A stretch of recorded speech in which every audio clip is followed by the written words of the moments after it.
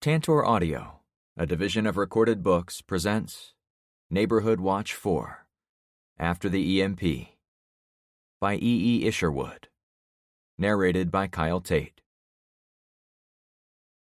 Chapter 1. Do you think I should have killed Trevor? Carmen stood next to the bed, zipping up her shorts. We'd taken our 30 minutes of break time, most of it in my bedroom.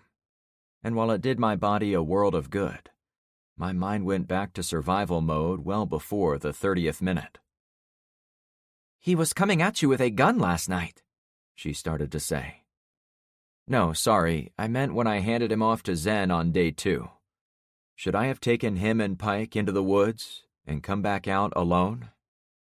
"I don't know, Frank, but I remember you had a good reason for giving him over to Zen. Didn't he steal from the guy? And didn't Zen come to get him as payback? I think you did what any responsible citizen would have done, given the options." But was it reasonable to think Zen would screw it up and let the guy go? Carmen walked over to me as I sat on the edge of the bed in my jockeys. Her shorts were back on, but she hadn't had time to put on more than her bra up top, a lacy black number that hooked together in the front. "Frank, cut yourself some slack. There is no way you could have predicted the series of events that got Trevor away from Zen, got him to find allies, and then come back here." She caressed my cheek. "And I certainly don't see you as the kind of person who would walk someone into the woods like that." I sighed, inhaling the scent of her perfume for a few extra seconds. Some of it was undoubtedly on me, a pleasant problem that could only be solved by a good hot shower, and those no longer existed. "Besides," she went on, "you're talking about day 2 of this mess. For all we knew, the lights were about to come back on. You played the hand you were dealt, and you've kept us alive until day 5. So stop thinking of what-ifs, okay?"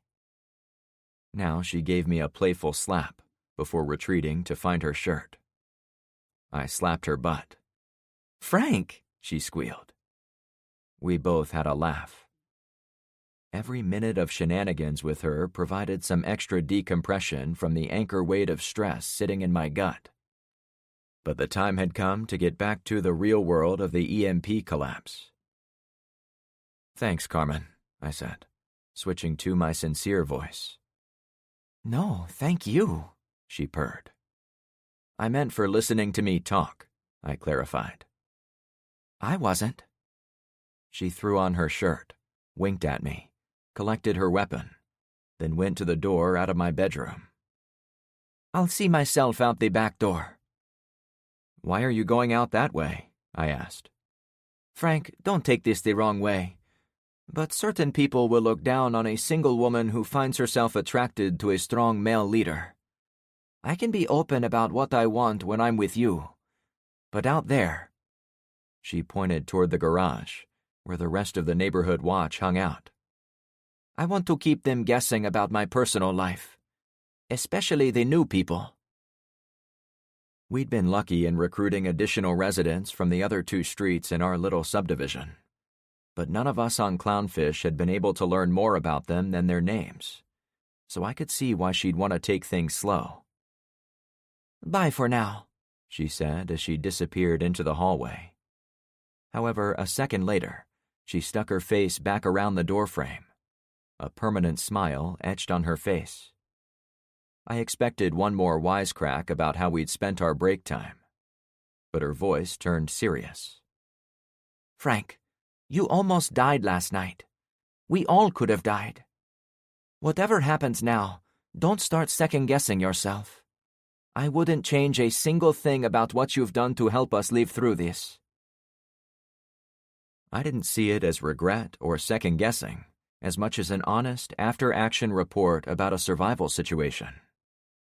Could it have been prevented? Did I do enough to end it? How could I avoid similar trouble in the future? "And one more thing, Frank. I wouldn't change a single thing about the last 30 minutes either. But I'm also going out the back door to protect you. A leader has to be seen as above all this.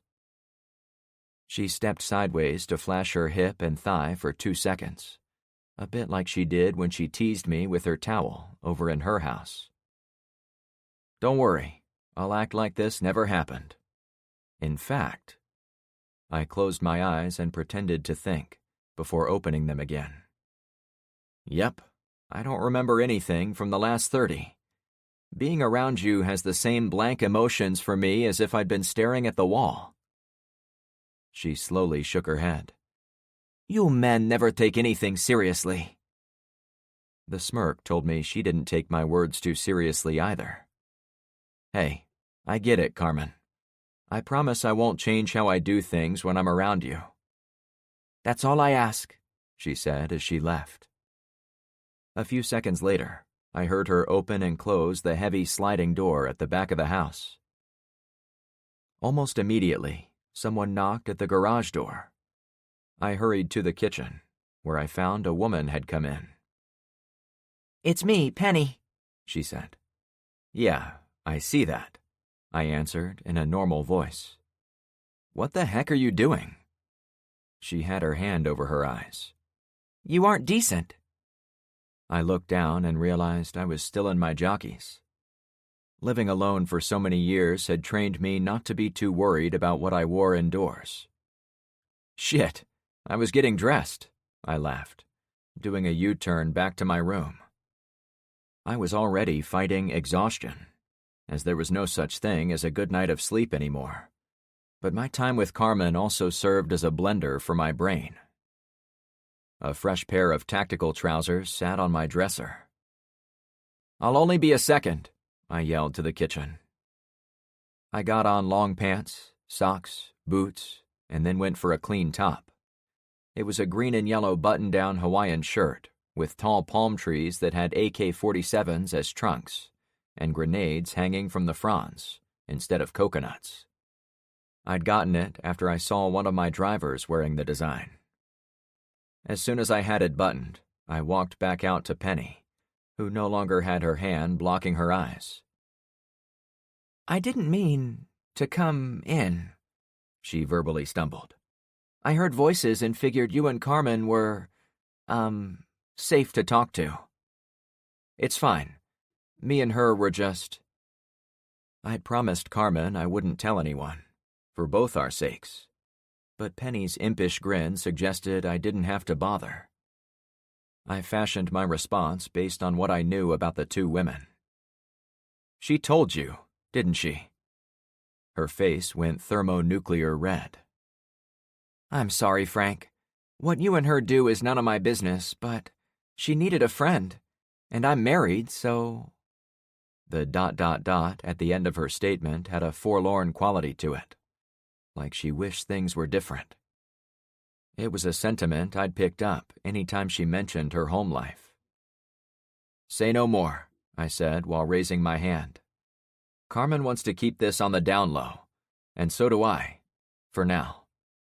Of course, she said, returning to her old self. Is everything all right? I asked. Yes, I figured you would want to get started on the tasks for the day, including the well. It's kind of my job to bother you before we get hot and heavy. She hesitated for a few seconds, before adding, What I mean is hot and heavy at chores. I smiled at how tongue-tied she'd suddenly become. Let me grab my guns, and I'll be out. Is that the shirt you'll be wearing?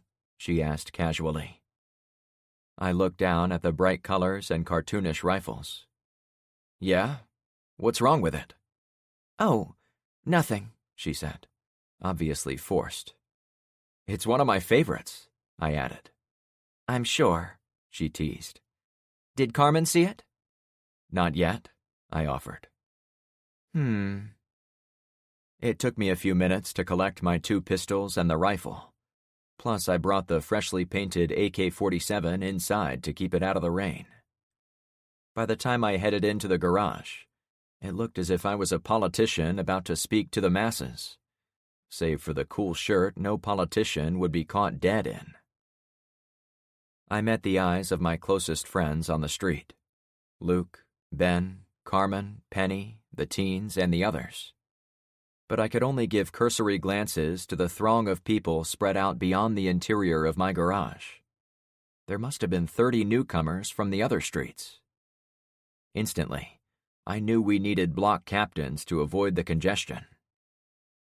"Hello," I waved. "Thank you all for being here, and thank you to anyone who was here last night to defend our neighborhood. The simple fact we're here talking about it means you kept the bad guys from taking over." A few people clapped. "Nice shirt," a woman's voice playfully heckled from the back. I couldn't tell if it was Penny or Carmen, but they were standing together, conspiring. Several people laughed. It struck me the two women were teasing me to throw the others off the scent of what I'd been doing during my downtime. Rather than take offense, it summoned warm feelings for them both. I kept speaking. "But the new day brings new challenges, so I hope you have a little energy left in the tank."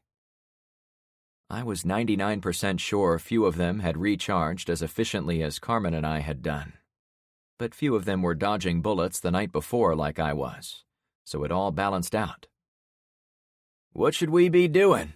Dante asked, still in his red hockey jersey. He held up the crumpled newspaper I'd taken from the abandoned gas station. "I've been reading this to see if it had any clues about if we're at war, but it only has articles about an upcoming presidential visit that'll never happen. Some shit about a new cable service coming to Fort Myers we'll never use, and an in-depth profile on the mayor. Nothing worth squat." I'd come to a similar conclusion after my read-through. "I appreciate you checking that over," I replied to him. "As for what to do..." I pulled out my notepad and made a few quick scribbles on the first sheet. After looking at it a second, I scratched and reordered my list until I had it the way I wanted. First, I want each street to pick a representative, a block captain who can attend these meetings. As you can see, we're pretty full here today. But more importantly, if we're all standing around here, who is watching our houses out there? I pointed beyond them. I appreciated the fact LeVar stood watch up at the roadblock, though his wife was in the garage with us. Second, our strategic situation has changed. I need a group of 5 or 6 to immediately help us dig our well here on the circle. Now I pointed to the island of green in our cul-de-sac. The parts are already out there, so we only need the manpower to drive the pipes into the ground. "What do you mean our situation has changed?" Amanda asked with concern. "The water has stopped flowing out of our faucets," I said matter-of-factly. "Really?" she fretted. I'd spent a lot of time projecting our needs over the next few days, weeks, and months, and water was the highest on my list. So high, in fact, our first journey in the truck was to acquire the parts to build a series of wells in the area. The only reason the first well wasn't already in the ground was our lack of manpower while other critical tasks needed to be done. However, once Penny had informed me the water was gone, I knew the well was our top priority again. As expected, the mood of the crowd turned to worry.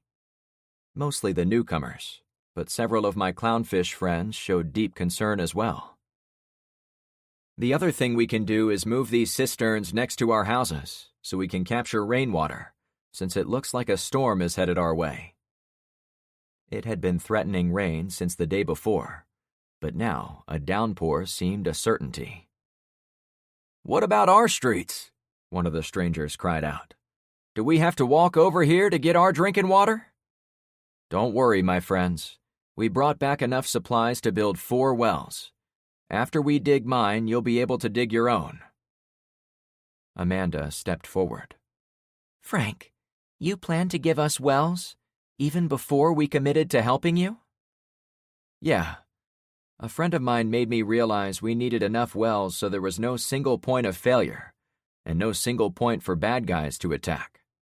Having multiple wells gives us a relief valve of sorts." I wasn't going to explain it was Tyler and his stomach gas that gave me the idea. Thunder rumbled in the distance. Thanks a lot for that," Amanda continued. A few others added to the chorus. Whoa, no one deserves attaboys until the wells are sunk and giving us water. Right now we need to dig the first one, so we all understand how. I would recommend we have reps from all 3 streets working together, okay? I wasn't done with my list. The third thing we need to do is the worst, I'm afraid. People gathered closer. We need to round up all the bodies in our backyards and put them in one spot. I don't think we're set up to bury that many people, so we're probably going to have to burn them. As expected, several people recoiled at the mention of burning.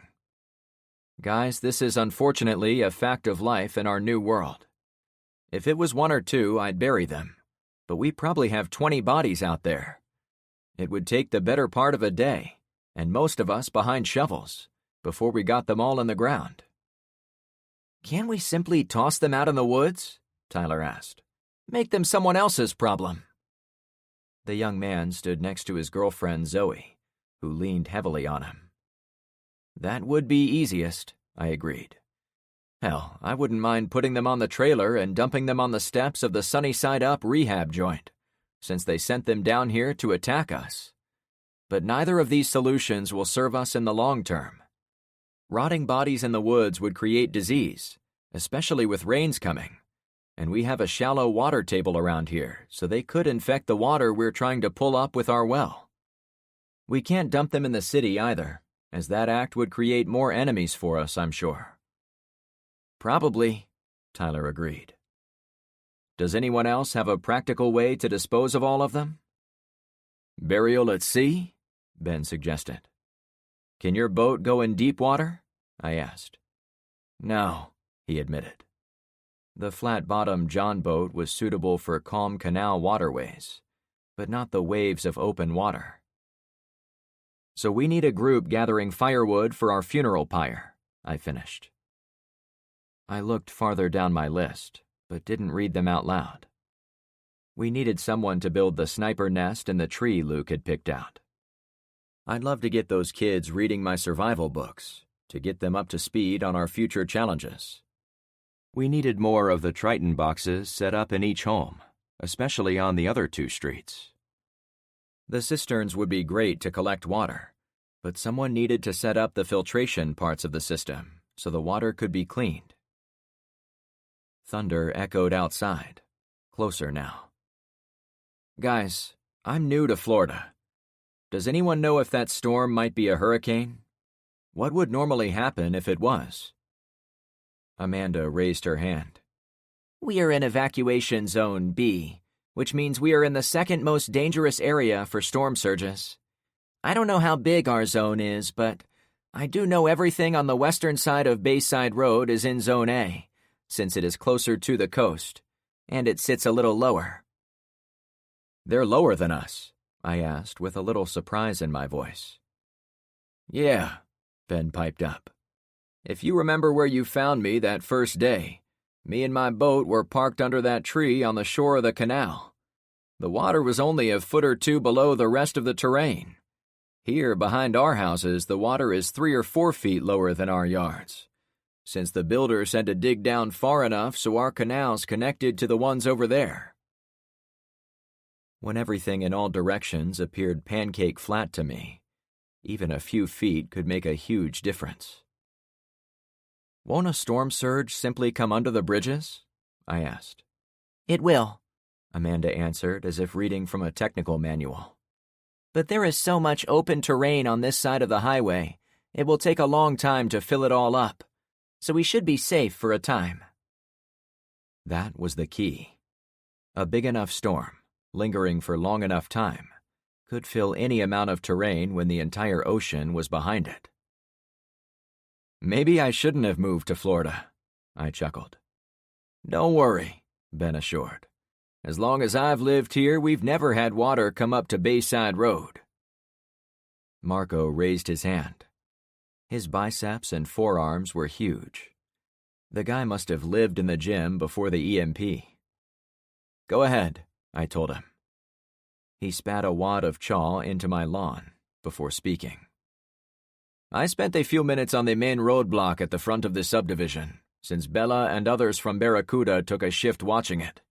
She told me a lot of the people are asking for food and water, and some get angry when we tell them they can't come into our subdivision to rest.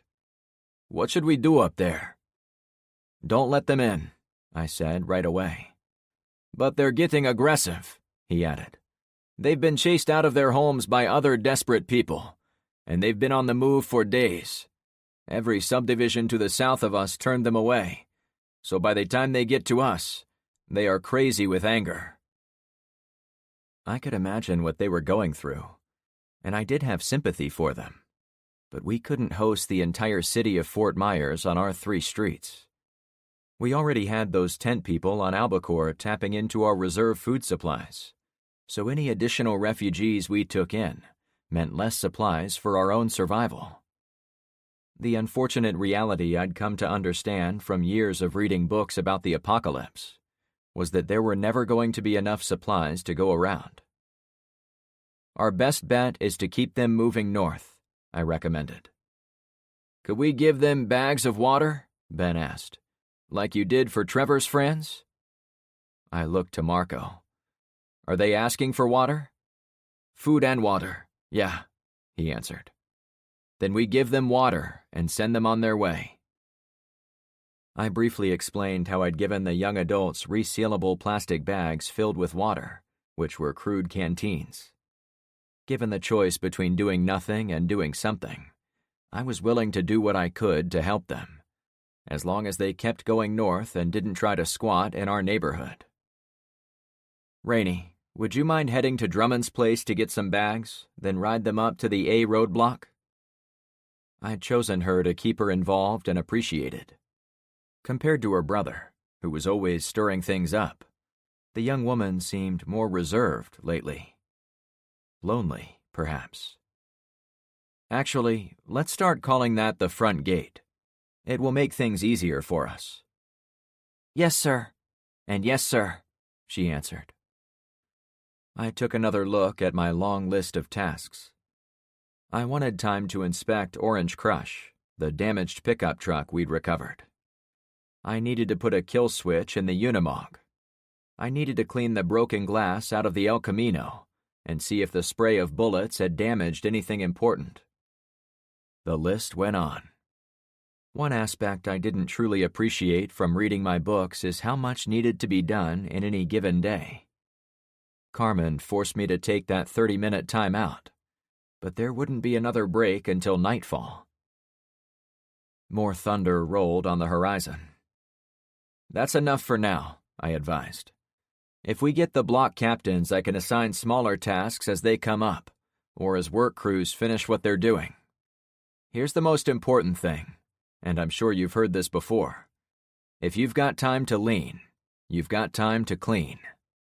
I think the founder of McDonald's coined the phrase, but for us it means you've got time to start a new project that will help us stay alive.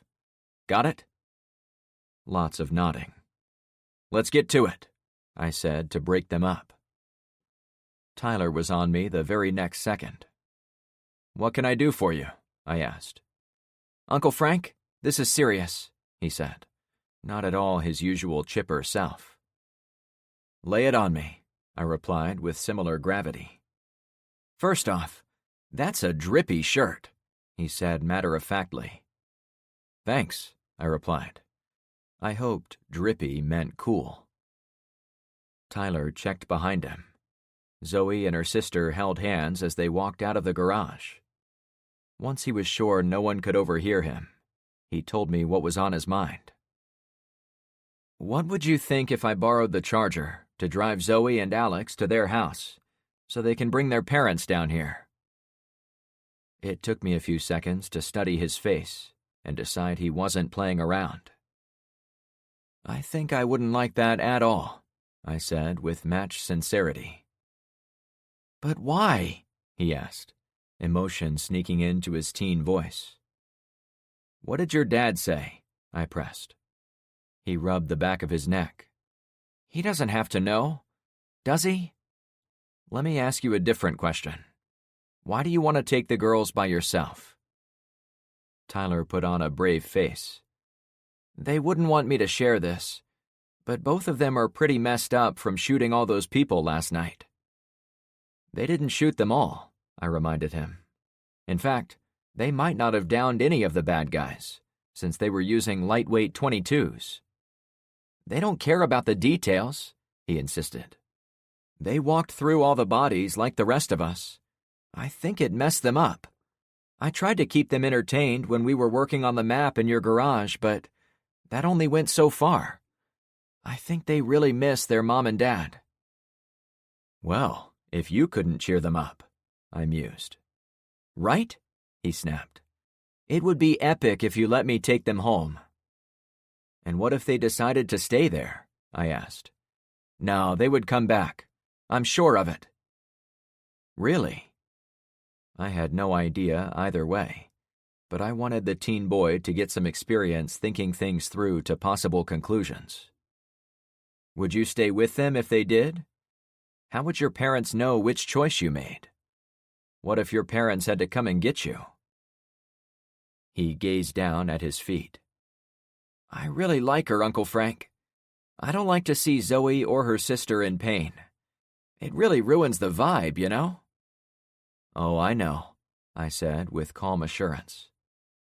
I know you'd do anything for someone you cared about. So would I. Is that why you and Carmen snuck off? He said with some of his old charm. We didn't sneak anywhere, I answered. If Penny and Carmen had used my shirt as a distraction, their effort had obviously failed on at least one person. Me and Zoe watched Carmen and Penny go into your house. Are you banging both of them? Dude, come on, I said, speaking on his level. Banging? It's fine, he said casually. No one even suspects, except me, Zoe, and Alex. Probably my dad, too, since you two are pretty tight. He'd tell my mom, and my mom would tell Rainey, I'm sure. I cut him off before he named everyone on the street. Kid, you have an active imagination. I hear what you're saying about the girls, but there is no way in hell you were getting a car to go off on your own trip. Do you even have a license? No, but what does that matter now? There are no more laws, baby. It was the first time I'd heard someone glad to have no laws at all. While I could appreciate why he'd said it, I was certain if I stopped and explained what happened to most people when the law disappeared, he wouldn't be singing the same tune. However, it wasn't the time or place for a lecture. I needed to be firm with the kid. I'm a hard no on you taking the girls alone, okay? I tapped his shoulder, so he looked me in the eyes. I need to hear you say it. I won't take the girls home. You won't touch any of the vehicles or bikes, I added. Say it, please. I won't touch the bikes or any of the new trucks. We stood there in my garage for a few moments. For me, I was thinking through all the ways Tyler could sneak away and rescue his girlfriend. I'd been a 16-year-old boy at one time, and there were times I would have put myself in any amount of danger to impress the opposite sex. There was no doubt in my mind the boy was already thinking of ways around my limits. Would the kid walk them home? Don't do anything stupid, I said kindly. He flashed a crooked smile. I won't. He spun around and hurried out of the garage to be with Zoe and her sister. Booms came from outside. I walked toward the group, prepping to dig the well, but my eyes were on the sky. The thunder kept getting closer. Chapter 2. The well went in the ground easier than I'd anticipated. Chuck had given me some pro tips back at his tractor store, and I put them to use in the field. I didn't bother making the overhead derrick for driving in the tubing as he'd suggested, since the ground was soft and sandy under our street. Plus, we had young bucks anxious to prove themselves. LeVar had come from the roadblock to join the labor-intensive digging project, and he started the competition. Between him and Marco, It was like watching Arnold Schwarzenegger and Sylvester Stallone competing to see who could drive the pipes in faster. Once a 5-foot section was in, the other guy would get the next section, reset the drive cap onto the new coupler, then hit the crap out of it to sink it another 5 feet. I had the pleasure of supervising for a change. While they did the digging, our pump sat in a bucket of clean water to let the leather valves soak it up and expand properly. A breeze kicked up, and it tried to push me sideways. There were clouds moving in, and the day's weather was looking sketchy. When it seemed like things were going okay at the dig site, I waved to excuse myself. "Where you headed, boss?" Ben asked. "I think the weather might become a problem," I stated. "I'll be right back." Dante stood close by, puffing on a cigarette. "Want some help?" he asked. "Actually, when this is done, you and Marco can pick through our parts to get what you need for your streets, since your wells should be similar depths to this one. Go ahead and get crews working on them today." I went up the driveway to Luke's place. Melanie and Mr. Puppers were in the garage, cleaning one of the grates for the propane grill. "Hey, Frank. What can I do for you?" "I need to borrow 3 bikes for a brief trip." The Farmingtons had enough bicycles for their whole family, and then some. Luke was a roadie, with spare mountain and hybrid bikes as part of his inventory. Penny had also left her bike in the garage, so a wide selection of them were in one place. "Help yourself," she said. "Need company?" "Not this time," I replied. "Not unless you have a better idea on how to check the weather than riding down to the shoreline and looking into the Gulf." "Can't you climb on our roof?" she asked. "That won't give us a look far to the west. Plus, if I go down to the shore, I'll pass through friendly territory on the way. I want to see the lay of the land over in Zen's neighborhood beyond his block. We're supposed to be allies, but I don't even know what streets he's got covered. I figure I ought to know that." "Sounds about right," she answered. After ensuring there were enough bikes on hand for my needs, I went back to the well crew. LeVar stood over the tubing with a yellow measuring tape hanging into the hole. "We hit it 16 feet, he bragged. "We've got lots of water." "Time for the pump," I instructed. The intake of the well was a good distance below the level of the dirty canal water, which had been my main concern when looking at the landscape around our street. It needed to be deeper than the canal, where the water was purified by sand and rock. It only took a few minutes to attach the pump to the top of the tube. "Marco, as our guest, would you like to prime the pump to get it flowing?" We poured the clean water from the bucket into the pump handle, as Dante worked the handle up and down. This created the pressure needed to pull the water out of the ground. "Holy balls," Dante said when the first murky water came out of the spigot. "You did it, Frank." I laughed. "Actually, you guys did it. I only bought the supplies." We all stood there watching in amazement as the water came out in a steady stream and got clearer with each pump of the handle. It wasn't a fire hose, but it was enough to keep us alive. Finally, I asked Tyler to bring me something to drink from. He sprinted home and came back half a minute later, carrying a little blue cup. "I should have specified what I wanted," I said. Luke saw the blue sippy cup with a Teenage Mutant Ninja Turtle on it. "Seriously? Is that what he asked for?" "It's a cup!" Tyler was in stitches. "It's fine with me," I said, not laughing at all, lest he think I approved of his goofballery. Using the little kid's cup, I collected enough water to take a drink. It was cool and tasteless, which was perfect. As I drank, I flashed a thumbs up to the workers.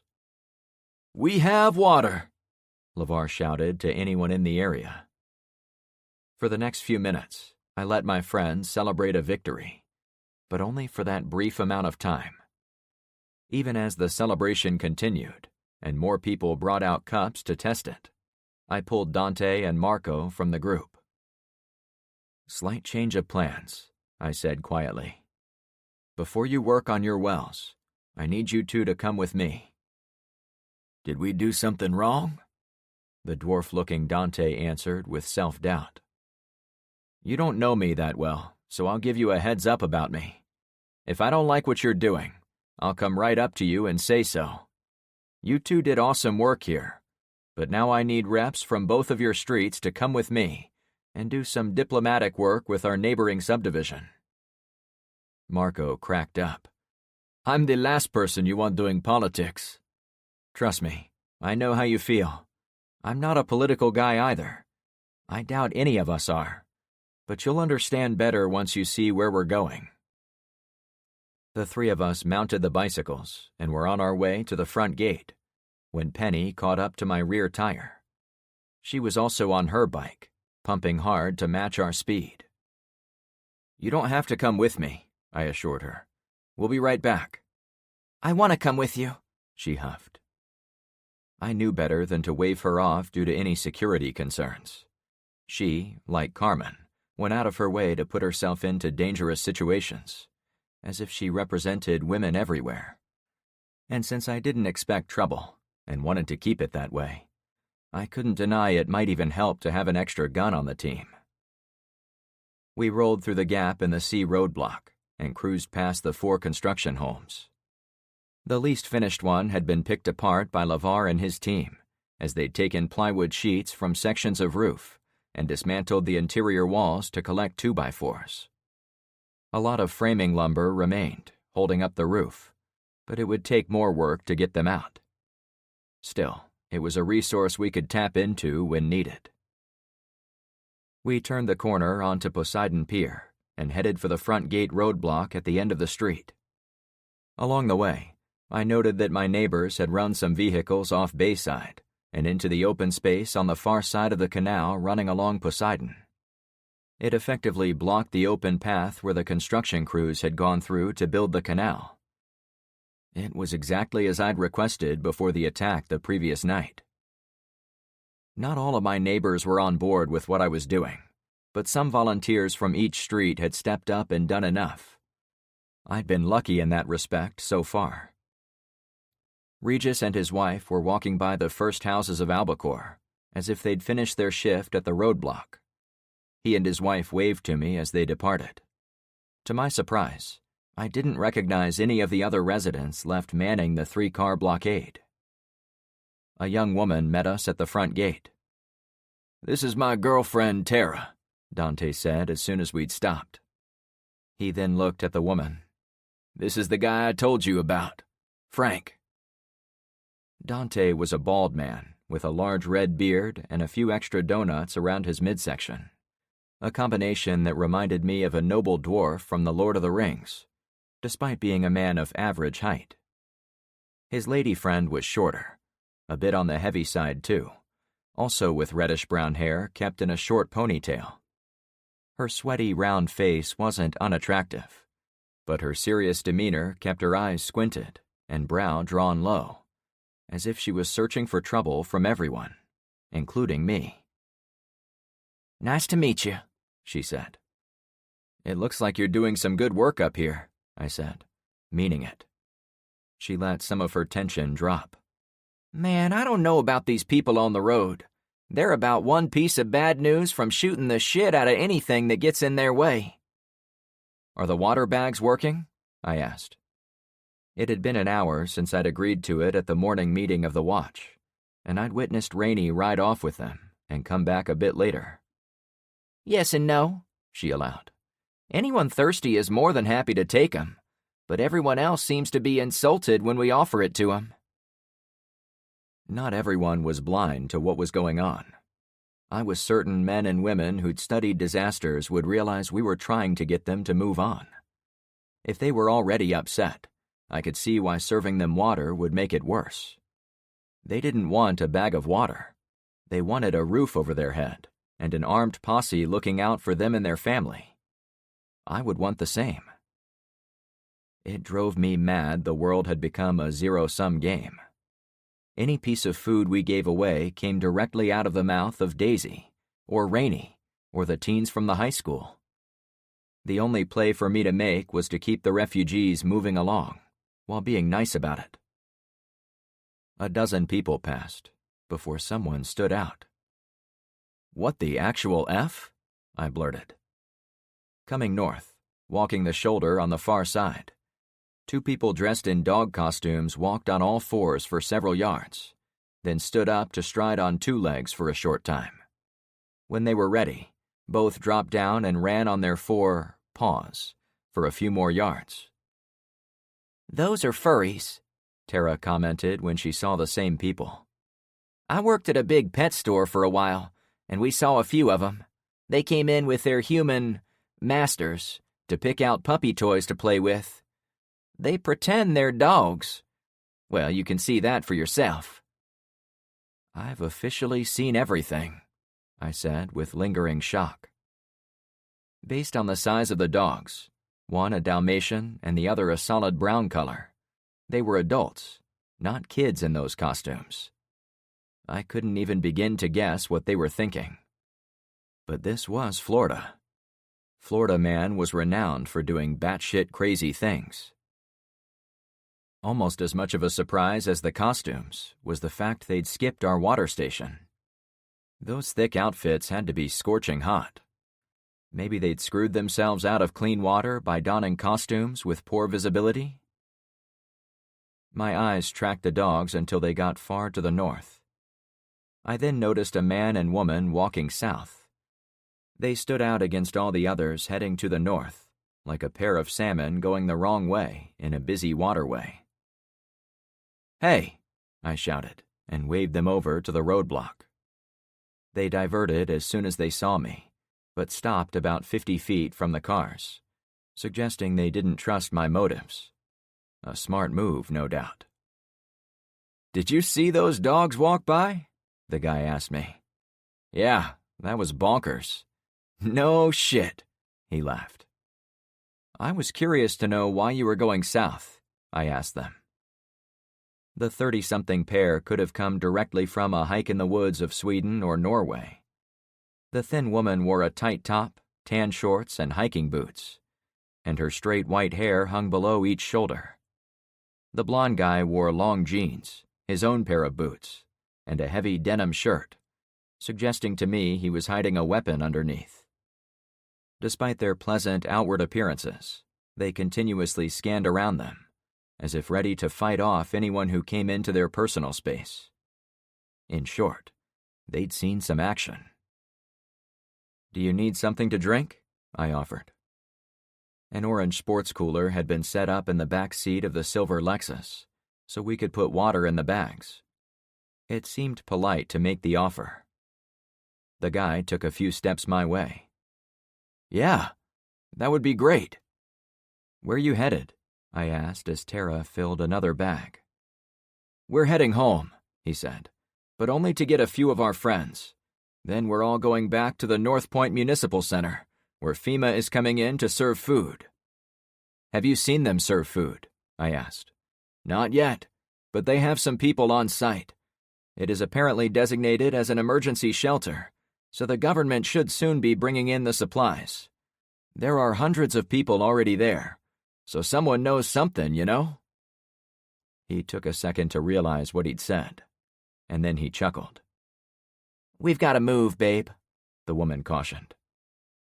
"Here you go," Tara said as she held out the gallon-sized clear plastic bag that was about half filled with water. "Thanks," the guy said as he hurried over and grabbed it. "How far are you going?" I asked him. "Some of these other people have told us armed gangs are kicking in doors all over the place." "We've heard," he allowed. "That's why we want to get our friends out of there."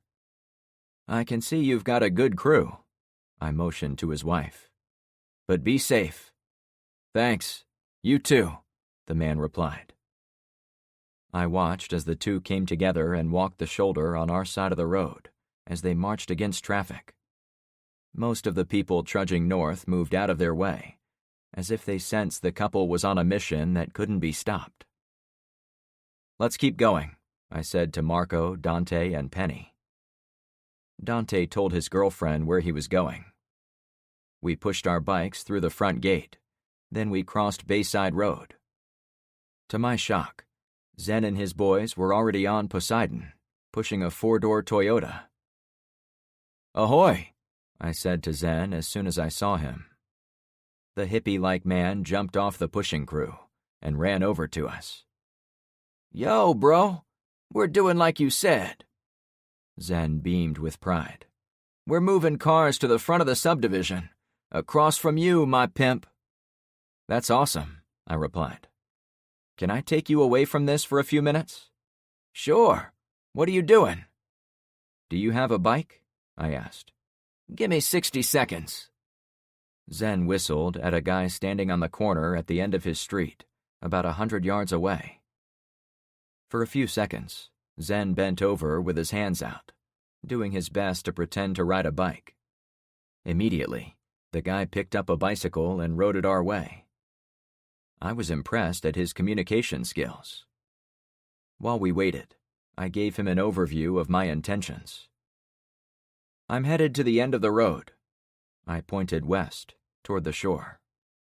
I couldn't see the ocean from our vantage point, but I could see a wooden tower at the public beach at the end of the road, perhaps 2 miles away. While there were lots of houses between us and the end, there was plenty of open space, too. On the way, I hoped to talk to more of his neighbors, if only to determine how much work he'd put into the people around him. "Sure, man. Whatever you want. The beach kinda sucks, but yeah." His pal hopped off the bike and handed it to Zen. "Let's roll," I said to everyone. Zen carried his AK-47 underfolder on his back, same as the rest of us did with our weapons. If it came to a firefight, we'd have to get off our bikes to be effective, but we'd pack a punch. I'd opted not to drive one of the gas-powered vehicles, since I held out hope we could meet some of the neighbors, without worrying if anyone was going to shoot us dead for owning a working car.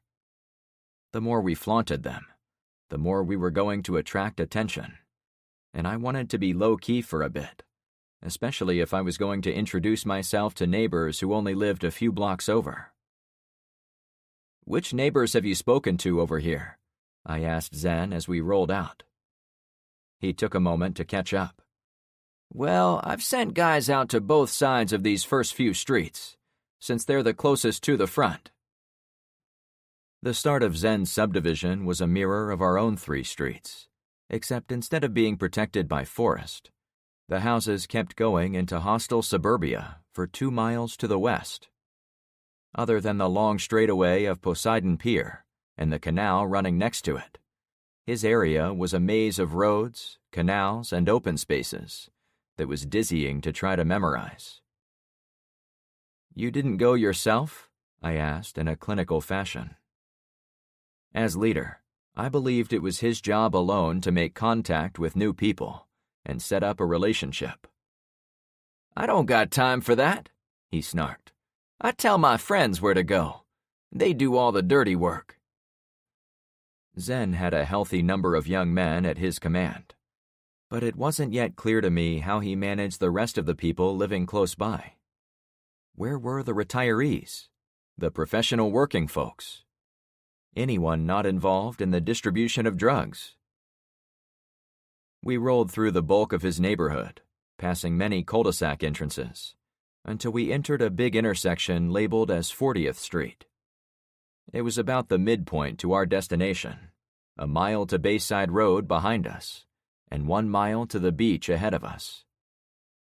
I'd already established the grid nature of the main cross streets from looking at my map, but it was more obvious while on the ground.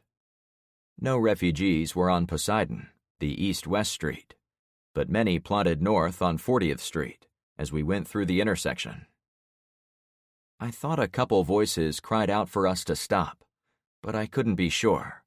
The wind kicked up and made it hard to hear anything for a short bit of riding. By the time we were in calm air, we were 100 yards past the choke point. Stopping for them would have been a mistake, since desperate people were likely to give us trouble, possibly use weapons to steal our rides, or worse. The lots beyond 40th became larger, and homes were a bit more spread out on the land. The area was also laid out with parallel streets going east to west, instead of those north-south cul-de-sacs set up like clownfish.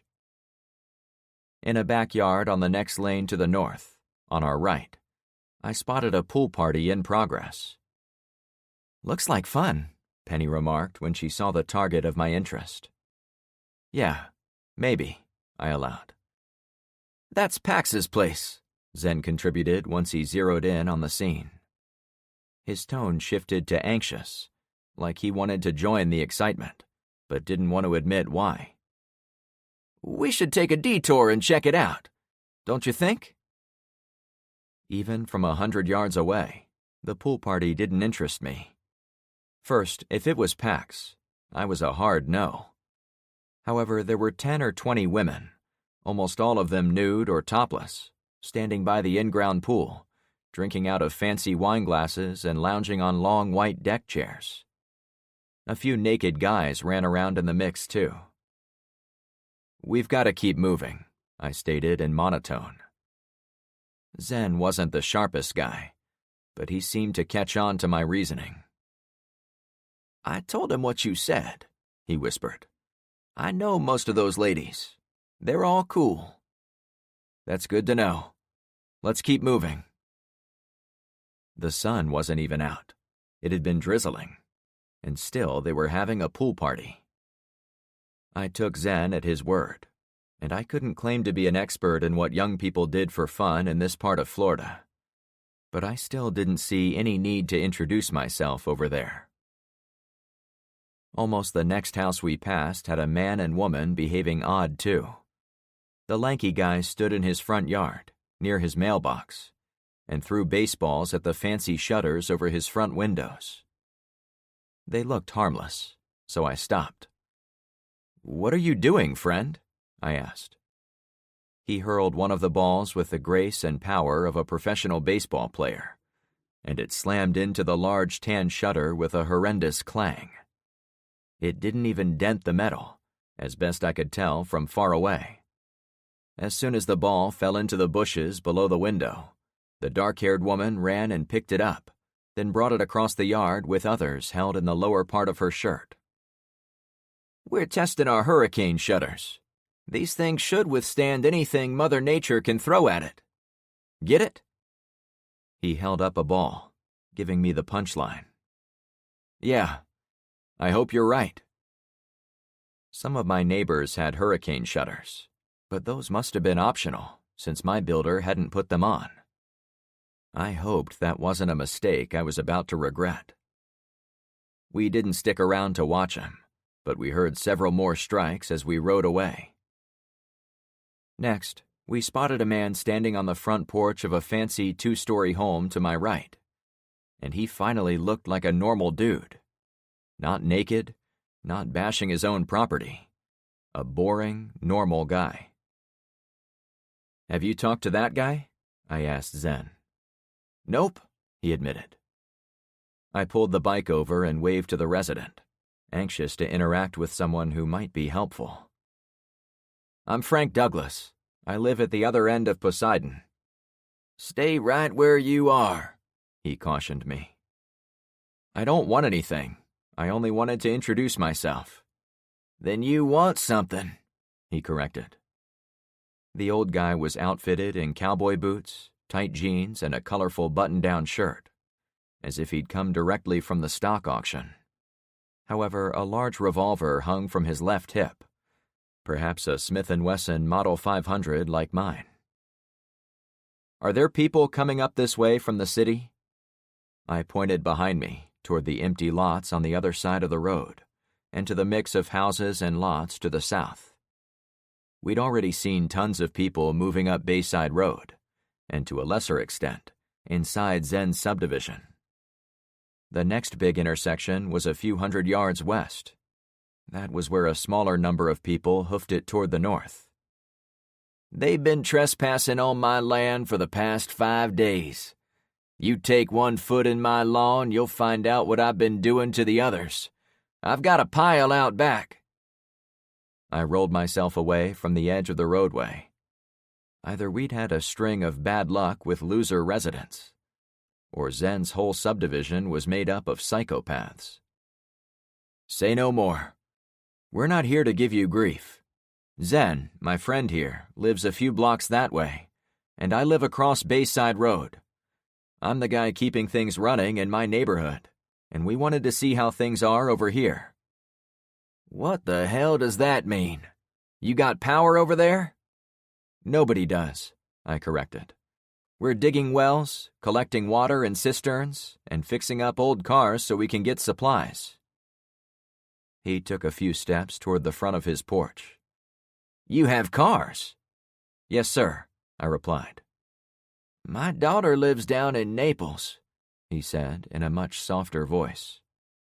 Any way I could get a ride down there? I knew Naples was somewhere south of Fort Myers, which put it just on the other side of the moon, as far as distance I was willing to drive. I'd be happy to talk to you any time about what we've been doing out there, but for right now you should know, we've been shot at and attacked every time we drive off our street. It's really too dangerous to travel any distance. And Tyler wanted to go off on his own. The guy went back into the shade of his front porch. Well, take care for now, I said, by way of goodbye. Yeah, he said, seemingly glad to be rid of us. On the move again, Penny came up beside me. I don't think anyone is going to be friendly to us. Why should they? I asked. The world has gone to shit, and the only reason anyone would approach a house around here is to ask for food or water. I can see we've got a lot of work to do to bring these people into the fold. Albacore had been a mixed bag in terms of who came out to help us, but Barracuda had yielded better results. Our subdivision was shielded from the roving groups of people fleeing the city, and the middle street had been on lockdown from the beginning, thanks to Amanda, so they'd been receptive to listening to me explain the new reality to them, and then joining us. Outsiders, like the cowboy on his porch, had already gotten his face rubbed in reality, so he wanted nothing to do with us. When we passed another of the nice homes on the left side, an older gentleman sat on a chair on his porch, but the second I put up my hand to wave to him, he got up and went inside. Message received, I said under my breath. The landscape changed as we neared the coast. A frothy mist rose above a line of trees that marked the edge of the subdivisions. There were more houses on the final quarter mile before the waterfront, as it was the desirable place to live for those who loved the ocean. 50th Street was the last lane before a wooded area wedged between the ocean of homes and the real coastline. A trickle of people walked north along the route, but there were far fewer than Bayside Road or 40th Street. A couple of 10-year-old boys struggled to launch a triangular kite from the yard of the last ranch-style house on the north side of the road. They'd managed to get about 20 feet of string out, but the strong winds made it difficult for them to hold as the plastic frame bent the edges of the kite into a taco shape. The less aerodynamic blob then fell to the lawn. "It's too windy," I suggested. The nearest lad turned to me. We immediately recognized each other. "You're the ice cream guy," he cheered. It was the same kid who'd come onto my street on the night of the first day, and I'd gotten him to go home by bribing him with some of our last samples of ice cream. "And you are—" I tried to think back several days. His curly brown hair tripped my memory. "Brendan, right?" "That's right," he brightened. "Do you live here?" I asked. The boy came to the edge of the street where the five of us had stopped. "I'm not supposed to say," he answered. "I don't live there either," the other boy cheered. Looking closer, he was a bit younger than Brendan and had similar wavy brown hair, so I figured they could have been brothers. I could also tell by their demeanor they absolutely lived there. "You two should be inside," I went on, This wind is bordering on dangerous." "Listen to the man, little dudes." Zen leaned his bike over. "We're going to get rocked." A burst of drizzle came down for a couple of seconds, emphasizing Zen's words. The boys looked at each other, then their kite. After a shared moment, Brendan dropped the kite string and ran for the open garage of his house. The kite wasted no time in blowing into the back of his home. Then it disappeared behind it with a second gust. It struck me a kite might have some utility as a signal device, but I wasn't going to go chase it. "Good luck," I yelled toward the garage. We rolled out again. A short gravel connector road linked the end of Poseidon with the empty parking lot for the public beach. When we rolled in, my first reaction was that Zen had been right. There was about 100 yards of white sandy beach wedged in between marshy trees and shrubs at both ends. A few overflowing trash cans and a pair of ancient portalettes marked the official support given to the area by whomever was in charge of the place. A rickety 3-story wood frame tower stood at the south end of the beach. It was far too large to be used by lifeguards. Zen saw me looking at the structure. "My dad said this used to be a spotter tower from back in some war. The piece of shit has been closed ever since I can remember." "Can we go up?" Penny asked, her hair flying sideways for a moment. "Bro, you can do whatever you want, but I wouldn't," Zen answered. The kids seemed to call everyone bro and dude, even the women. "I didn't come all the way down here to see trees," I declared. I could see out over the water straight out, but I estimated the tower would give us a look over the greenery to the north and south to see the bigger picture. Tall whitecap waves crashed into the sand about 50 yards from us. Beyond, deep blue water fanned out in all directions under thick cloud cover, but islands and peninsulas created the edges of the huge inlet in this part of the Florida coast, creating the illusion of a giant lake. We weren't looking west toward Mexico. We were looking west toward some thin islands a few miles out. Mexico was 1,000 miles beyond those. I pulled Marco and Dante aside. "I want you two to talk with Zen for a bit. Get to know him while I'm not around. You get it?" "He doesn't like you?" Marco asked. The guy had another wad of chaw in his mouth. I was tempted to ask him for some, but it was a habit I'd given up years ago. Now wasn't the time to start an addiction, since it would soon be gone. "No, he likes me fine, I think, but he and I are peers in running our neighborhoods. I want you two to get your own impressions, without him thinking I'm about to dump a dead body on his lawn." We shared a chuckle. "We understand," Dante said, touching his nose. I guided Penny over to the base of the steps up the tower. Someone had made an effort to put a metal gate across the front, but enterprising youth had used similar effort to bend the metal at the base, so it was wide enough for people to crawl through. It reminded me of the front of a jail cell, with a few damaged bars. It took us 30 seconds to crawl through and start up the steps. As expected, every step, rail, and support had been hit with spray cans. "I think this graffiti is what's holding this place together," I commented, leading Penny up the square-patterned spiral staircase. "Do you think the wind will blow us over?" she asked. The tower had no walls, so we were constantly hit with the strong wind currents. "No, this has survived God knows how many hurricanes. They probably built it to survive big storms." It seemed logical, but was only a guess. "If you say so," she allowed. "But what about lightning?" Yeah, I was thinking about that too. I haven't heard thunder in over an hour, since we were talking in my garage, so I think we're okay. "For now," she said with dread. "Yeah, there's no doubt a storm is moving in, so let's not hang around a second longer than necessary. Also, if you see me running back down the steps, try to keep up," I laughed. She chuckled, but didn't give much more, meaning she was worried. The flights of steps took us up to a square platform 30 feet off the ground, with stout metal railing all around. A metal shack about 20 feet wide was up there, but the glass of the front observation window had been removed, and the inside had also been stripped out long ago. Every square inch of the interior was now canvas for teenagers with rattle cans. I was more impressed with the outside. "Wow," I said, seeing the complete 360-degree scene. "Yeah, wow," she said, with about half my excitement. Below us, near the edge of the beach, the three men chatted while they supported their bikes against the wind. I wasn't sure how big the beach was supposed to be, but it didn't seem big enough to be much fun.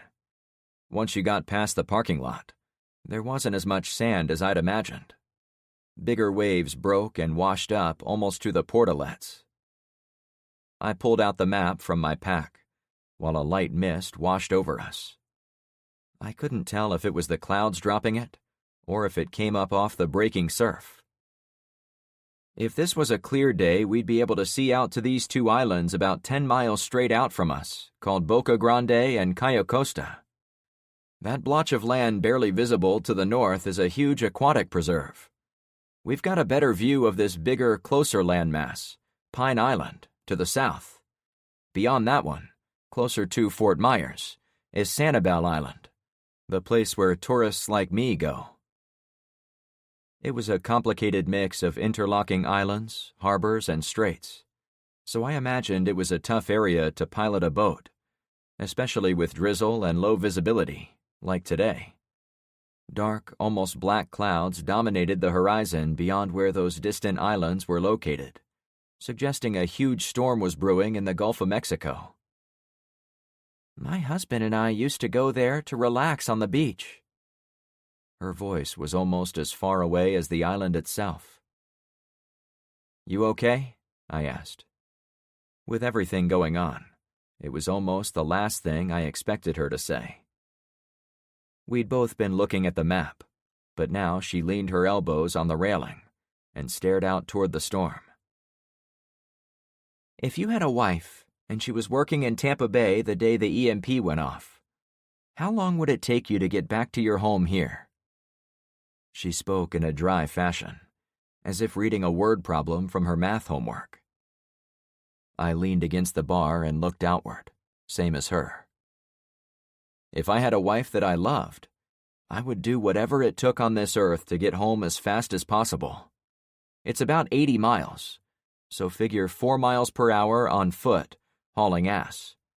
Less than 24 hours, worst case. She waited a few seconds before replying. "Why did you use the word love?"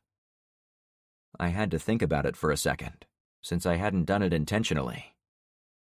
I guess I assumed I would love my wife, if I had one, and that I would make any sacrifice necessary to get back to her. Wouldn't you do the same? I saw my words were having an effect on her. "I'm sorry, Penny. I didn't mean to overstep. I'm sure your husband loves you, in his own way." She'd confided enough over the past several days that I had a pretty good sense of her relationship with her missing husband. "No, it's fine," she sighed. "He probably doesn't.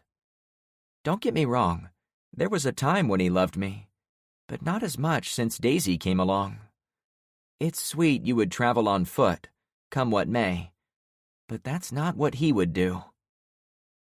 I wished I could summon a sneeze and yell, "Bullshit," like Tyler had done. It angered me to think of anyone crapping on the woman standing next to me, for the simple fact she'd had a sweet, beautiful daughter like Daisy. However, we were in no-no territory as far as dumping on the husband of a female friend. She pulled out her phone and held it so I could see the screen. "This is the answer to my question." It's blank," I said with a smile. "I know," she said with disappointment. "But the day the EMP went off, I was inside my house reading and rereading a text message sent by my husband. In fact, I'd been reading it nonstop for the previous week." What the hell could have done that to you? I wondered aloud. The text said, "Dear Penelope, please call Mike, my lawyer. I'm moving on. It's been fun." F me, I let slip. Yeah, she chuckled. He certainly did that to me. The phone fell to her side as she held on to the railing. It's been fun. That's his explanation? Guess so, she lamented. Wind kicked up, sending a howl through the metal bracing holding the tower together. I also noticed a pair of kayakers hauling ass to the north, just beyond the breakers. The little boats would be useful for sneaking around the canals, if we ever got a few. Despite my interest in what Penny had told me, my survival instinct paddled as hard as those two people in the boats. "Why are you telling me this now?" I asked with great care, coming back to her situation. I turned to face her, intending to direct her back down the stairs. But the second I caught sight of her face, I noticed her blonde hair floating on the breeze.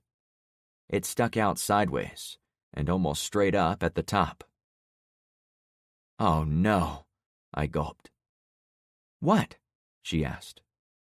My hair wasn't long enough to stand on end, so she had no idea what I was seeing. A flash of light caught my eye out over the water.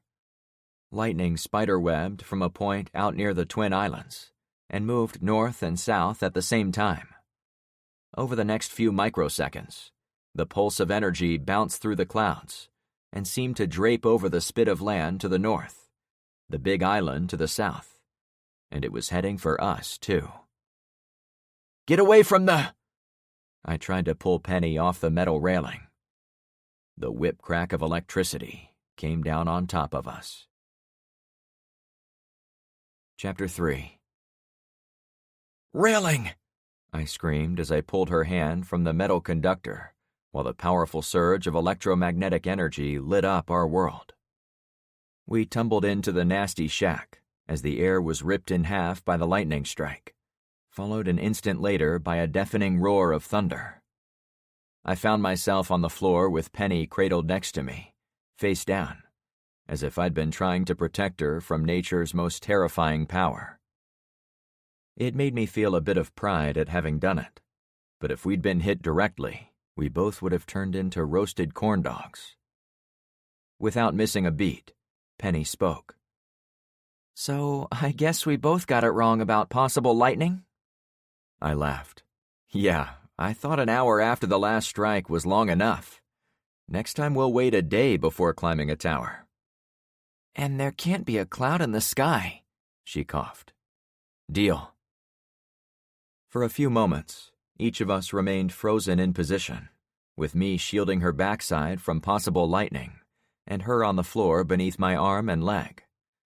But I didn't want her on that disgusting surface a second longer than necessary, so I separated from her. "Sorry about pushing you." "No, I'm glad you did. I saw it coming, Frank, but my body wouldn't move. I probably would have been fried if I'd kept my hand where it was." "Maybe," I allowed. "Not maybe. For sure." She hopped up with practiced grace, probably from all the workouts she'd done for her husband's benefit. Then, I remembered the last thing she'd said before the strike. She was likely in agony knowing the guy had dumped her one week, and the whole world had dumped her the next. Carmen had expressed a natural desire to have a partner during this breakdown of civilization, so I wondered if Penny shared the same instinct. It wasn't the time to ask. "Let's get off this platform before another strike comes our way," I suggested. My body was already taut from the rush of adrenaline, but now it seemed as if I was on the edge of a bottomless pit, a nervous energy, like I was about to fall, even though the platform itself seemed stable and solid. It was death stalking us in the form of lightning. It was up in the clouds above us, carefully considering when to come back down and strike someone dead. We held hands as we went outside and near the railing, Neither of us dared touch it. "Is my hair standing up?" she asked with some hesitation. "No? Do you feel it again?" "Not right now, but I do feel like I'm going to pee my pants if we don't get off this thing."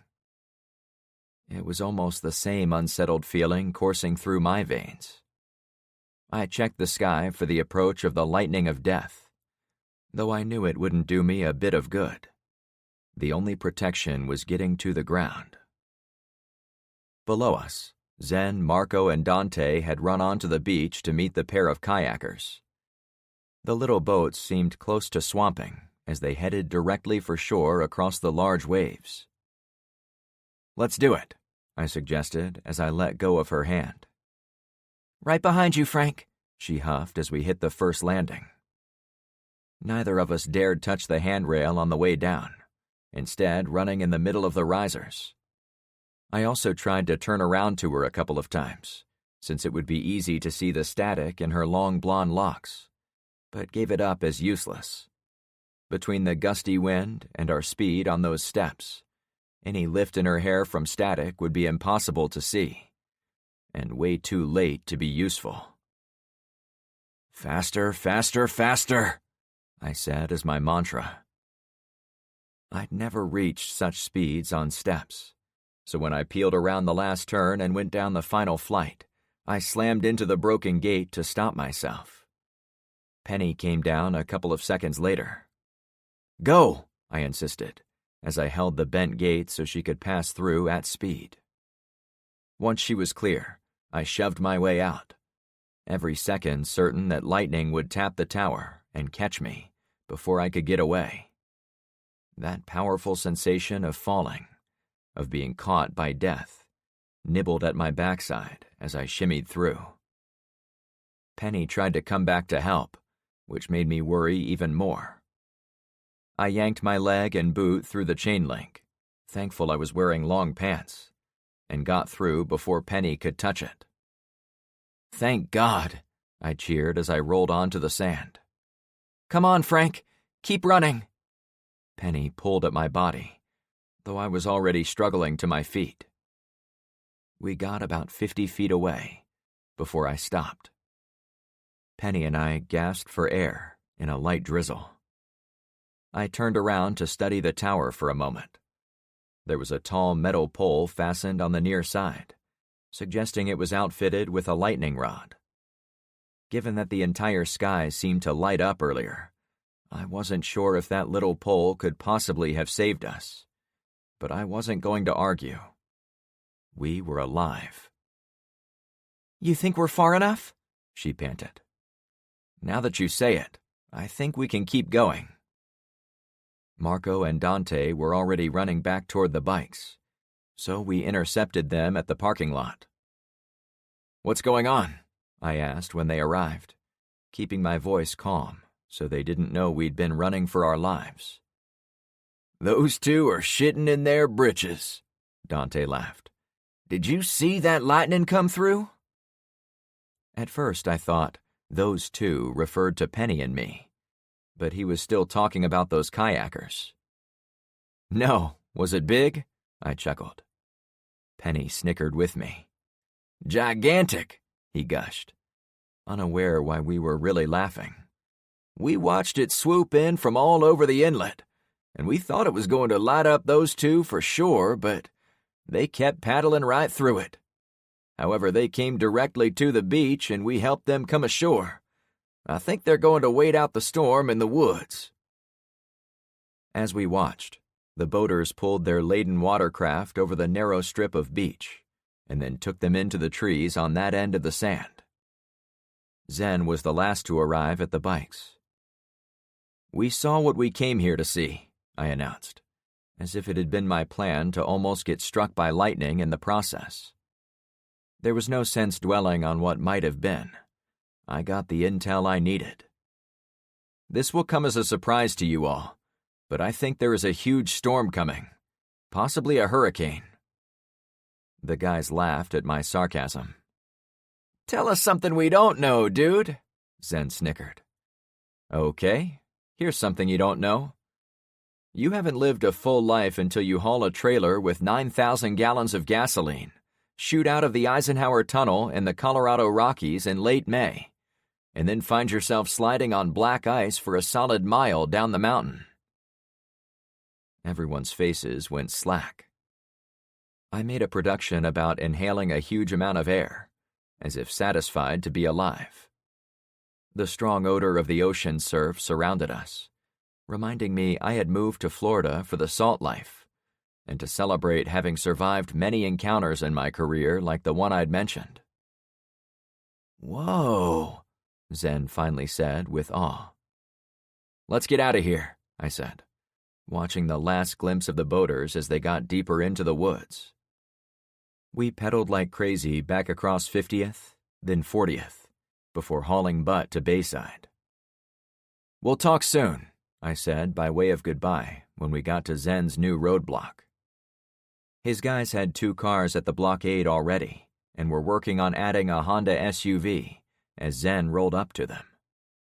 To his credit, the young man hopped off his bike and immediately pitched in to help push. We crossed Bayside, avoiding contact with any of the refugees, and came through our front gate. To my surprise, Tyler and Zoe were on duty at the blockade, though I immediately worried the couple had come up there since the boy intended to sneak away to take Zoe home. "What's going on?" I asked Tyler while catching my breath. "Didn't I put you on the task of collecting firewood?" It reminded me of the terrible chore ahead of us, burning those bodies. "We did that for a while, but the pile got to be huge, so we all moved on to other things that needed to be done. We volunteered to watch this roadblock, while the others who were here went home to check on their families." I still didn't trust him, but it was nothing personal. He was a testosterone-fueled 16-year-old hanging out with his older girlfriend, and the 2 of them were famous for sneaking away to paw at each other at every opportunity. It wasn't a problem back on Clownfish, where we could keep them under our watchful eyes. But here, at the edge of our world, and after he asked me about leaving, I had to be a realist. "And anyway, when we got here, Tara mentioned a guy walking by who said locals were gathering in North Point at the city hall or whatever, and Zoe and I were thinking of going up there to check out whether her parents made it to that place." We stood face to face. "Tyler, listen to me very carefully. There is a huge storm brewing off the coast. It could be a hurricane for all we know. Under no circumstances are you 2 to wander off on your own." I glanced over to Zoe. "Understand?" "Yes, Uncle Frank," they said in unenthusiastic unison. I dialed up my stern gaze as I studied the boy's eyes. I wasn't certain I could identify his will to make a run for it, but I did see enough fear of my wrath to satisfy me for the moment. If I would have seen defiance, I might have yanked him by the collar all the way back to his parents. "We'll see you when you get done with a shift," I stated. "I'll have new tasks ready when you return." "Can't wait," Tyler snarked, his old attitude returning. "I'm sure," I laughed. Marco went ahead, but Dante circled his bike until I was done talking with the teens. "I'll get Tara back here so she can keep an eye on him," Dante said quietly. "That would be awesome," I replied, shaking his hand. "Yeah, she and I are hopeful we'll have kids someday, so I can appreciate what you're going through with them." "He's great with kids," Penny bragged. "I'm sure you'll be fine too," I said to the man, my new friend. We separated, and he rolled out on his bike. "Wish me luck," Dante winked when he went by, as if he was heading home to bed his wife due to my suggestion. Despite the moment of levity with Dante, Penny and I rode home in silence. We'd spoken of kids, husbands, love, and to top it all off, we'd almost died together. Yet the customs of the old world still remained. She was married. See you in a bit, Frank, she finally said as we approached our homes. Sounds good, I answered. I skidded to a stop in front of the well. The group of builders had scattered to other chores, but I took a moment to test the pump. Cool, clear water chugged out and splashed in the grass. We need a container to catch the extra, I said to myself, before writing it in my notepad to be sure it got done later. No clean water could be spared. Whose well we diggin' next? Marco drawled from having tobacco back in his mouth. Dante remained on albacore, with Tyler and Zoe. I'd told both men to prepare the pieces for their own wells, and those were laid out in neat piles in front of me. But I'd taken them to the beach before they'd been able to deliver them to their respective cul-de-sacs. For now, all our streets are welcome to use this one, but we've got more pressing issues. This storm? He asked. This is more urgent, I said. More urgent than an approaching electrical storm, he quipped. In those minutes of silence riding next to Penny, I used the time to reflect on what had taken place in that tower. The lightning moved across the sky in a way I'd never seen in my entire life, and I'd begun to wonder if that odd behavior had anything to do with the power being off. Perhaps it was a superstorm that knocked out the grid in the first place.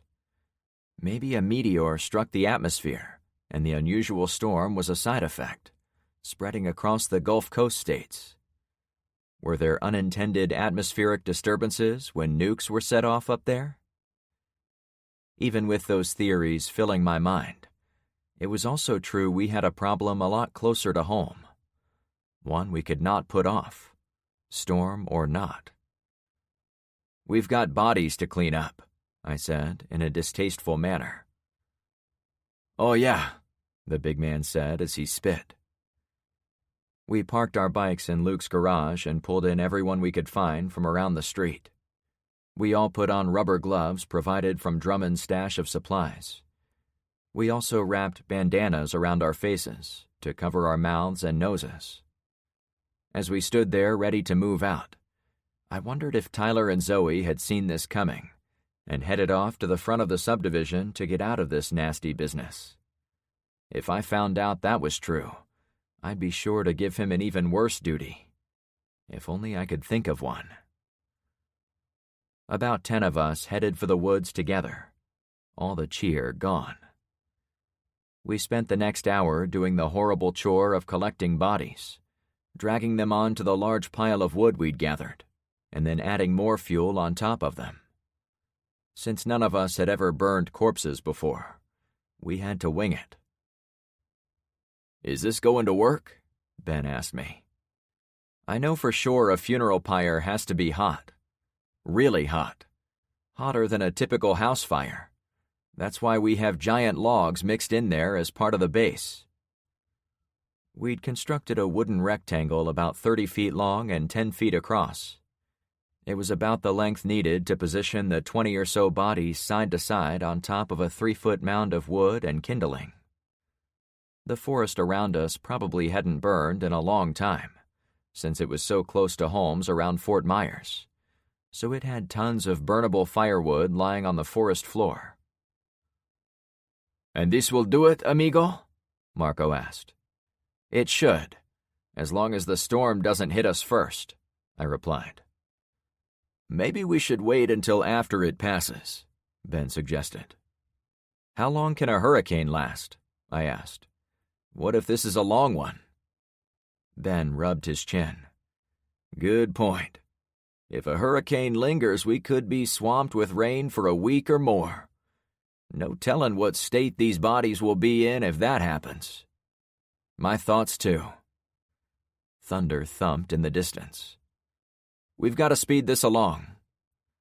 It had been drizzling more on the coast, but I figured it was headed our way. Does anyone have a 5-gallon container full of gasoline? I shouted to everyone in my field of view. I do, Ben said immediately. For the mower, of course.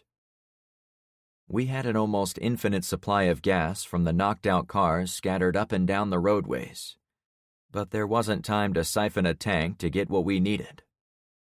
Kerosene would have been better in this application, but I had a feeling the cleaner burning fuel was going to be much harder to find going forward, so I didn't want to waste gallons of it here. My neighbors started to gather around me as Ben got the fuel.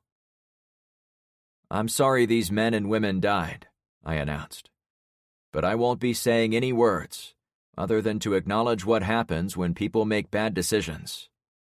These folks chose to follow a leader who based his loyalty on drugs.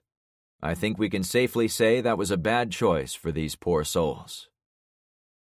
"Amen," Carmen said from my left. The wind waited until I was done speaking, then it ripped through the tiny congregation and blew away some of the smaller sticks and branches from the top of the pyre. Ben trotted across the empty lot, carrying the heavy container. LeVar met him and took the burden from the older man.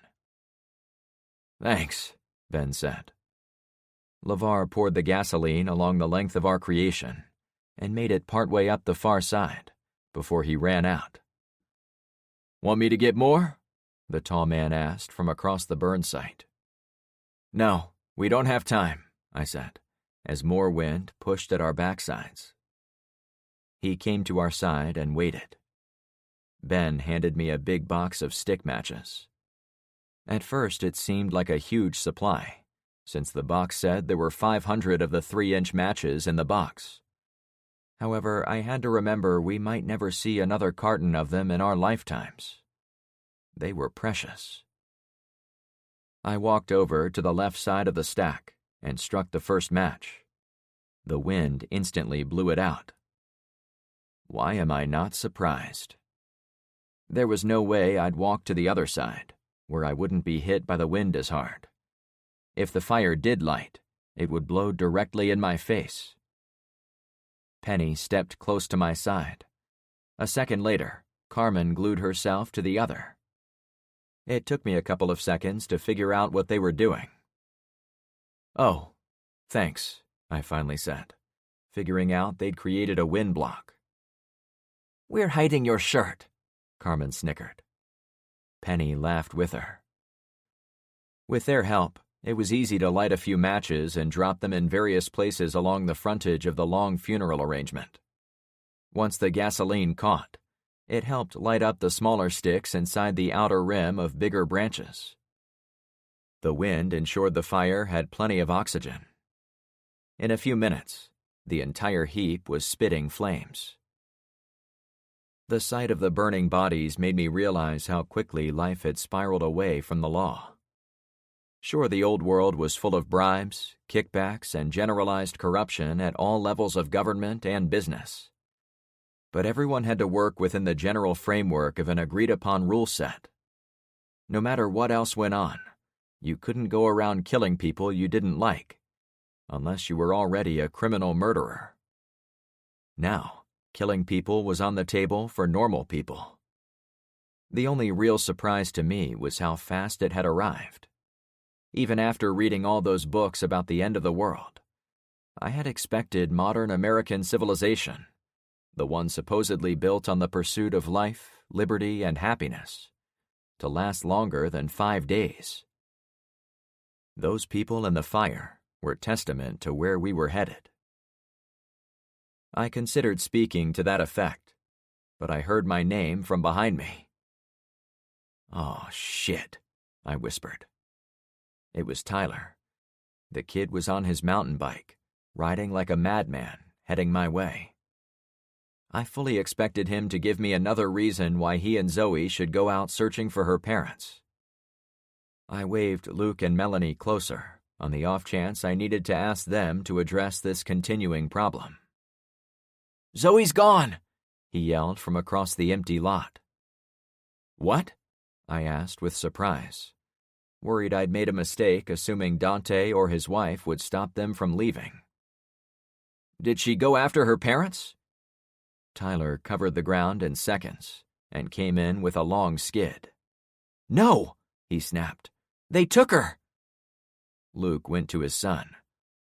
"Who took her?" "Some guys on a go-kart. They hit me and Dante, then they dragged Zoe away in a basket. Dad, it's all my fault. His pleading was desperate and scared.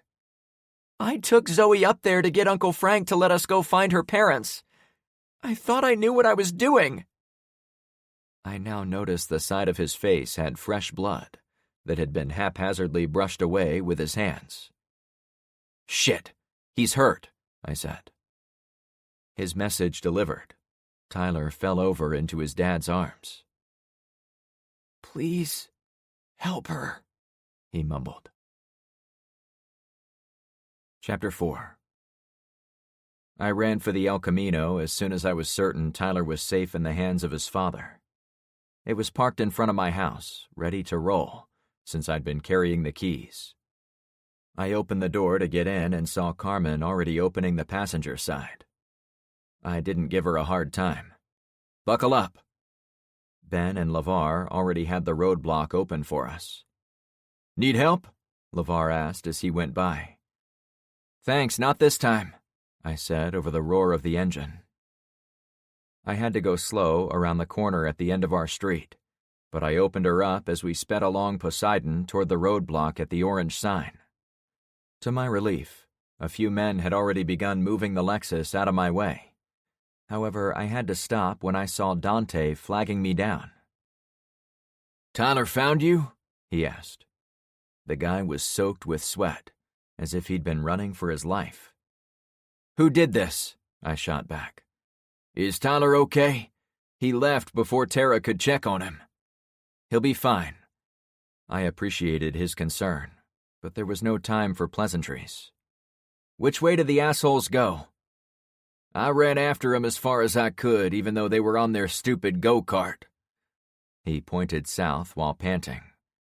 They turned into the second subdivision, down that way. How are they carrying Zoe? I wondered aloud. They are pulling one of those baskets you see underneath helicopters. It threw up a bunch of sparks as they sped away. I hope Zoe didn't get burned. I was getting ahead of myself as my survival mode went into overdrive with new information. I finally noticed he was bleeding from a hit to the head, too. Will you be okay? I checked. Yeah, sure. Those guys rolled up and some kids from across Bayside came out to look at their go-kart. Then a bunch of locals from Albacore went up there to see what all the excitement was about. I know our job is to watch the roadblock, but it got crowded, and we couldn't see what was going on, so the three of us took our guns into the intersection to keep an eye on the crowd. That's when they sprung their ambush.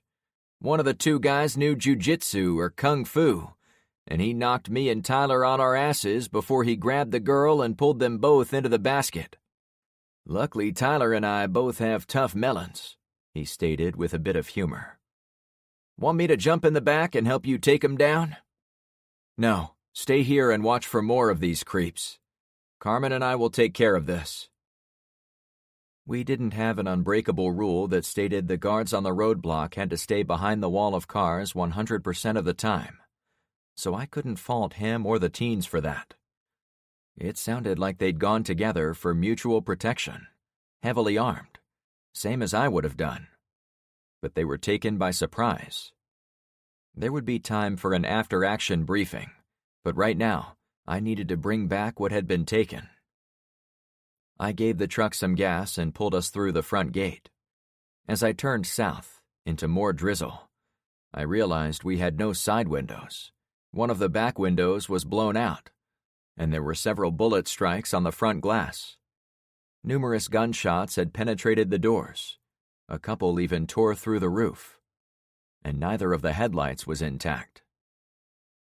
Maybe I didn't fully think this through, I admitted. This truck is a mess.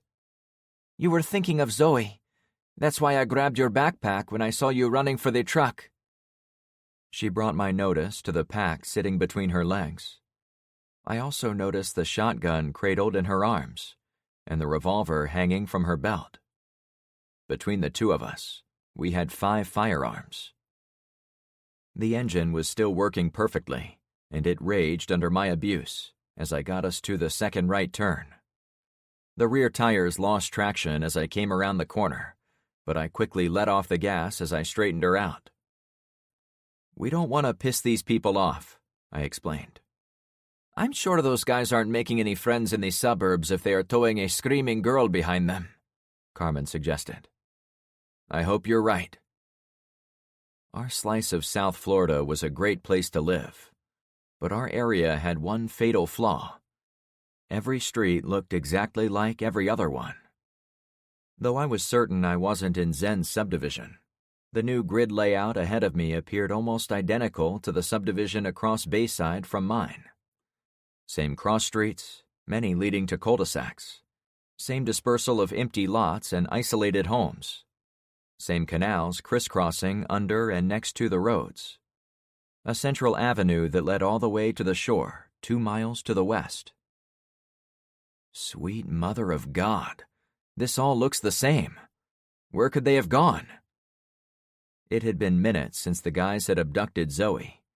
Whatever time it took for Tyler to recover from getting bonked on the head, then the time he needed to ride to Clownfish. Now I was adding extra time driving blind in search of them. "If they were dragging something, did it leave a mark on the pavement?" she wondered aloud. I slowed and veered toward the right side of the street so I could see the ground outside. Sure enough, there were long divots in the soft pavement, confirming Carmen's theory. "You're a genius," I said.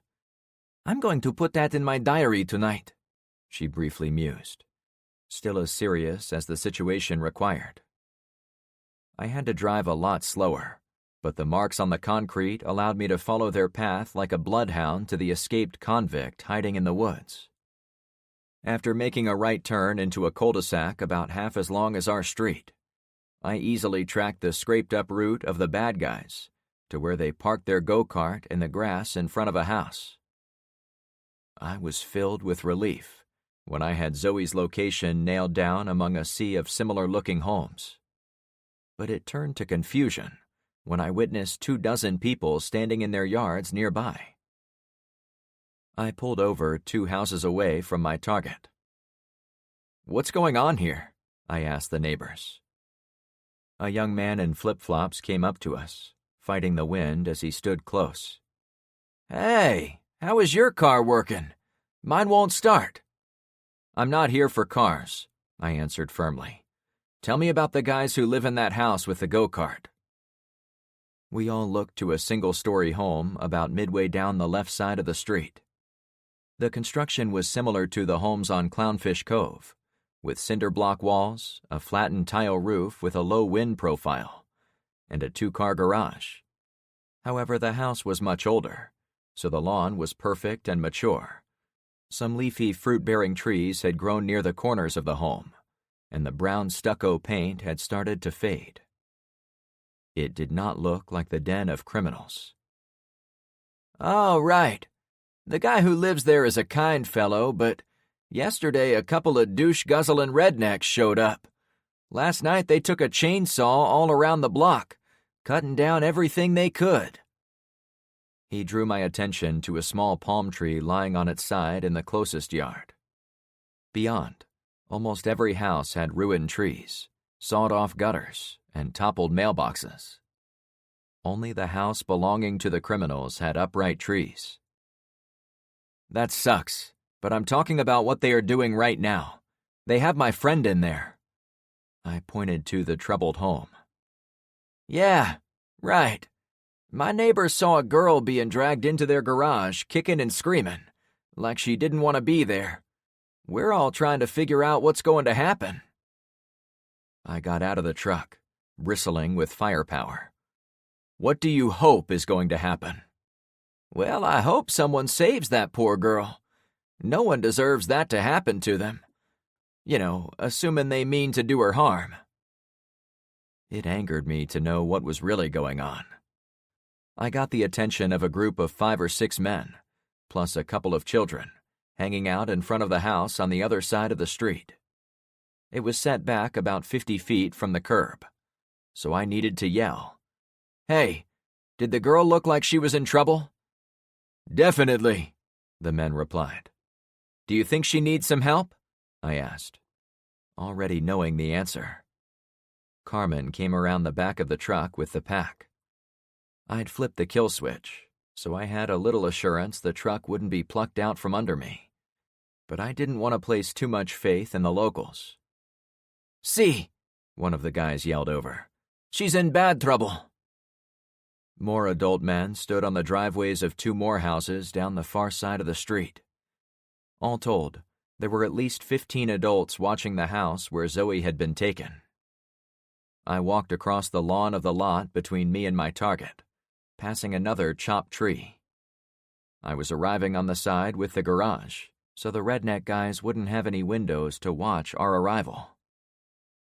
"What are you going to do?" one man shouted from the far side of the street. "What you should be doing, asshole," I said under my breath. It reminded me of those dumb videos you saw on the news from time to time.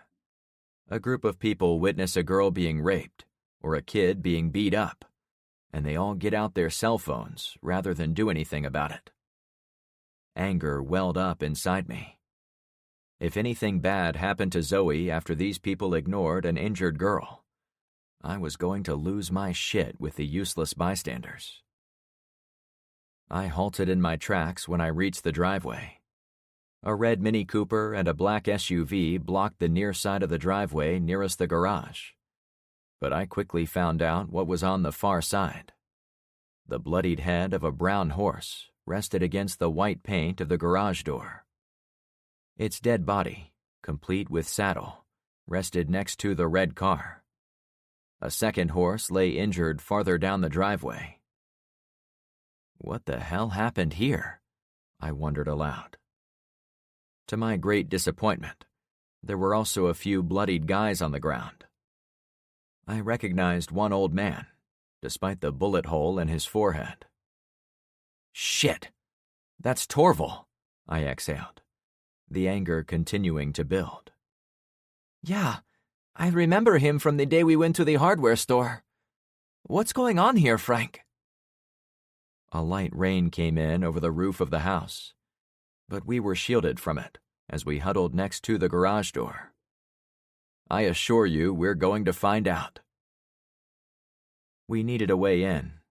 Like any typical house, we could enter through the garage, the front door, or the back door. "Which way do you think they'll be watching?" I asked. We spoke quietly, barely over the wind, lest we be heard by anyone who happened to be in the garage. "I defer to you," she said immediately. I assume they figured out none of the locals are going to mess with them. I looked around to all the people standing nearby. But they don't know we're coming for our girl, so we've got an advantage. However, if they're in the garage, they'll blow us away once they see the door lifting. The back door will also give us away, as they'll see us through the giant glass windows. I was reminded of my deadly encounter with Trevor. "So we try the front," she finished, seeing my line of thinking. Together, we silently crept across the driveway and made our way onto the porch. I crouched low and moved fast to minimize the chance anyone saw us from inside. There were closed drapes on the front windows, as if someone didn't want to be seen in there. The two of us made it to the front door. I took a moment to look behind us to the loitering men, to be sure they weren't going to charge over once they saw us take the lead. They hadn't moved a step, but one of them held up a thumbs-up sign. "Go for it, man!" My heart skipped a beat, because he'd given us away. "I wouldn't mind if a nuke fell on this street after we're gone," I whispered. She pointed to the lock of the door.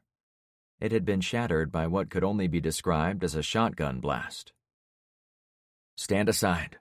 We'll slice the shit out of this front room. If you see someone besides Zoe, shoot to effing kill. All right?" My hackles were straight up with the desire to rip off the heads of whoever had done this to the sweet girl under my protection. We each stood on opposite sides of the door, but I pushed it open with enough force to swing all the way in. The inside looked untouched. We both took a few seconds to check for bad guys. Then we retreated to our sides of the door again. "I'm going in," I announced, only loud enough for her to hear. Blood thundered through my temples.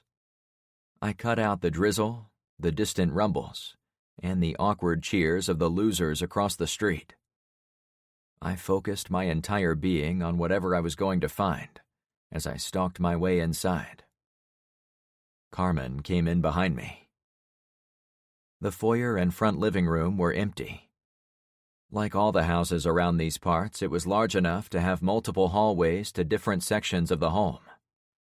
I could either go left to the family room and bedrooms beyond, or right to the kitchen at the back of the house. I heard a floorboard groan in the family room. Since it was the way I had gone in, I swung left, giving me a short approach to the open archway between rooms. Carmen took a longer path through the living room. The connecting doorway was at the near end of the family room, which put Carmen in danger of being seen from someone in there. I could tell she was thinking the same thing when she flattened herself against the wall in a hurry. "Did they see you?" I mouthed. She shook her head. "Let's listen for a sec," I whispered. I took a deep breath. The safety of my rifle was off. A round was in the chamber. I was committed to firing at the first target that appeared. A man laughed quietly. I listened for a second, despite the urgency in my heart. "Wouldn't it be better if she was awake, man? I don't want to hump a rag doll." I held my weapon in a crushing grip. "She'll wake up eventually, but not till nighttime. The nosy neighbors will be gone by then." "But I don't care." They argued back and forth. I'd heard more than enough. "Now we go on 3, I confirmed. She nodded. With one hulking breath of air, I strode around the corner and leveled my weapon. There were 2 of them. Guy number 1 had his back to me as he crouched in front of Zoe lying on a couch. The second one saw me right away and reached for a pistol sitting on a cushion. I put 3 rounds in the guy looking at me. The second guy leapt 3 feet in the air with surprise at seeing his buddy's chest collapse. In the time it took me to reorient my rifle on him, he revealed that he had a little white squeeze bottle over Zoe's eye. For half a second, I considered shooting anyway, but the superhuman way the man held it stayed my trigger finger. "Get away from her," I ordered. "Hey now, I don't want any trouble," he said in a soulless voice. "Well, you found a metric shit ton of it," I answered. Carmen fanned out next to me. "I'll check the rooms, Frank," she announced. "There's no one here but me now," the man said with sadness. "And my friend," I corrected. "Yeah, and her. Look, I don't want to hurt her, but I will if you don't back off." I came around so I got a better look at Zoe. Her shirt had been ripped off, then carelessly tossed over her chest. A couple more dropper bottles were on her stomach, as if being prepared for use. "What did you do to her?" I raged. "Nothing that can't be undone," he said in a steady voice. "We splashed some dance fever in her eye for a little party we was going to have here today. Maybe a little too much. If I give her another dose of fentanyl, I guarantee she won't wake up." The guy reached over to his buddy's body and pulled a blue case out of his hip pocket. "This is a Narcan spray. It'll bring her around, okay? I'm going to set it on the back step as I leave. Sound fair? Why don't you drop it, and we'll talk?" He laughed. "You don't sound like the talking type." It was eerie how calm he was. "No, I guess I'm not, when 2 dickless wonders kidnap a child and intend to do her harm." Blood surged through my veins, almost painful how fast it was going. She wanted to come with us. I swear, he said with the first wisp of desperation. I bet you have that on a t-shirt, I replied. He sounded like he'd rehearsed his lines for when he was busted by the police. Not mine. Holding it for a friend. She wanted to get raped. All bullshit. My barrel remained pointed at his face. He moved sideways toward the exit on his side of the family room, while still reaching over to Zoe.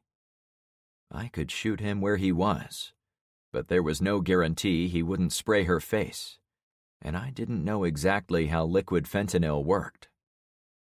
I only want to walk away from this, he explained. I swear I'll put this box outside the second I walk out. All you have to do is give me a 3-second head start. I didn't see a weapon on him, but I was sure he had one. Hey, there is no one back here, Carmen said before she arrived at the hallway closest to me. That was one less thing to worry about. Okay, I'm going to let you walk out of here, but if you don't put that down, this is going to turn ugly. It's already pretty ugly for me, chum. He used his head to motion toward the body of his friend. That's on you, I said in my own calm voice. Sure, he snapped. Just stay cool, I said to reason with him. I'm leaving on 3, he said as he pulled the case to his chest. Don't shoot, or you might hit the case. It's fragile as a mofo. I didn't tell him I was a pretty good shot. He counted down, and then threw the little bottle at me. The guy's timing was excellent, as I had to duck it while he disappeared in the doorway. That started a race between us. I followed him into the kitchen and saw him slip out the back door. When I ran over, he was already sprinting behind the neighboring house. The blue box wasn't on the steps. Chapter 5. I ran out the back door into heavier drizzle and gusty winds. My quarry had run to the end of the yard and hopped over the 6-foot white vinyl privacy fence on the right side. I might have been able to clip him with my rifle as he went over, but he'd stuffed the blue pouch inside his belt, directly behind his back, a move designed to keep me from shooting him. I leaned inside the door. Carmen, watch Zoe. I'm going after the Narcan. Be safe, she replied. I hopped the fence at a point closer to the house, so I could ensure I wasn't going to stick my head up and get a face full of lead if he was lying in wait. However, the second I got up top, I saw him running along the canal toward the end of the cul-de-sac. With the prize in sight, I sprinted toward the far corner of the unfenced yard he ran behind. He looked back once to confirm I was there. Then he stepped on the gas to run behind the privacy fencing of the next house, in the narrow strip of open grass next to the canal. I only want the damn drug, I shouted, as he disappeared for a moment. I arrived at the corner, waited only long enough to make sure he wasn't hiding there with a weapon, then continued my pursuit. My caution forced me to give up ground each time I did a safety check, however, so I had to run even faster. When I got to the end of the fenced yard, the next lot was the first one on the curve of the circle at the end of the street. The canal met with another one, creating an intersection. The guy had cut a sharp right and was now between the two homes and heading for the street. The man was either lucky or a genius, since I had clear and easy shots on him, but the threat of hitting that life-saving drug kept me from chancing it. However, the longer the chase went on, and the longer Zoe was in need of it, the better the odds I would have to shoot him. When I hoofed it to the front yards, my target was already across the circle and running between the next set of houses. 2 guys stood in their garage about 10 feet from the running man. Hey, stop him! I yelled. The men saw me and heard me, but didn't lift a finger to run the guy down. A few seconds later, my quarry had disappeared behind the houses. I ran after him, not even bothering to look at the 2 men. What did he do? One asked. "Wake up, guys," I spat out as I ran by. "He's from the house up the street, with the 2 dead horses on the driveway." I couldn't imagine how they were so clueless about it. But if they'd only been inside the garage watching the rain, they might have no idea. When I got to the rear of the next house, a blast of wind pushed me a few feet off course.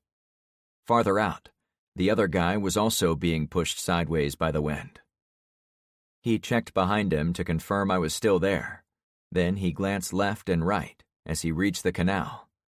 More houses backed up to the other side of the waterway. "Stop!" I cried out, my voice probably lost in the wind. The guy tapped the blue pouch on his back, as if to remind me not to shoot him, then jumped headfirst into the canal and swam for the other side. I could have run 5 houses down and crossed at the bridge with the next street, but I didn't think I could make the round trip in the time it would take the guy to swim 100 feet of water. I jogged up to the bank of the canal. The water was only a foot or 2 below the yards, and it had been lined with large rocks, so it would be easy to climb in and out in this area. The guy was already halfway across. I yanked off my AR, intending to shoot the guy in the legs when he climbed out on the other side. I was willing to risk it since he would be moving slow as he came out. Before he reached the far side, the man checked over his shoulder, saw me and my rifle, then changed course. Instead of swimming straight across, he began swimming to my left, toward the intersecting canal. "Shit," I murmured. If he swam into the next canal and went to his right, it would take him around the neighboring cul-de-sac and out of my sight. We might be able to chase him down in the El Camino, checking for where he came out of the water, but I ran the risk of delaying getting that Narcan to Zoe even longer. It was now or never.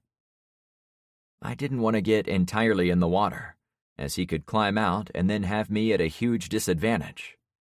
I hadn't seen him wield a pistol, but he was clever enough to wait until he had me dead in his sights.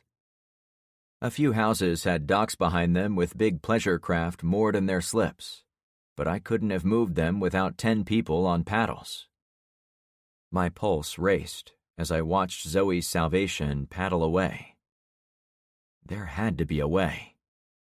I retreated to the front of the nearest house. When I saw the 2 guys again, I walked directly into their garage. Normally I would be more cautious about being shot for trespassing, but my first impressions of the guys were correct. They had 2 lawn chairs set up and dozens of empty beer bottles around themselves. They saw me come in. Both were middle-aged, one with glasses, dressed in childish anime t-shirts and fancy khaki shorts. My first impression said they were in a field similar to Luke's, maybe IT, but the similarities ended there, since Luke was a go-getter, and these men were drunk. "Did you get him?" one slurred. "You're fast as shit," the other one laughed. I did a quick scan of the garage.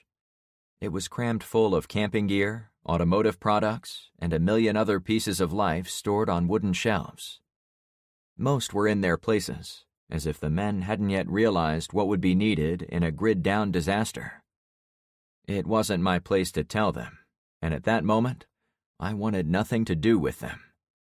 However, they did have one thing I needed. "Mind if I borrow this?"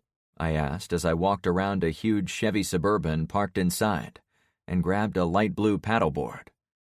"That's my wife's," the first man answered. "I'm going swimming behind your house.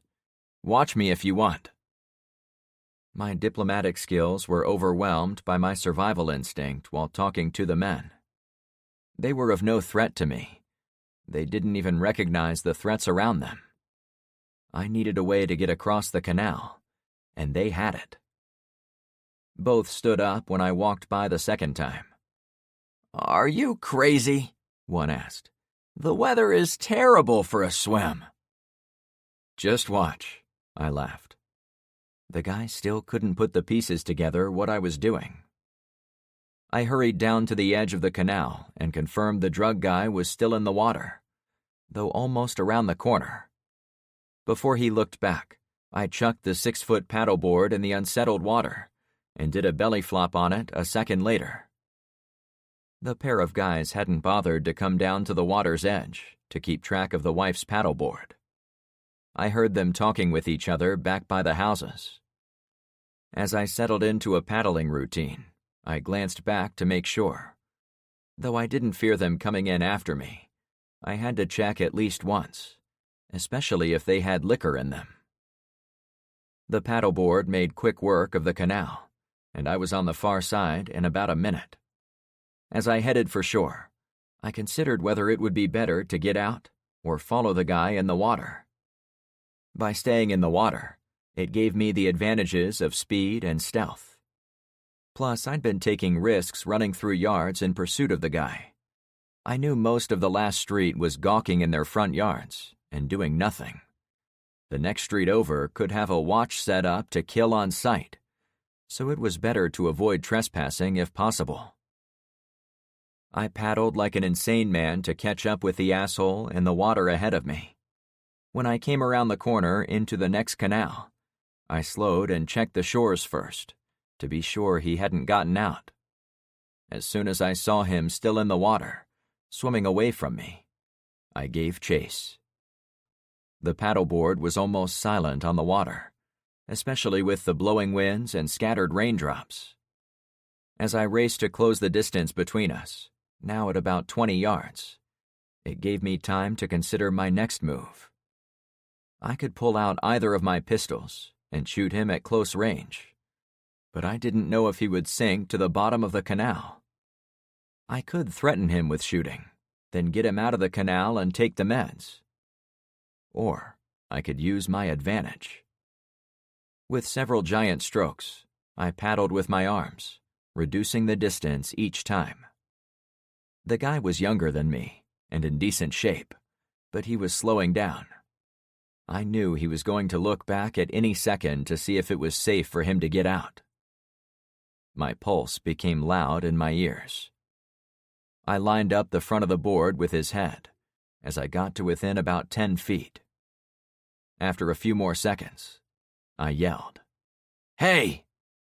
He stopped and swiveled around, as I'd intended. When he saw me coming, it was already too late. The pointed front edge of the plastic paddleboard hit him on the side of the head, ringing his bell. In the same motion, I slid off the board and wrapped my arm around his neck. We both kicked to stay afloat. He thrashed as he realized what I'd done to him. "Stop!" he pleaded. I squeezed tighter. "You can have it," he croaked. There was no moral dilemma for me this time. I intended to remove a direct threat to myself and my friends, and take the medicine I needed to save Zoe. He struggled for a few seconds. At first, he tried to knock my chin with his head, but he could barely move with my arm wrapped the way it was. Next, he adjusted his arms, not to try to pull me off, but to get something from his body. I saw a flash of black metal as he brought it out of the water. He did have a gun. With his right hand, he fired over his left shoulder. The bullet sailed by my left ear. I'd already committed to choking him out, so I stopped kicking and wrapped my legs around him. The combination forced us both forward, and we went under the waves. His next shot went straight up. Being off balance and tumbling into the murky green water didn't stop him from trying to fire at me. The bang of a shot went off, and a metallic whirring shook the water around us. I pulled my arm and squeezed with every ounce of strength I had left. At the same time, I tried to reposition myself on his back, to confuse him where I was. I was barely able to see the gun rise up almost next to his own head. With no time to think, I used my other hand to push the gun away. Another clap-bang and zing tore through the depths as he fired one more time. We struck the bottom. His rib cage rattled against mine, and the panic set in as he sucked water into his lungs. The gun fell away. The next 30 seconds were gruesome. When he was still, I hung on for another 30, testing my own ability to hold my breath. I didn't want to take any chances he was faking it, so he could sneak up and kill me later. I waited until I was at my limits. Before he got away from me, I snatched up the blue case from his backside. At the surface, I sucked in the rainy air. "Thank you, God!" I cried out. Someone had to be watching over me. An eternity later, I got out of the water to find the 2 men waiting for me. "What happened? We heard gunshots." "I brought your paddleboard back like I promised." I hurried past them. The paddleboard bounced in the waves near the bank. "But what happened?" he repeated.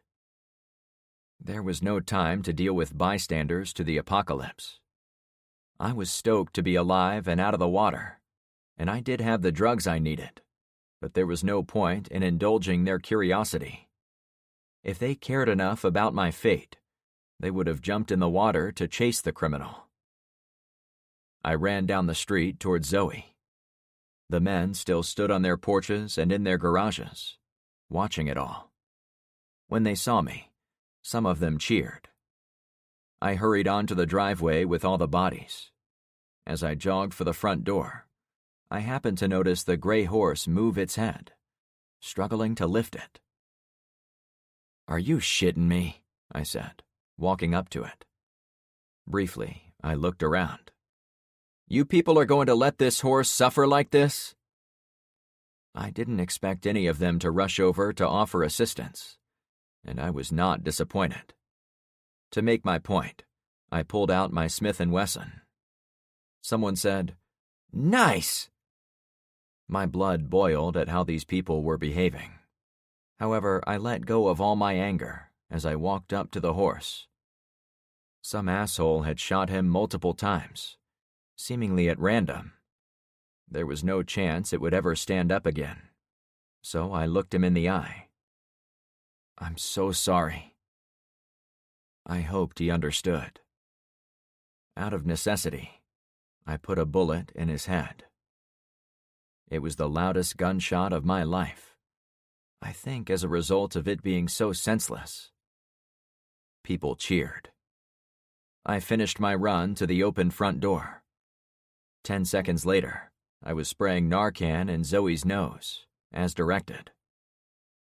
"It says we should dial 911, Carmen mused, obviously trying to diffuse the tension. "Let's hope that isn't necessary," I said stiffly, not quite ready to experience any humor. It took a few minutes for her to stir. "Come on, kid," I said to rouse her awake. "Mama?" she asked groggily. "No, it's Carmen and Uncle Frank," my friend soothed. I stood nearby, ready for trouble from anyone and everyone. "How are you feeling?" I asked the girl.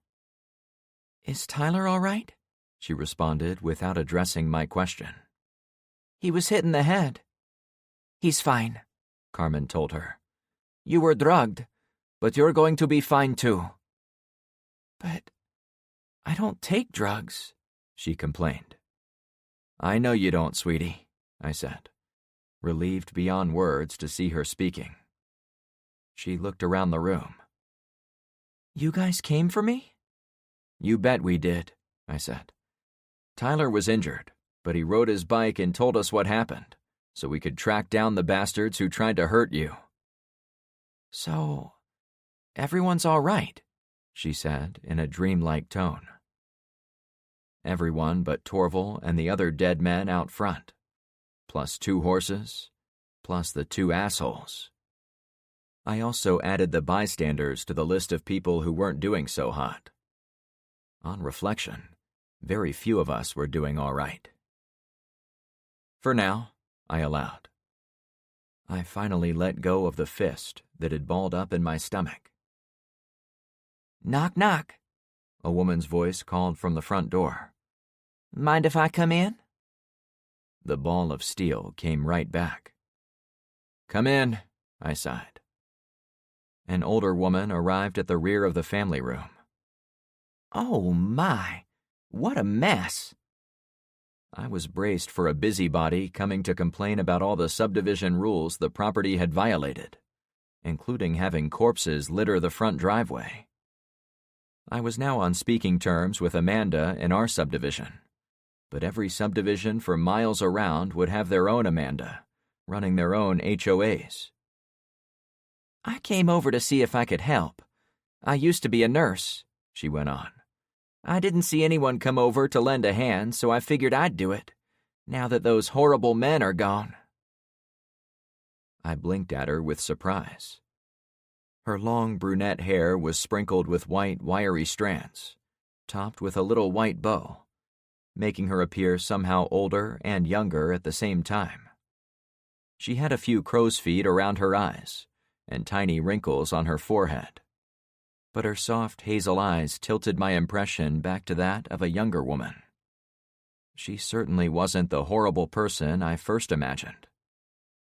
I walked over and held out my hand. "Thank you, ma'am. I'm Frank. This is Carmen, and the young lady is our Zoe." "Oh, she's a beautiful daughter," she gushed. "I'm Agnes. I was so disappointed to see those men drag her inside the house. I'm glad you were here to help her." Zoe recoiled a bit, as if surprised to hear details about herself. "What the hell happened here? Who were these guys?" I pointed to the dead man on the floor. "No idea. This house belonged to a very nice man." "Torval?" I guessed. "No, his name was Elijah. Torval was the father. They designed their little go-kart system to drag sick people up to the hospital. They also found someone with horses to carry people up there." Thinking back, I was the one who'd recommended Torval work with his neighbors to help each other. I started to feel responsible for the result, but I knew that wasn't how the apocalypse worked. She startled me when she put a hand on my shoulder. "Thank you for what you did for that poor horse." "Don't mention it," I replied, back in the moment. "Anyway, those two men must have followed him back to our street. They showed up last night and started shooting and doing terrible things with their saw. I watched the horses get shot from my window. The men got shot defending those horses, I'm afraid." "That's terrible," Carmen added. "Torval mentioned having a son around here," I continued. "They both died trying to help others." I tried not to let it bother me that the residents they were trying to assist ended up standing around and doing nothing, while they were shot to death. But they might have rescued a lot of patients in the days since we'd met. Maybe their earlier efforts were enough to tilt the balance between order and chaos, back toward order. I would never know. "Can we leave now?" Zoe pressed. I turned back to her. "You feel good enough to walk?" She sat up. "Anything to get back home." I turned back to Agnes. "I'm sorry we're leaving this place in a mess." "Oh, no, you're leaving it much better than you found it." "Maybe," I allowed. I thought of the teens we pulled from the high school. "Hey, do you have any attachments here? We could use a nurse on our street." "It's been ages since I worked at the ER," she complained. 10 years, I think." "I only live a few blocks away, but we're securing our neighborhood from outsiders and criminals like these." I pointed to the dead man. "And we could really use your help, even if you are a little rusty." She almost said something, but I realized my pitch came across flat.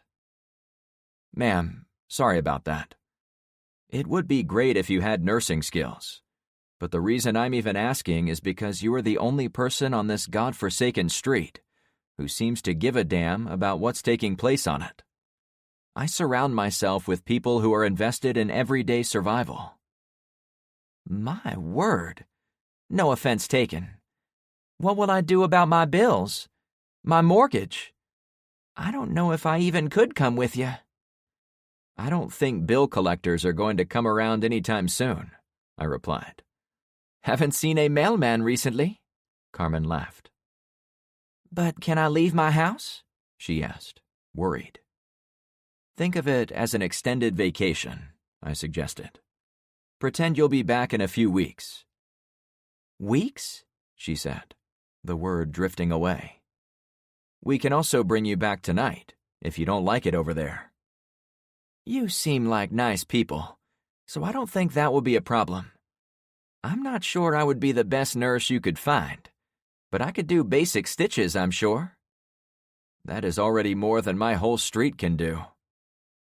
I still didn't have a handle on who lived on Albacore and Barracuda, but I had a nurse and decent person talking to me, so I had to try to recruit her. Besides, from what I've seen of your neighbors standing around and drinking in garages, you won't get much help from them if the world keeps getting worse. You think it will get worse? She asked with deep concern. Weeks, you say? At this point, I can almost guarantee we haven't seen the worst. My boyfriend might need your help right now, Zoe pleaded.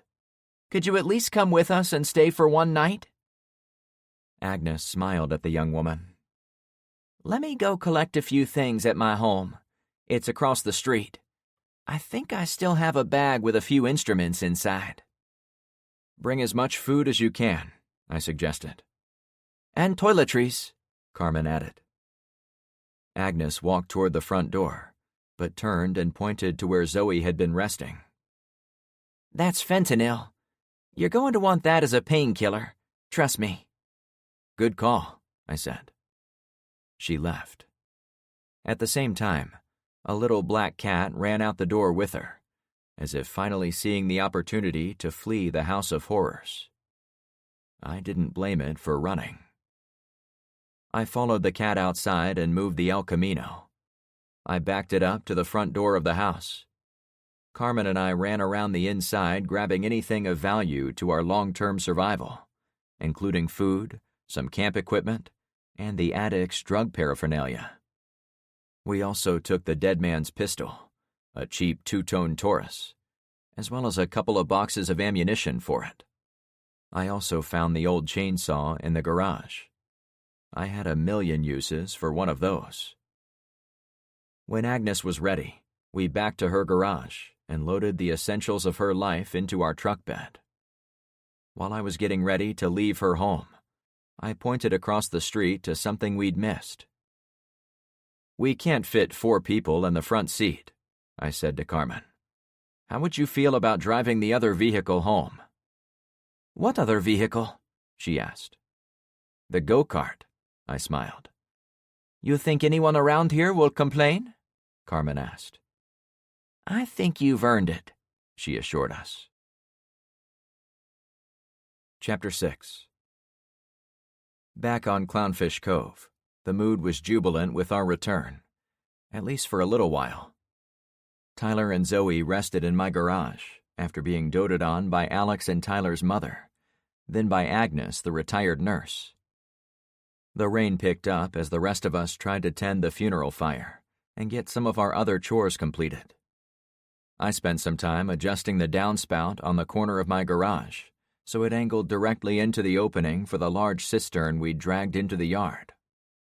The bottom was already covered with an inch or 2 of water. Where should we put the other one? Ben asked. I'm thinking we put it between Carmen and Penny's homes, so we don't have both of them close to each other. I always had to be aware of putting all my eggs in one basket, a simple reminder of the children's lesson that still applied to survival. Want to drag it over there? He asked. A crack of thunder rumbled around the horizon, seemingly going from west to east. I hadn't seen anything as impressive or disturbing as the lightning swarm we'd witnessed from on the tower, but I monitored every strike I could. Yeah, let's do it, I answered. If there was a lot of rain coming, it was the perfect time to get them in action to collect water from our roofs. Along with our well, the cisterns would provide a secondary source of untainted water, a reserve. By putting them between the houses, it left open the possibility of hiding them from nosy people by using the sheets or other materials.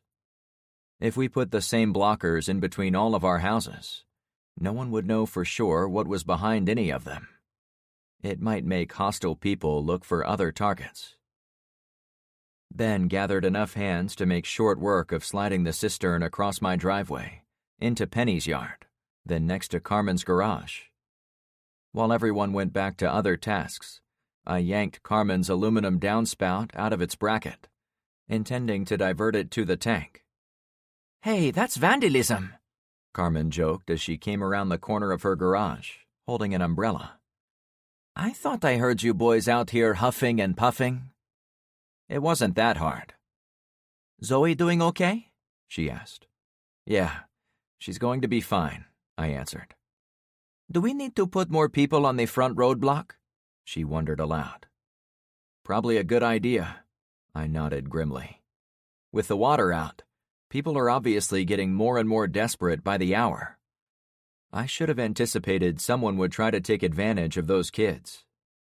"Come on, Frank. You couldn't predict the future. They weren't alone by any shot. Dante was there, and there were plenty of other people walking around on Albacore, on Bayside, and wherever. The only reason they succeeded is that they did something insane due to their drug-addled minds." I never realized how many drugs were in our community, I said as I bent the downspout one last time. Trevor was a drughead. Those idiots who attacked us were doing it for drugs. Zen's people are into that stuff. "I sometimes wonder who isn't taking drugs," she said with distaste. "My ex was a cokehead for a lot of years. In fact, I'm lucky he and I weren't still married when I moved here, or Trevor probably would have been my husband's best friend." "That's a real downer," I said. "He was at his worst when he was on the hunt for another hit. If this whole area is on the hunt for their last fix, I would expect more desperation like we saw with those guys stealing Zoe. Lots more." I let it sink in before thinking up a second angle. And that doesn't even include the people taking medications for legitimate reason, either painkillers or whatever. The whole world is on one drug or another, I guess. "Now you're the downer," she laughed. We need to be better prepared for this stretch of the apocalypse. Do you think it would matter if the ladies had to wear baggy clothing while on the front gate roadblock? Would that make you guys less of a target for tweaker dudes looking for one last opportunity to party? "Well, I don't think Penny should be up there in one of her tiny pair of yoga pants. But I don't know if we can hide our sex completely. It's going to be 1,000,000 degrees if we have to wear long pants and a long-sleeve shirt, to say nothing of a mask to shield our faces." "Yeah, and we'd have to teach you how to walk like dudes," I joked. "That would be a challenge," she smirked. "We have the manpower for now, so I'm going to ask for 4 volunteers to watch the front roadblock, with at least a 50-50 mix of men and women. Fewer women is fine, but not fewer men. We also need to talk about when and why any guard would leave the safety of the cars.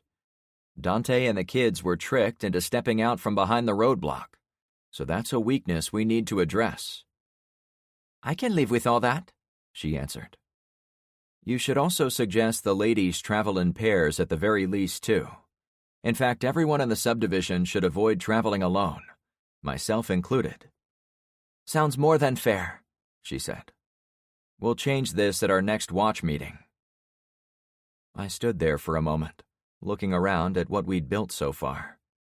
We had several vehicles working, including the little gas-powered go-kart we'd taken from the 2 men who tried to party with Zoe. The funeral pyre burned hot in Carmen's backyard, near the edge of the forest, to cleanse ourselves of Trevor and his attack dogs. We were already collecting water in a pair of 1,000-gallon tanks, and we could pump it out of the ground at will. On paper, we had to be one of the best-prepared streets in all of South Florida, possibly the whole state. But the situation with Zoe had served as a wake-up call to never rest on our heels. We had to constantly look ahead and anticipate what could be heading our way.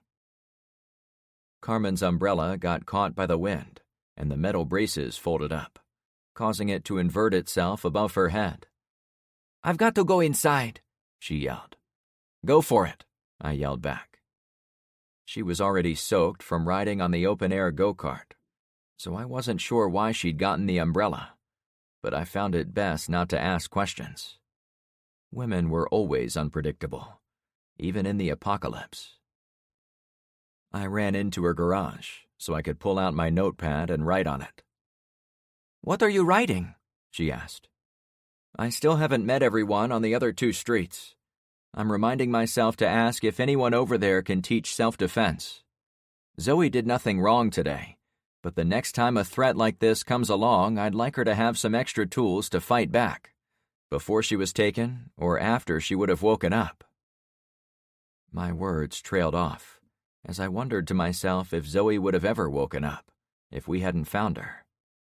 All the self-defense skills in the world wouldn't have made a lick of difference if a person was pushed into a drug overdose. What a waste it would have been to lose such a wonderful young lady. Carmen, always reading my mind, rubbed my arm. "You did a good thing, Frank." "Thanks.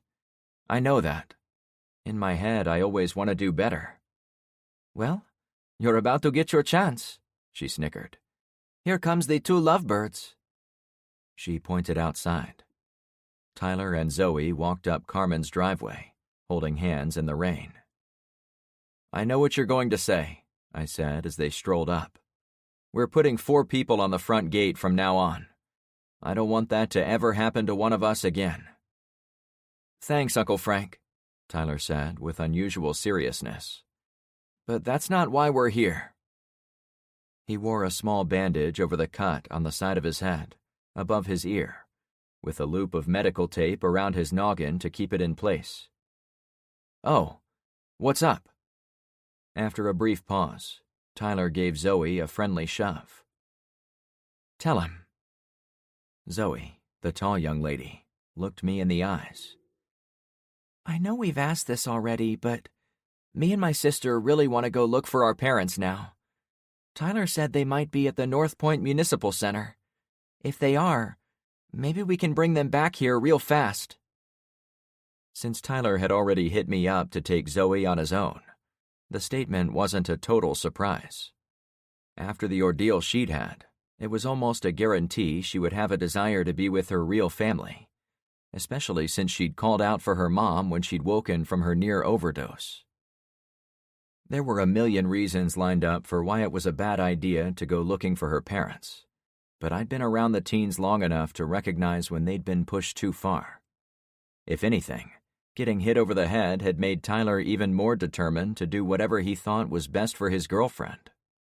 I couldn't be there every second to protect her, but he could. Whatever I said, they were going to do their own thing anyway. "I'm not saying no," I said to crack the door open a little.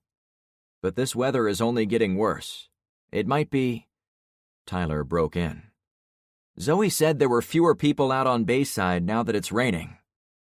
"Well, yeah, that much is true," I allowed. "So won't it make it safer to drive around?" he needled. I chuckled to myself.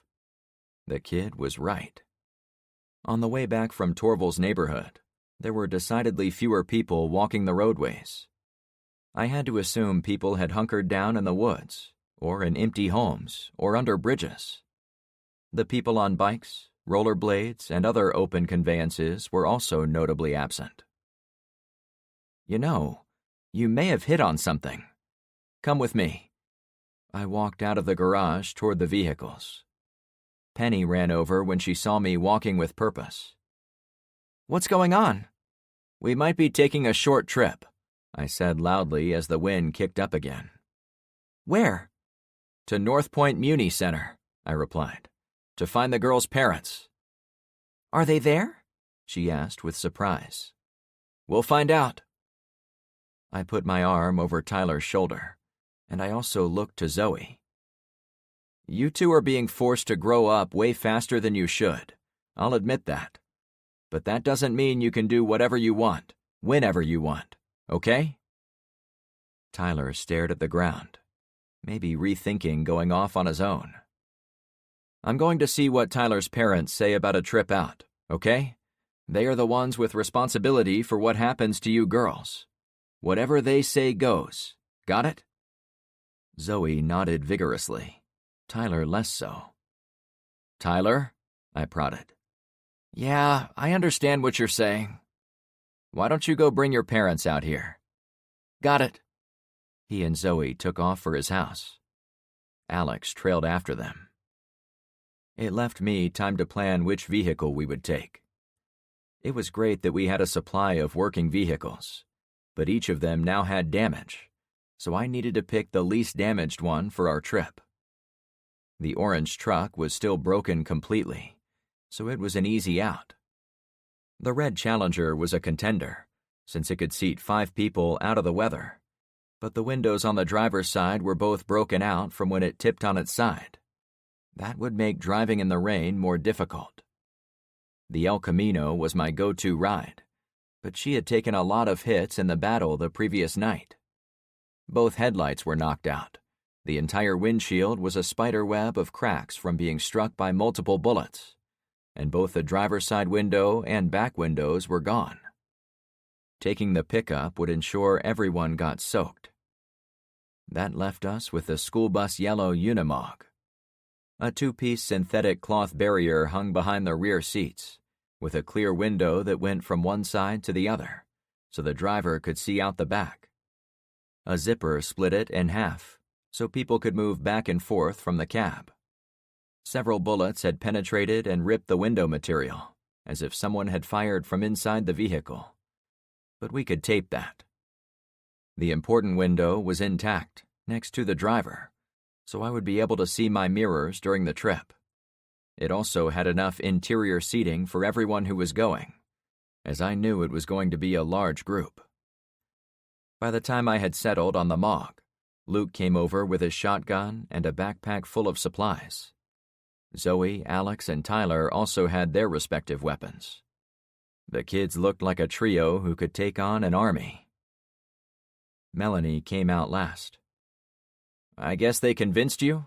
I asked Luke as he arrived. I asked them to bring you out here to talk it over, since I didn't want to paint you into a corner. Zoe did all the talking, he clarified. Tyler said he would leave it up to me and Melanie, which I thought was a mature thing to say. I smiled at the boy. He understood his parents wouldn't need his input, since it was obvious by the way he and Zoe never separated that he'd want to support any decision she made. She made it clear the bad weather is the perfect time to go out on the road, and I'm sure you're planning to go. But don't you worry about another attack? It did give me pause. Trevor was dead, and a good portion of his allies were room temperature, maybe the bulk of them. But the survivors had escaped to points unknown. However, a few spiteful drug addicts didn't change the calculus of living. We're always going to be under threat from here on out, since we're clearly playing the game of survival better than most. Fortunately, I guess, we've all had a taste of violence now, so we should be prepared for the next run-in with strangers at our borders. I hesitated while I thought through the significance of my statement. Besides military veterans, few people in our area would know as much about surviving gun battles as my people did. It was a bit scary to think how close we'd come to being the corpses tossed on the fire, but reassuring to know we'd come through the night with invaluable experience. Of course, part of that experience was finding chinks in our armor, both in our physical defenses and in our people. Zoe and Alex had fought the good fight, but the life-or-death battle had made them want to be with their parents again. Making good on the promise to take them home was a fair trade for all the labor they'd given us since their arrival, including risking their lives for us. I'd like to come with Tyler and the girls, if that's okay with you, Luke asked. I wouldn't have it any other way, I said. I can really come too? Tyler asked with surprise. Luke laughed. If I would have said no, you would have clung to the bottom of the truck to sneak away with us. Yeah, I was going to ride my bike, he admitted. So the safe play is to have Frank drive and me watching over you three, Luke went on. Of course, you'll all be looking out for each other, too. And you, Zoe said happily. And us, Luke finished. I turned the conversation back to the actual mission. The weather is just shitty enough to make all this possible, but we'll have to play it by ear if it gets any worse. It won't, Tyler said with the braggadocio of youth. Let's hope not, I continued. Normally I wouldn't take a truck full of teenagers into any kind of bad weather, but we may never get a better opportunity to reunite you girls with your folks. Melanie stood nearby, nodding approvingly. Let me get my stuff, I advised. I also need to load some water jugs, re-up on ammo, and I'd like to string a big brown tarp over the real roll cage. Then we'll be on our way. That tarp will let people ride back there, right? Luke inquired. Like a talkative teen boy, for instance? It won't seal it up completely, but it will at least let us carry stuff without it getting too wet. Not that I wanted to be a taxi, but there were 6 seats in the rear bed, exposed to the weather, so putting a temporary roof over them wasn't a bad way to go. We'll be right there, Tyler said as he and Zoe ran back toward his house. I have to visit the White Wizard. The what? I asked. Don't encourage him, Luke said a second too late. The White Wiz, Tyler guffawed. Don't you get it? It means toilet. Sure, that's funny. But why is Zoe going with you? I asked. So gross, Alex snickered, finally speaking up. She has to go too, he called back while on the run. I knew the kids were going to mash faces. We all knew. It might be the last time they'd have any privacy, and they needed to say goodbye. Looking ahead, what would the love-struck boy do if the girl's parents didn't want to come back to our street? Would he walk away? Or would he consider staying with them? Would he and Zoe make a run somewhere else? That's why I was glad Luke was going with me. Teen drama wasn't in my wheelhouse. We leave in 2 minutes, wizard guy, I yelled to Tyler's backside. Chapter 7. The inside of the Unimog had been cleaned up after the death of the previous driver, but no amount of cleanliness could hide the fact the truck was a time traveler from the 1970s. The steering wheel sat upright, like a big rig, and the simple gray dashboard came with a few dials and gauges. Nothing modern at all. There were 2 seats in the front, separated by the doghouse, a plastic cover hiding the engine bulge. Since the front end was so short, the motor rested a bit inside the cabin. Behind the motor, on the floor, were a series of shifters for 4 high, 4 low, reverse, and one for all the forward gears. The open engine bay made the interior always smell like a mix of rubber, oil, and diesel fumes, even when sitting still. I'd spent a few minutes looking at the owner's manual before I moved it out of the forest, so I knew how to make it go this time. After turning the key, adjusting the throttle, and hitting the doorbell button to start it, the diesel engine roared to life. Rolling, I said as soon as I had her on the move. I took the truck up to the first roadblock, but I turned around in the grass before LeVar and Kyra could shove a car out of my way. We going back? Tyler said with worry. No, we're going that way. I pointed to the space between my house and Penny's. The woods? Luke questioned. I don't want the whole world to see us driving this thing out the front, so I plan to sneak through the woods and pop out on Bayside Road. After clearing it with those standing around and making certain there were no porcupine boards in our path, I drove the big truck between the homes, into the backyard, and then over to the cleared route where Trevor's vehicles had come through the night before. My people hadn't had a chance to repair the blockade. I stopped when we reached the point where it should have been, then pulled out my notepad. I'm writing a reminder to fix this, I think we can use the burned-out vehicles in some way, so we can block this off except when we want to use it. After pocketing the pad, I got us going again. If this belonged to those men last night, maybe we could drive right in like we are from North Point, Tyler suggested. That would let us look all around up there. I wouldn't count on that, I said. The survivors might have reported in that several of their vehicles had been captured or destroyed, including this one. If I was in charge in the town, I would assume immediately this truck didn't belong there. Not everyone is as smart as you, Uncle Frank, the boy replied. I glanced over my shoulder. Tyler sat on the far right seat, with Zoe next to him, and Alex on the bench behind me. It was almost one full-length seat, but it had a narrow walkway cut down the middle, I assumed so passengers on the tourist vehicle could transfer to the far back, where they could sit in the open air. A trail continued north, but after a few hundred yards I picked an open glade to my left and drove off the beaten path. The oversized tires crunched over rocks and small fallen trees with ease. Now this is traveling in style, I remarked over the engine growls. For the next several minutes, I cut a path around clumps of trees, pools of water, muddy sections, and tangles of undergrowth. If we continued to use this route, I would hang some signage to mark it. When I finally saw Bayside Road through the trees ahead, I tried to find one landmark I could use upon our return. Remember those two trees, I said to everyone. See how they make a V shape? That's how we'll find our way back through here.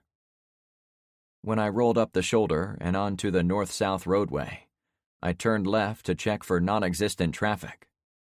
The orange clownfish sign was about half a mile back. The rain was steady, if light, but it had cut down most of the foot traffic, so no one would be any wiser about where we'd come from. I aimed us to the north, worked through the 6 road gears, and got us up to about 50. We cruised along for a few miles, passing the subdivision where the orange truck had run off the road. At some point, I wanted to get back there and try to patch up relations after our earlier misunderstanding.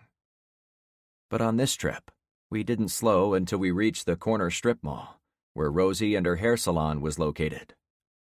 I pulled into the second entrance so I could do a loop around the lot and pull up next to her store on my side of the truck.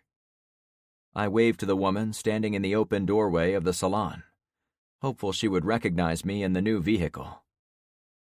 "It's Frank," I added to be sure. "Hi, Frank," she said with a friendly wave. "I'm glad it's you. Mind if we park here and bring in some water?" Her eyes lit up. "Water is out." "I know." I wedged the Unimog between 2 other cars in the parking lot and made the kids get out and go inside, while Luke and I opened the tailgate to get the water. The second I did, I saw a furry head look at me from a rear seat. "Mr. Puppers," I blurted. Luke leaned over. "Son of a bitch!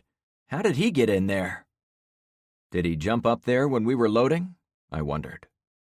The bottom of the gate was a little less than chest high on me as the truck sat on the parking lot. "If he really wanted to go with us, no height would stop him. It looks like he snuck onto the chair, knowing he wouldn't be spotted when we closed up." "What do we do with him?" I said while coaxing the pup to let himself be found. He hopped off the seat and scooched over to me so I could start scratching his head. "Frank, I know they say not to do this, but we should leave him in the truck. If the kids see him, they're going to want to bring him with us on foot. I don't see how that can keep anyone safe." There were no good options, so I got busy prepping his temporary home while Luke went inside to distract the teens.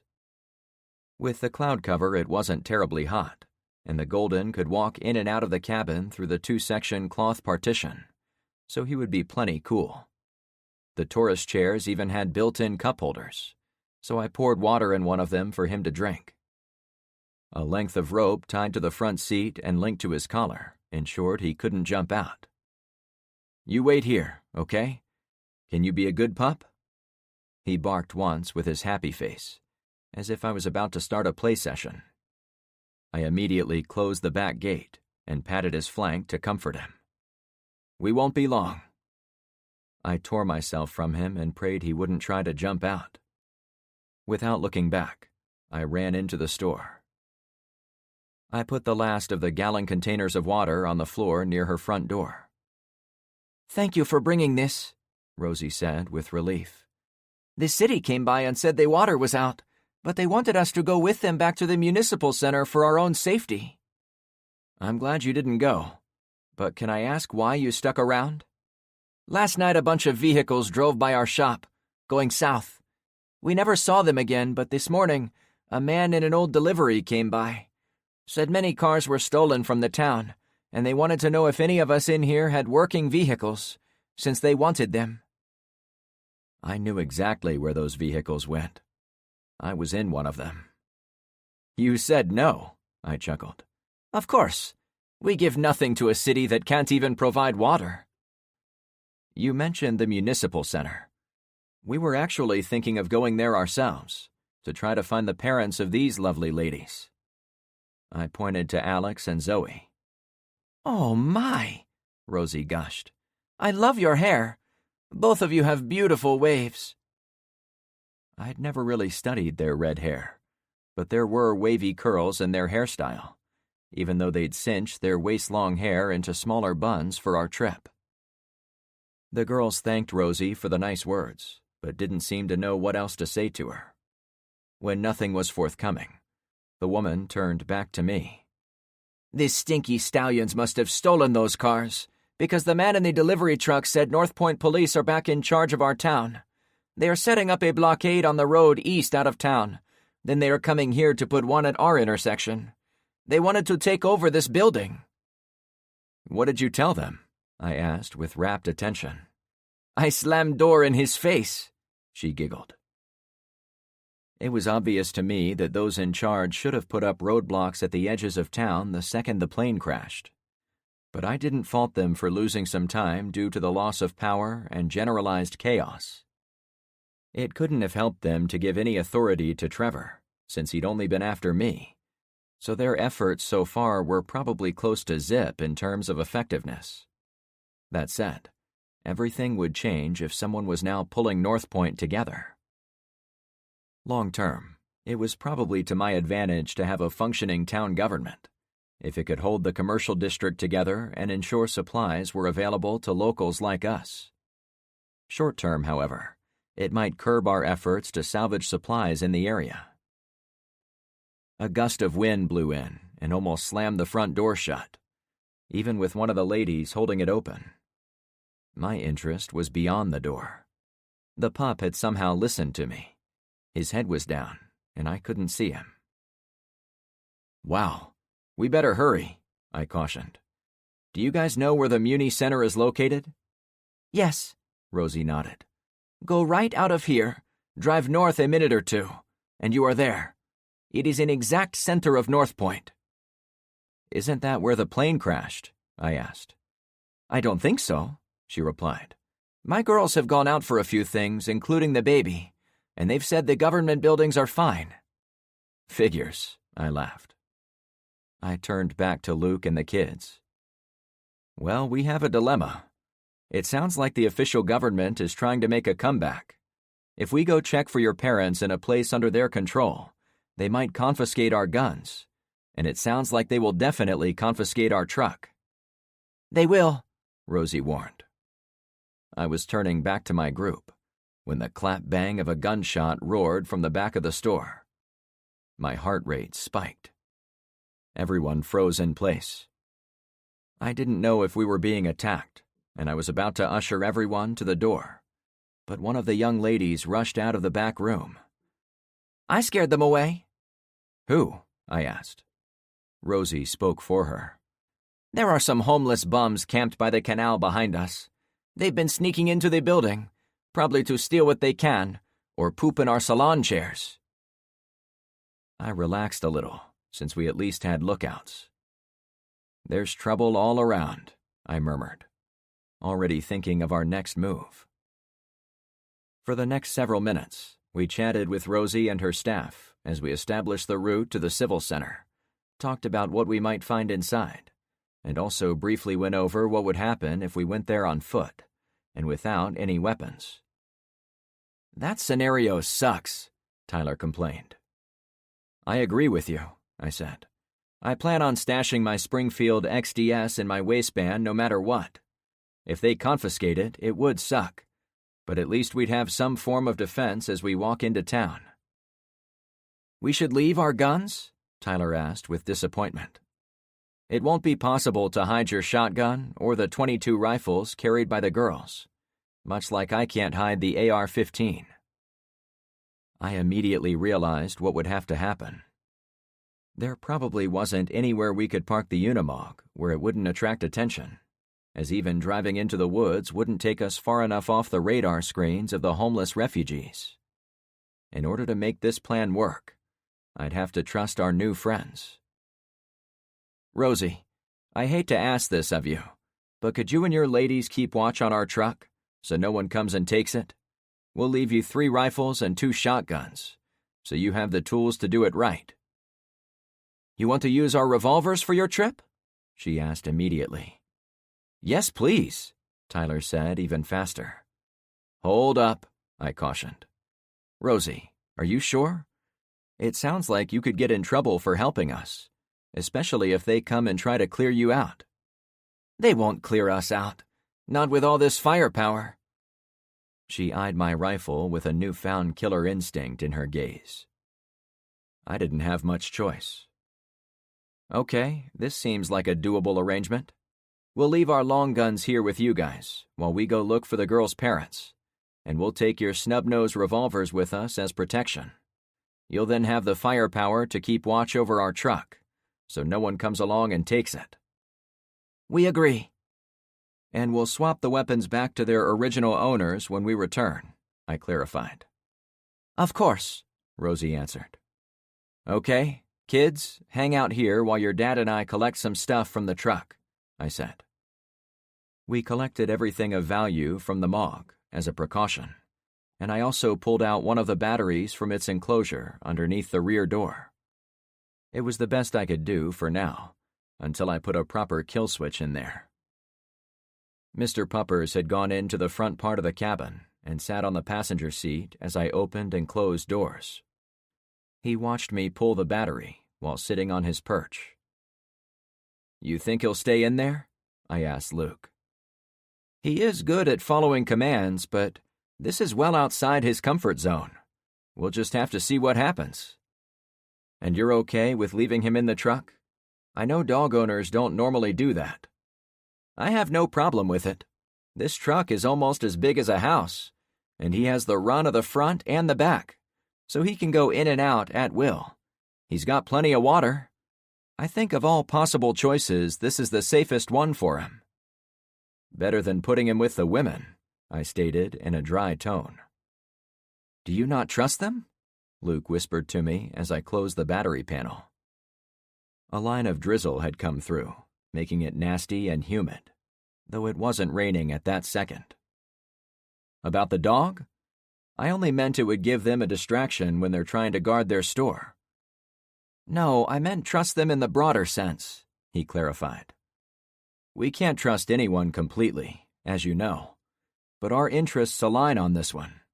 They're being hassled by the refugees and by the city. We're the ones bringing them water and food from the gas station. If they double-cross us after all that, then they'll be acting insane.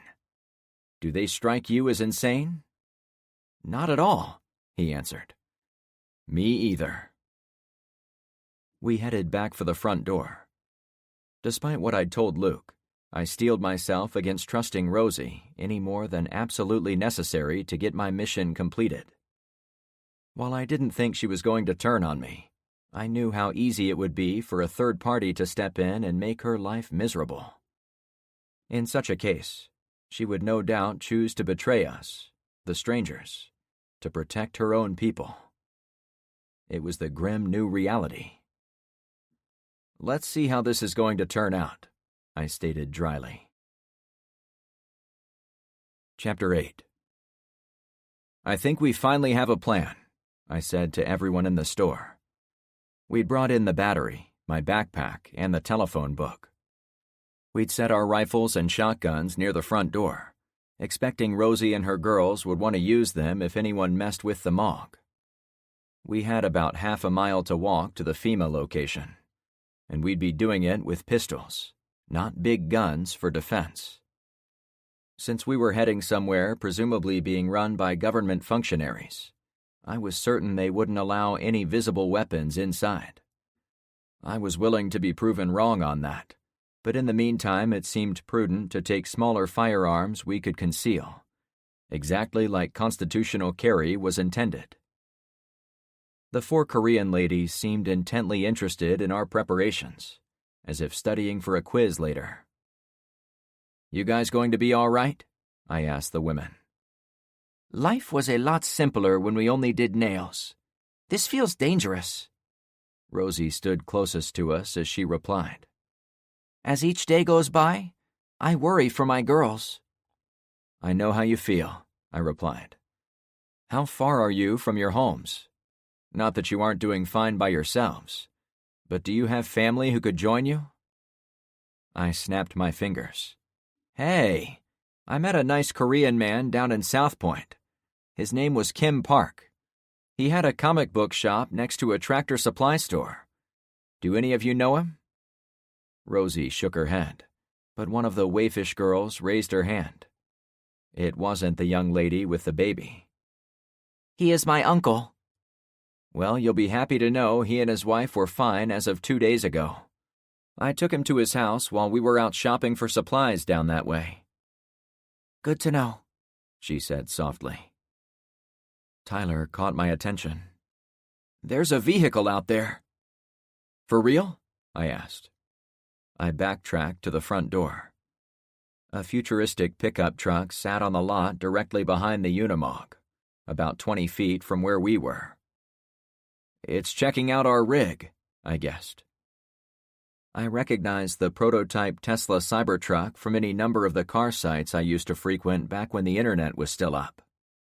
The rectangular body was polished stainless steel, with a triangular bed rail, roof, and hood on top of it.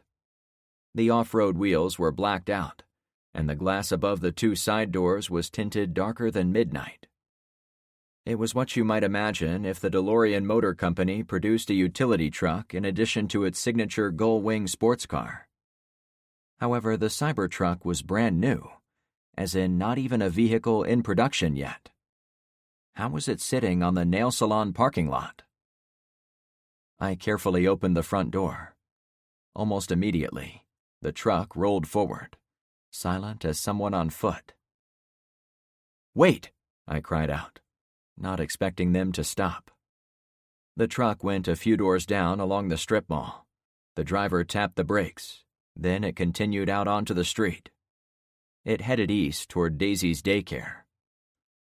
What the hell is going on? I wondered aloud. That thing is fully electric, so it should have been destroyed in the EMP 1,000 times over. I was tempted to jump in the Unimog and chase it. After I'd been standing there for 5 or 10 seconds, Tyler got my attention. "Why is Mr. P in the truck, Uncle Frank?" On my left, sitting tall and proud at the back liftgate, Mr. Puppers looked over to us with youthful excitement and a drooling tongue. I could tell his tail was wagging furiously by the way he leaned from side to side like a tree in the breeze. "Shit, dog, you were supposed to stay down," I said, not really mad at him. To Tyler, "Look, he snuck his way onto this mission, but he can't go with us to the town center, or we might lose him. I decided it would be best to keep him in the truck, so he is out of the way of these ladies, and he'll be there when we come back." "We don't mind," Rosie tried to say. "No, he's right," Tyler interrupted. "I know he's safe in the truck, but if you ladies could make sure nothing happens to him, I would really appreciate it." "Of course," they promised. I was surprised again by how Tyler seemed to roll with everything. "Thanks, Rosie. We'll be back soon," I said to my new ally. "Yeah, we will watch your backsides," she laughed. "And dog-tailed, too." The women went back into the shop, and Tyler went over to his dog and got him to lay down again. When he was satisfied at his efforts, he ran over to us. "Which way?" Tyler asked immediately. I pointed to the end of the strip mall, which got an odd look from the boy. "We're not going to walk up the same road as all the refugees. I want to come at the FEMA site from a direction with less people." He shrugged, then led the girls along the front walkway of the storefronts. Luke and I fell in behind. I was content to let the boy lead for a bit, but when we reached the roadway, I took over. "Everyone stay behind me. If I wave you to hide, you hide, okay?" I looked at Tyler and Zoe. "You need to keep your heads on swivels, not each other. Understand?" I didn't mind dishing out a little embarrassment if it kept them alive. Both kids acted like the rest of the world didn't exist whenever they were in each other's presence. "We understand," Zoe replied. "Good. Let's move out." I walked us on the main avenue leading east, retracing part of the route I'd taken several times before. However, I turned at the first left, which took us next to a small grocery store. Every window had been broken out of the front, and it looked as if a large crowd had taken food from inside, ate it, and then discarded the packaging on the parking lot closest to the building. The rain had moved some of it into large islands of garbage near the exit. "The buzzards picked that place clean," Luke said in a low voice. "Yeah, if the food store is already gone, it makes me wonder how the town government is going to feed people." "Maybe they took it," Tyler volunteered. "Maybe," I shot back. We hurried past the store, wary of a couple of shapes picking through the remains near the front windows. A blast of wind came through, causing some wrappings and containers inside the store to swirl around. A few cartons rolled on the wet pavement out front, but most of the loose garbage had blown away already. The next several lots down the road were littered with the stuff. A drizzle kicked on again. I dropped back to talk to Zoe. "How you doing, kid?" I asked her. "She's great," Tyler jumped in. I gave him a look he correctly interpreted as, "Back off a little." "I'm doing better," Zoe confirmed. "I've been trying to tell myself I've been acting rationally, but it seems like my warped feelings are putting a lot of people in danger, including those women back in the store." "That's silly," I replied. "You were in a gun battle where people died. In wars throughout history, the toughest soldiers you can imagine have shared the same confused feelings after the shooting stops as you are right now. There's no shame in wanting to be with family and making sure they are safe." My survival books made mention of post-traumatic stress many times, so I'd been on the lookout for it. However, I wasn't a professional psychologist, so I could only give my best guess on how to make things better for her. Currently, my best guess was to reunite her with her strongest supporters. "Conceptually, I know that," Zoe said thoughtfully. "Tyler has been great about reminding me, and we've both been reminding Alex the same thing. I guess I didn't really expect us to be doing this, and once we got those women involved..." "Don't worry about Rosie. She's a lot tougher than you think. Her coworkers are tough as nails, too. One of them tried to run me down while I was on my bike so she could take it and go get her baby."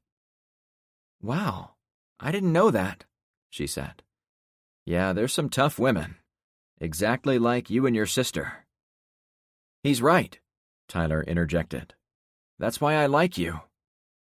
The girl grabbed his arm and leaned on him. "Aw, that's so sweet." I knew I was no longer in the girl's awareness, so I caught back up to Luke. "See anything?" I asked. "I'd expected to see vehicles patrolling, like you mentioned yesterday, but so far, nothing." "Let's keep it that way. Cars are valuable assets. I'm sure the locals here are facing the same threats from criminals as us. I'd expect to see foot patrols, if they are truly getting their shit together." "You don't think they are?" He laughed. I'd be shocked, I answered. As we headed north, we skirted the edge of the jumbo liner that had crashed in the center of town. If it had fallen a few blocks to the west, it would have landed on the municipal center, a building complex now ahead of us. "That doesn't look good," Luke said to me. We'd come up behind one of the buildings, giving us cover behind dumpsters and parked cars. The government center was a lot smaller than I'd expected. It was one plain-looking office building with 2 floors. It was about 50 yards on a side, with lots of cars parked in diagonal parking spaces along each side. The front had fewer cars, but they were marked as official vehicles with the seal of North Point on their sides. People squatted against the building all the way around it. A few armed men, most in police uniforms, patrolled the sidewalks close by. We were still a couple blocks over, but I didn't see any regular people sitting there with long guns at the ready. Based on what I knew about Floridians, I didn't think they would give up firearms voluntarily so they could sit in the grass. "Well, this answers the question about weapons," I whispered. The kids hunched down behind us as we observed from behind a recycling dumpster. "Is that where my parents are?"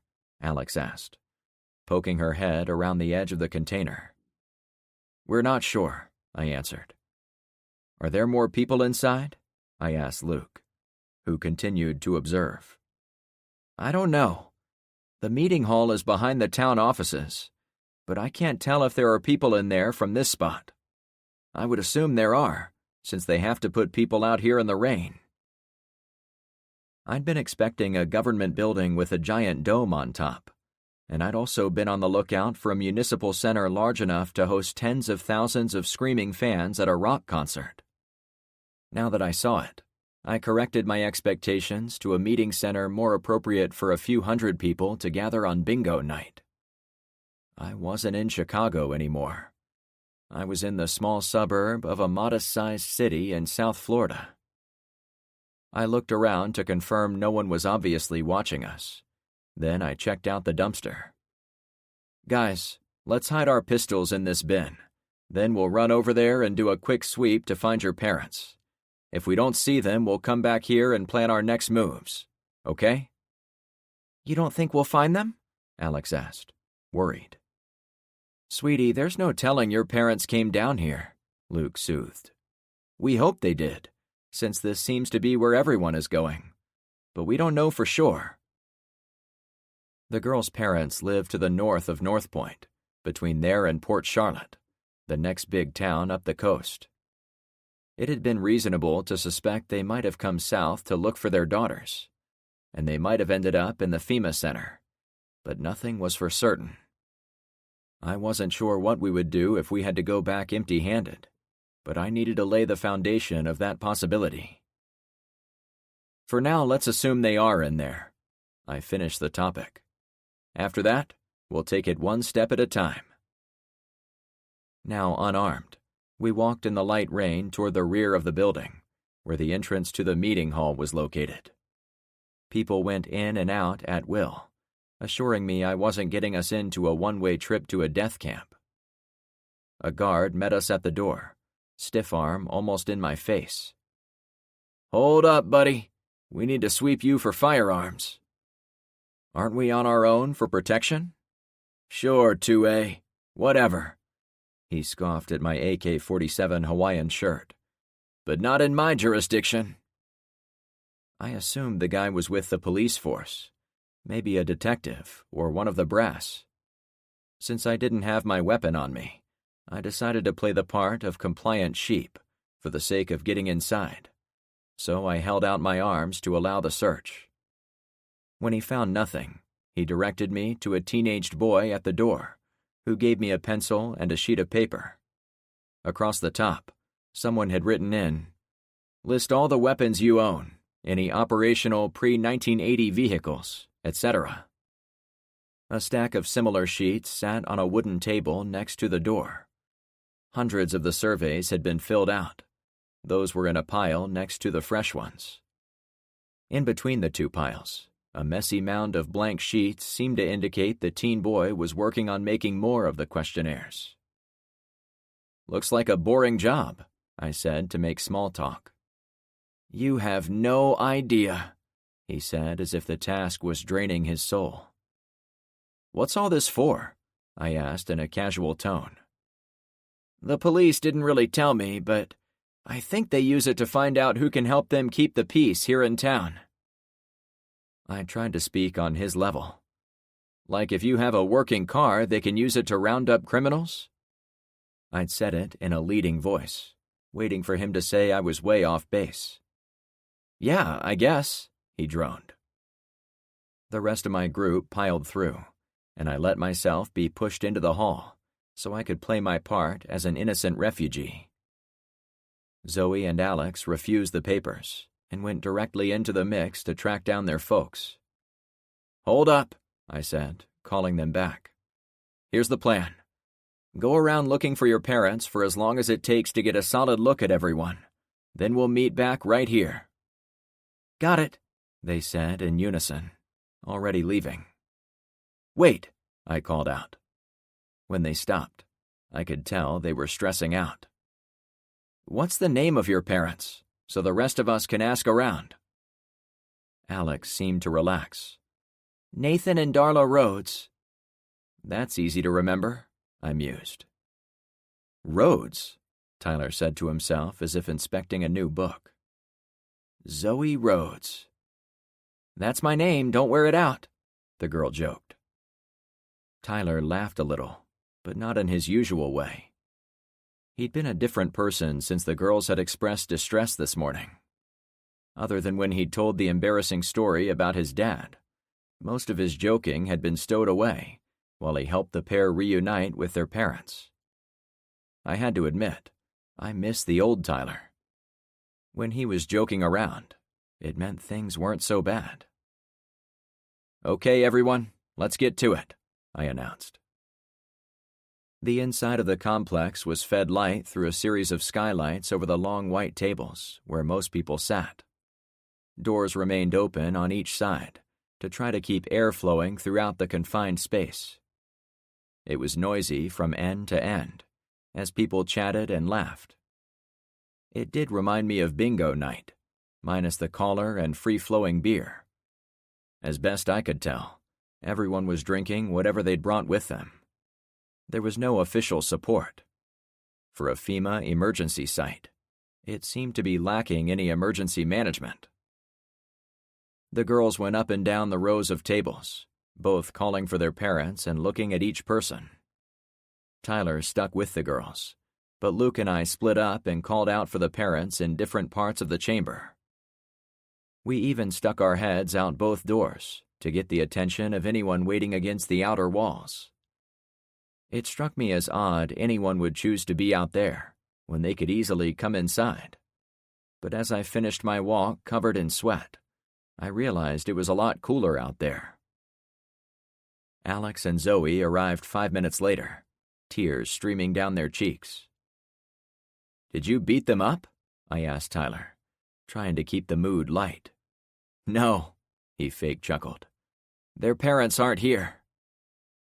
It left me in an awkward position. We could try to push north to where their parents lived, but I didn't know what the weather was going to do. One of the doors slammed shut as a gust caught it. Most of those standing nearby jumped a foot off the ground or off their seats. While peering at the door in question, I got a good look at the young lady handing out sheets of paper on that side of the room. She wasn't a teenager, but wasn't much older. In fact, we recognized each other at the same time. "Oh, shit," I blurted. Chapter 9. "Time to go," I said to my friends, already directing them to the door where we'd entered. We made it about halfway to the exit before Bonnie grabbed me. I halted. "I'm so sorry," she whimpered. "You played me," I said immediately. I wanted to get out rather than deal with her, since I had nothing to say. I also expected she would turn us in immediately. The others stopped their retreat to see what we were talking about. "No, I didn't," she pleaded. "To prove it, I want to show you something." I stood there. "Will you please come with me?" she pushed. I motioned for her to lead the way. The girl who had escaped from Trevor's place and provided us with the flare gun now tried to lead me toward the closed doors on the front side of the hall. The sign above the entryway announced it as the way to the municipal offices. At first, I believed she was going to take us through, but she instead stood by a giant bulletin board next to the doorway. "We're in a hurry," I said to her. "At least look at this before you go." She pointed to a man's face, hand-drawn on a piece of 8.5 by 11 copy paper. "Is that you?" Tyler asked quietly. It was me. A crude sketch, to be sure, but there was no mistaking the identity. To make it worse, the words "wanted for murder" were plastered above the face. Below it had my name and a request to bring me to the municipal center. In smaller print on bottom, it explained how I'd murdered a resident named Trevor Dorada, 22, as well as between 20 and 25 other residents in an overnight attack. "None of this is true," I complained. "I didn't murder anyone. With Trevor, it was self-defense. With all of them, it was purely defensive." I scanned the surrounding area, wondering if any of the refugees would notice my face match the picture in front of us. "Sir, I know you told me to go to Zen's place, and I appreciate how you helped me get away from the fight, but—" It was Bonnie's turn to look around before continuing. "Trevor got me into more of a trap than I could explain to you at the roadblock. He didn't only threaten me, he threatened a lot of people." "Explain it to me," I said, crossing my arms. "Wait, I can't yet. I heard one of the officers talking about a felon on the premises. I didn't think anything of it until I saw you." She looked toward the door we were originally heading for. "Yep, they are gathering out there." I looked where she pointed. The guy who had patted me down was talking with 2 or 3 guys in police uniforms, no doubt describing me and my accomplices. "Damn, that was fast," I remarked. "You should be able to go into the offices and slip out a side door." As she spoke, she tried one of the glass doors. When the first one was locked, she tried the next one. Bonnie went 4 across before finding the 5th one would open. "I knew they used one of these doors to go into the offices to get paper and pencils and stuff." "Thanks," I said, still not trusting her. "This better not be a trap." She smiled. "I could have let you walk out the door and get caught, if I was as bad as you think I am." "You have a point," I allowed. "I promise I'll explain what's going on if we ever meet again. All you need to know right now is these men are worse than Trevor. They're government workers who had nothing better to do than come here and boss people around 24/7. I motioned for my friends to go through the doorway. Bonnie didn't come with us. "What's keeping you here?" I got the sense that something dark had a hold on her. "Sorry, no time for that. Please leave." "Is there anything we can do for you?" I asked. I wanted to leave the door open that we weren't bad guys, that we might be able to help her if she was trapped. "That's sweet, but right now, the best thing you can do is clear out. I can't be caught helping you, for the same reason I couldn't go where you wanted me last night." "I'll have to trust that much is true," I said. "Good luck." "You too," I said, as I slipped through the door. Inside, it was a lot darker, since the hallway itself was in the middle of the 2-story structure. The doors on each side were solid wood, with no sources of light. A single lantern far down the hall provided our route. We passed the restrooms, which had yellow police tape plastered across each door, as well as over the water fountain. "Looks like they used this as long as they could," Luke speculated. "Now it's out of service since the water is gone," I added. Where is everyone pooping? Tyler asked immediately. Yuck, Zoe said with a quick poke at her bow. Let's get out of here and not worry about that, I suggested. At the lantern, an older woman emerged from a doorway close by. Her clothes were covered with perspiration, and her round shape suggested she was only barely surviving the heat inside the place. Oh, what are you people doing back here? She panted. Tyler spoke up. Bonnie, the girl handing out stuff at the door, sent us back here to get some more copy paper. She said we would run into you. The woman looked at me, since I was in the front. What he said, I added. I think she wants as much as we can carry, since the people keep coming. She fanned herself with a makeshift paper fan. That's fine.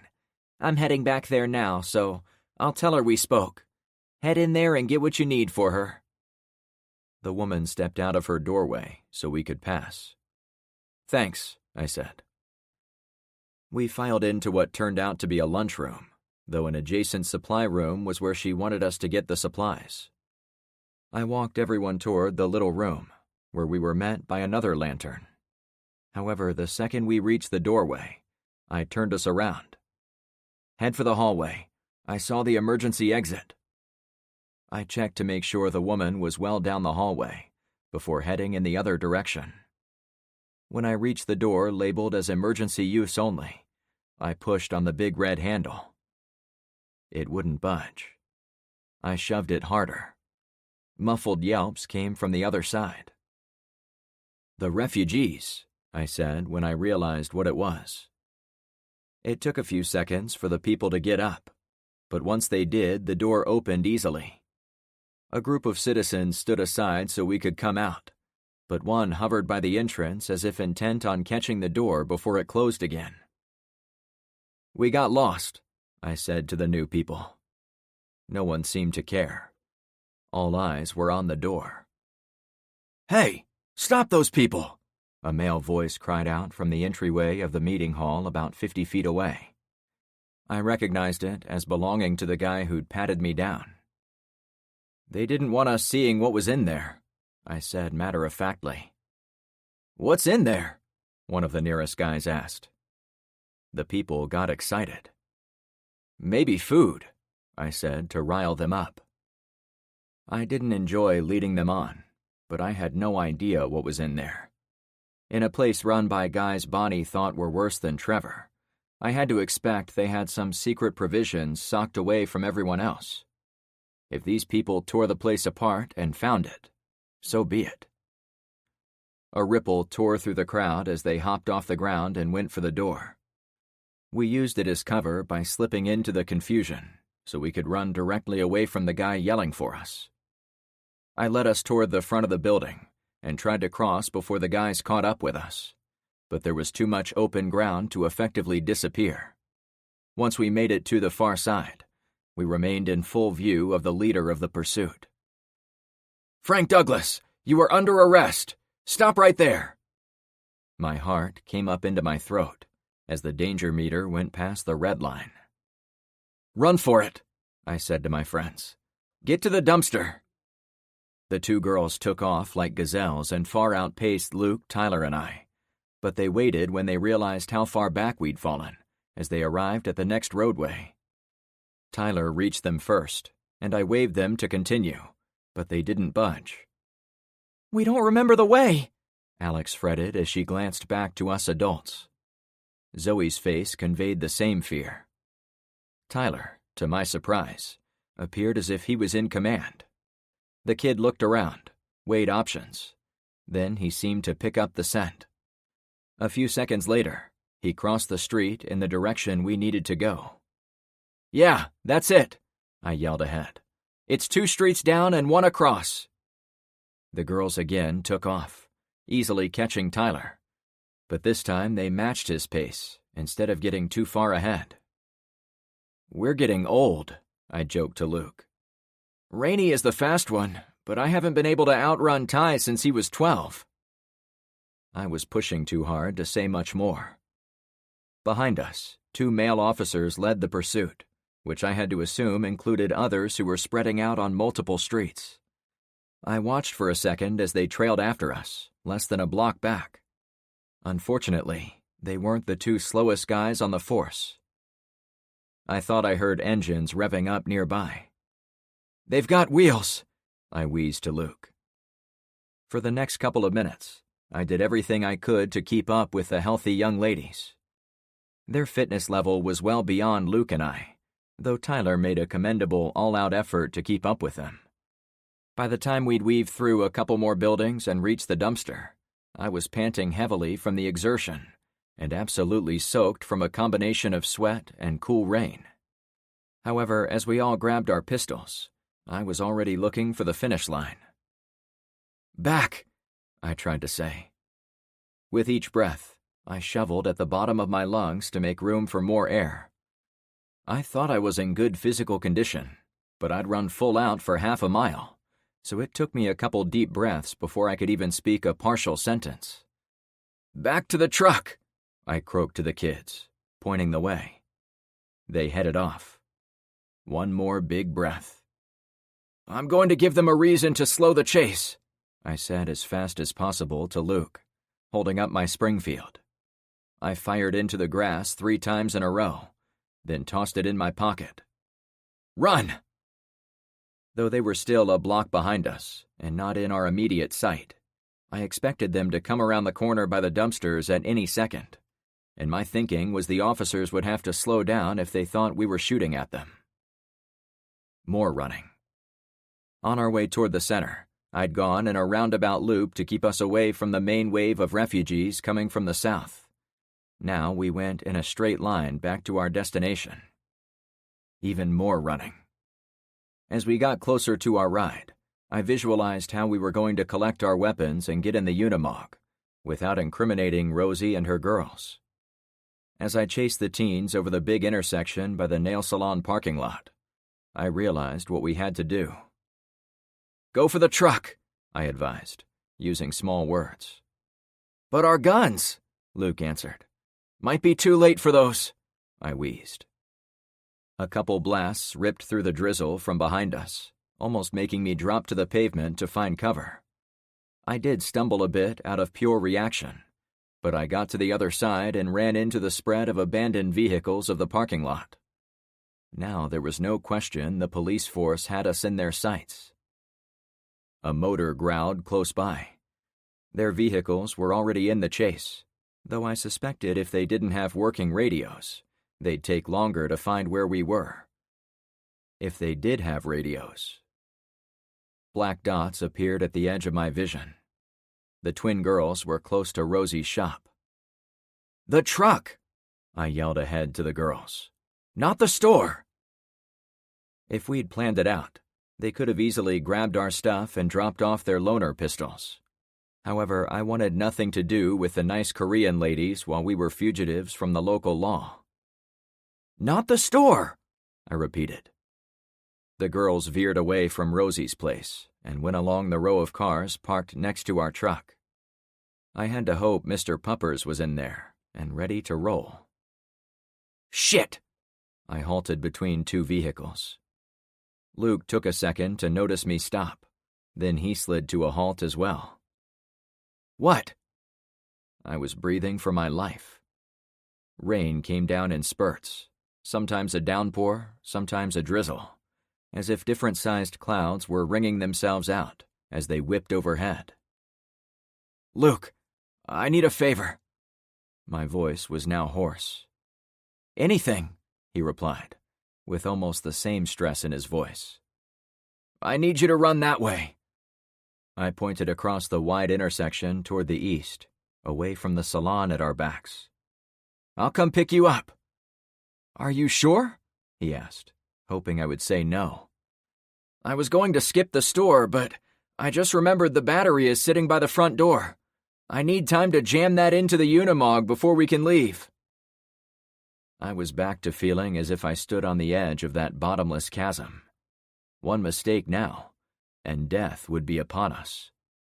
As the leader of our group, it also seemed as if I was asking Luke to go walk a tightrope over that chasm, blindfolded, for the benefit of the others. I would have done it myself, but none of them knew how to put the battery back in. "That sucks," he opined. "Yeah, you go that way, and I'll fire at the first person to appear on the other side of the road. Between us, we should create enough of a delay."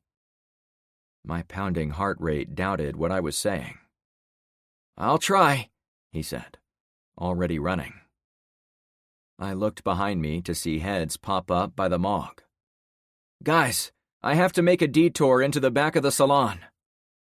I prayed I wasn't overheard, but now I couldn't afford to be vague about what I needed to do. "Okay," Tyler reported back. Luke was now in the middle of the road. More rain kicked up, and the wind seemed unable to make up its mind about how fast it wanted to go. But there was no way anyone could miss his path out in the open. I counted for a few seconds, hoping there was enough time for him to escape. But I knew the whole point of his diversion was that he needed to be seen. Well before he made it across, the North Point security guys appeared next to the gas station on the corner. Immediately, they opened up on Luke. That was my cue to fire back. For the next few seconds, I traded gunshots with the guys, but as soon as they ducked down, I hurried behind the row of cars on the edge of the parking lot, intending to run toward the building and get behind it. I'd almost made it the entire length of the building's side without anyone firing at me, but I was in a situation like Luke's. For my plan to work, I needed them to see where I was going, so I halted at the rear corner and fired a quick shot toward the gas station pumps. Luckily, the bad weather ensured there were no bystanders around. A man popped up by one of the pump islands. He saw me. I was on the far end of the building, relative to Rosie's shop and closest to my pursuers. If they did have a radio, they would now be confused about which way we'd gone as a group. Maybe the confusion would buy us some time. I slipped behind the building as the pounding of gunfire nipped at the wall.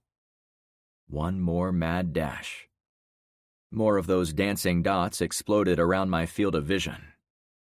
I hadn't been this close to puking from too much exercise since the time I tried to run a 5K with Lena, my fling in St. Louis during my early over-the-road days. I was probably trying to impress her, but at some point, I told her I liked running, which was a fib, and the next thing I knew, we were both signed up for the race.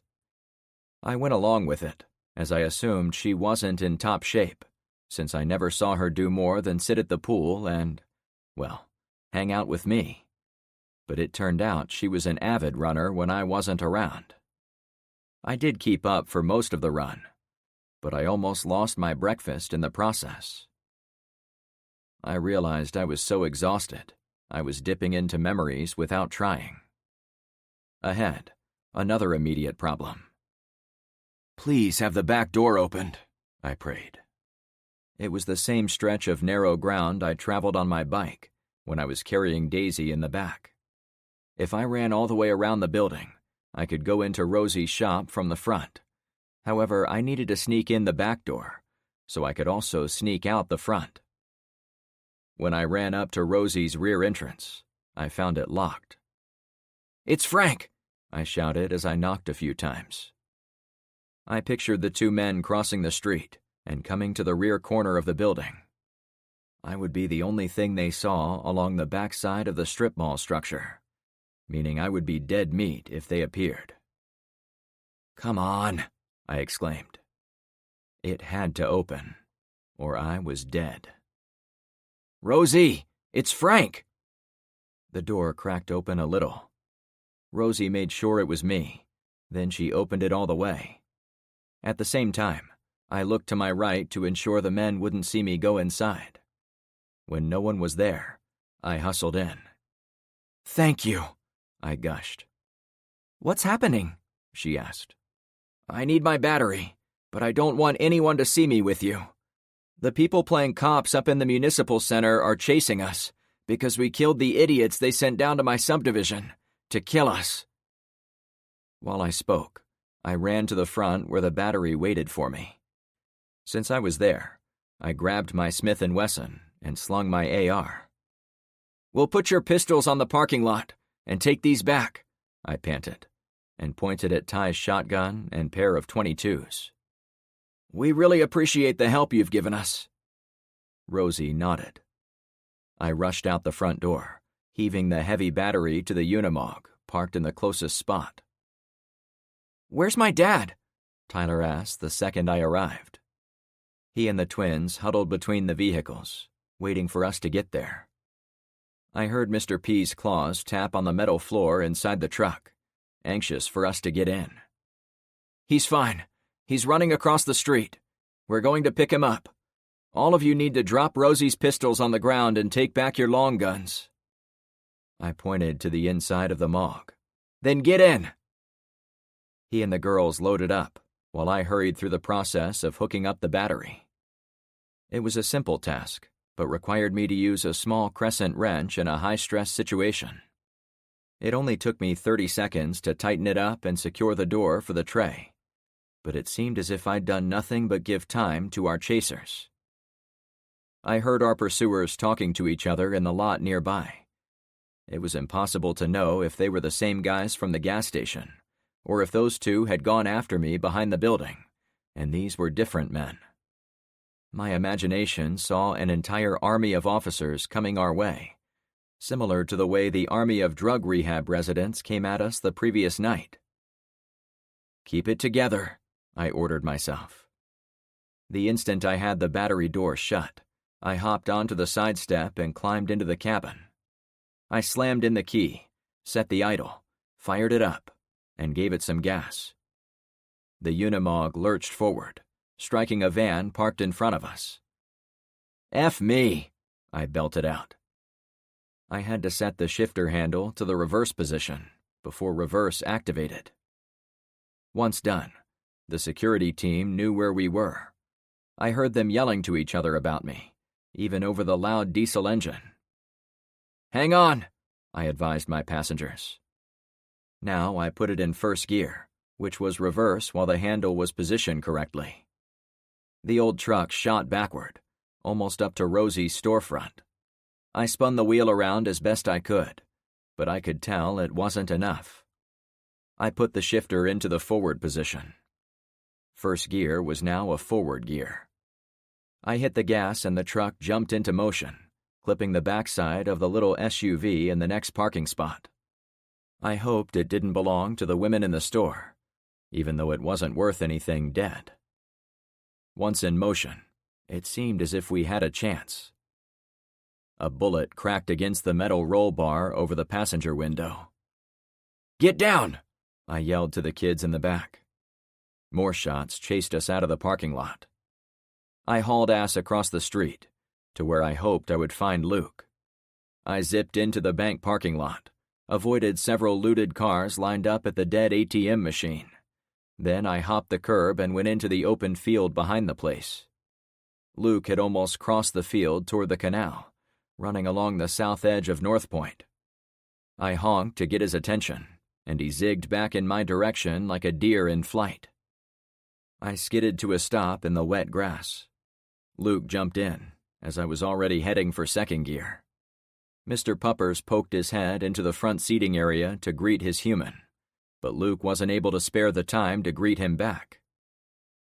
"They've got wheels," he said, red-faced and barely able to breathe. I knew any pursuit would come from the main part of town, so I turned to the left, drove behind the bank along the canal, and popped back out on Bayside Road. Once we turned right and crossed the same canal, I shoved the wheel to the left, taking us along the other side of the waterway and toward the woods. I looked out my window as we came into view of the backside of Rosie's store. A yellow Mustang Mach-1 shot along the length of the building, skidded on the wet pavement, then headed for the bridge. Was it the same one I'd seen on that first day? There was no time for such questions. Already behind us, another vehicle was making the turn onto open ground to give chase. It was an early model Ford Bronco, also painted yellow, but with a white top. The owner had given it larger tires and a lift, making it seem more than capable of going into the woods after us. The rain picked up, forcing me to engage the wipers. The rubber was old and worn, so it barely cleared the glass for me. "Anything else?" I lamented, as it seemed that if anything could go wrong with our vehicles, it would. "The truck is coming," Tyler reported from behind me. "Thanks," I answered, without glancing back. "But not the other one," he added. I last saw the Mach 1 stopping on the bridge, correctly assuming it would not have the ground clearance to follow us in the forest. I had no way to know if it would stay there, but I had to assume it would watch the Arrow Straight Road, so I knew I couldn't double back to that road and go west. North was North Point. That was a no-go. South, 4 or 5 miles away, was our subdivision. East was the rest of Florida.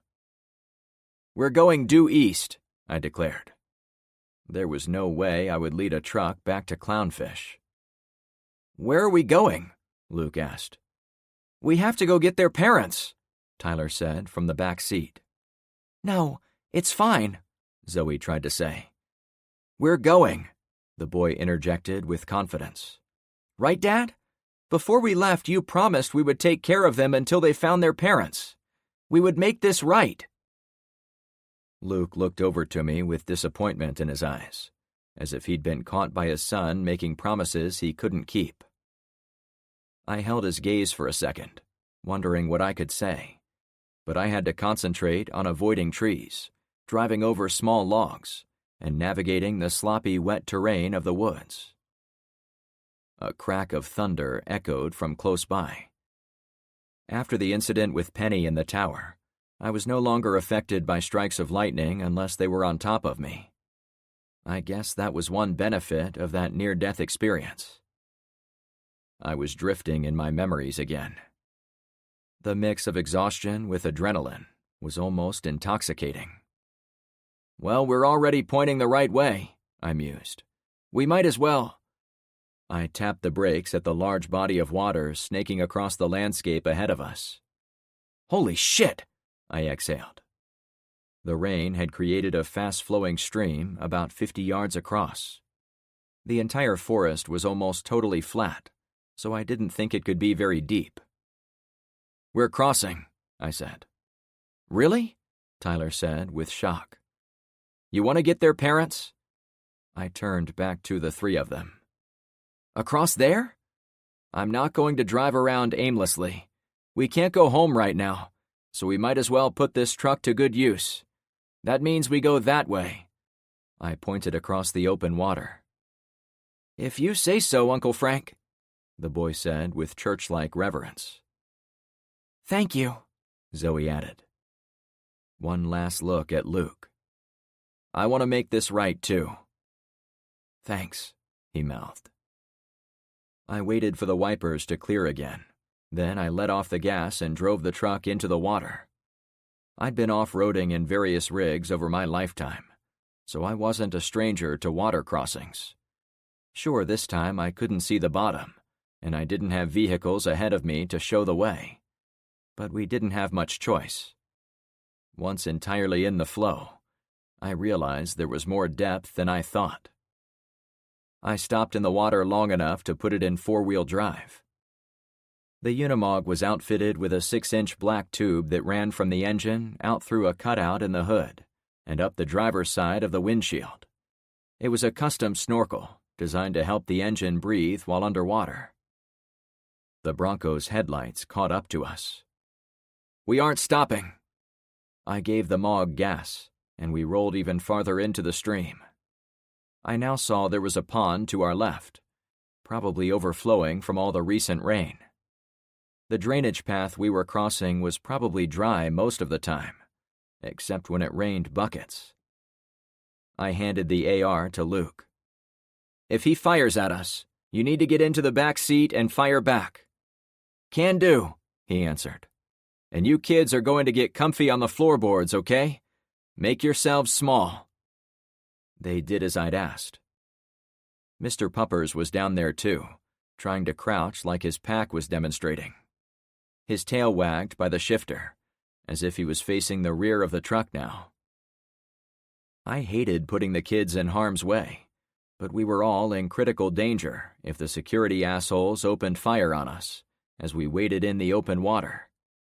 Having Luke send some rounds back at them would create opportunity for us to escape.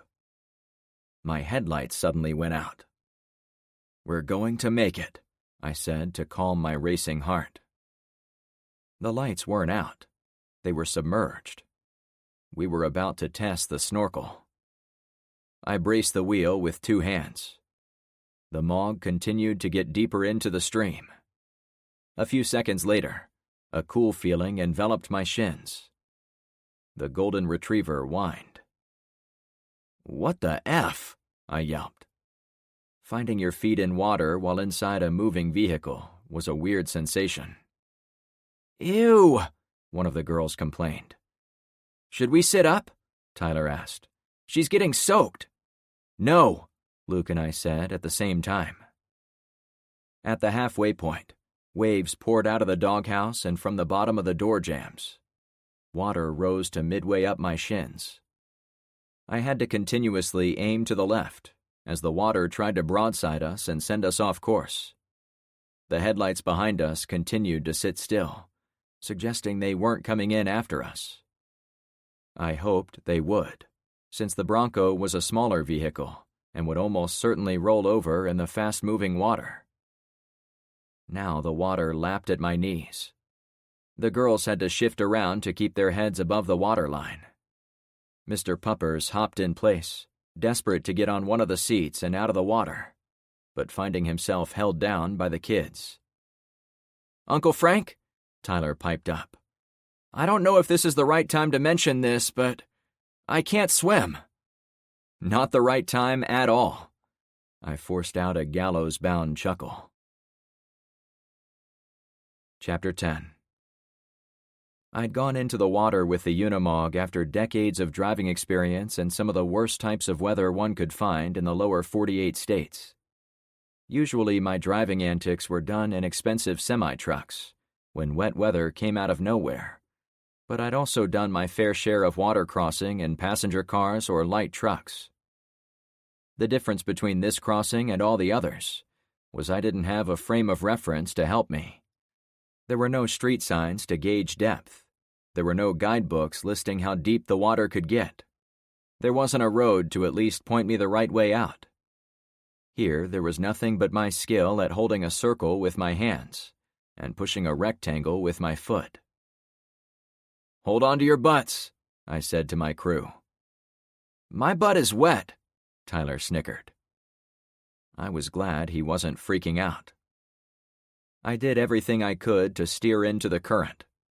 For a moment, it seemed as if all 4 wheels had left the bottom, but I realized it was soft mud as the water outside my door blossomed into a reddish plume before speeding under the frame. Once I was sure the tires bit into the rocks, I guided us to the left, more upstream, so the water flowed along our side instead of crashing into it. "This is it," I cheered. We hit solid land. The water level in the cab rushed back through the doghouse as we pushed to the far side. It went down in seconds, as if anxious to catch up to the rest of the water in the fast-moving current. "Is he following?" I asked, now hoping it was true. If the guy was dumb enough to try it, it might be our turn to catch him with his pants down in the middle of the crossing. "No," one of the girls answered. "He's backing up." "Shit," I panted, after all the tension of the water crossing. "He might try to get around us and block us from the north." "Why didn't he shoot us?" Tyler asked with interest. "We were literally sitting ducks in the river." "Stream," I corrected. "And I don't know. Maybe he realized there were a bunch of teenagers in here and didn't want to have your blood on his hands." "He probably figured we were goners," Zoe corrected back. We all chuckled, a side effect of being alive after the chase.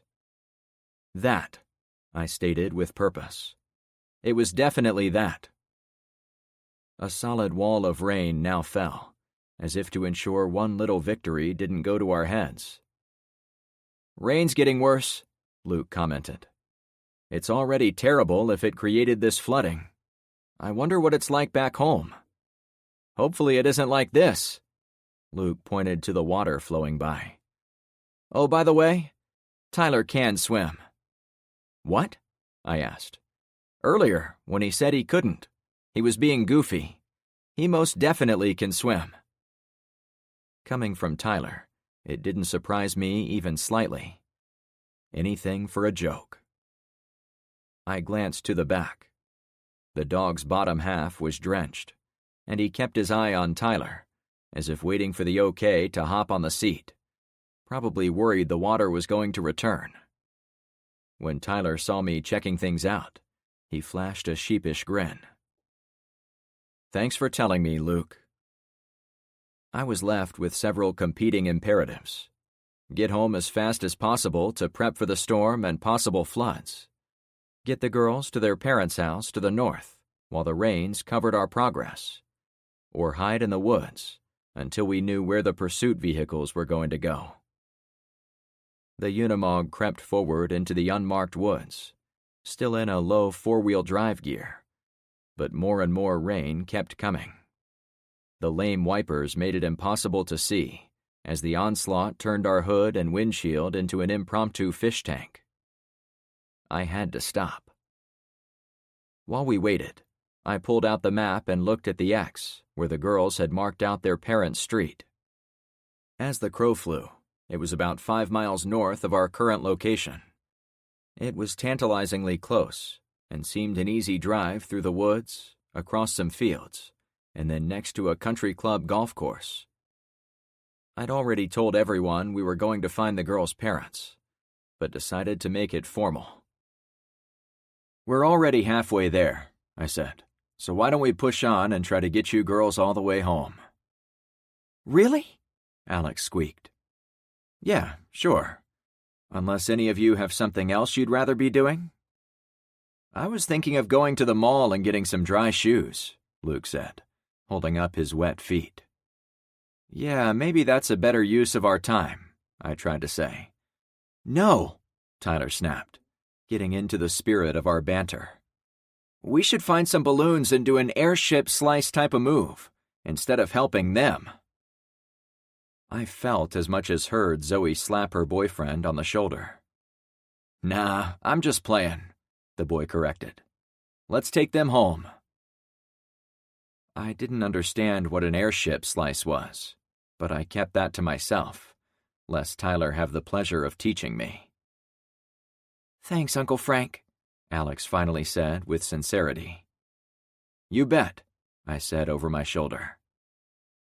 We only waited a few minutes before the rain calmed a bit, and I could see past the hood. "Let's do this," I declared. A small bubble-shaped compass rolled around in its housing on top of the dashboard. I kept watching it to guide me due east as we cut across the forest. There was no path to follow, and I had to weave us around several impenetrable stands of trees, then get us around swelling ponds that had grown almost as large as the one we'd crossed earlier. Without the threat of someone shooting us in the ass, I was able to choose my routes across flowing water with more care, ensuring we didn't get ourselves into more than the truck could handle. A couple of times, we saw tents pitched deep in the trees, though none of the owners came out to greet us. The farther we went, the more I thought about the red Jeep from the other day. The lifted Jeep probably could have followed us by using the woods to shield itself, but the complicated route made it so the Jeep could never have kept up with us on the paved roadway. Not that it mattered now, but I was more certain than ever we had gotten away clean. After about 45 minutes, we'd cleared the length of the forest and came out on the 4-lane divided highway that ran along the eastern edge of the Yucca-Penn's wildlife area. Before I exited, I waited and watched. "This is where we were the other day," I said to my friends, "when we fought off the Jeep Cherokee." "And this is where you were chased by the red Jeep that Evelyn was so worried about," Luke clarified for the rest of them. We think it came this way, yeah, I agreed.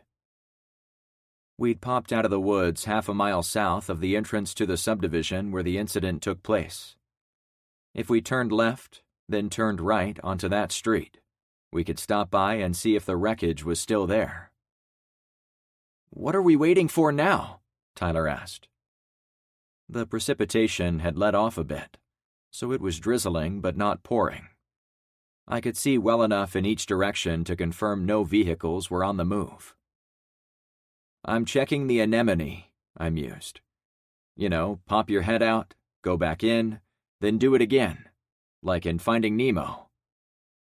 I love that movie, Zoe whispered to Tyler. We'll rent it when the power comes back on, he whispered back. Deal, she said. I found it cute they believed the power was coming back, but I also caught myself. As much as I operated under the assumption the power was gone for good, I had to leave myself a sliver of hope I was wrong, that there was a chance of fixing the world before those kids grew up and never saw a movie again. We're good, I announced, pulling the Mog out of the woods and onto the paved highway.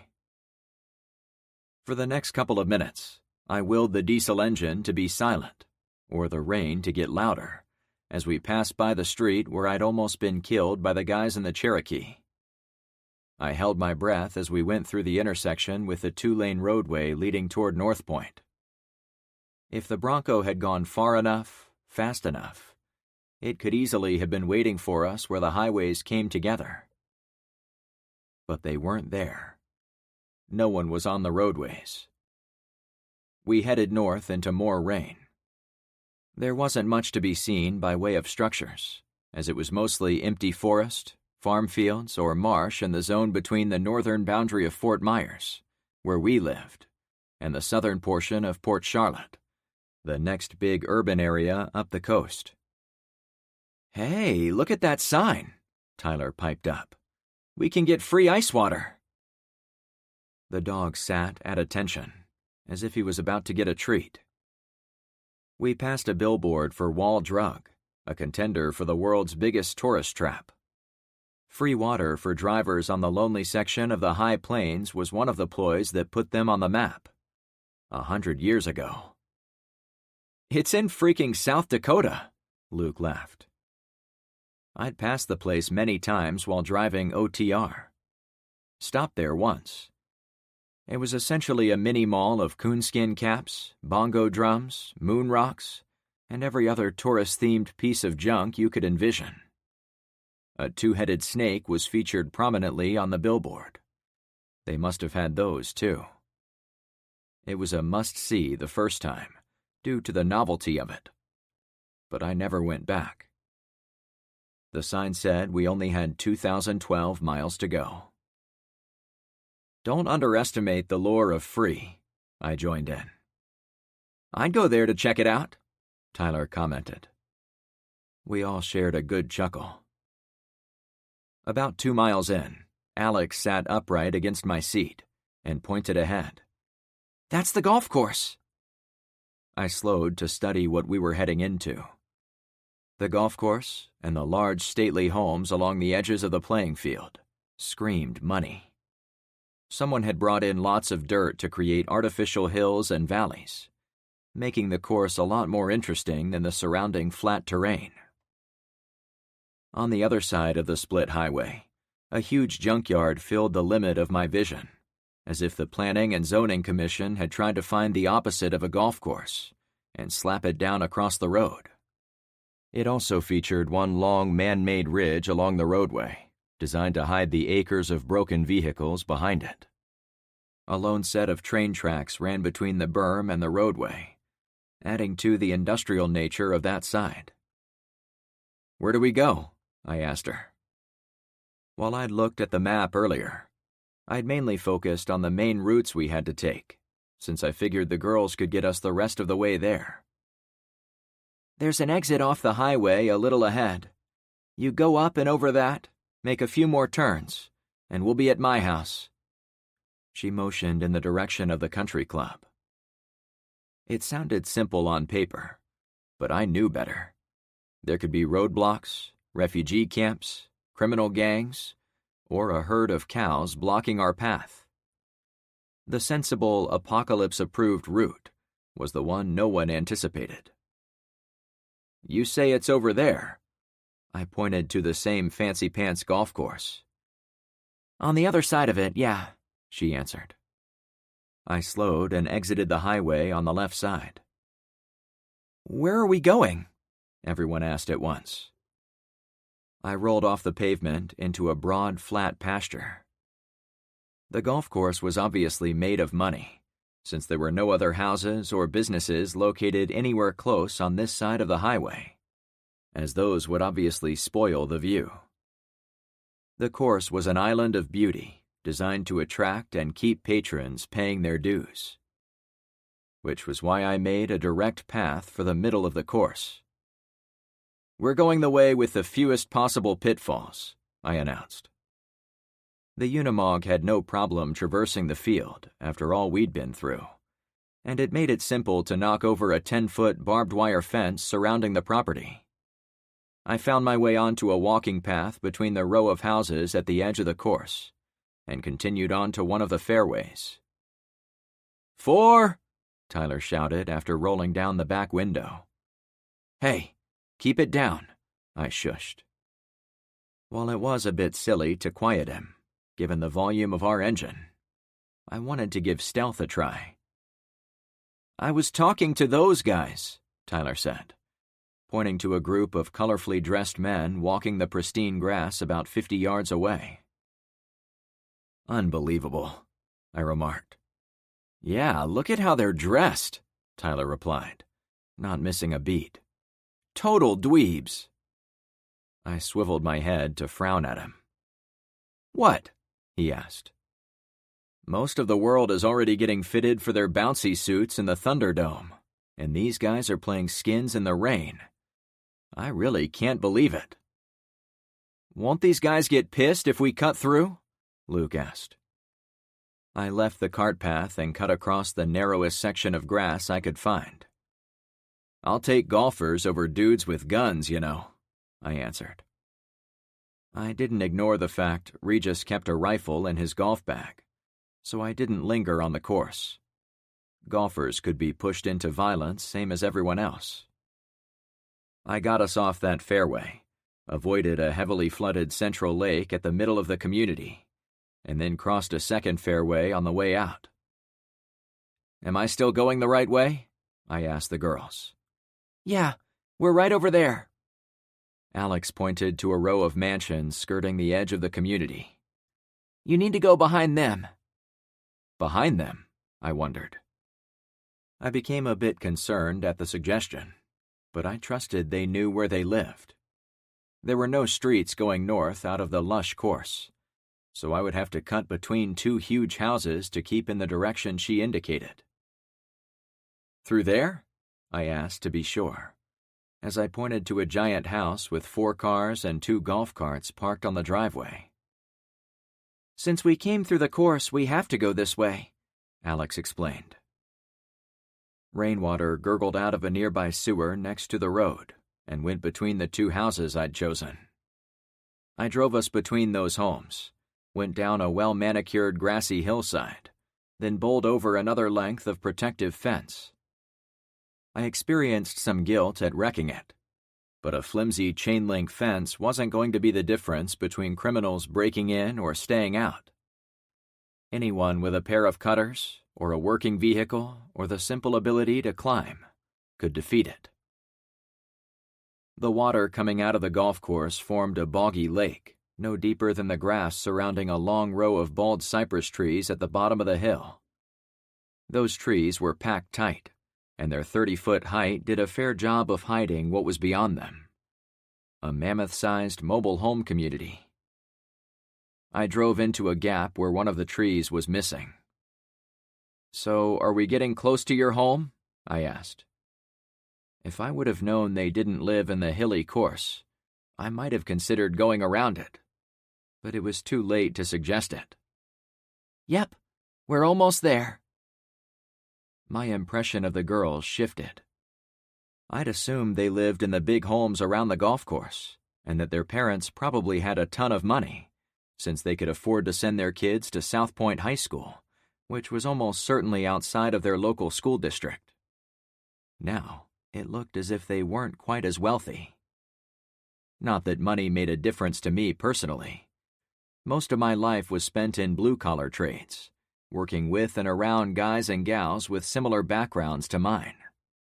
However, in the apocalypse, I was forced to look at people in a new way. Would they be assets or liabilities to our team? A person in a large home might have tons of food saved up, or fancy camping equipment, while the trailer park resident probably couldn't fit as much material stuff in their boxy enclosures. I let the girls lead me into the maze of streets. There were no residents walking around, which was to be expected in the driving downpours that kept coming and going. But there were no people in their doors or windows either. The sound of an engine should have brought them running. "Do you see anyone watching us from these trailers?" I asked. "Not that I can see," Tyler replied. "Let's talk to someone if we see them," I suggested. It was always good to have intel on a new community, and I was way out of my comfort zone in this one.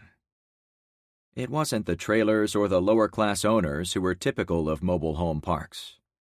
My problem was that I wasn't sure how to rate the danger level of trailer parks when the apocalypse came around.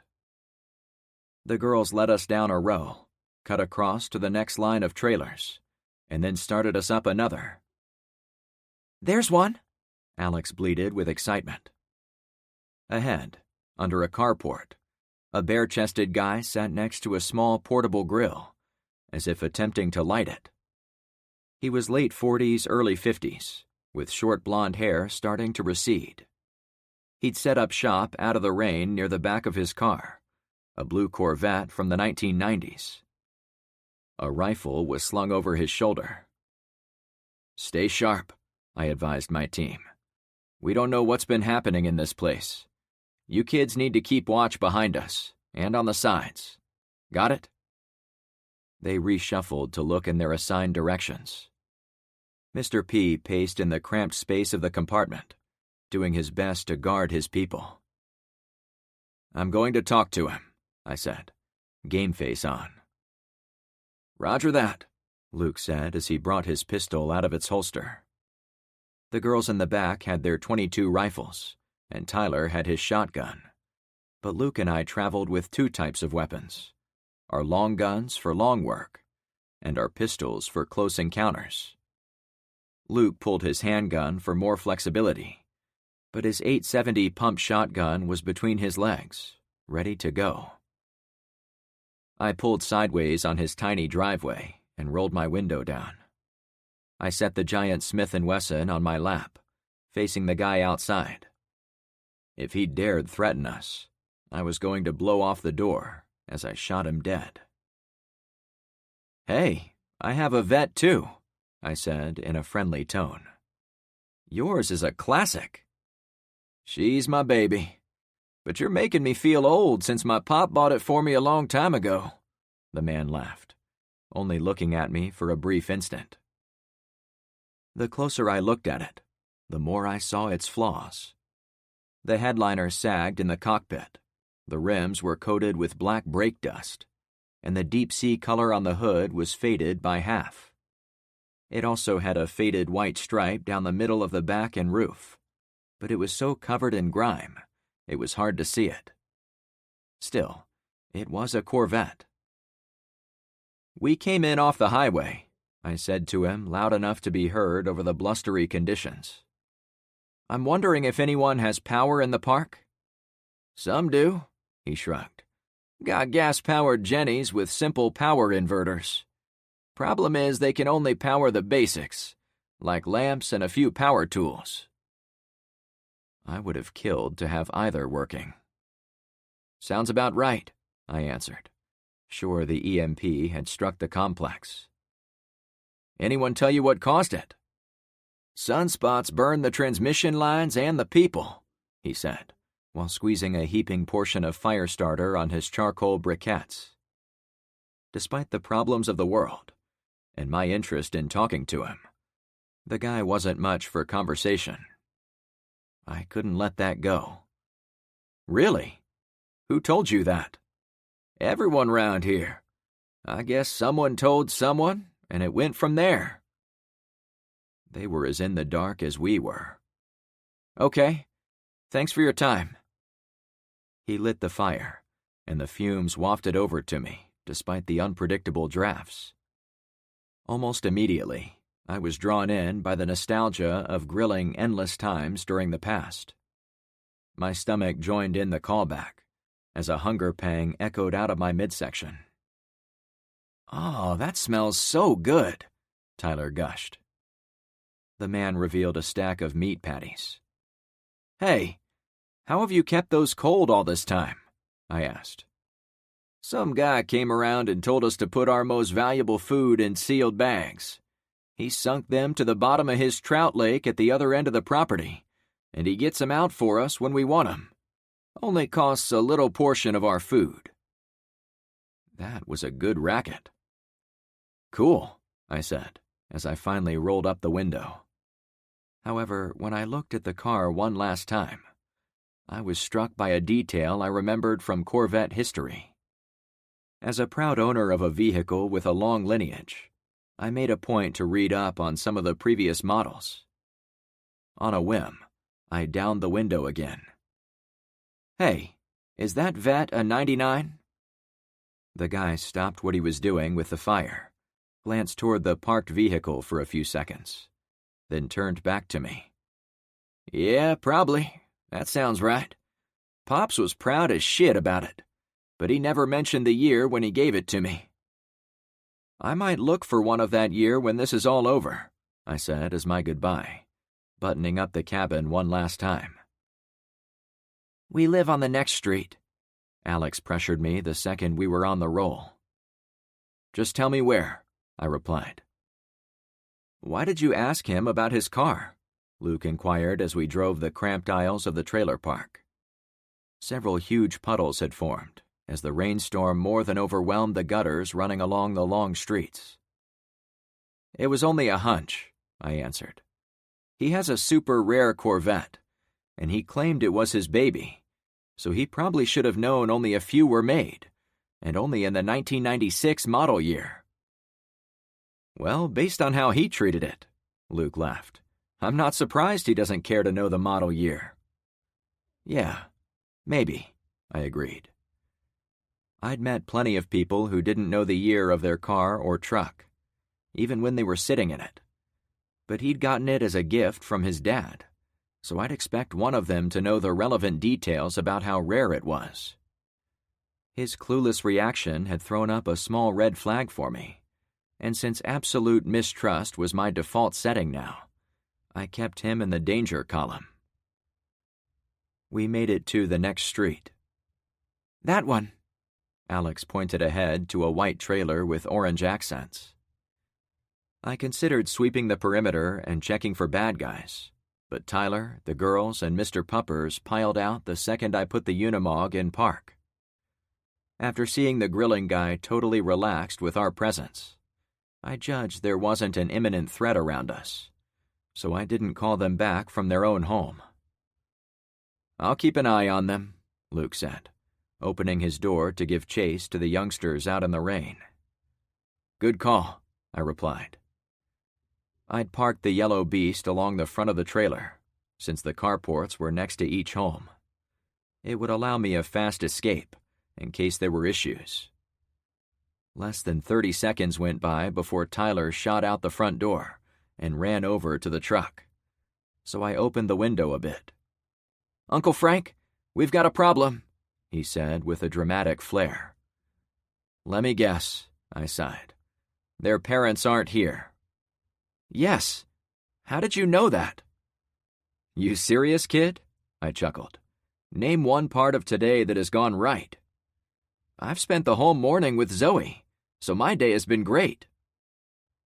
Maybe it was best the teens seemed to live in the moment, not appreciating all the bad that had to happen to get them there.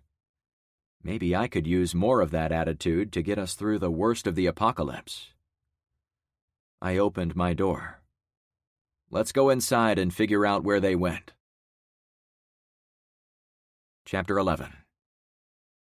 When I walked inside the trailer, I found Alex and Zoe standing on opposite sides of the large central living room, as if they'd searched their respective ends of the trailer. Both looked at me as if I was about to explain where their parents had gone. I recognized it as one of the burdens of leadership. However, nothing came to mind while I examined the ransacked living space in front of me. The couch and coffee table had been tipped over, lamps broken, the TV pulled from the wall. A quick look into the kitchen netted similar results, as it had been picked apart top to bottom like criminals had been intent on finding lost treasure. The dog nosed through the mess, curious as ever. "I assume your parents aren't hiding anywhere in here?" I asked as I started to formulate a response to what had been thrown at me. "No," Alex whined. "I even ran outside and found my dad's stuff is the same way." I figured she was talking about lawnmowers, rakes, and other lawn care stuff usually found outside.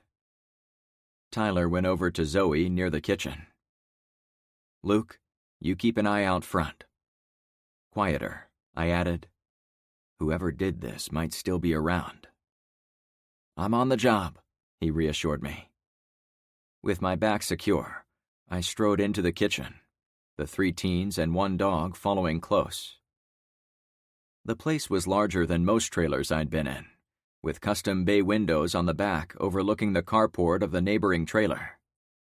In the few moments since we'd run inside, the storm raged harder, sending a wall of water off the roof, making it difficult to see the car in the next spot. "It's really coming down," I said over the pounding of raindrops on the metal roof. The general comment gave me time to look over the remains of the kitchen. The culprits had been thorough in dismantling the place. Every cabinet had been opened, every cup and plate removed, and even the little dishwasher had been ripped out of its cubby under the kitchen countertop. "Is it like this in the back?" I asked Alex. "Even the bathroom has been ripped to shit," she replied. "Do you have any idea what they were looking for?" "Does it matter?" she snapped. "My parents could be hurt." "I know," I said, desperate to keep the temperature of our conversation down. "I'm trying to establish a motive for what went on here, so I can begin to guess what might have happened to your folks. If they had enemies, maybe this would make sense."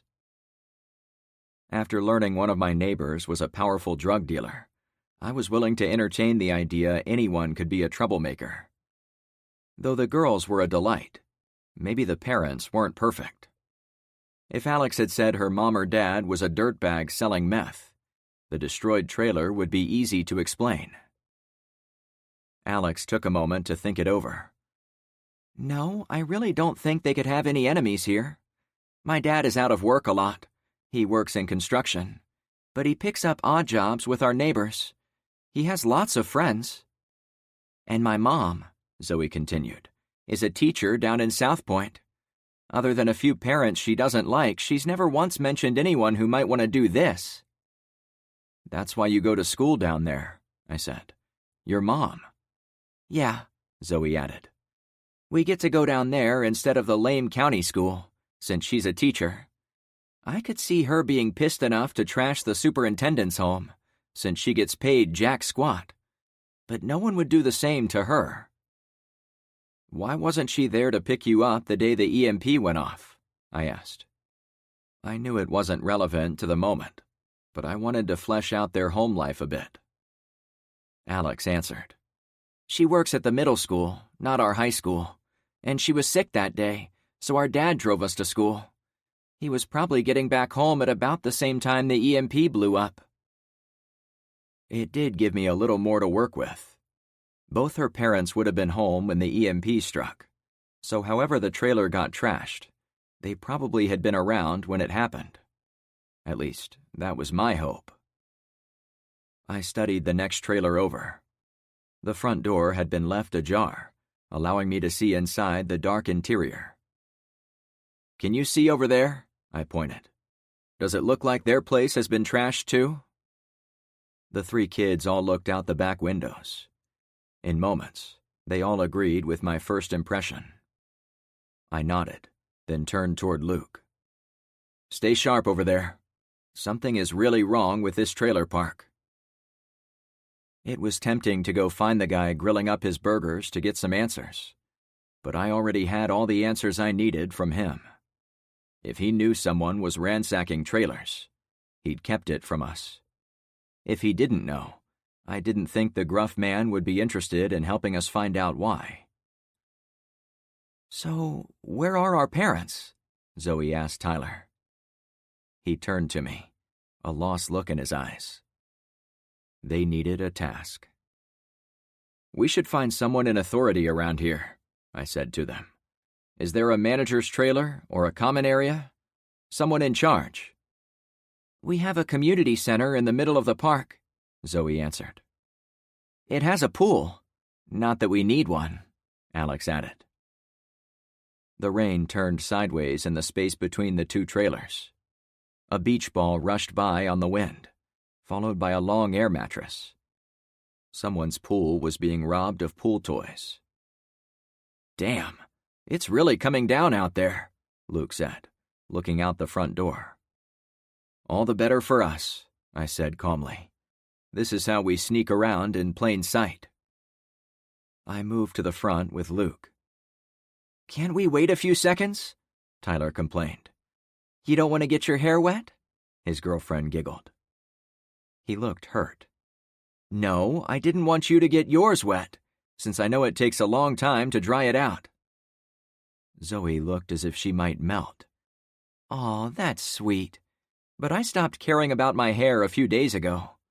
Right now I'll stick my head in a bowl of salsa, if it helps us find our parents." "It's about that bad out there," Luke chuckled. "And the dog," Alex warned. "Don't forget the dog." "Let's move fast," I advised as I opened the door. Rain covered the tiles inside the door as it blew in. We all ran for the truck. Luke with Mr. P. I only looked back one time and saw Tyler lingering at the door while he fiddled with an umbrella he'd picked up inside. "I wouldn't," I yelled over the storm. He didn't hear me, or if he did, he kept going. Contrary to all reason, he opened the yellow and white umbrella in the doorway, then tried to bring it outside. As thanks, it flew out of his hands and whipped onto the roof of the trailer, before bending into junk and bouncing out of sight. By the time he came to the truck, Tyler looked like a wet cat. "How'd that work out for you?" Zoe laughed. "I saw those golfers with umbrellas," he said sadly. "I thought I could use one." "We've probably seen theirs blow by," his dad said to him. "Twice," I added. I gave everyone a few seconds to get settled in, before asking which way to go to the community center. Since we'd come in through the side of the property, I wasn't sure which way was the front. As we drove, the rain went from torrential to once in a century. It seemed as if we were driving in a swimming pool, with the intense barrage banging every exposed inch of the Unimog. I wasn't able to go much faster than walking pace, as I kept the truck on the route given to me by the girls. "That's the guy who was grilling," Alex said, pointing outside. "Do you see him?" I called out over the car wash spin cycle hitting the outside. "No, it's where he was, though," the girl answered. When we passed the trailer, I did recognize a flash of blue in the carport, but I didn't see the guy. As best I could tell, the wind had knocked over his grill. "Hope he's okay," I said to make conversation. It took me 5 minutes to reach the community center. Even as we parked at the front edge of the lot, I couldn't really see the whole building. The girls said it was both an enclosed meeting center where all the residents could hang out indoors, as well as a pool where everyone could play outside. There were also about a dozen golf carts and side-by-sides parked at the front of the lot, as if they'd been driven there one by one and ditched. I figured the electric carts might still work or be salvageable. Despite the hard rain, I couldn't take a chance of anyone jacking our ride while we were inside, so I needed someone to stay back and keep watch over it. Luke, would you and Mr. Puppers mind keeping watch over the truck? Keep it running. If there's trouble inside, I'll get the kids out. You'll then get them clear of this place. He gulped, probably louder than he'd intended. I will. Luke turned to the teens in the back seat. Ty, keep an eye on your friends, okay? I will, Dad, he replied, with none of his usual bravado. No one was playing around.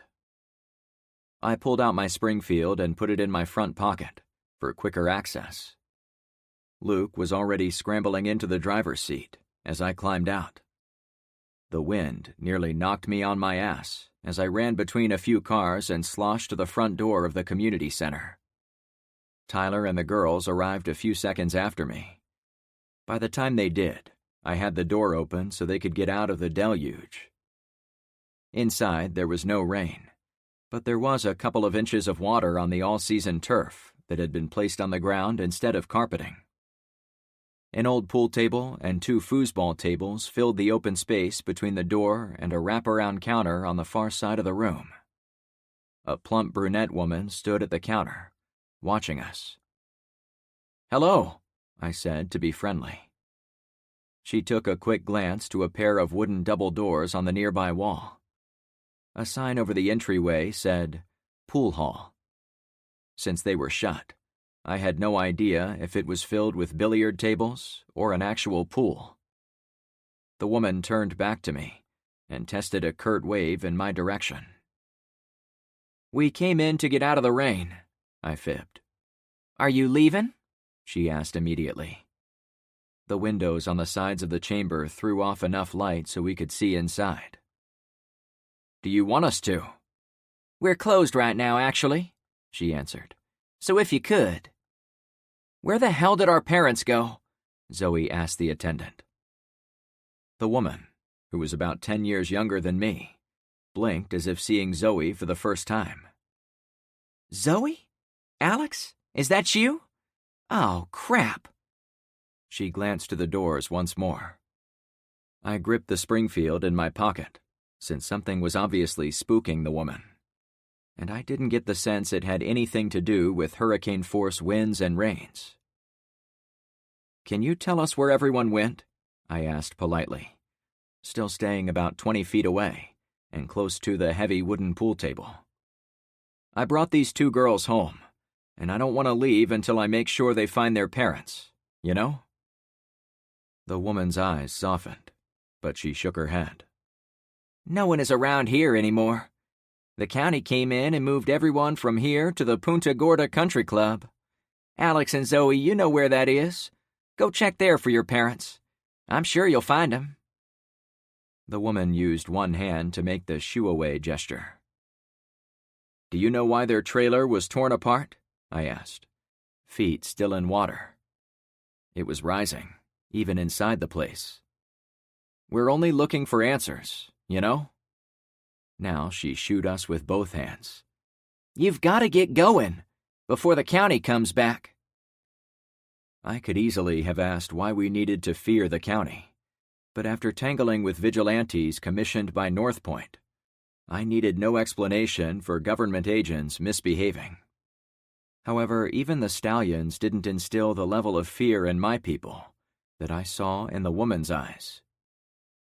The attendant shivered, as if she'd been the one who'd come out of the cool rain. She turned toward those doors again. A gunshot sounded outside. We heard it, even over the storm. It was close. The woman's eyes radiated terror. I pushed the kids down next to the pool table. Stay here, but be ready. For what? Tyler asked. Anything, I said, as I ran over to the woman. More shots outside. What the hell is going on here? I pressed. She looked as if the walls behind her were going to swallow her whole. Ma'am? I snapped my fingers in front of her. She finally looked to me. They have everyone in the back, under lockdown. Back there? Who? They won't say who they are. They all wear black shirts, wear these armbands, and have all the guns. Now I became more wary of those doors, as she was.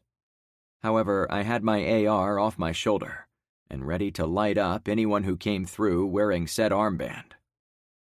"What color is the band?" I asked. "Purple," she whispered. "Frank," Tyler insisted. The boy pointed to one of the side windows. Not much light came through, since the rain was still dumping, but it was enough to see two men pass by, each dressed in black shirts and blue jeans. More shots echoed outside. I ran over to the window, waited to make sure no one was standing there, then popped the lock and lifted it. Tyler was by my side in seconds. "We taking them out?" he asked, breathless. "No. Get back with the girls. Your job is to keep them safe, not me." "What about my dad?" "I'll watch out for him," I insisted. "Get back." He slinked back to the pool table. My heart rate was already supersonic, but I knew I had to help my friend. Once I'd taken a deep breath, I kicked out the screen, peeked in both directions outside, then confirmed my targets. Two guys, both with armbands, stood against the wall about 10 feet to my right, looking toward the parking lot. The last guy was on a handheld walkie-talkie. I decided to forego the part where I asked them to surrender.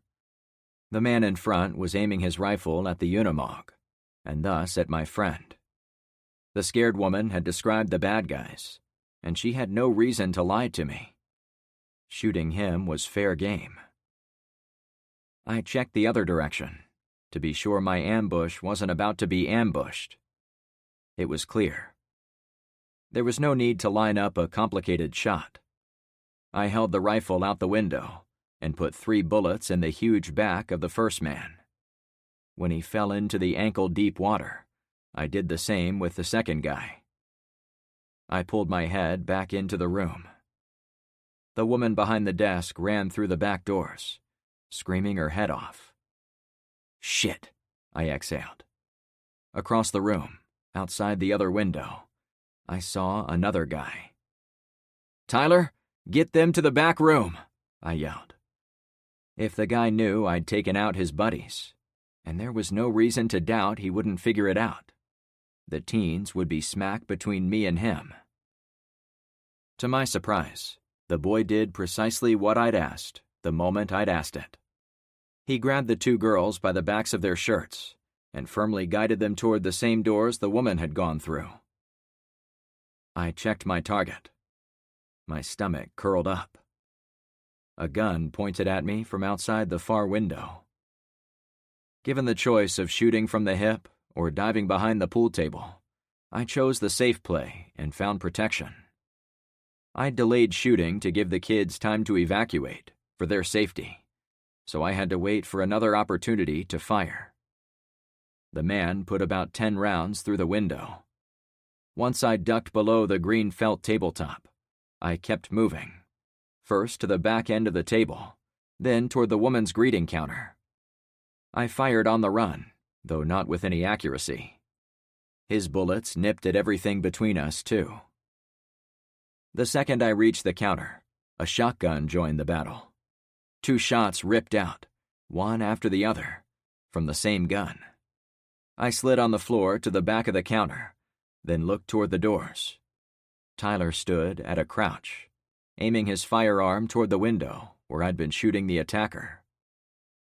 "I got him, Uncle Frank," he said with forced calm. "Really?" I said as I stuck my head over the top. A uniformed man hung over the windowsill. "Yeah, he stuck his head in, so I made him pay for his mistake," Tyler said as if he'd used a cheat code. Lightning zapped outside, followed by the chunk bang of an intense crack of thunder.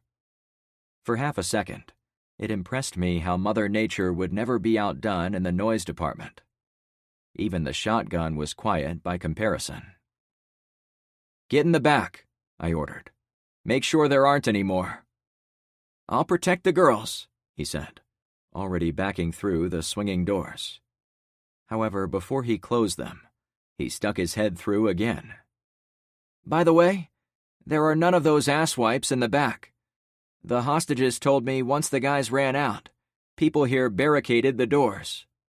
Go, I insisted. I caught my breath for a few seconds, but I forced myself to check the windows of the rec room.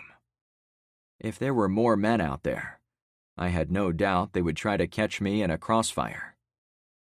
The second I stuck my head up, the front door swung open. I readied my weapon, but lowered it the instant I recognized the drenched shape.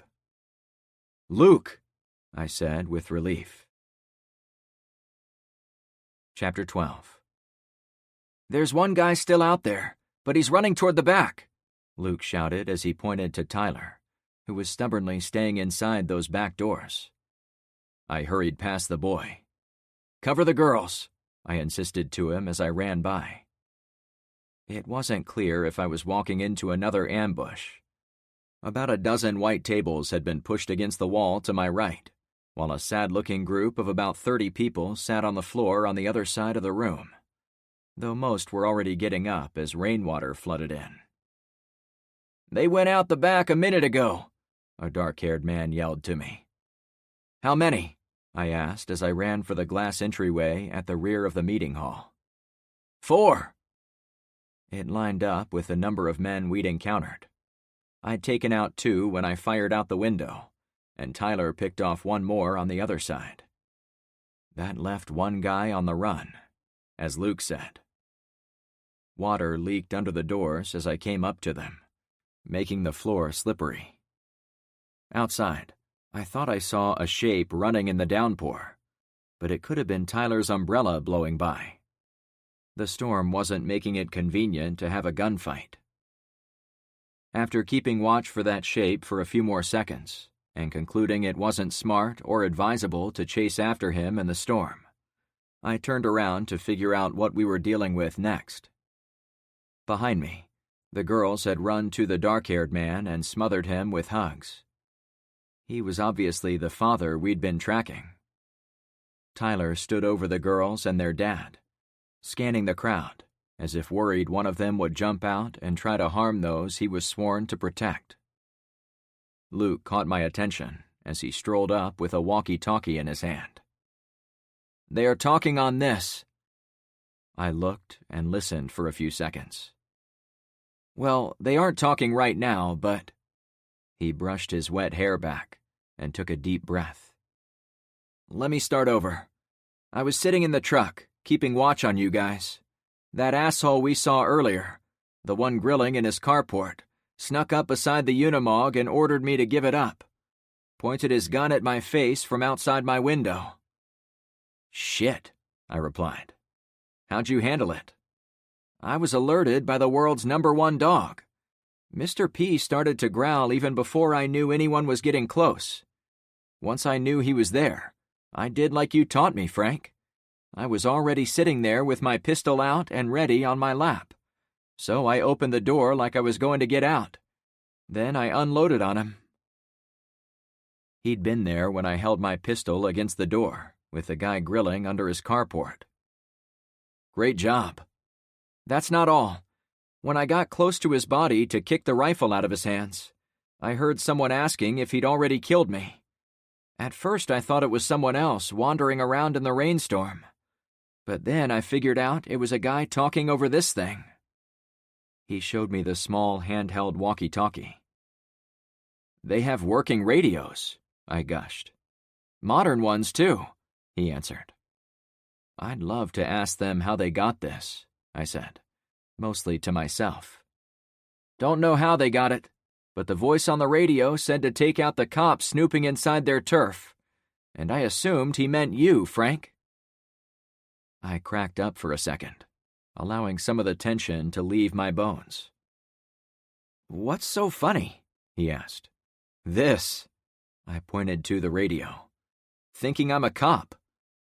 Remember those 2 druggies back at the vet clinic? They thought I was a cop too. Even that dumbass electrician back at the hardware store thought I was Magnum P.I. Was he a cop? Luke inquired, uncertainty in his voice. Magnum? No, if I recall, he was a private investigator, thus the PI in the show's title. But still, he worked with law enforcement. I would have to work out if it was a positive or negative to walk around with the aura of someone who respected the law. Maybe it would have turned out different if I'd stumbled into this place dressed like a bum. The radio beeped twice. The modern device showed a digital readout of the channel. We can listen in, I whispered. With this little spy, Luke tapped the radio, I knew the armed guys sneaking up the side of the building were stalking you and the kids, so I started shooting. With the rain, they never knew where I was. Have they said anything else? I asked. Given their grasp of tech, I wondered if they were affiliated with the Cybertruck we'd seen earlier. Was this group spreading its territory all around the local counties? Honestly, I'm not sure. The last thing I heard as I walked in the door was some guy asking for a status update, but no one answered him. You are kicking ass, Luke. I gave him a chuck on the shoulder. Your quick thinking saved our asses on the inside, since those guys were trying to surround us. Thanks. Luke motioned toward Tyler. No one threatens my kiddos. Damn straight, I replied. He redirected me toward the freed prisoners. I think we found who we came for. Let's check it out, I suggested. Together, we walked to the small gathering of residents. They remained as a group, perhaps afraid what would happen if they left the room. Can one of you keep watch at the back doors? I asked them. We need to make sure those men don't return. An older guy touched the brim of his ball cap, but spoke to me before he moved. Sir, I don't care if you're a cop, investigator, or unemployed layabout. Those men had us trapped here, and I'm damned glad you came along when you did. Glad to help, I answered. Several of the people patted me and Luke on the back, or said kind words. The older guy went to the back door to keep watch. Another man went to one of the large windows to do the same thing. Can anyone explain why you were sitting back here? I asked. The father of the twins separated from his daughters to address me. He was a bit younger than me, but his stooped posture and sunken eyes told me he had a lot more miles on his body than I did. His jeans were tattered at the bottom. His leather belt looked as if he'd been wearing it his whole life, and his Black Sabbath t-shirt might have come from a concert from back in the 80s. Got a smoke? He asked. Sorry, I replied. One of the other residents offered him one, which he readily took. Mind telling me what you people are doing with my daughters? The guy asked. Dad, these men helped us get home, Alex chimed in. 2 grown men traveling with 2 little girls? I'm not sure I like this. Oh, get a grip, Nathan. A woman appeared next to Zoe. Any fool can see they aren't here to hurt our girls. I watched the boy use his body to shield them from those bullets. The woman pointed to Tyler, who remained on watch a few feet away.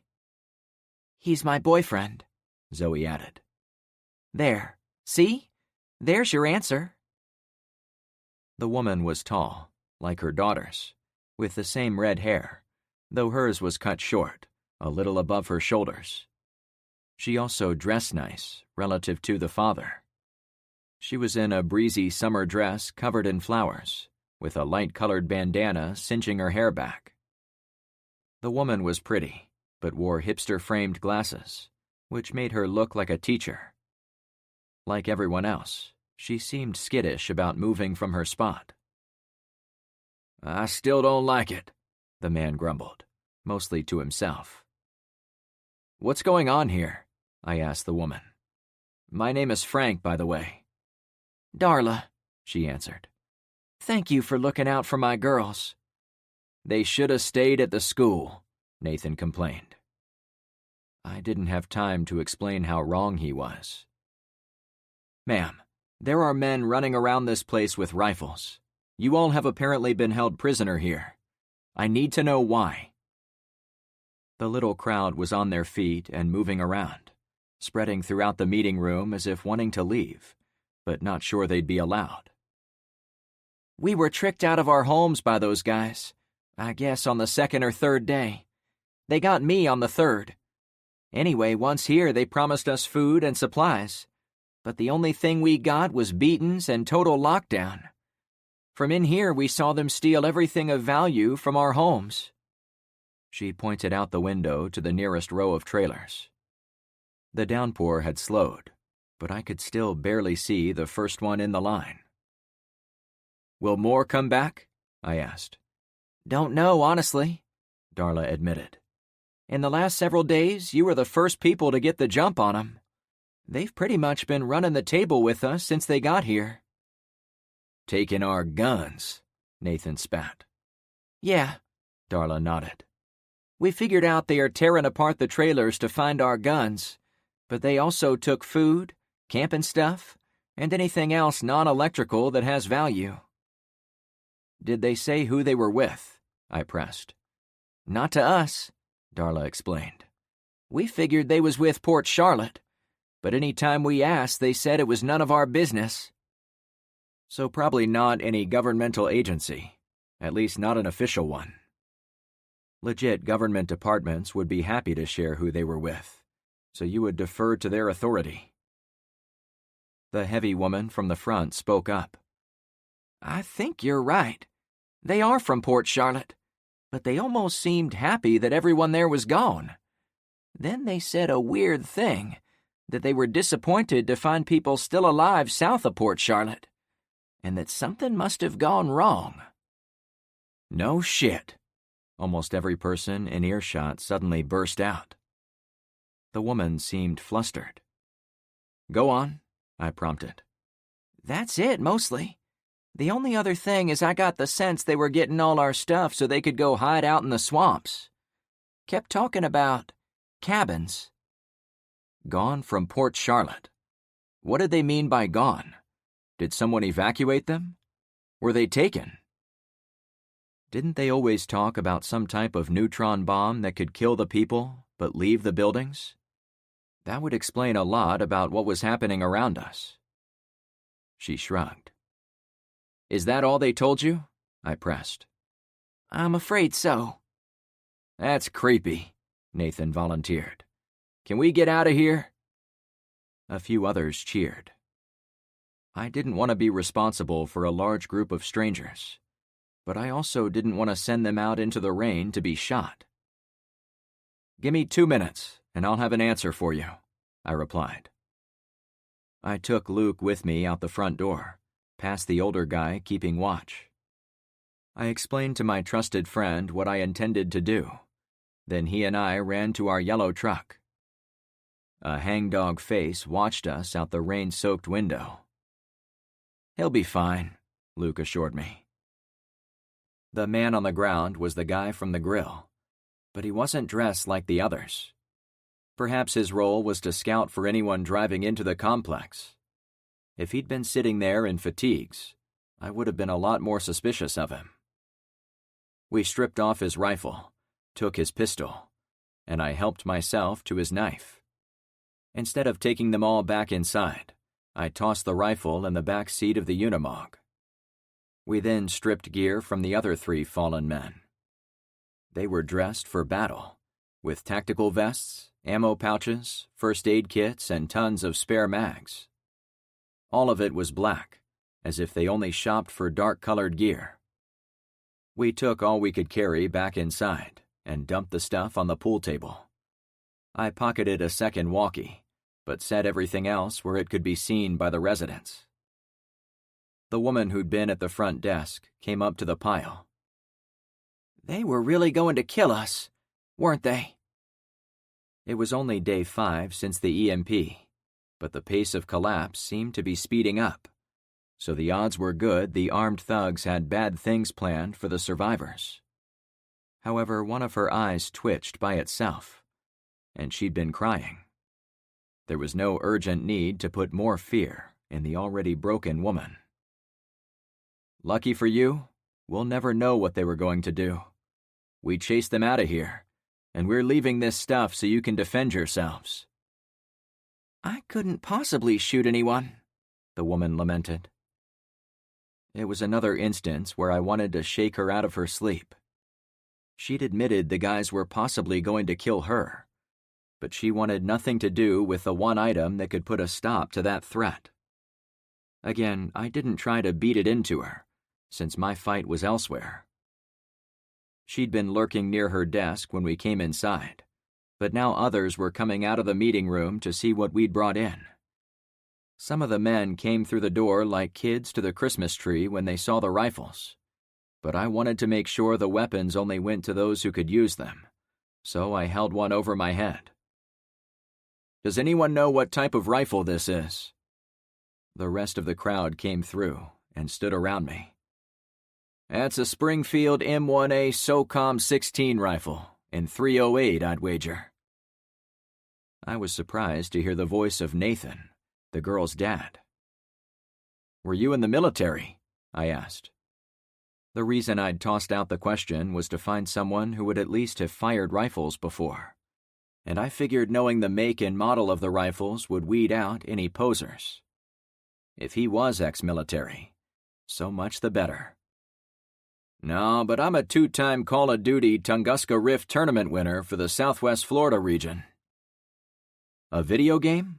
I asked with disappointment. He shrugged. I've fired rifles like it in real life, but not this one in particular. I made the split decision to hand it to him, since it would give the gun to someone who might end up protecting Alex and Zoe. The other 2 rifles went to the 2 men who'd volunteered to watch out the windows for us. The older gentlemen both looked like good old boys, who knew their way around firearms. People started to leave.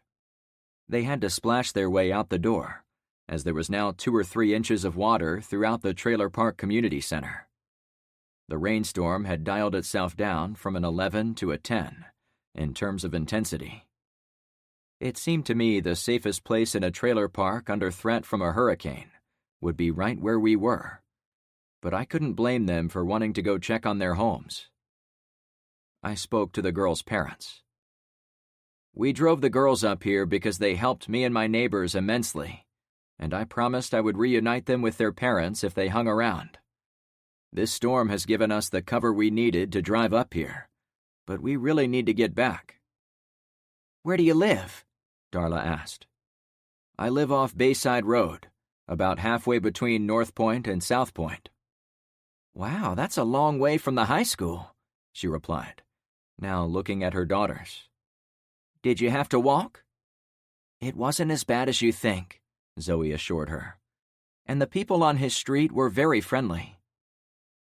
Zoe's mom followed the girl's eyes to Tyler, though his back was to us, as he continued to keep watch at the swinging doors to the back room. If I had to guess, the boy was doing his best to appear useful in the eyes of the parents. Darla turned back to me. I guess you'll be wanting to dump them off and be on your way? Nathan interjected a second later. Fine by me. I read the faces of Zoe and Alex like an open book.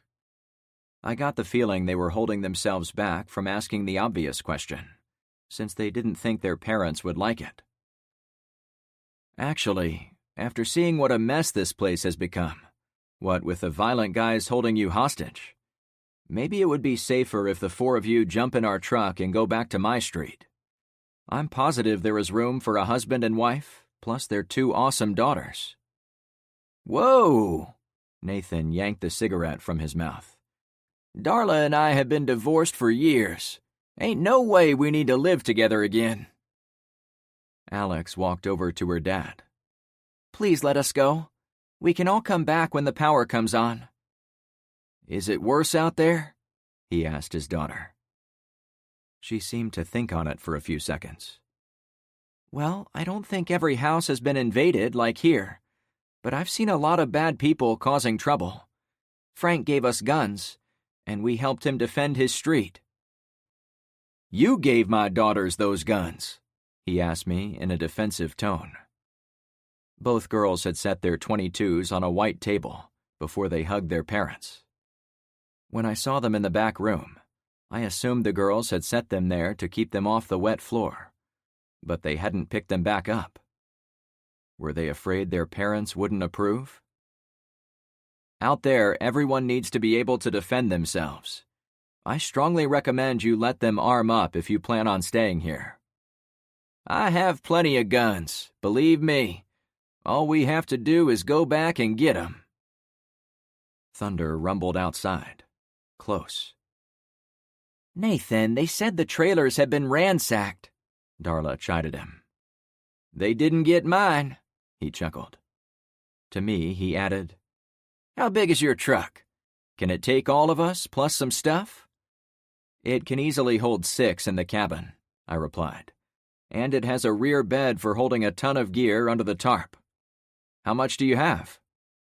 "Let's go find out," he said as he headed for the front exit. When he opened the doors, it let in a flood of about 6 inches of water. We were leaving, either by truck or by boat. Chapter 13. We drove toward Nathan's trailer in rising waters about 6 or 8 inches deep. The thunderhead parked over us seemed to dump water over the golf course, and the runoff was coming directly into the trailer park. The swift current ran from that direction. "Have you had trouble with flooding before?" I watched a kid's plastic picnic table float across my path about 50 feet ahead. A sealed black trash bag rolled by on the current a short time later. "Oh my God," Darla gushed. "We've been after the developer of the golf course for the past 10 years to fix their shit." "Looks like they've really solved their drainage issue," I chuckled. "Yeah, we're their drainage," the woman said with no humor whatsoever. "Though I'll admit, we've never had it this bad." On the way through the park, the level of the water remained high, and I imagined it had reached the floorboard under my feet. The continuous downpour didn't let me see much beyond the nearest 3 or 4 trailers, but I kept the steering wheel in a death grip in case the rushing water suddenly rose even higher and tried to sweep us away. Mr. Puppers seemed to share my anxiety, as he refused to lay down or even dare touch his rump to the damp floorboard. Maybe he expected to get soaked again. We stayed on the lookout for the men with the armbands, but the only people we saw on the way were a couple of young guys helping each other swim walk from one trailer to the next. I drove onto the street where the girls had gone into their home, and I recognized the orange accents. But Nathan motioned for me to stop a couple of lots short of that one. "I'm here," he advised. "Do you have 2 trailers?" I asked. "Oh, did the girls not tell you? We're divorced, but we both wanted to be close to the kids. I live here, she and the girls live over there." Thinking back, Alex had mentioned she'd gone outside to check on her dad's stuff. I'd assumed it was yard equipment, but she must have meant she'd physically checked on her dad's separate trailer. "I guess it never came up," I said with care. "I'll be out in a flash," he said as I pulled up next to his carport. A nice Harley chopper sat under the covering, but it was now in 8 or 10 inches of water, and part of an eddy swirling between his trailer and the next one. Nathan trudged by it on his way to his side door. A small trailer in the row behind his was already off its foundation and slowly turning sideways in the flash flood. There was nothing I could do at that moment, so I turned to face Darla. "Are you sure you want the girls to come down to our street? I get the feeling your ex-husband would rather you stay here, assuming you still have a home after today." The last thing I needed was family drama. I would hate to lose the 2 teen girls, since they'd been nothing but helpful. But a divorced couple on the warpath for each other would be poisonous to our neighborhood cohesion. Almost without exception, my book stressed the importance of surrounding yourself with the right people, This was as much a job interview for them as it was the other way. My husband is a real piece of work, ain't he? He said he's going out in this flood to get his guns, but he's probably in there saving his smokes and bottles of hooch. Seriously? Don't take it the wrong way, she laughed. Probably 90% of the people in this dump are hooked on pills, liquor, or weed. She saw the question forming in my eyes. No, I'm clean. Have to be for my teaching job. Hell, if I lost that, the girls would lose their school, and we wouldn't have money at all. That's one of the reasons Nathan had to go. She gestured like she was cutting her own throat. That point alone sold me on her coming with us. But is he a good guy to have around? I asked. I had no interest in leaving the guy behind, unless he'd done something terrible to the wife or the twins. I peeked outside. The nearby trailer had detached from its pad and collided with the one next to it. The second mobile home didn't need much more than a bump to also kick loose, possibly leading to all the trailers in the row breaking loose. We were in danger of a chain reaction starting at any second, if any in Nathan's row broke free. Well, he wasn't lying when he said he was a Call of Duty champ, since he spends all his time on his game console. So there's that. That's not what I'm talking about. Would you trust him to protect your daughters? Tell him about the guns, Zoe prodded. Yeah, tell me about the guns, I said in a glib tone, hoping to convince her. His buddy owns a nugget of swampland down south, and Nathan and him spend quite a bit of time out there shooting their guns. I guess he knows what he's doing. He does, Zoe added with resolve. It was clear she didn't want her mother to badmouth her father. I thought that was a good sign, as it meant the guy wasn't a universal loser. The weight of time pressed on my chest. The two floating trailers were now completely out of my field of view, as they'd relocated sideways out of sight. Elsewhere on the street, a few other trailers jerked sideways a foot at a time, as if undecided if they wanted to break free. And the rain refused to let up. Nathan soon came to his door and waved at us. I was relieved he was going to get back in the truck, but he continued to stand there and gesture. Luke rolled down his window. I need some help carrying this stuff, Nathan yelled over the constant patter of rain. Luke looked my way. Should I help him? The water wasn't slowing down, and the trailers were threatening a mass exodus. But Nathan was already committed. If he has guns, we'll need them. So go, he said with his hand on the door handle. Yeah, be careful, I advised. A couple minutes went by, and I found myself watching the front corner of Nathan's trailer to see if it started moving. The last thing I needed was to rescue the two men from a trailer-turned boat. My hands were sore on the steering wheel as I willed them to come out. There he is, Tyler exclaimed. There was no doubt he was as worried about his dad as I was. Luke came out the door, holding two long black gun cases. Nathan hurried out after him. His arms were wrapped around an apparently heavy object, draped with a black vinyl covering. It reminded me of a giant bird cage, and it looked ridiculous as he carried it across the fast-moving water. He's not bringing his pet bird, is he? I asked. No, Darla answered. I'm not sure what he's got. Luke tossed the two cases over the back rails, so they sat in the truck bed behind the passenger cabin. He needed to climb on the tire to get them in, since the Unimog was lifted for off-road performance. I held my breath as Luke helped Nathan get his cargo into the bed by lowering the rear liftgate for him. Something heavy dropped onto the metal back there before the liftgate was slammed shut again. My breathing only returned when they splashed to the doors on their side of the truck and climbed into the cabin. Rain blew in with them.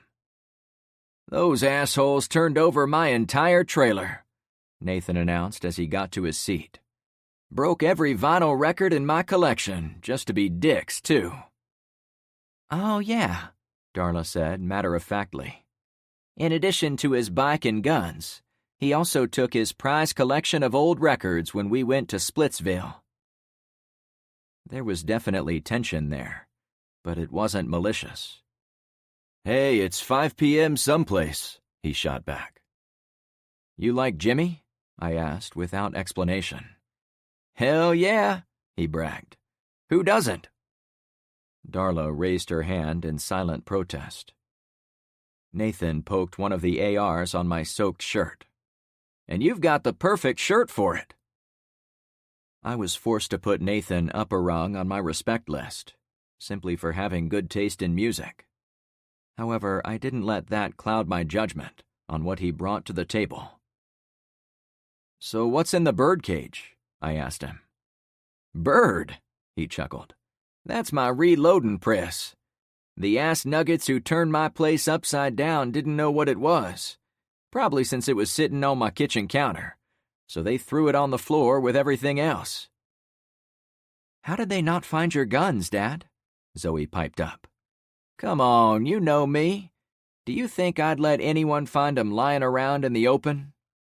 "You certainly never would get a gun safe," Darla said from the side of her mouth. "If I'd bought one, all my gear would be gone right now, right?" I could almost hear Darla roll her eyes. "That's what I thought," Nathan said with satisfaction. "All right.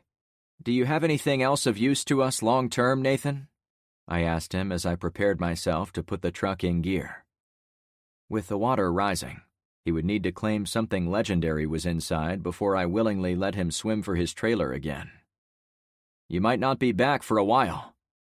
"They took all my food, including all my He corrected himself. "water bottles. They also found my smokes and stuff. There's nothing left." "Can me and the girls go in my trailer to collect what we need?" Darla asked the second I started moving the truck. "I saw it, ma'am," I said to her. "It's a disaster.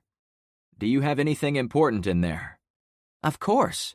We'll need clothes, our toiletries, our female products. You name it, we need it." She waited a second, then added, "You let him go in his trailer, so we should be able to go in." It was only 2 trailers away, but the water seemed to increase an inch or two every time I checked. Water lapped at the front of Darla's trailer, making it look like a boat cutting across a lake. It was only a matter of time before that illusion became real. I tried to be fair about it, and maybe I would have chanced going in if she told me she had more guns in there. But I had to think of everyone's safety. "We have all that stuff back on my street.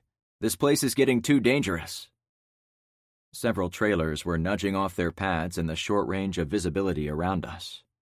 I figured it was now obvious what was going to happen. "We have to get the hell out of here," I added with genuine urgency, looking back at her. "You can't stop me," Darla spouted off. It was true. I couldn't physically restrain her.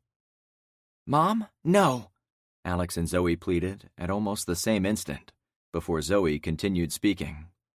"You've got to listen to Frank. He knows what he's doing." "Yeah," Alex went on as she reached over to hold her mom's arm. "If he says it's too dangerous, you better believe it is.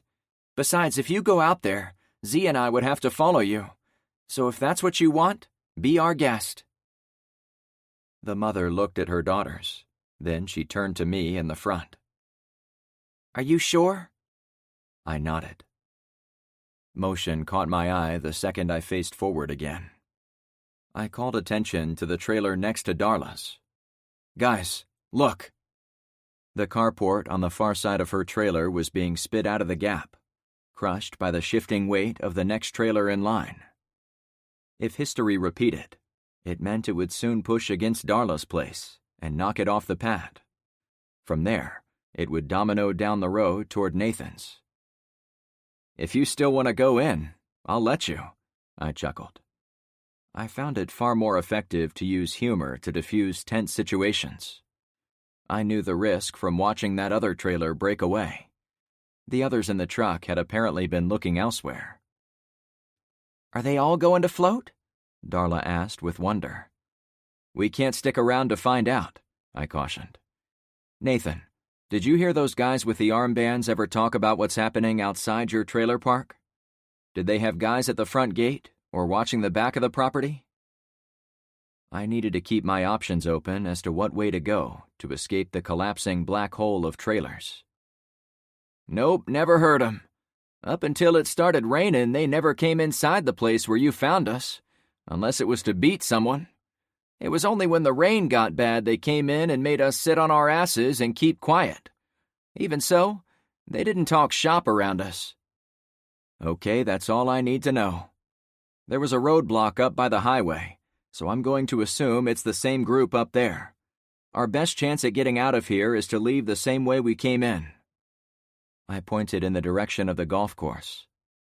I wouldn't mind tearing up a green or two, he laughed, as thanks for screwing us all over down here.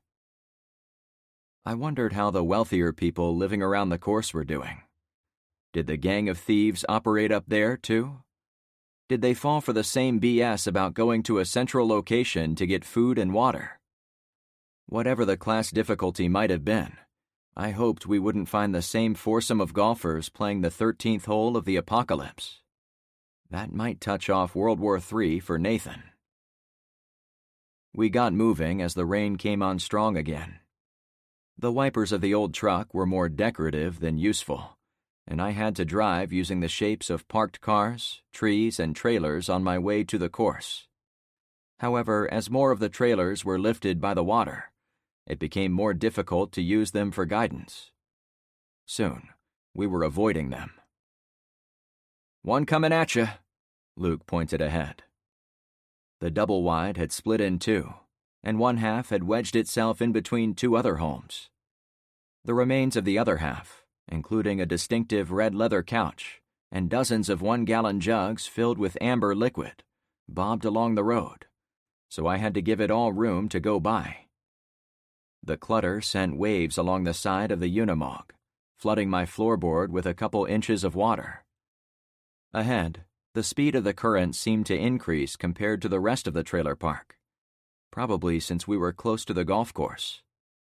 Shit, it's coming out of the gaps between those hills, I motioned ahead. The sculptured mounds of the golf course seemed to loom like misty mountains next to the flat mobile home park. They were gray smudges on a gray background, but I saw enough to distinguish how water flowed out of the hills and onto the low ground around us. Hang on! I couldn't turn left or right due to the speed of the water, so I had to push forward as I'd done in the creek crossing. Almost immediately, the front end dipped a little. Frank? Darla said with fear. I see it. There's water sloshing in the back seat, she added. Words I never thought I'd hear. Our dog friend whimpered, not happy to be in a strange vehicle with a tendency to flood. Hang on, I advised. Thunder boomed from close by, causing one of the girls to squeal, but there was nothing I could do about that threat. I watched beyond the struggling wipers to the row of bald cypress trees, aiming for one a little to my left. It wasn't the same place where we'd come in, so we had to go in between the trees where they were closer together. More trailers are floating away behind us, Nathan remarked. Not helpful, I said. The engine was submerged. Water spit out from under the doghouse between Luke and I. The motor kept breathing, however, thanks to the snorkel bolted to the side of the windshield over by Luke. That's all I needed. When we reached the line of cypress trees, they broke the flow of the water a bit, so I was able to get behind them and turn enough to the left to make it between two trees farther to my left. Is there enough room? Nathan stuttered. I wedged the truck between the two trees, and the burly vehicle smashed all the low branches off both sides. Pull in the mirrors, I advised. For a few seconds, I held us frozen in place as Luke and I rolled the windows down, yanked in the mirrors, then rolled them back up. "Thanks. No sense breaking the truck if we can help it." I hit the pedal again, and the tires mashed against the trunks, but we made no forward progress. My heart thumped in my throat. "Frank?" Luke asked. "She'll get it done," I replied. With more gas, the lugs of the big tires rubbed against the bottom of the tree trunks next to us, a little faster. I had it in four-wheel drive, so I assumed we'd have enough horsepower transferred to the ground underneath, but our lack of motion was proof of the opposite. Even more juice. Tires rotated fast enough to throw water onto our sides. Not an inch forward. I slumped back in my seat. I'd been sitting at the front edge, desperate to finesse us through the choke point. There was no giving up. "I'm going to back us up and try it again," I advised. I put the truck in neutral and let the water push us. "Shit, this current is strong," I murmured. The truck backed up about 20 feet, which was the most ground I was willing to give. If we couldn't get through, my only option might involve using the winch to secure us to a trunk, and then ride out the storm by clinging to the high branches of one of the cypress trees. With no way to contact Carmen and the others, they might assume we'd died in the storm. It wasn't how I wanted to go out. I gathered my wits. "Here we go," I announced. "Punch it, Bishop!" Tyler yelled. Another of his cultural references. The water didn't hit us from directly in front, so I had to fight the current on the way to my target. Last time, I'd slow-rolled up to the tree trunks, but this time, I was ready to push both trees into the water if needed. The front tires wedged themselves into position. "Go!" I commanded the Mog. More gas. The tires growled with the force. Then we jerked forward. I didn't let off the gas. Instead, I followed Ty's directive to punch it. The rear end shifted, hit the trees, then bounced us about 3 feet in the air. "Holy," I started to say. The rear end splashed back into the water, and the sudden speed differential between the tires on both sides of the truck almost pushed us sideways. "Shit," I finished. The cargo in the bed slammed down and rolled from one side to the other, adding metallic thuds to our soundtrack. For the next few seconds, my whole being was focused on keeping the RPMs high enough to push through the deep water.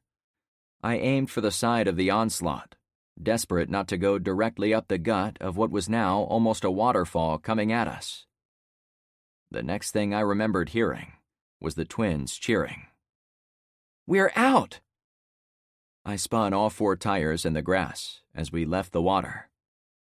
As soon as we were in the clear, I put it in park and made sure everyone was okay. I'd bounced all my passengers, and none of us had put on the restraint belts, so it was chaotic. Tyler could have been screwing around, but he'd fallen in between the seats with the ball of golden fur. Zoe had to help him up. When everyone reported they were fine, I finally released my grip on the wheel. "I'm no lawyer," the boy said to the family crammed around him, "but I think you could make a lot of money suing the country club for what they did." "That's a nice thought," Darla answered. "But I've dealt with them long enough to know they'd simply call it an act of God, or whatever else suited them." "Oh, sorry," Tyler said. "Hey, it's okay. My name is Darla, or Miss Smurfett, if you prefer. I don't think we've been properly introduced." They'd crossed paths back in the community center, but Tyler had kept his distance to keep watch. "I'm Tyler Farmington. That's my dad, Mr. Farmington." "Luke," his father said with a chuckle. The formal introductions went around the vehicle while I kept us moving forward. We went up the gentle hill at the edge of the course, well away from the fast-moving drainage water, then crossed onto the first fairway. On the second fairway, I rolled to where I expected to find the golfers, but they weren't there. Rain, debris, and trash blew around the empty field. "Those guys probably lost their balls," Tyler snickered. It was hard to see entire houses in the wind and rain. One tiny white ball would be lost forever. I drove us around a long sand trap near a green, and thought I'd spotted the men huddled in a grove of nearby trees, though I didn't linger. They might have been mad at us for cutting across their precious course the first time, but with the storm seemingly getting worse by the hour, I fully expected them to flag us down for a ride. However, I'd already picked up 2 extra travelers and saved a much larger group from being held hostage, so my dance card was well beyond full. After we passed through the broken fence on the far side of the course and went across the open pasture, I stopped a few yards short of the paved highway that would take us south. The rain had tapered off a tiny bit, allowing greater visibility of the surrounding area. The giant ridge blocking the junkyard was to my left, and the overpass was farther down the highway behind us. That's what I wanted to see. "What is it, Frank?" Luke asked immediately. I grabbed my AR. "I've got to check something." Despite the rain, I opened my door and got a look down my scope. At the edge of visibility, at the overpass that we'd avoided coming in, I was able to get a look at the men keeping watch. None of them were on top of the bridge, but 2 guys took shelter underneath. One of them I couldn't tell what he wore, but the other one had taken his shirt off, and I confirmed he still kept on an armband, like the men we'd shot. I slammed the door shut. "This group is bigger than a few guys in the park. They are watching the bridge, and thus the road into Port Charlotte." "I never want to see those guys again," Darla said dismissively. To make that happen, I put the truck in gear and started down the split-access highway toward the south, toward home. It was easy to retrace our route on the wide road, since there were no other vehicles moving around. But when we reached the forest where we'd come out, I wasn't sure where to make the right turn. It already looked the same along the roadway, but the rainstorm had long since erased any tire tracks or broken tree branches along our route. "Time to pick a spot," I said, going right at a point I guessed was about 1/4 of a mile south of the subdivision where we'd battled the Cherokee. We needed 4-wheel drive to get over a few small fallen tree trunks, but we soon found the same mix of open and tight forest, along with large ponds and wet weather streams created by the big storm, as I took us due west. "You live back here?" Nathan asked as we forded across a creek that had long spilled over its shallow banks. "We live on the other side of the forest, nestled up against the trees." From what I've seen of you, I half expected you to have a bunker in the forest, where we could hide from things forever." "I wish," I replied, instantly thinking through the idea. While it might be better to sit in a dark hole for a few years and miss all the dangers on the surface, I wasn't sure I was mentally cut out to isolate from society like that. There were risks either way, but I believed it was better for long-term survival to gain experience in the calamity as it happened, rather than walk out of a bunker later and not know what was going on. "No bunker, but I do have my street buttoned down pretty good. Your daughters were a big part of that, so they share the glory. You'll see when we get there." I looked over my shoulder toward Tyler, since he'd barely said 2 words around Zoe's parents. I wondered if he was intimidated by them or didn't want to embarrass himself in front of his girlfriend. Knowing the kinds of things that came out of his mouth, that was probably good advice, but I had to admit our situation always seemed less desperate when he was peppering the scene with his humor. "Hey," Luke advised, "there are 2 soldiers over there." My friend motioned toward 2 people in camouflage, flagging us from the far side of a small pond. As I drove a bit along my chosen route, the pair matched our direction by running along the far bank. "They're yelling something," Tyler reported. It was likely the same two soldiers we'd passed going the other way. We didn't stop back then, so I wasn't going to stop this time either. It was the same reason I didn't stop for the golfers or random people walking along the roads. Not my monkeys, not my circus. All at once, it sounded as if someone had slammed a fist into the side of our truck. A second one hit a second later. "Go!" Nathan shouted. "Are they shooting at us?" I asked. It didn't matter. Whether they were firing a rifle or physically pounding the outside, we didn't need to be anywhere around the trouble. I got us up to third gear and sprinted through the forest. "I think it hit on my side," Tyler said from the back seat. Twice we had to slow for some large streams, but they weren't deep or fast-moving, so getting across wasn't as bad as before. When I thought we were far enough from the attack, I dropped us down to second gear, where it was a bit safer for the conditions. A few minutes later, we came up to Bayside Road. "Mr. P wants to know if we're there yet," Tyler said as a test joke. Zoe laughed. Based on where we'd come from, we were certainly between our street entrance and Rosie's place in North Point. I figured I'd recognize a landmark and narrow down our location as soon as we got on the main road. "Can I jump out for a second?" Tyler asked, anxious for me to say yes. "Why?" I asked. "I want to check on something. It will only be 2 seconds." His hand was on the door handle, already moving. "Make it quick." True to his word, the boy jumped down, looked at the side of our truck, then got back in. "Yeah, there are 2 new bullet holes on this side. I think someone was shooting at the soldiers, not the other way around." "Why do you care?" I asked in a sympathetic voice. "Well, I don't know. Those soldiers were really trying to flag us down, like they were in trouble." I'd gotten that sense too, but it didn't change my desire not to stick our noses into danger. My truck was already full of precious cargo that needed to be delivered home safe. "Thanks for checking," was all I could say.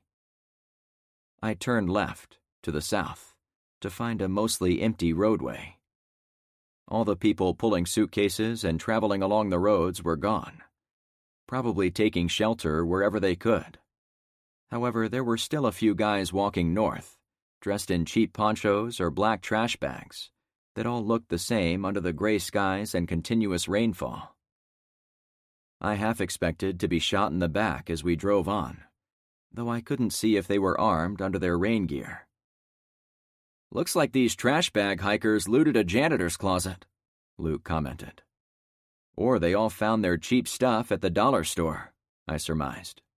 "That's one of the only stores where you know exactly what things cost, even without a cash register to scan it."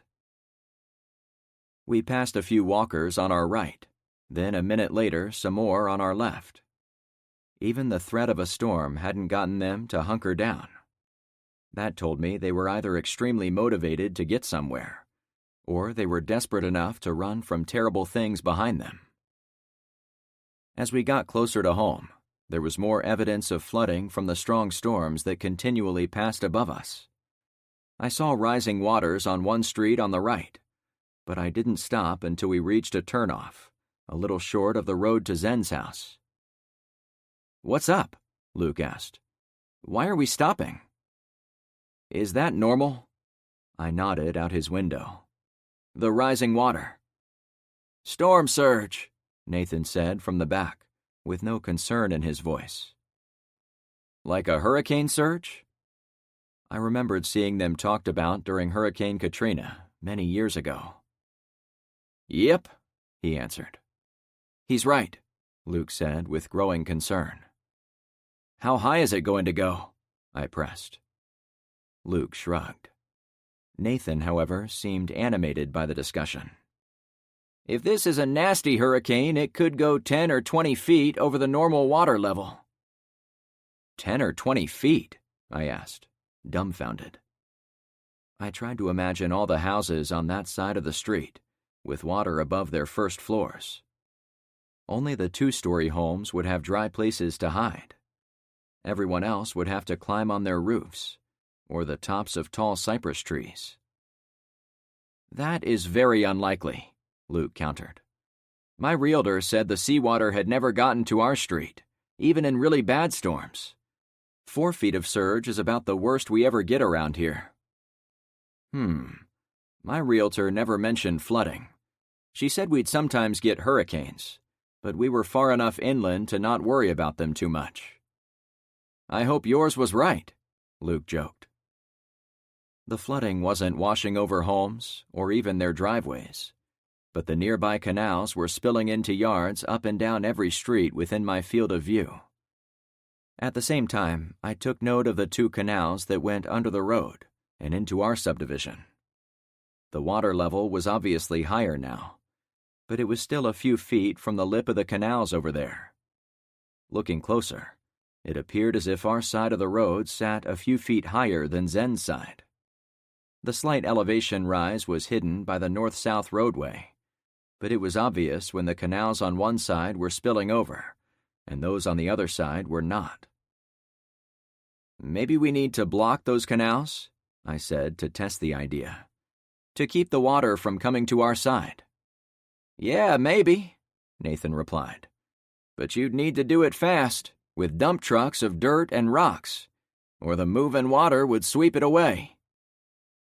After seeing how fast the water rose back at the trailer park, I had a sense of what to expect. "Well, we'll keep an eye on the rising waters," I stated, as I got the truck moving again. In mere moments, we were at our intersection, and I turned left into our subdivision. I nosed the Unimog to the silver Lexus, which sat between and behind Ben's Subaru and a black minivan. The trio of vehicles blocked the road next to the canal, and it was where I expected our people would see me and then open the gate for us. No one appeared. I honked, though it seemed to get lost in the pouring rain and wind. To my left, the giant billboard with the orange fish was missing one panel from the blustery drafts. The fish itself was still on there, which was good, since it was a useful landmark, but stronger winds could probably rip the whole thing down. After half a minute, we still hadn't been greeted, and the Lexus was still in our way. After what we'd experienced with Zoe, I couldn't believe there was no one covering our front gate. I honked again. Mr. P, sensing rising tension in the cabin, whined a bit. "Where the hell is the roadblock crew?" I asked. Chapter 14. The ongoing rain and wild winds made it difficult to confirm no one was standing behind the cars of our roadblock, but it was a little easier to see no one was at Zen's blockade on the other side of Bayside Road.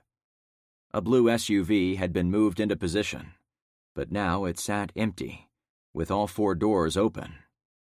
A second vehicle sat off to the side, as if Zen's guys had brought it close to the intersection but decided not to put it in place. As best I could tell, there were no guards on either side of the road. "What the hell is going on here?" I asked. On the road to the south, a dozen figures marched on the shoulder, heading our way. Their drab ponchos fluttered sideways in the wind. "All right, Tyler. Will you help your dad move the Lexus so we can get home?" I watched patiently as he and his dad endured the driving rain while clearing the roadblock, so I could drive us through. Once there was enough space, I set the Unimog in gear and went in. When I stopped to wait for them to get back in, Dante appeared like an apparition on my side of the truck. He waved me to roll my window down. "You're back," he shouted as he ran up. "What's happening here?" I fumed. "Why did we have to let ourselves in?" "We have 2 armed guys here," he pleaded, as if he knew exactly why I was upset. "I told them to hide in the vehicles until I got back and not get out for any reason, so they weren't easy targets. I didn't expect anyone would arrive while I walked to the house and back." My hackles went down, a little. He pointed to the guys in ponchos. "I was hurrying back to the blockade to take care of our defense. Frank, we took in some soldiers, and they say those guys coming at us are working together to hunt them down." Wait a second. It was difficult to concentrate with rain falling in sheets. "Soldiers are inside our neighborhood?" Dante's red Florida Panthers jersey was waterlogged, glued to his frame. He had to hold his arm over his eyes to keep the rain out. "It's a long story." I had to remind myself there was no way to plan for every contingency, and that I couldn't personally be involved in all decisions made by my team. If someone on the roadblock had allowed the soldiers to come inside, I had to trust they'd applied some logic to the decision. The men in ponchos were now crossing the bridge over the canal running under Bayside. While observing them, I strained to see into the waterway, since the level was much higher than I'd ever seen it. In fact, I was beginning to suspect it was in danger of overflowing its banks on the other side of the roadway. "Okay, I'll talk to these guys if they come over to us." I grabbed my AR, as I wanted them to see I meant business, even in the blinding conditions. "I need everyone to back me up." I turned behind me, looking at the twins and their parents. "You four can stay in here, if you'd like." "No way," Nathan responded. "I'll join you with this thing." He patted his M1A SOCOM rifle. The girls wanted to come out with their rifles too, but Darla put her foot down and said no. There wasn't time for me to lay out a case for helping me, so I hopped out of the truck without further comment. Luke and Tyler both took up positions behind the front gate. Nathan came a few seconds later and stood near the bumper of the last car. Once they saw Dante was back, the two men from his street got out of the cars and matched our defensive stance. On reflection, I was glad Dante hadn't abandoned the whole roadblock as it first appeared, or I might have had my first difficult personnel problem. The rain stung my face and arms.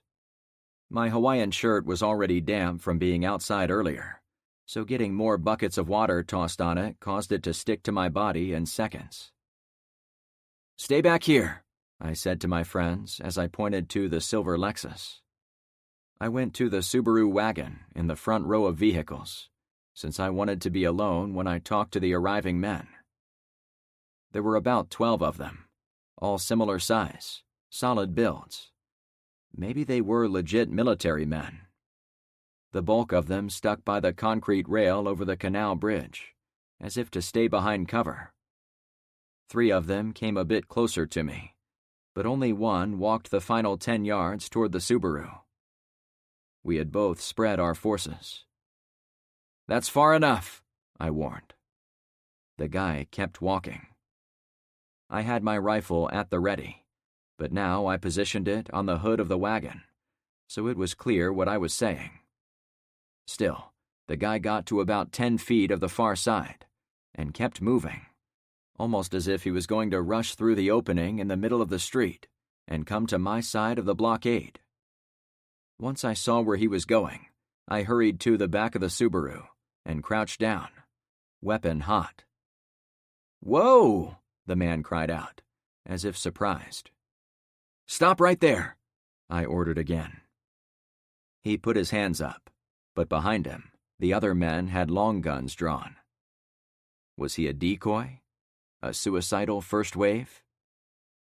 "I couldn't hear you with the rain hitting my poncho."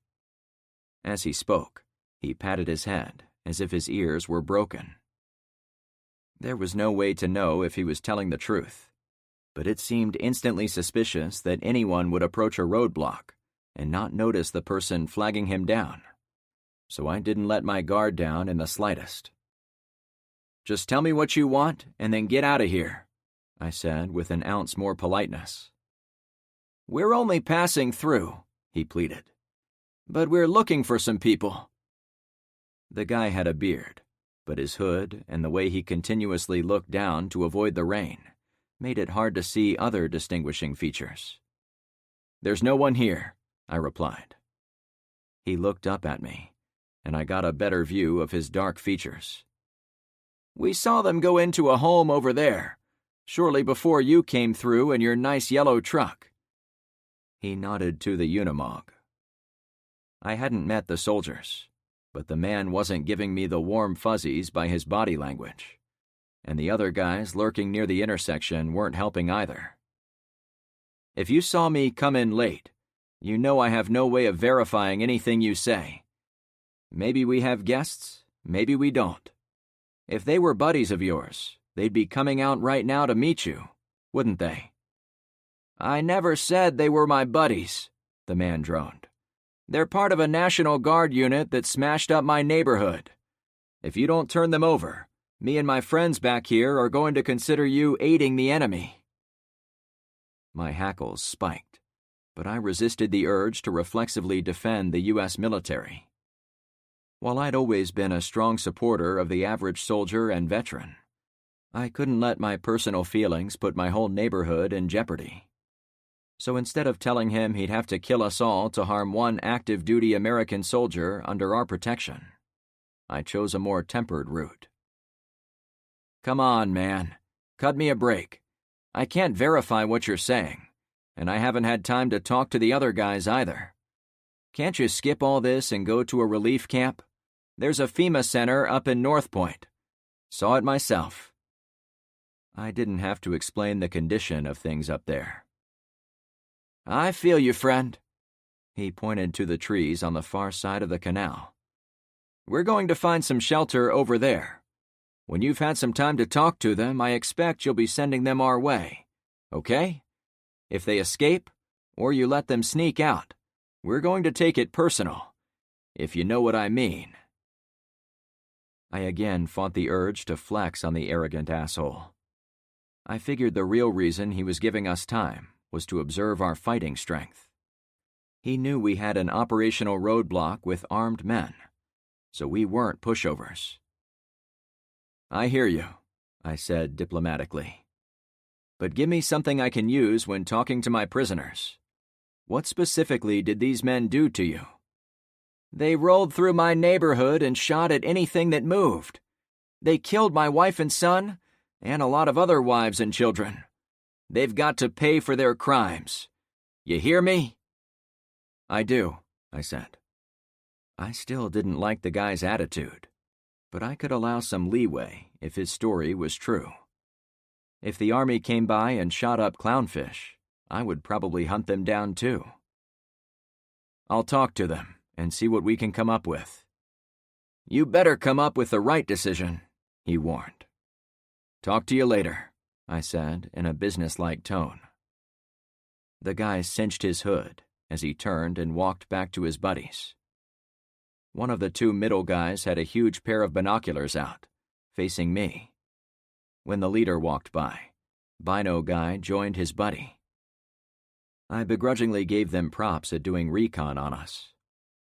I kept watch to verify they walked back across the bridge, went beyond the cars we dragged next to the canal, and disappeared in the woodlands, as the lead guy had promised. Over the next couple of minutes, Dante went back to the front gate with Nathan as his new helper. Luke went door to door to find someone else from the street who could take a shift on the blockade. The rainy conditions made it far more stressful to keep watch, so I wanted shorter shifts, assuming we could find more watchers. Dante directed me to our two guests, who were in the first house on Albacore Anchorage. I moved the Mog onto the driveway, so Darla and the twins could join us. The residence was where I'd often seen an older man sitting on his front porch. Now he sat in a plush chair in his living room, with two soaked young women in big fluffy bath towels, sitting on a couch across from him. It took me a few seconds to realize they were the evil warriors Poncho Dude had warned me about. "You two are soldiers?" I asked with surprise. "The man outside said I would be facing a couple of terrorists." In confirmation, our resident greeter, the Golden Dog, went up and sat in front of them so they had the honor of petting his luxurious fur.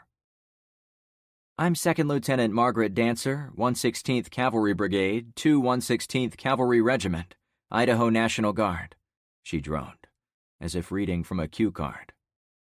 Both women had BDU trousers with haphazard cuts to make them into shorts, and wore black sports bras instead of uniform tops. Their sunken eyes and the way they melted into the sofa suggested they were on the verge of exhaustion. "Well, Lieutenant, I'm Frank Douglas. I guess you could say I'm in charge of this subdivision. First things first, can we get you a new shirt or anything to cover up?" "Couldn't give a shit," she answered, while she absently ran a hand down the back of Mr. P's neck. Margaret was well tanned, with dark hair cut short and a row of tattoos up the side of her torso. The other girl was blonde, with elfin features, and couldn't have been an inch over 5'0". Neither looked like they could be infantry soldiers. Or evil. I turned to the retiree. "I assume this is your place. I've seen you sitting out front, watching us. I'm Frank." The wrinkled guy was in his late 70s or 80s. He wore a black ball cap emblazoned with Vietnam veteran on the front and loaded with pins and patches on the sides. "Yep, this is my place. I'm Elmer. I've been watching the past several days to see what would happen after the power went off. Saw the people come in and tear apart those rations. Saw those men threaten you at the roadblock. Saw you get the people across Bayside set up with their own security blockade. All good work, of course. But I didn't think I needed to get involved until I saw these two young ladies come up to our roadblock." I noticed he was dripping wet, same as the soldiers. "You went out there?" I asked with surprise. "Yep," he answered. "When two women walked the way they did, always looking over their shoulders, trying to jog while carrying gas cans and so on, I knew they were running from someone. I went out and made sure Dante waved 'em in." "Yeah, well, I think I found who's chasing them." I turned to the women. "They said you killed a bunch of their wives and children." Dancer scoffed. "Our orders were to drive the convoy north, through Fort Myers." "Wait a sec," I interrupted. "Are you saying the Army is still in business with vehicles? We assumed they were taken out by the EMP, like all the other modern tech." "Yep, our gear is hardened against nukes." "Sorry, that's good to know. If it had knocked you guys out, it might have meant the blast happened directly over our heads." "Yeah. So almost the second we got into the city limits, we were swarmed with people who wanted us to stop and help them. At first we listened to their complaints and tried to help however we could. As time went on, we found ourselves often helping one group only to be begged by another. That second group would then want us to attack the people we'd recently finished helping. After bogging down in those endless, lawless neighborhoods, our CO advised us to saddle up in the middle of the night and evac." I sat down on a wooden chair. "I bet that pissed some people off." "It did more than that. It drove them mad. People chased us on bikes. They shot at us with all kinds of guns. Little did we know our presence had spread like wildfire through the middle of the city. Once we were on the move, and they saw we weren't going to stop, the assholes turned to more desperate measures, like dumping flaming fuel bottles on our deck." "Jeez," I expressed. "Americans attacking American soldiers." "My improvised unit started out with 3 working tanks, a dozen Humvees, and a couple of fuel trucks the day the world went to shit. As you can see, we don't have much left." She held out her arms in the universal sign for "I've got nothing." "If you came in on foot, why were you still carrying the fuel cans?" I asked. She sat forward on the couch. "We were pre-positioned near the south end of Sanibel Island, south of Fort Myers. On the morning of day 2, our fuel trucks went across the causeway to refill, but they never came back. By day 3, several of our Humvees had gone AWOL. Thieves snuck in and stole our personal gear right off our deck. That's when we decided to move north, but without fuel reserves we had to ditch the Monte Cristo in 10 feet of water, near downtown Fort Myers. Flapjack Special was disabled somewhere in Cape Coral, not far south of South Point. What about the third one? Oh, Margaret chuckled to herself. I guess I shouldn't have given away our numbers. You're carrying those cans, I clarified. So we know you're trying to get somewhere. It doesn't matter to me if you have a tank or a motorcycle.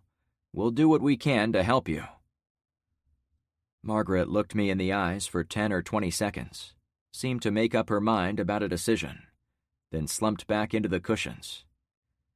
Mister, I'm so damn tired I would probably give you our tank in exchange for one night of uninterrupted sleep. But I don't think my CO would approve. You can sleep here as long as you'd like, Elmer said with excitement. You ladies are doing the uniform proud.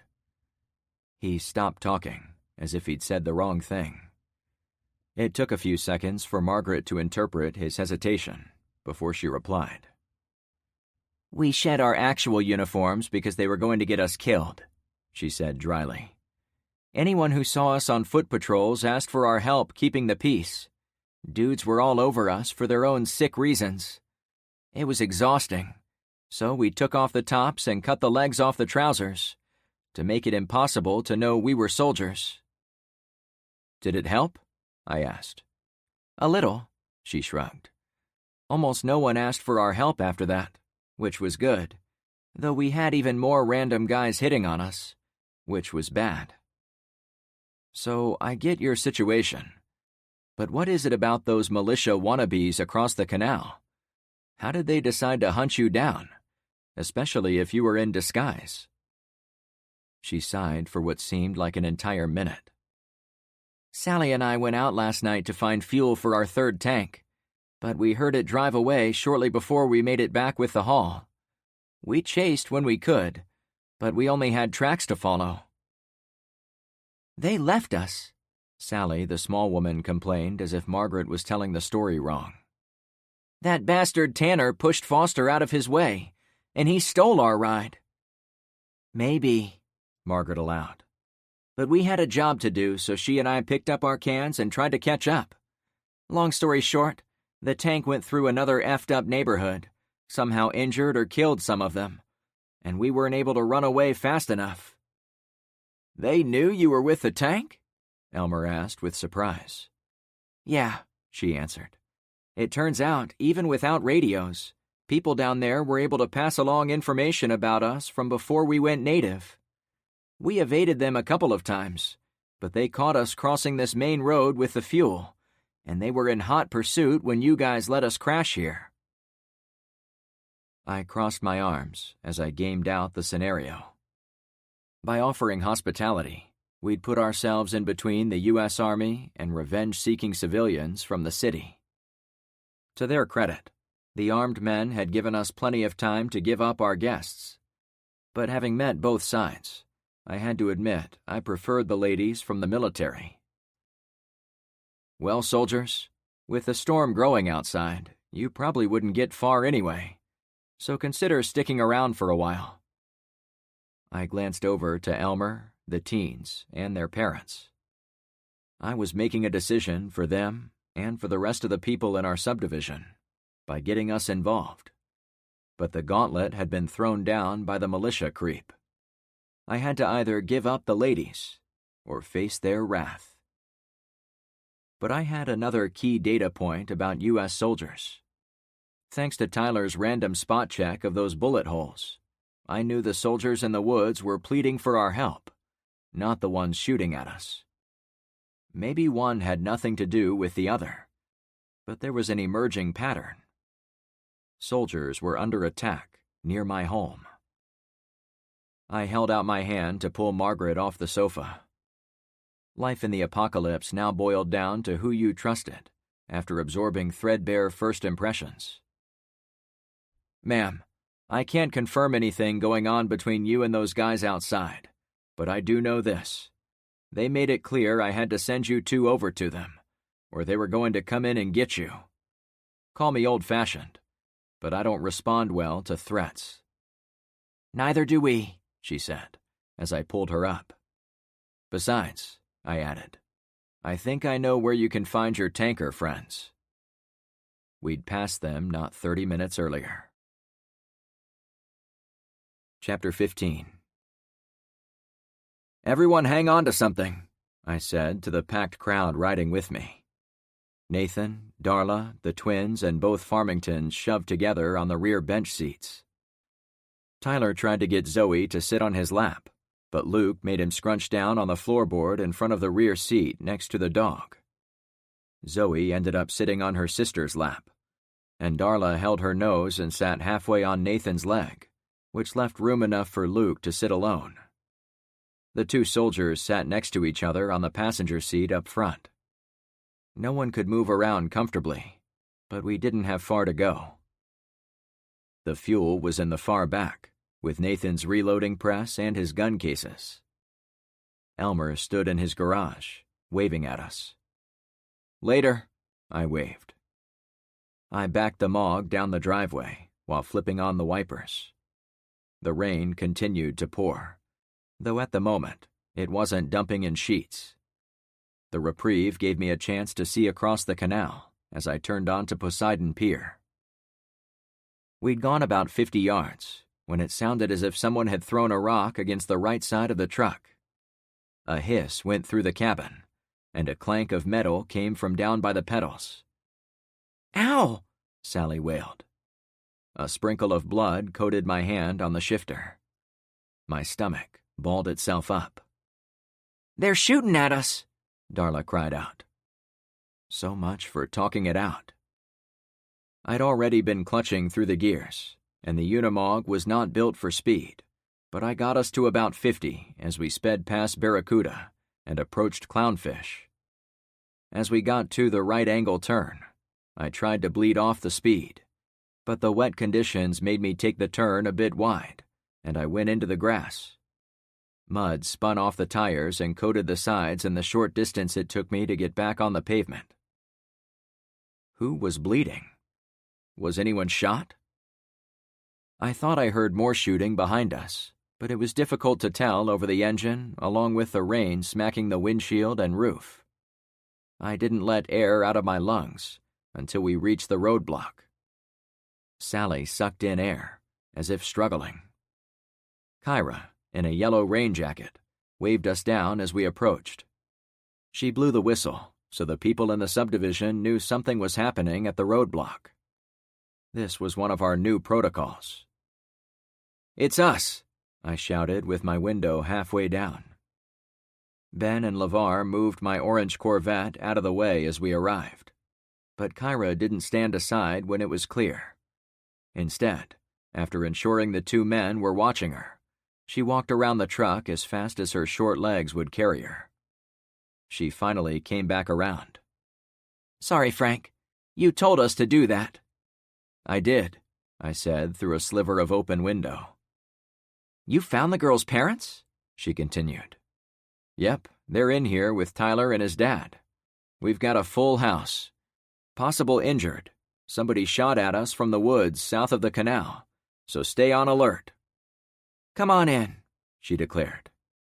I drove through, satisfied our training was paying off. "Sally, you okay?" I guessed it was her, not Margaret, based on the random sounds she'd been making. They were the sounds of someone struggling to suck in the pain. "I got tagged," she peeped. Inside our perimeter, I took the time to observe my passenger's situation. A fair amount of blood ran down the back of her leg, while she held it with both hands. Margaret pointed to the door, to Sally's leg, to the doghouse, and then to my side of the cabin. "The bullet went through your truck and out the other side." Sure enough, there was a hole in my door, near the bottom. It looked as if the bullet had traveled under my legs as I worked the clutch and other pedals. "I don't know how they knew you were in here," I commented as we pulled up to my driveway. "Doesn't matter," Margaret insisted. "Thanks for getting us clear." "We've got first aid in the neighborhood watch area," I finished. I hopped out of the truck and into a 6-inch pool of water, swirling around the circle. The rain had collected on my street, though there was a slight grade upward toward all the homes, so we weren't in immediate danger from the growing puddles. However, I glanced behind my house to be sure the canal hadn't come out of its banks, even though I'd crossed it on the bridge a few minutes earlier. As my boots soaked in the water, an irrational fear struck me that said the water was about to rise much faster than I imagined. The others had climbed down from the truck and were on the way to my open garage door. I followed at a jog, looking at the canal for as long as I could on the way up, sure it was going to spill over as I watched. I went in the third bay garage door, since the rain and wind were mainly coming from the south and west, and we didn't need the larger part of the garage soaked with water. Some thoughtful person had wrapped a tarp over my belongings in that slot, so rainwater didn't ruin my stuff. Margaret guided Sally to a chair next to a single gas lantern providing light for the dark side of the chamber. I pulled out a small medical kit and placed it on the table by the ladies. After pulling out some gauze and antibiotic ointment, she went to work on her injured friend. Fortunately, from what I could tell, it was more of a graze on the back of her calf, rather than a serious penetration. All three of us had been lucky the bullet hadn't been an inch or two in another direction. She saw me looking at her M4 carbine. Both women had kept them on slings over their backs, but they'd finally set them on the floor against the wall. "You can disarm us if you want," she said without glancing over. "Both our rifles and pistols are out of ammunition." "No, I don't think you're the bad guys." "You have more faith in people than I do," she replied. "I guess I go with my gut." "I can't believe how many vehicles you have here," Margaret said matter-of-factly, changing tact. "There aren't this many down south, in the thick of the city." "Yeah," I answered with some hesitation. "We've been searching them out since the beginning, so we'll have mobility when we need it. On the second day, we used one to score a bunch of rocks, charcoal, and sand for water filtration. Still haven't set that up." Those bags were in a neat pile in Drummond's garage. We needed the 55-gallon drums to start the gravity-fed water purification process. "That's smart." "I hope so," I stated. "I don't suppose there is any way I could get you to loan us that big truck so we can get our fuel back to our unit in the woods, huh?" Dancer kept all her attention on the medical situation while she spoke. "Yeah, I'm not sure about that." Despite their pleasant demeanors and outward appearances, I had to remember they were soldiers on a mission. Even if they liked me, they might do whatever it took to fulfill their duty. "We could offer our expertise in warfighting," she suggested, still not looking at me directly. "I would think we could help you arrange your defenses better, so you can hold off anyone who might try to get in here. We could even bring the tank back here to help you finish the job on them."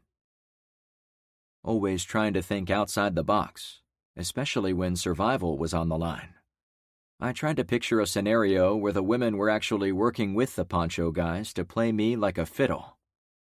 2 young women in sports tops might lure unsuspecting men into any number of pitfalls and traps. Create a big bad threat across the canal, then ask for a working vehicle to help put a stop to it. However, my fears were dispelled when I thought about the bullet that had gone through my cabin. There was no way any sane person would allow a co-conspirator to almost shoot their leg off as a means of gaining a group's trust. I would buy that a guy might shoot out a tire or put one in the engine while their man on the inside is riding along, but not if they shot at the people inside the cabin. I leaned toward trusting them. At the same time, I needed to be certain. "I promise I'll think about it," I answered. We were all armed, so there was nothing stopping them from trying to take the truck by force. But I had to believe they were smart enough to see my people wouldn't take kindly to any such sneak attack. Almost the second I finished my thought, a small ball of ice bounced into the garage from the far garage door. After a few seconds, dozens of taps resonated off the sheet metal of the outer door. Marble-sized chunks of ice soon littered the floor by the open doorway. Are most hurricanes like this? I wondered. With the flooding and hail and everything? Why did they build houses around here? I don't think this is a hurricane, Margaret answered. Hurricanes aren't known for having so much hail. The water vapor over the Gulf is way too warm for it. I wouldn't know, I admitted. I moved here from Illinois a few weeks ago. Curious, I walked toward the open door to see the hail falling outside. As expected, the wind made the white dots fly in random directions as it crashed into the trees and cars around my yard and driveway. My reasons for looking outside were more than curiosity, however, as I put some distance between myself and the women. Instead of watching the weather, I kept an eye on them, to see if they were eyeing me, my friends, or anything else in the watch office. Margaret gave all her attention to her fellow soldier. I caught the eye of Tyler, who huddled with the twins and their parents in some chairs near the back of the garage. The boy had been showing off his artwork to Darla and Nathan, though he hurried over to me the instant he caught on to what I wanted. "What's up, Uncle Frank?" I pointed outside, but spoke quietly to him. "I have a secret mission for you and the twins. I want you guys to quietly talk to everyone on our street and have them keep an eye on these two soldiers to see if they try anything." "Won't you watch them?" he whispered. The hail was almost thunderous as it fell against the big garage door and the large cistern collecting water beyond the corner of my house, so there was no way the women could have overheard us. "I will, but I don't want to be obvious about it. I want them to think I'm oblivious, so they'll feel emboldened. If they attack or do something stupid, I want you guys backing me up." I still didn't think the soldiers were there to hurt me, but part of my due diligence was testing their intentions. Being wrong was not an option when all our lives could depend on it. "That it?" he asked. "Another thing. I'm going to pretend to put some keys on the watch table that will start the Unimog, but really they're some shitty old keys for my truck. I want you to watch those keys like a hawk, and if you leave my garage, get someone else to watch them. The second those women steal the keys, someone come tell me." "Sneaky." He gave me a salute. "I hate that I have to do it, but this will tell us a lot." "I don't think they're bad in this timeline," he said matter-of-factly. We both took a few steps back as more hail rained down. The pellets melted in seconds while they were on my driveway, but they lasted a little longer when they rolled into the dry garage. At the same time, I turned to the kid, as if he'd spoken in a foreign language. "There are multiple timelines?" I asked with humor in my voice. "Oh, sure. In this one, I'm a mild-mannered Chad who chugs Mountain Dew and gets the ladies. In the next universe over, I might be a total coffee nerd who makes crazy suggestions, like shoes are actually a type of vehicle that we ride with our feet." "I'm not sure," I answered. "No, I've got it," he said, ignoring my confusion. "Shoes are actually just skis made for non-icy conditions." The boy was prone to blurting out whatever was on his mind, but there wasn't near enough time to piece together what he was attempting to say. "I'm not sure which reality is going to be more confusing," I mused. He looked at me, then outside, then at the soldiers, as if returning his train of thought to what we'd been talking about originally. "Sorry, I've been super nervous since Zoe's parents came with us. I have to ball up my thoughts so I don't embarrass her, or myself, and I was thinking about alternate realities on the drive home."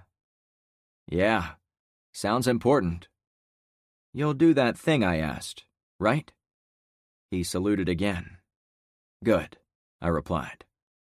"While you were at it, I have a third job for you." "You sure you don't want someone else? Rainey? Any of those kids we rescued from the school?"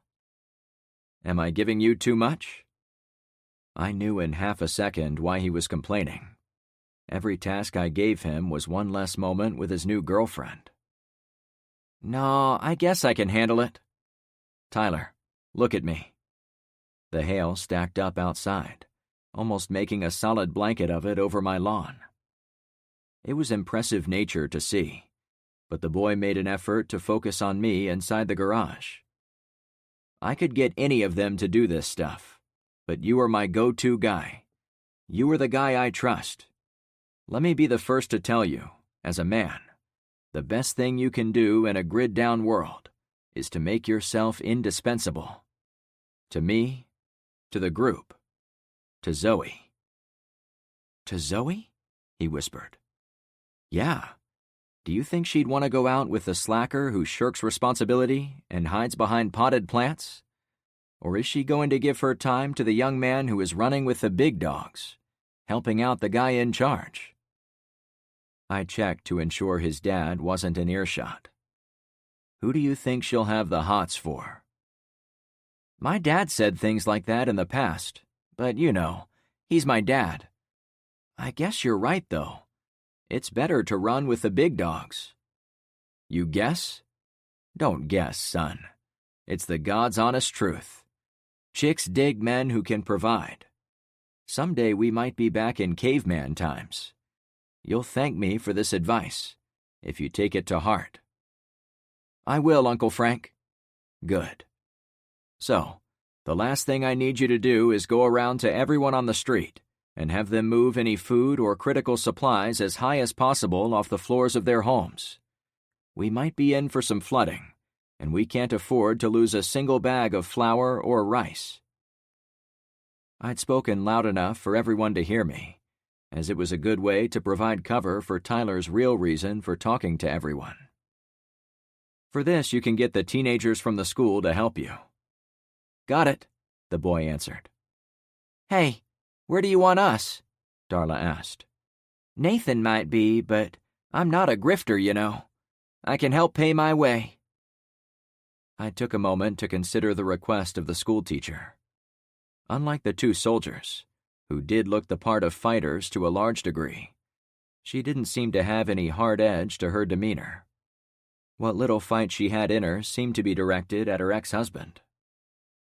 I appreciate the offer, but I need you to chill out here for a while.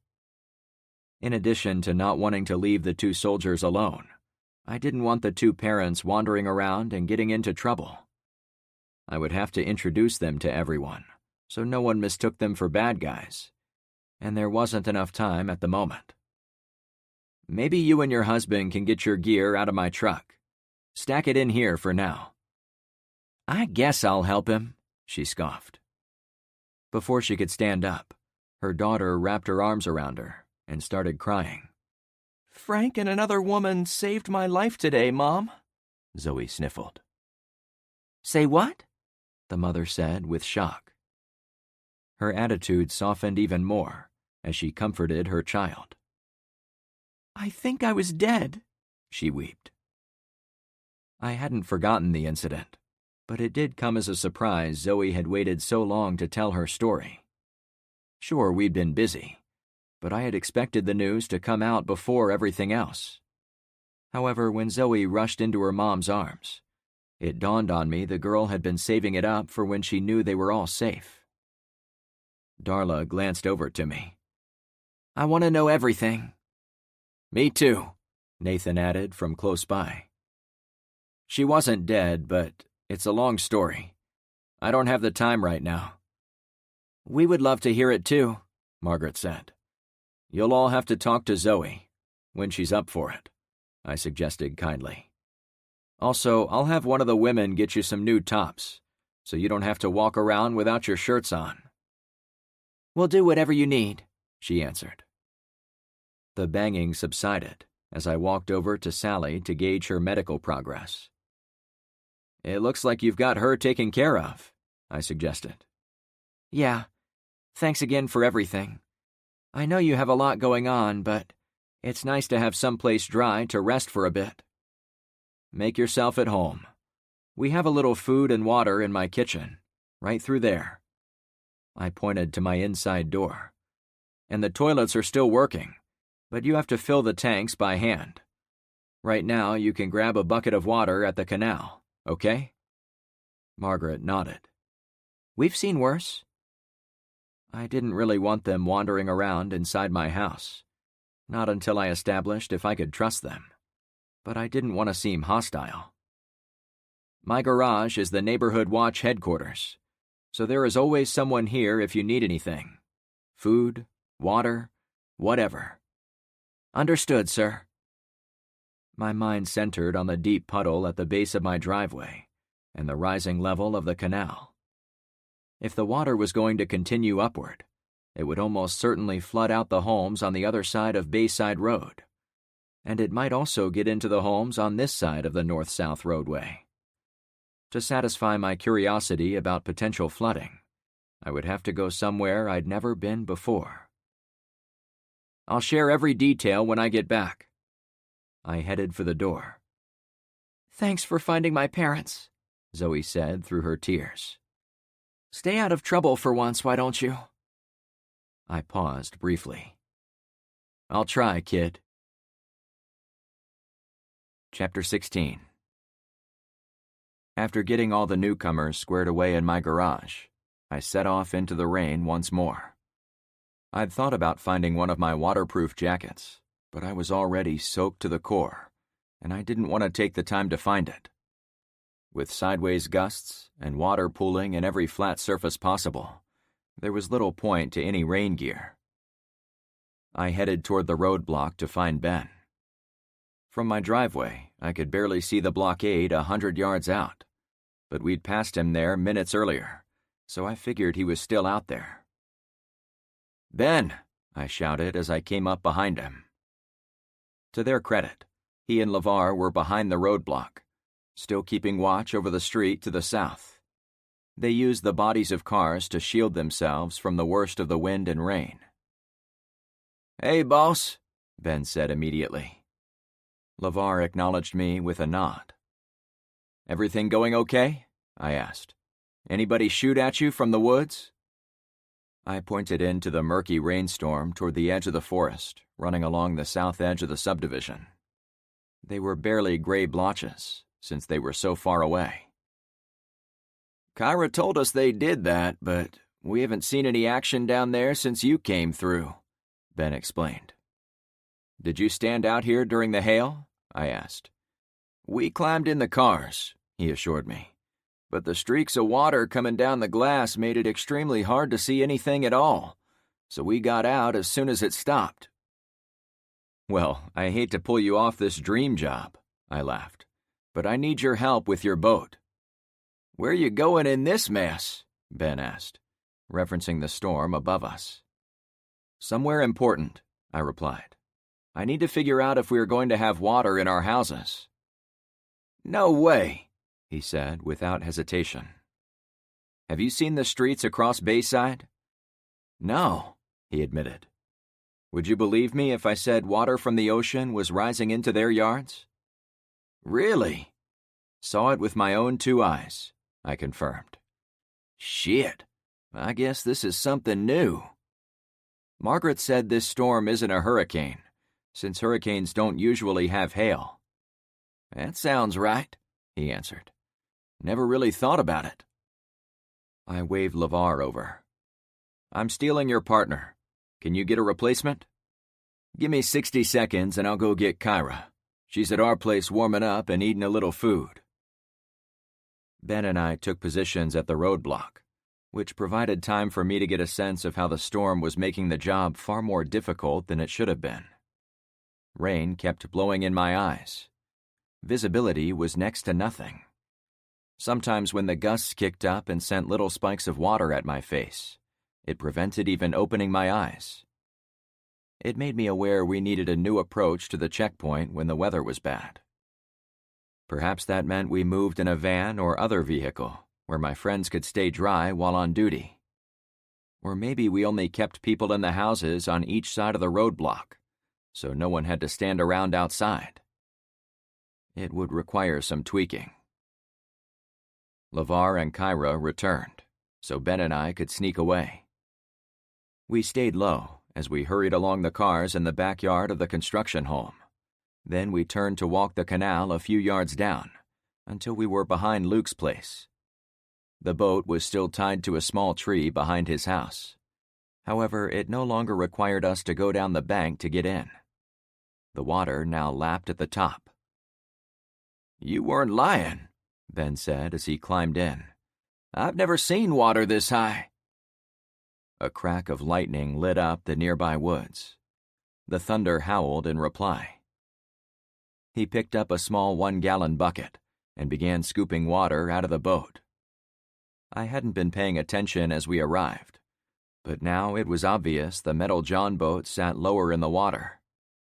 If we hadn't come when we did, would it have sunk?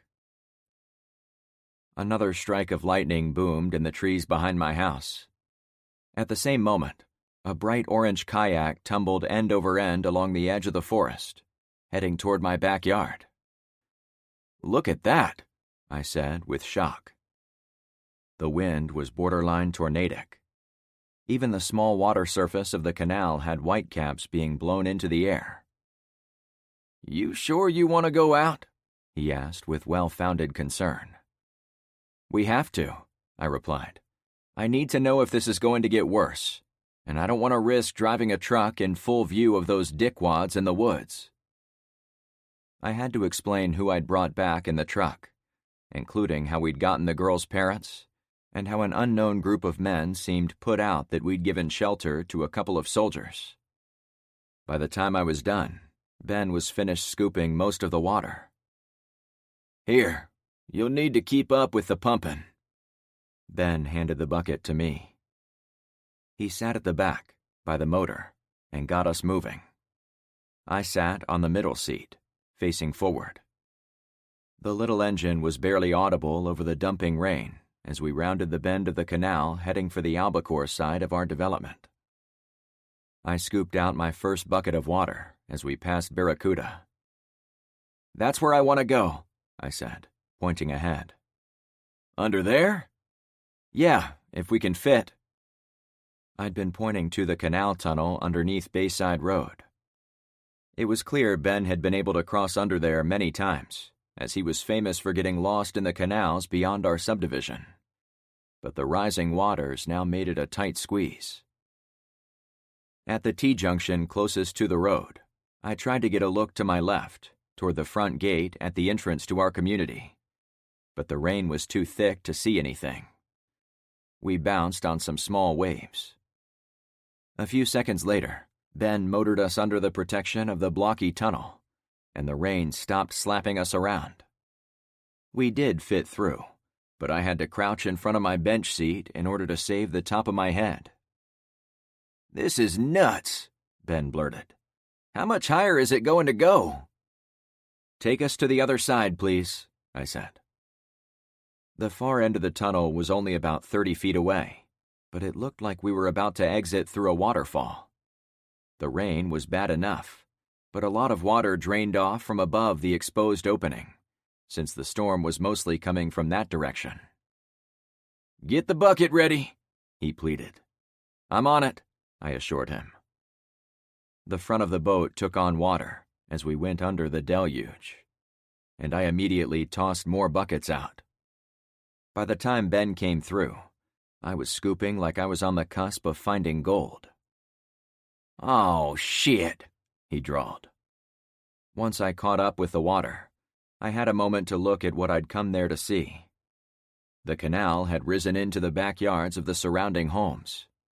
The conditions made it impossible to see more than 4 or 5 houses down, but those in the distance seemed to have higher water levels than the ones against Bayside Road. Unlike when I looked toward the west when we drove home, the subdivisions on this side of Bayside now looked like a lake with islands of homes scattered everywhere.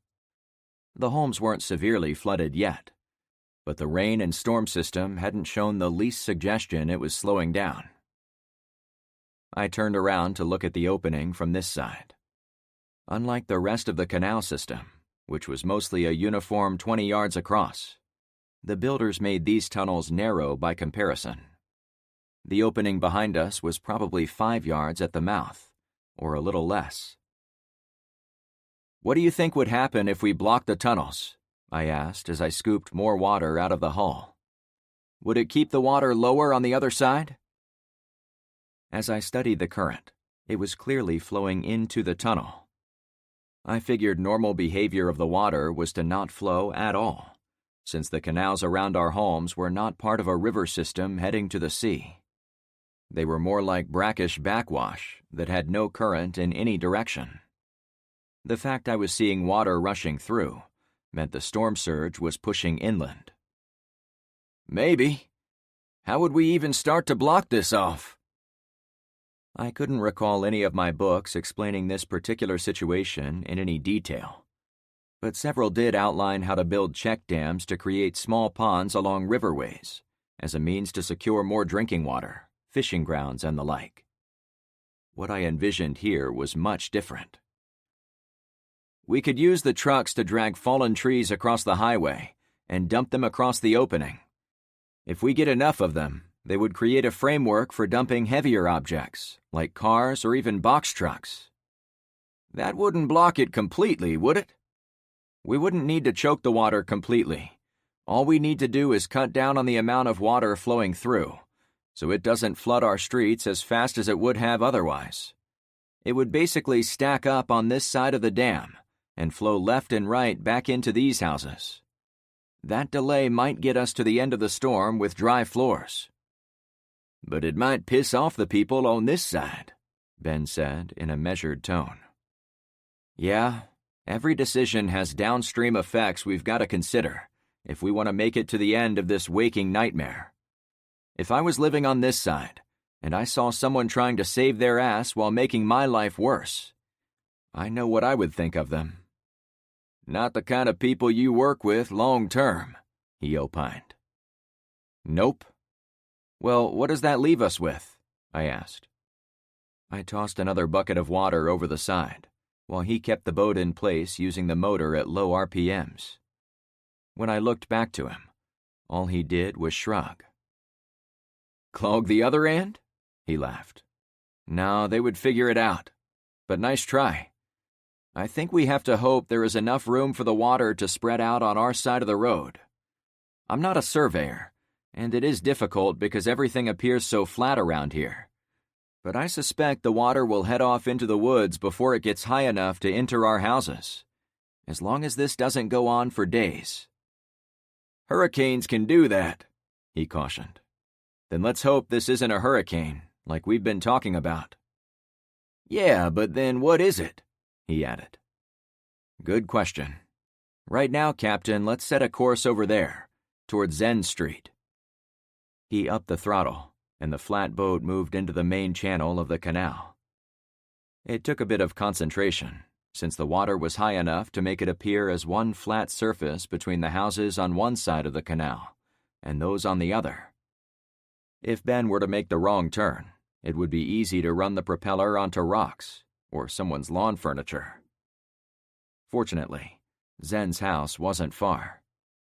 Also, even more to our benefit, Zen was already pacing next to the shallow water in his backyard. Dudes, it's you! It's us, I called back. A gust of wind sent a pink pool noodle across our bow before sucking it around the corner of Zen's house. Mind if we come ashore? I cried out over the blustery winds. He waved us in. I hopped out as Ben cut the motor and pulled it all the way up. I saw the rocks of the bank below, so I knew there was some ground below me, about waist deep. From there, I pulled the boat across Zen's yard until I was in knee-deep water close to an above-ground pool. What brings you? He tried to say. We've got lots of news, I interrupted. Please listen for a second. I unloaded every detail of importance for what was happening around us. I touched on what I'd found in North Point. I explained the pirate-like guys up at the trailer park. And I told him there were poncho guys shooting at civilians from the nearby woods. Finally, I explained what I'd learned about the flooding. So if you can, tell your people to move any and all supplies to high places in your homes, as far off the floor as they can. I don't know how high the water is going to go, but we have to expect it to at least go a few more feet, based on how it's still coming down." I pointed to the water creeping around the base of his pool and thinking about heading for his rear sliding door. Once it went inside, every item still on his floor would get wet, including food. Other houses closer to the shoreline were likely already inundated. Hopefully they didn't need some random guy in a boat to tell them to protect their food supply. The rain seemed to step up a notch in volume. "Do you understand?" "My people?" he asked himself with a voice full of disappointment. "I can't do this." Zen was an easygoing dude, always fashionably dressed, probably prone to say things like, "Take her sleazy," to his buddies. But now his long hair had popped out of his ponytail, and his expensive clothing was stuck to his skin, so he looked more like a homeless guy who'd been splashed by a passing bus. I took a moment to look at what was on the ground. A shovel. A mushy mound of mud. "Is that Trevor?" I asked with surprise. His face went slack. "I didn't know what else to do with him." Depending on how deep he was, I worried the body would soon rise out of the grave and wash away. A fate almost too disgusting to think about. His grave also reminded me of the funeral pyre back on our street. Did ours get hot enough to take all of our problems away? Zen stared at his work. The rising waters were only a foot or two away from the edge of the dig site. "Hey, Zen!" I waved to get his attention. "You in there, buddy?" His eyes lit up, as if coming back to our reality. "What? Yeah, I'm here. I've never been in a real emergency like this. I was playing before, but I don't think I can lead anyone for real. People are dying and shit. Need to be buried." "My man," I said to tap into his speaking manner. "It's not about high goals you wish you could do. It's more about the basic things you actually get done. We are well past refinement and perfection. Food, water, shelter. That's what people want, and what you can deliver to them. You may not get every decision right, but I can promise you people are going to notice you trying." After giving Tyler his own pep talk 30 minutes earlier, I was beginning to think I needed to go into motivational speaking for young people. "Maybe you're right." I didn't know why he'd buried Trevor alone in his backyard, but I could guess it had something to do with being overwhelmed with the duties he'd taken on. At least one of his friends, Talon, had died out on the road. Other neighbors might have peppered him with questions he couldn't answer. I'd taken him down to the shore and suggested a whole gaggle of new streets could soon be under our mutual protection. It was probably more than he could handle, and digging a hole was one thing he knew he could get done. "How the F are you so calm?" he mused. "Practice. But don't overthink it. For now, we've got to work together to keep this place from falling apart. If people lose their food to a flood, we aren't going to be able to help them without a miracle." "Okay," he said in a dreamlike voice. "Zen!" I barked, almost ready to slap him on the face. He finally focused. "I'm here." "Good. I need you to stop what you're doing back here so you can organize some teams. Get your most reliable buddies. One group should focus on your street, one group should go to the street to your right, and another should go to the street on your left. Tell your closest neighbors how to protect their food." I'd been working to have some influence on the streets around Zen since I first got the idea to put a well over there, and I'd made a little headway on that front. But now, I got a first-hand look at why the alliance had been so important. His neighborhood was the next one over from mine, so if I didn't instruct them to save their food, they would soon come to me with their empty bowls in hand. It was critical that Zen's neighbors took steps to save themselves, since it would also save my people. "Can you do that?" I pressed. Yes, I know who to ask. Good. I patted him on the shoulder. When you get your 3 streets done, send your teams out to other blocks. Save whoever you can.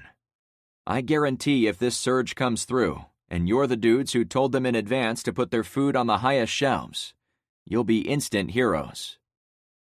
Okay, he said without conviction. Take a deep breath, bud, I instructed. Remember, the only easy day was yesterday. Rain pelted his face as he drew in a breath. That's comforting, he finally said. I don't sugarcoat anything. I chuckled to bleed off some of the tension he must have been feeling. Stay calm for your friends. They're going to need a wolf pack leader to look up to, you know? I don't, he started to say. His eyes darted to the canal behind us. As we all watched, a 3-foot wave rolled down the waterway toward the tunnel we'd come through. When it passed behind Zen's home, part of the wave broke into his backyard and came up to our boat and the makeshift grave. But by then, it was barely a few inches high. Where did that come from? Ben asked. More waves appeared down the canal. We've got to go, I insisted. I know what to do, Zen remarked, sounding more prepared as he headed inside his house. A second wave struck the boat. Ben had been bailing water with the bucket while we'd been talking, but now he tossed it near my seat and invited me to climb aboard. This boat wasn't made for waves, he commented. You could walk back, to be safe. Forget the boat. Can you handle the waves? I stressed. Sure, boss. I was giving you a chance to bail. At the very least, the boat was our evacuation plan in the event a larger force came in and shot the place up. I wanted to get it back to our side of the canal system, but walking out while he took all the risk to move it was not the way. If you go, I go, I declared. Just had to ask, he laughed. We pushed off into more waves. Chapter 17. Haul ass, I ordered the captain. Ben waited until we were clear of Zen's backyard, but once we were in deep water, he cranked the hand throttle. The antique motor gave it a good effort, but the old thing barely got us moving beyond a light jog. Why didn't you get the fast model? I asked over my shoulder, tossing out another bucket to keep us afloat. I've never been in a hurry to get anywhere, he replied. My friend guided us over one of the smaller waves still rolling toward our subdivision on the other side of the road. Behind Ben, larger waves broke in Zen's yard and were moving closer. As best I could tell through the dense rain, the storm was coming ashore a mile or two behind us, and the surge was being pushed inland at an increasing pace. I'd seen plenty of newscasts of people fleeing the coastlines during past hurricanes, but I lived in Illinois back then, and I never appreciated what they were going through until now. We had to get to safety. Ben slowed as we arrived at the tunnel. What is it? I asked, bucket in hand. We need to duck, he suggested. A wave struck us from the back, and water splashed all around me. Whoa, I gasped. For half a second, my stomach fell into my boots, as I thought for sure we were about to be swamped. Once we stabilized, I exhaled with relief. Behind us, the waves kept coming. My stomach went into the fetal position. Shit, I yelped. Keep going. I bailed faster. Ahead, the gap between the rolling surface and the roof of the concrete tunnel looked as if it had shrunk in the few minutes since we'd gone through, and the waterfall pouring over the side was almost solid. I got on my knees in front of my seat.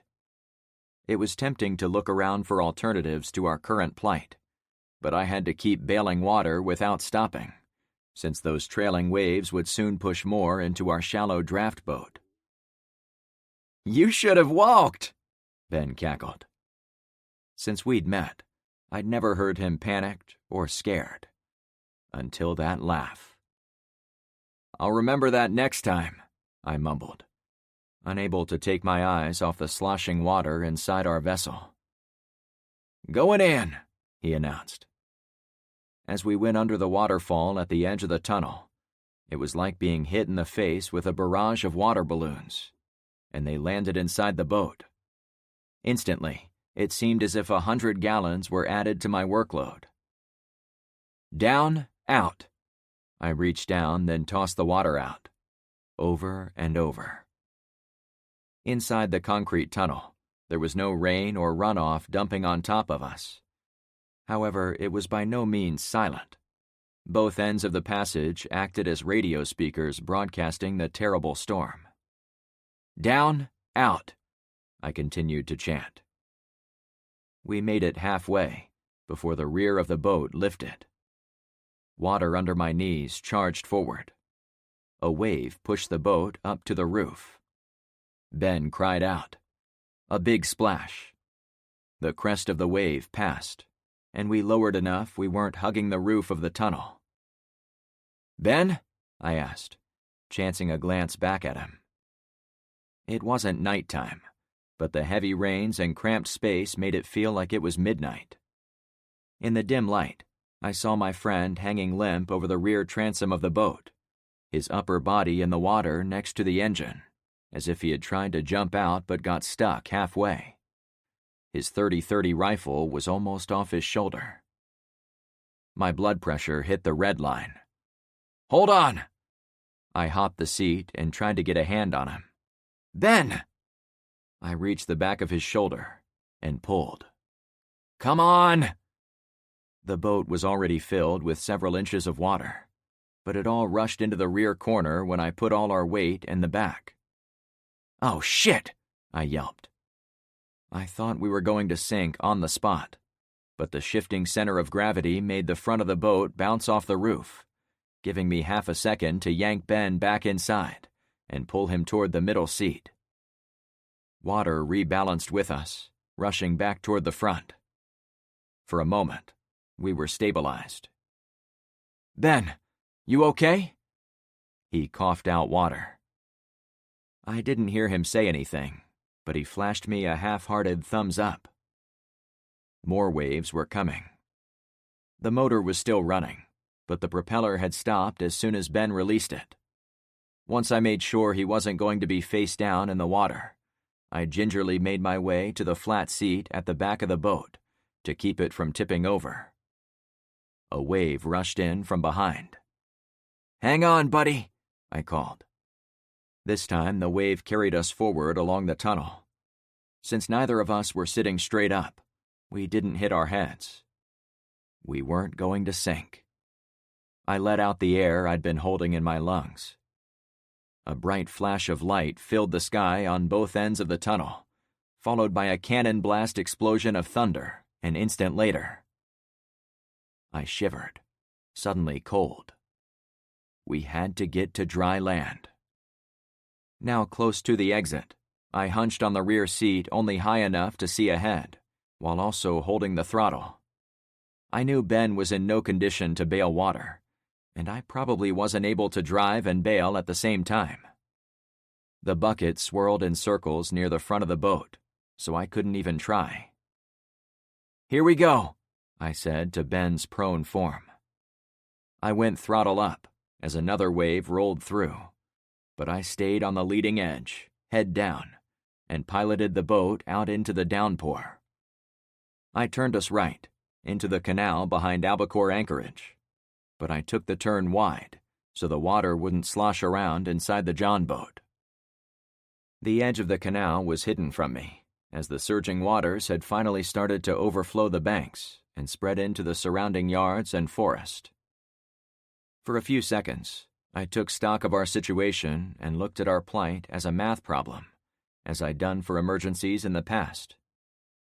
How far could we go with an unstable boat filled with water before we sank on the spot? Halfway down the canal? All the way down the canal? Wind whipped over the top of Bayside Road and did its best to push us toward the houses, The rain made me believe I was inside a sandblaster, as it pelted every exposed piece of skin on the right side of my body. Ben moaned. "Hang on, buddy," I consoled. "We're almost there." There were no giant waves on our side of the tunnel, but there were a lot of little ones caused by whipping winds. We bounced up and down as we drifted past several homes, but I jerked forward as we hit a larger wave, and a rush of water came in the front. The little bucket was pushed all the way through the boat until it hit my boot, and it told me I now had the answer to my equation. Find shore right this second, or we sink.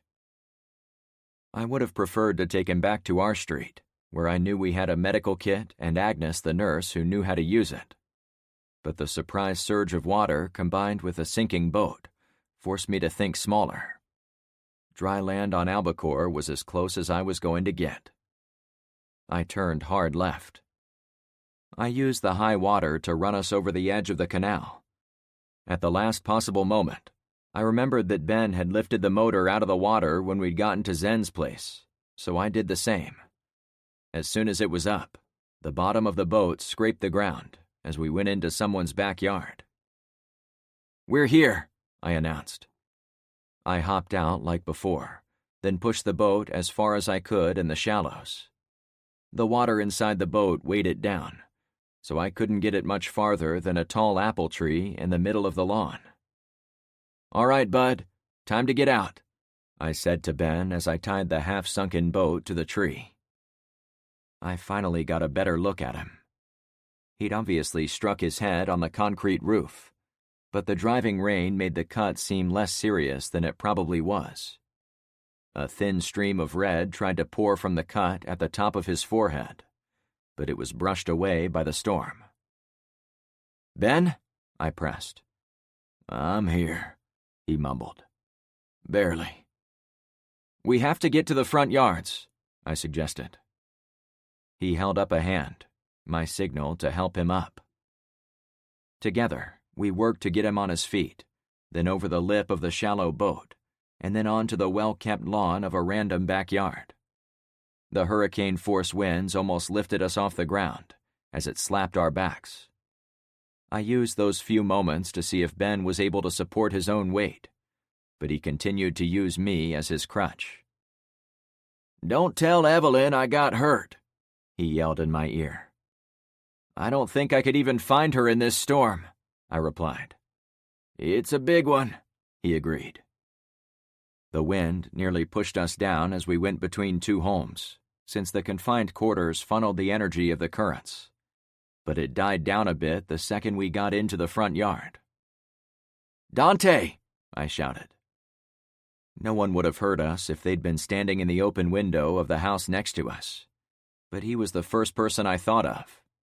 I figured if anyone heard me, by some miracle, they would know the name of the block captain, too. "Think he heard you?" Ben laughed. "I'm glad you're doing better," I snarked. "I got my bell rung, didn't I?" he asked. "Oh, yeah," I answered. "I bit my tongue, too. My mouth tastes like I've been eating pennies." "Eat a lot of pennies, do you?" I quipped, while looking around.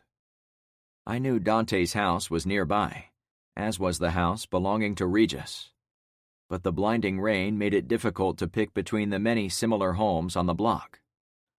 The only one I knew for sure was the home on the end, that belonged to Elmer. However, I waited for a few seconds while we took more abuse from the storm. Beyond Elmer's house was the front gate, the next canal, and the woods. Were those assholes in ponchos still over there waiting for me to show myself? Did they have the patience and fortitude to sit in this storm, so they could make good on their promise to get those soldiers and anyone who helped them? "I think I'll take a rest here, boss," Ben slurred. No rest yet," I cautioned. I got Ben moving again. Once going, he kept up with me as I walked toward the end of the street. As we got close, I made a judgment call about pushing the last couple of houses to reach Elmer's place. The rain was so intense I barely saw the cars of the roadblock, much less anything beyond it. If those guys had some technology to spot me, more power to them. "We're crossing the street," I warned. "Don't tell Evelyn I got hurt. Okay?" he said, almost repeating word for word what he'd asked me a few minutes earlier. It told me the bonk on his head was more serious than it looked. "I won't," I said to play along. We went into the street, past a parked car sitting in a giant puddle filled with half a foot of water, then reached Elmer's neighbor. To reduce the chance we were spotted, I walked us close to the front of the neighbor's home, and we came at our target house from the side, not the front. When Elmer opened the door, he seemed confused who I was. "It's Frank," I deadpanned. "I was here earlier today with those 2 female soldiers." The light came on behind his eyes. "Of course, come in," he said as the wind almost shoved the door open for him. Ben plopped on the same couch Margaret and Sally had been sitting on earlier. His rifle fell to the floor next to him. Elmer had some medical supplies with gauze, alcohol swabs, and Band-Aids. Now out of the rain, the blood oozed down Ben's face with more force. "Can you help him?" I asked the older man. "I have to go back out there." "Yeah, sure," he replied. "Why do you want to go out there, though?" There were a million reasons I couldn't sit in the house and dry out, but the main one was due to the arrival of the storm surge. If I didn't do something to help Zen's neighbors, we were in danger of losing dozens, perhaps hundreds of people. It was no longer about getting supplies to higher shelves, but about getting residents to safe heights. "I have to help our neighbors," I explained. "But," he tried to say. I ran to the front door. "If Ben wakes up, don't let him leave." The second I unlatched the door, the wind tried to bully its way inside. I slipped out, closed it, and ran into the headwinds of the hurricane. I made sure I wouldn't be seen from the woods, but there was still no way anyone over there could make out people running in the streets. The front gate was barely 50 feet away, and I still couldn't see much of it. I'd been smelling seawater mixed with rainwater since we'd gotten to Zen's place, but now that I was out of the boat and standing on land, I took a moment to notice how strong it had become. The arriving storm surge brought the ocean up to our streets, and the wind made sure we were smacked in the face with it continually. It was the first time since moving to Florida that the smell of the ocean wasn't bringing me thoughts of Jimmy Buffett and cold retirement beers. I splashed across the wet lawn and went into the street. Not a person was moving in any direction, though I still couldn't see for more than 50 feet, so it was impossible to say who was out on the other end of the block. Every minute I spent out in the storm, I was chilled even more by the wind and rain. When I came up next to the roadblock, I seriously thought about hiding inside one of the vehicles to warm up, but I worried I'd never want to get out again, so I set the idea aside. However, while I hunched behind Ben's Subaru wagon, the door opened, and Dante scrambled out. "Frank, is that you?" he yelled in the wind. "Yeah," I answered. We spoke behind the rear bumper, with the car between us and the forest.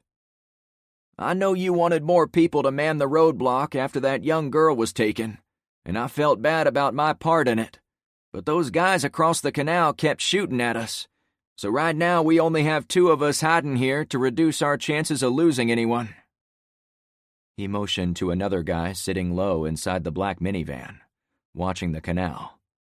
"But there's 3 more guys in this first house." Dante pointed to the house across the street from Elmer's. It was the home closest to the orange fish sign, and it was the last one that backed up to the canal. Importantly, it also had a good position next to the front gate. "Thanks for keeping watch," I said. I'd wanted a stronger roadblock to keep anyone from stealing girls like Zoe again, and he'd delivered. "Sure thing. We want to surprise 'em if they try any shit." He wiped water from his face before continuing. So far, other than a few pot shots at people walking on the road, or at us, they've been hunkered down. One factor I'd come to appreciate was how a growing survival group made it harder for me to affect what any one individual person was doing. In a large business, like my trucking company, it was commonly known as micromanagement. Looking between his position in the vehicle and the obscure section of woods where the poncho men were likely hiding, I wasn't sure I could have asked him to put himself in such a risky position. 4 guys watching from the house might have been the safest play. On the other hand, I couldn't deny it was nice to have a set of eyes closer to the danger, watching for incoming trouble. Unlike most everyone else on Albacore, who seemed to take refuge inside their own homes, here was a guy out in the misery, same as me, trying to make a difference. It was nice that he did it without my express instructions. "I have a job for you," I said at last. "I need someone I can trust." "Name it," he answered. "I think the storm surge is going to make life pretty miserable on the other side of Bayside, so I'm going to go over there and offer some of our homes as a fallback position for them." His reaction surprised me. Instead of support, his face said it was a bad idea. "You sure about that? Won't we be putting ourselves at risk if we bring in more refugees?" None of my books ever said it was a good idea to go around shooting neighbors and turning them away at the first sign of trouble, and I wouldn't read any book that had similar advice that went against basic human nature. However, they were extremely clear that there were limits to who you should let come into your community, and who needed to keep moving down the line. In the greater scheme of survival, I'd already made up my mind about Zen's people. "They're not refugees. They're in our alliance, you know. If we ignored them while they were washed out of their homes, who do you think they would blame the second the rain stops?" "Us," he answered. "Right. I'm going to go over there to try to keep that alternative from happening." "I'll see what I can do," he assured me. "See if you can get them in that house to start." I pointed to the closest house, the one where the 2 other roadblock watchers were stationed. Not only was it the closest one to the intersection, but it would also keep the people as close as possible to their own homes. "You got it," he told his partner, while I repositioned myself toward my next destination. He ran toward the house, and I sprinted for the Yucca Reef subdivision sign. Fighting the wind, I made my way around the 2 burly wooden poles supporting the colorful sign above, worried I would be spotted and shot at. "Don't shoot me," I said to the wind. "Nobody shoot me." It struck me as I used the post to brace against the wind. I could be shot in the ass by anyone watching from the windows of the row of homes lining the canal. I could be shot in the front by Zen's guys at the roadblock on his side of Bayside. Or I could be shot by the men in the camouflage ponchos from my left side. The only direction I probably wouldn't be shot was to the north along the road. At least for now. When the wind seemed to increase in intensity, I used that as my cue to run onto Bayside Road and cross both lanes of traffic. My thinking was the gusty winds would cause any shooters to have trouble landing one on me. "Hey, anyone here?" I yelled as I arrived at one of the cars at the incomplete roadblock set up by Zen's people. Before I could determine if anyone was there, I happened to look down Poseidon Pier. When it was clear, I could see all the way to the shoreline 2 miles away. Now, with everything going on, I barely saw past 2 houses. However, I saw enough to confirm the storm surge had gone even higher than when I last saw it. Waves rushed down the middle of the street, splashing the pavement a bit below Zen's barricade at Bayside. The first house to my right had about a foot of water against the garage door, but I figured the houses closer to the coast were even worse. I was surprised by the sound of shattering glass.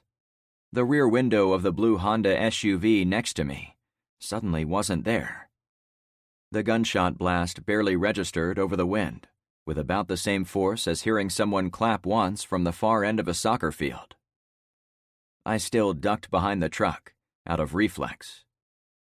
2 dad-bod guys spilled out of the SUV on my side, one from the front and one from the back. When they saw me crouched next to their vehicle, they seemed shocked. "Don't shoot!" they yelled in unison. I didn't even have my rifle out. It was permanently attached over my shoulder. "I'm Frank from across the road." I pointed to the other side of the Honda. "Oh, right," one of the guys replied. I noticed the garage door lift on the nearest flooded house, but I spoke to the guards. "I talked to Zen about 30 minutes ago, and he's out getting everyone to lift their food supplies off the ground. But I think this surge is going to be worse than that. You'll need to get your people out of their homes." "Yeah, Zen came through here about 15 minutes ago," one of them told me. "So now you—" I stopped because the guys were looking behind me. "Where the hell did that come from?" The other guy pointed to the open garage of the first home. We all took a moment to watch a powder blue 1950s-era Chevy come lumbering out of the garage. It had polished chrome, a flawless paint job, flared tail fins, and pristine white wall tires that could have come from the original sales brochure. An older gentleman turned the big steering wheel in our direction, and the 3 of us watched with curiosity as he rolled through the water until he approached the raised intersection. I walked around the front to talk to him, still hunched over to avoid being shot at from across the way. "Hey, where you going?" I asked. The guy wore a checkerboard golf shirt, a brown fedora, and toked on a polished wooden pipe as if on his way to the library. "Anywhere but there." He pointed over his shoulder. "Water ain't gonna stop until it washes us all away." "You think it will get that high?" I asked gravely. "If this was normal times, they would have sounded the horn and evacuated us all, like they did in past hurricanes. This time, it's up to us to use our God-given melons to make these decisions." He tapped the side of his head in a way suggesting he wasn't worried about where he might go. "You are welcome to come to our side of the road." I pointed past our front gate. "You can see the elevation is a bit higher over there, so we're hoping it stays dry." "It should," he responded. "You guys are in Zone B. Higher." I was impressed he knew that. Amanda had said the same thing earlier. Anyone with some knowledge of weather and flooding in the area would be useful to the group's survival for sure. It was also nice he was smart enough to protect his ride. He was a guy we needed to keep around. "So you'll come over?" I asked. "What the hell? If it rises there too, I can always get back in my sweet Charlene." He rubbed the dashboard as if it were worth $1 million, almost drooling. For a moment, I appreciated what the retired guy had for himself. Beautiful house on the coast, a cherry classic car from the golden age of automobiles. He was where I imagined myself a few years into my own retirement. "Okay, but here's the thing. There are some elephant-sized assholes in the woods across the street taking pot shots at us. They put 2 holes in that Honda a moment ago." I pointed to the broken glass to make my point. "I see," he remarked.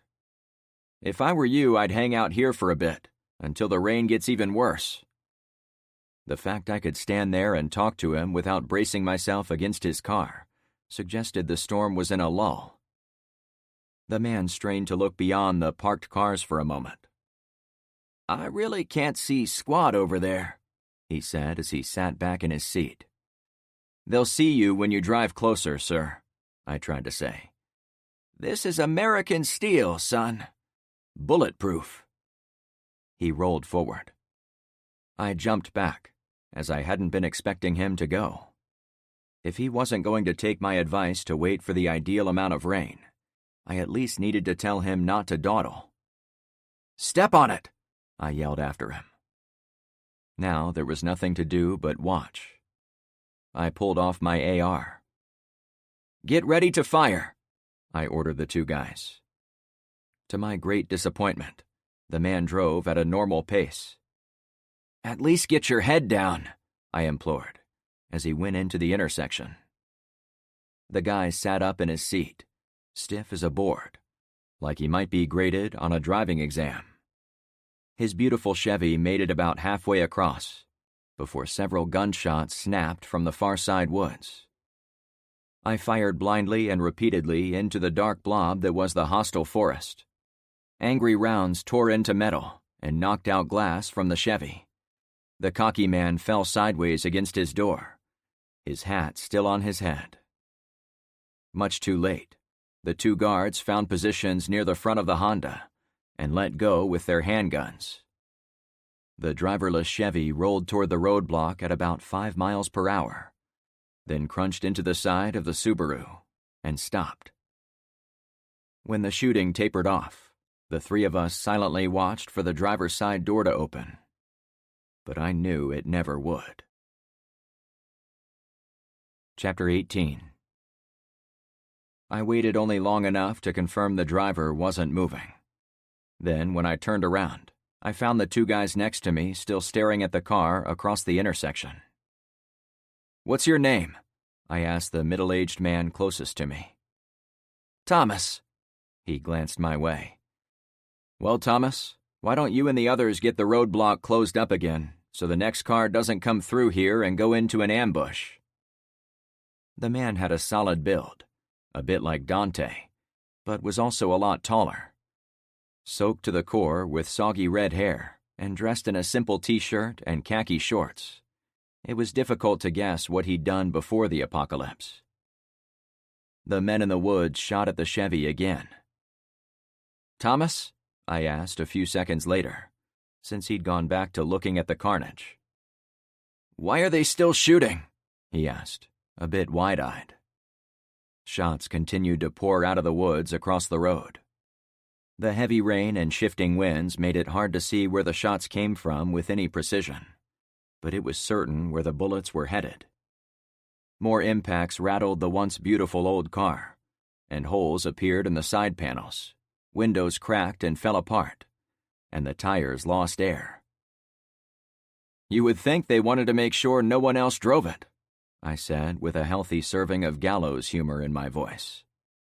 It was a shitty situation, but if the guy didn't pull out of his nosedive, he wouldn't be able to conduct business to help the rest of his neighborhood. He finally looked at me. "Yeah, that makes sense." Though I didn't say it, I couldn't stop myself from thinking the man in the Chevy didn't have all the beer cans properly secured in his six-pack. The only reason someone would have ignored my simple and obvious warnings was that he wanted to get shot. There was more to his story. I was sure of it. But there wasn't time. "You gonna move this car back?" I gave him a wet slap on the shoulder while motioning to the blue Honda SUV that served as their rolling gate. "Yeah, sure. Whatever," he said distantly. Behind us, more vehicles came out of the subdivision. The rising water was literally flushing out the old cars and trucks that people had been hiding. An old blue Bronco was in deep water at the limit of my rain-choked field of view. A small Winnebago RV was next, with a motorcycle parked sideways in front of it, shielded from the storm. 5 or 6 others were in between those and the leader. A little 2-seater sports car, maybe a Triumph if my identification was on point, was in front. It looked as if it was going to swamp at any second. A second man at the blockade waved to halt the red Triumph, now in front of all the other vehicles, as they came closer. I crouched behind the SUV and took a moment to organize my thoughts. The arriving cars represented the first wave of people fleeing the storm surge, as vehicle owners would be keen to avoid having them flooded and made useless. But it wouldn't be long before people fled on foot, too. If I had any chance of providing a temporary home for them on my side of the highway, I would need to get over there and do something about the guys in ponchos. By the time Thomas and some of the others had rolled the SUV back into place, the gunfire into the old Chevy finally dwindled to nothing. Is it over? Thomas asked. That guy's day is over, yeah. But we still have work to do for the people fleeing the water, right? I checked around for Zen, as my next words would have been better coming from him. But he was probably still going around to his neighbors with old information about saving the food. I did now have access to 2 walkie-talkies, so it was worth considering if Zen and I were the right 2 people to have them. I needed to choose wisely, though, as once I gave it away, I'd probably never get it back. Yeah, he said with more enthusiasm. I'm going to cross the street, go back to my place, and then figure out a way to take out those assholes over there in the forest. Your job is to keep everyone here behind the safety of these cars, until I give you the green light to cross. Make sense? He snuck another look at the Chevy. Hey, Thomas, I can't have you crossing until it's safe over there, right? It wasn't a directive I wanted to leave to chance. He had to acknowledge he wouldn't take the people into danger. A surprise gust of wind struck us from behind and knocked us both into the side of the Honda. We crouched low and forced ourselves against the side of the vehicle for support. Absently, I wondered how much wind it would take to blow the cars sideways. Were we getting close to that point? Do you understand? I followed up. He nodded. Step 1 in my grand plan was getting back to the neighborhood watch. I couldn't run across the intersection like I'd done on the way in, since the rain wasn't as blinding. To do so would have put me in the same category as the guy in the bullet-riddled Chevy. Instead, I planned to run north, along Bayside Road, to put more distance between me and the shooters before crossing. See you in a bit, I yelled to him. Splinters of lightning blazed over the houses. Thunder boomed in response. Go for it, I murmured to hype myself. I ran into the water of a nearby yard, so the disabled cars of the roadblock stayed between me and the gunmen in the woods. But as I continued down the right-of-way next to Bayside Road, I eventually saw a few others. They were already in the ditch next to the road, in a foot of water, kneeling and squatting as if unsure what to do next. Stay low, I ordered as I ran by. Was that gunfire? A man cried out. Yeah. I made it about 100 yards down when I figured I'd gone far enough. Looking back, I couldn't even see the roadblock anymore, so I took that as evidence it was safe now. Wind tore at me from all sides as I crossed the open road. I squatted low once I got across. My goal was to go down the bank, jump in the water, then swim over. But as soon as my feet touched the wet grass, I fell on my ass and slid into the water.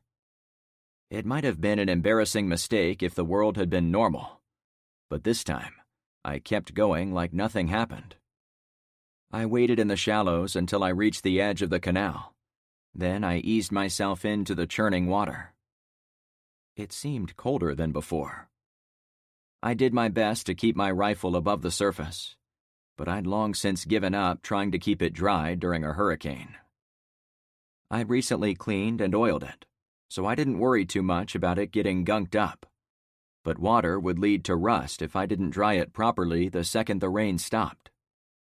It wasn't like I could keep it in a trash bag or dry cleaning bag, since I had to use it all too often. Focus, I panted.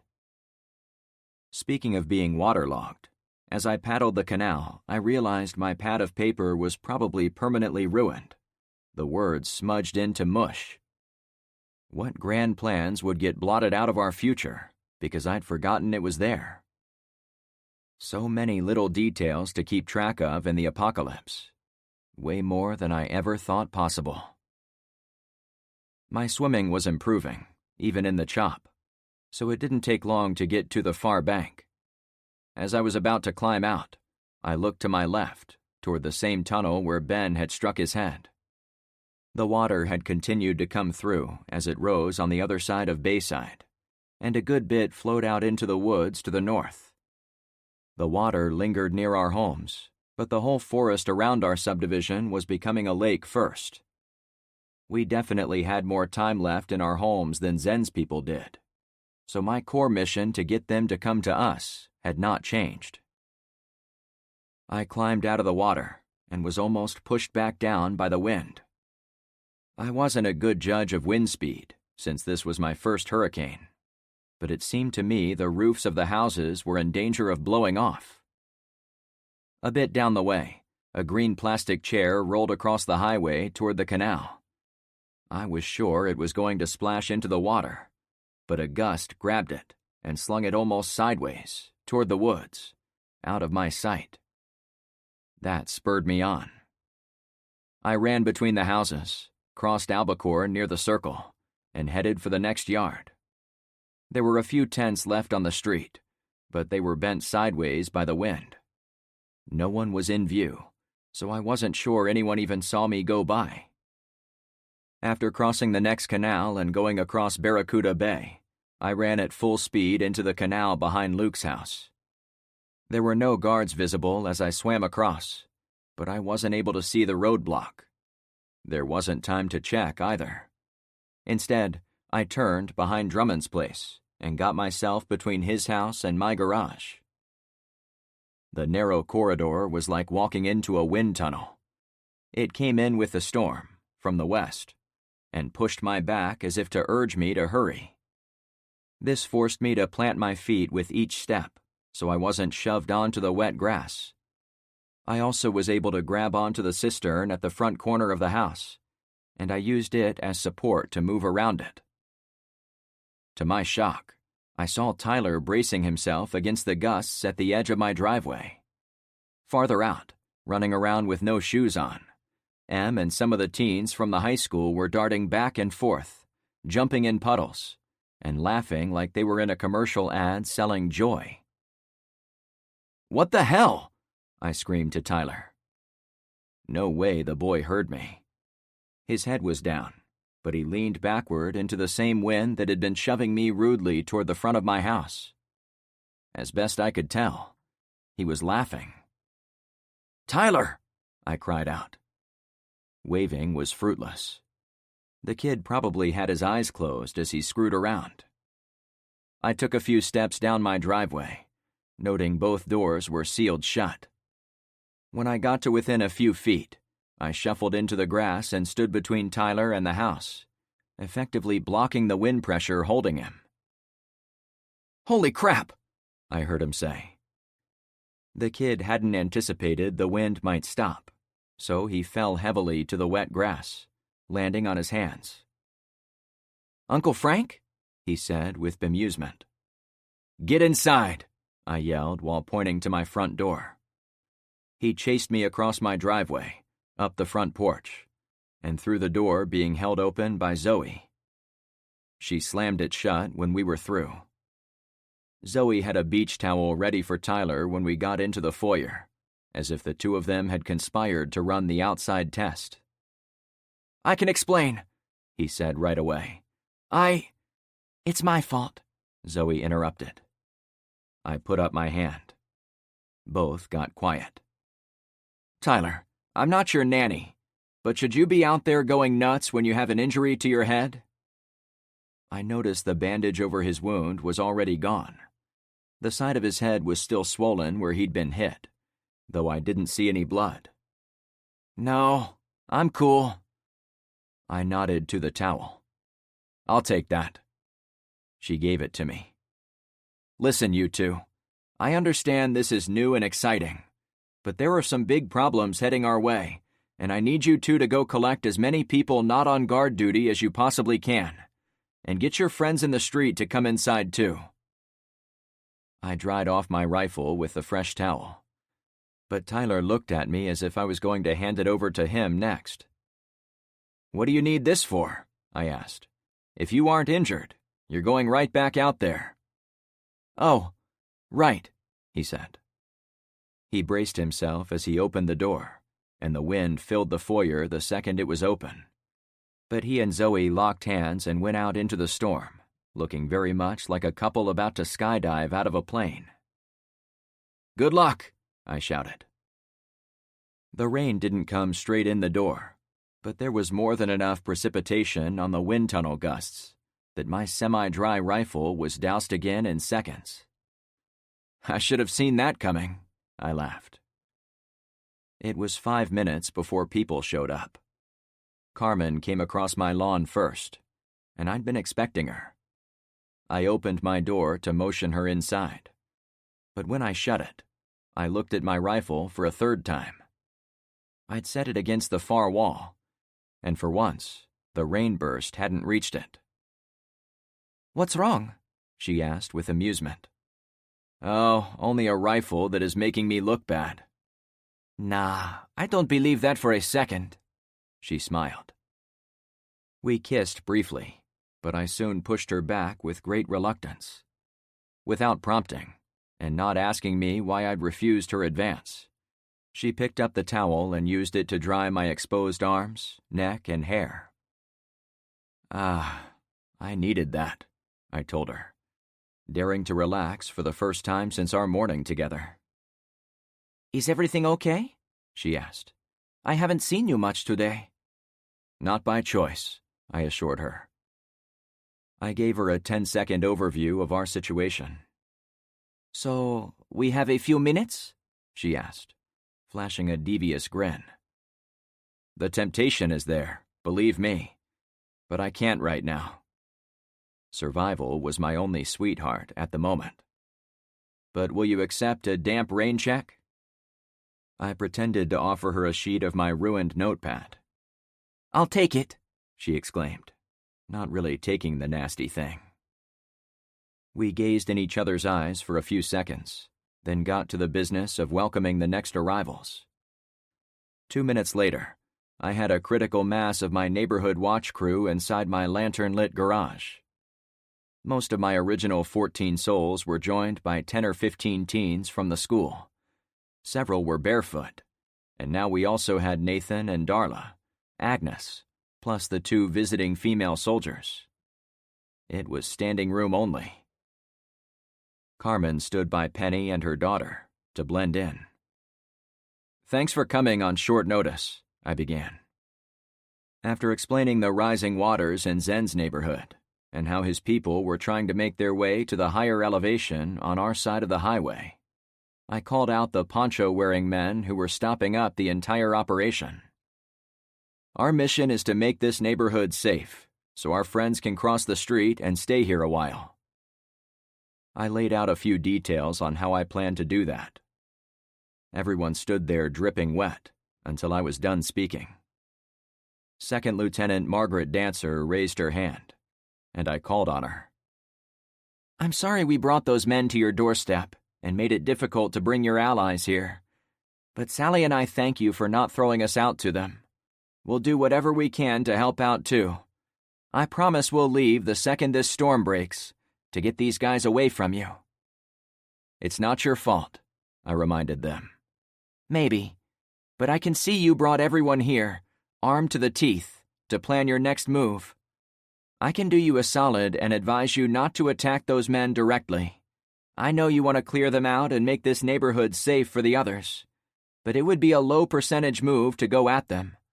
Not only is the weather terrible and their position superior, but you don't know their numbers, you don't know what kind of weapons they have, and you couldn't fight them at more than 10 meters in range." Her analysis was sobering.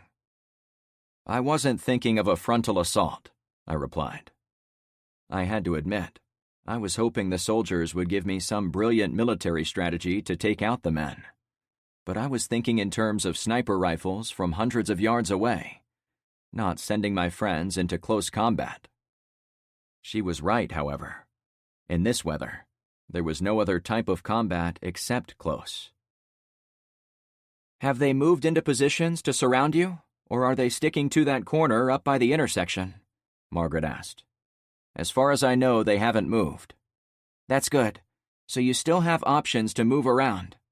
On the other hand, if they haven't spread out, it means we can't overwhelm little pockets of them. We'd have to go against their entire group at once." "Yikes. Well, strictly speaking, we don't need the whole group dead. We only need to find a way to get people and cars over here without getting attacked. I tugged at the towel around my neck as I continued my line of thought. Like if we could somehow build a footbridge over the canal and have people walk to safety. A bridge, Margaret said. You can string together a bunch of boats to double as a bridge. Pontoon boats would be best, since they're stable, but any boats will get the job done.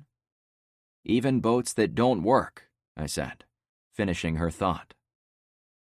I'd been thinking about cutting down trees and laying them across the canal, or stringing long ropes tied with fence planks, or using boats as ferries. But I hadn't imagined a mix of all of them. Same as there were an endless number of abandoned cars spread across South Florida, there were also innumerable boats that would never move under their own power again. If we could get our hands on them, they would make perfect bridges. We could use trees, planks, and ropes to lash them all together, so people could easily walk from one side to the other. Yep, she confirmed. You can also make a monkey bridge, which needs A-frames anchored on each end, and they are linked by one heavy rope at the bottom, with 2 handrail ropes on the sides. The easiest of all is the static rope bridge, and you basically hook yourself to a lone rope with a carabiner and have someone on the other sides pull you back and forth. Of course, you can only do one person at a time, so it has limitations. It proved the point that 2 heads, or a dozen, were often better than one when brainstorming. Okay, those give us some good ideas. Now tell me how to get working vehicles across the highway and into our subdivision without getting shot to shit by the poncho guys. I'd included the story about the old Chevy in my opening statement. Margaret seemed to think it over. Then she strode next to Tyler's map drawn on the wall. The boy hurried over there, as if to give her a tour, but she didn't ask for any. This is where the blue car was KO'd? She asked while pointing to the exact spot I'd told her. Yep. Given your resources, I'd say your best bet is to line the south side of Poseidon Pier with every car you can find, thus creating semi-hard cover, so you can operate in a defilade, a shadow, so those guys can't easily hit you. People on foot might have some issues getting sniped through the weak bodies of the cars, but a fast-moving vehicle should be able to drive the road without making an easy target. It was my turn to look at the map. None of it was to exact scale, so it was shaky to use for measuring. But I tried to estimate how many vehicles we'd need to complete the line she'd suggested. Luke came in through the kitchen door, a little late, and went over with the others. He carried a stack of dry towels. Frank, these were in your dryer. Mind if I put them to good use? He'd changed his shirt since I last saw him. Now he wore a fire engine red t-shirt with a picture of the Titanic ship on it. The heading was, Branson, Missouri. We make sinking fun.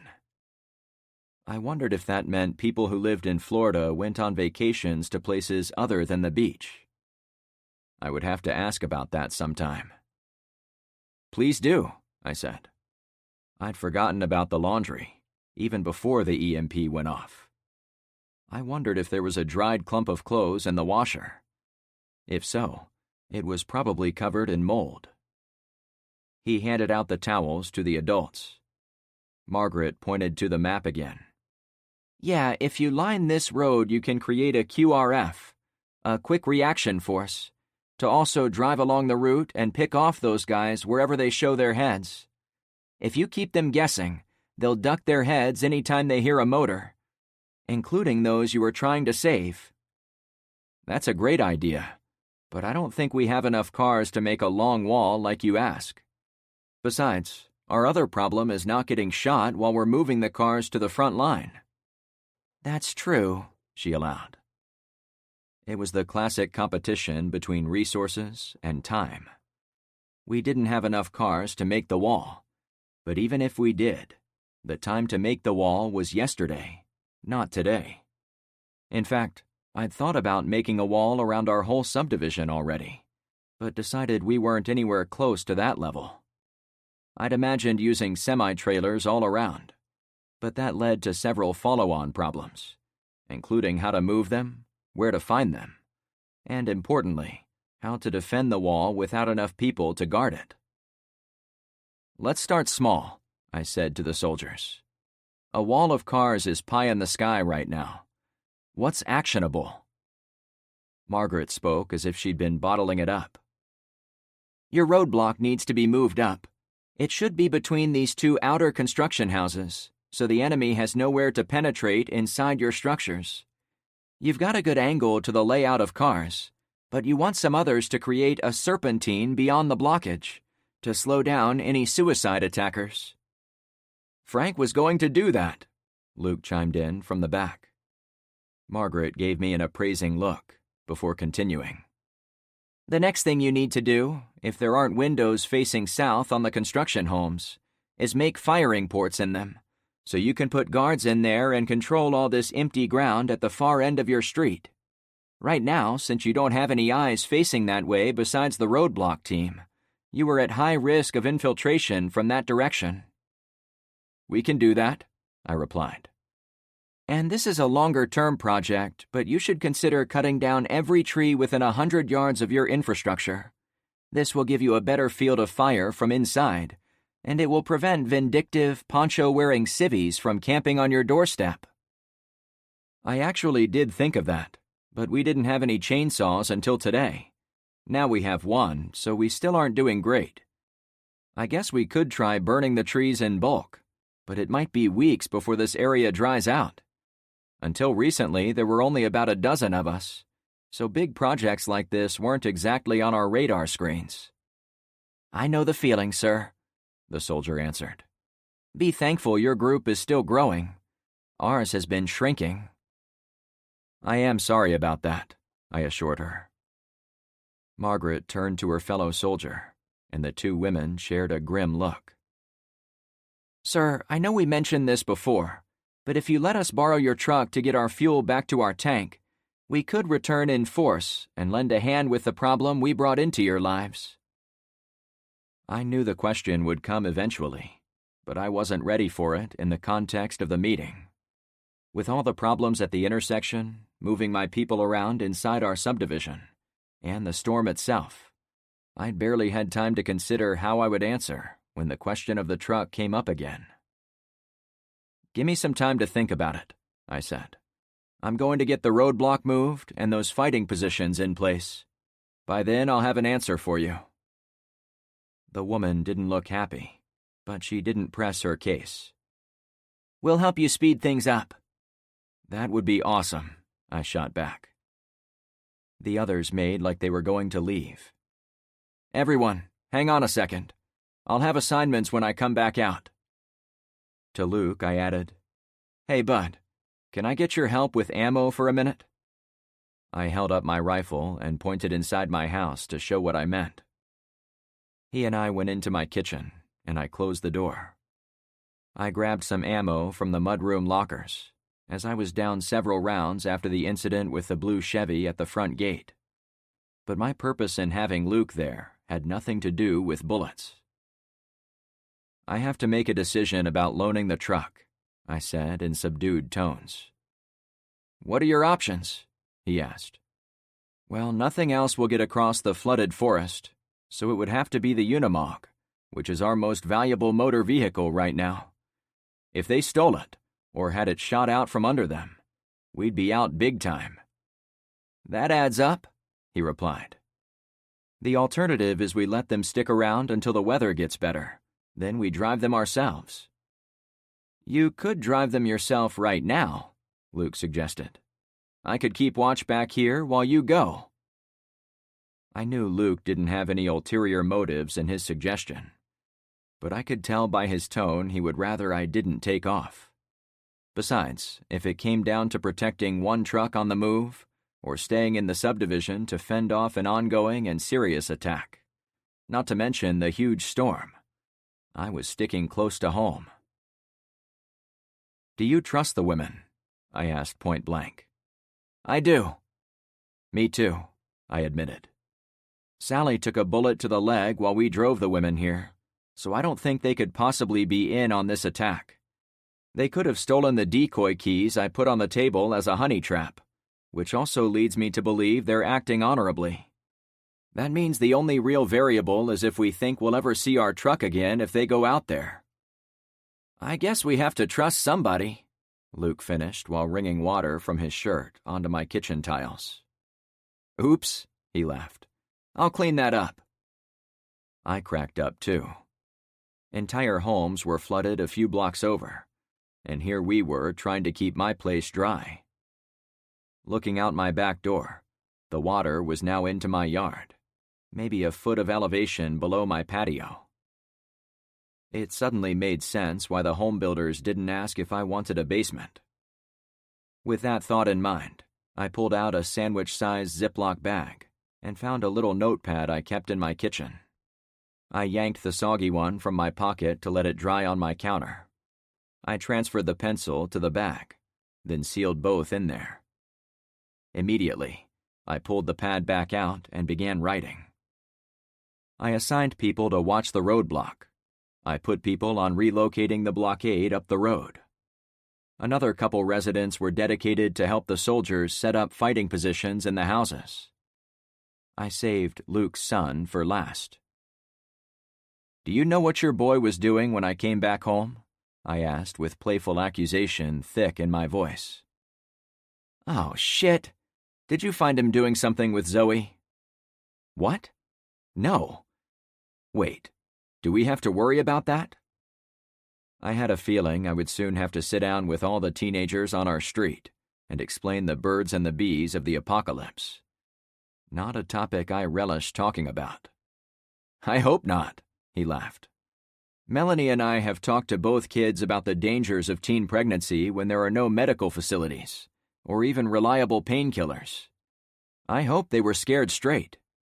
They weren't, I assured him. But we'll address this later. When I came home, he was in my front yard, full on in the wind, letting himself get blown around like a sailboat, trying to impress Zoe. Well, at least they weren't doing anything worse, he chuckled.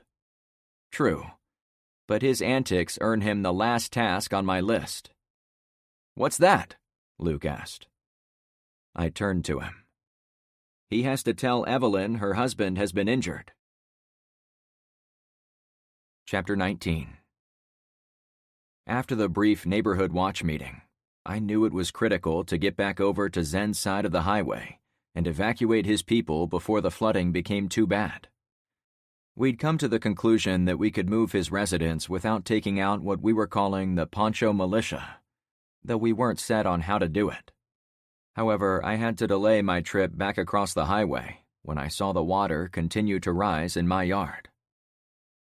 I stood in my supply room, wondering where I could move the contents of the 3 storage lockers. If water came bursting in, I didn't want my remaining firearms to get soaked and run the risk of rust or corrosion from the salt water. Without proper time to move everything, I was tempted to collect all the gear on the lower portions of the lockers and stuff them on the top shelves, but I decided the weapons were so precious to our survival, I had to get them much higher, even if it meant a few extra minutes before I could head back to Zen's. Standing there, I tried to think of the highest, driest place in my house. At first I thought it would be the top shelves of my closets, but I soon remembered an even higher place. I walked into my kitchen, headed for the hallway, but I halted the moment I saw a flash of blue in my backyard. What the hell? I ran to see what it was, and laughed. A porta-potty had blown in from points unknown, and it now rolled on its side from my left to my right. It struck me there was probably a use for a big plastic box, but there was no way I was going to touch what must have been a well-stirred interior right now. As it headed for the funeral pyre and the woods beyond, I wished it well on its journey.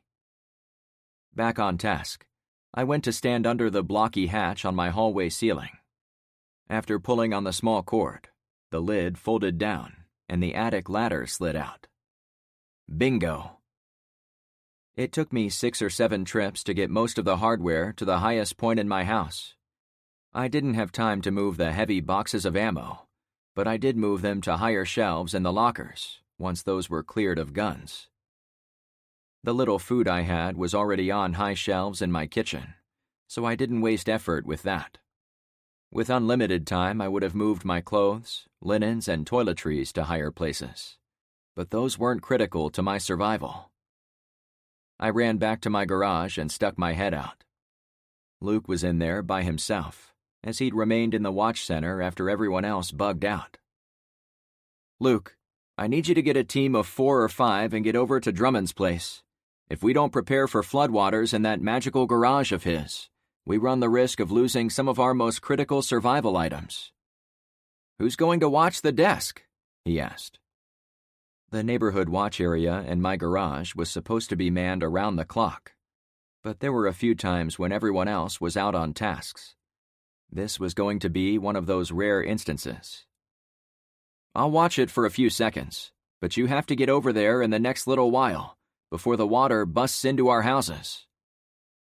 "You want to volunteer?" he asked with a grin. "I would," I assured him, "but I'm actually double parked on tasks I'm doing right now, so I can't start another one. I'm trying to save our supplies from flooding on this side of Bayside, but I'm also trying to keep Zen's people alive on the other side." "Well, don't let me stop you," he said. "I'll get Tyler and some of the other teens to help me."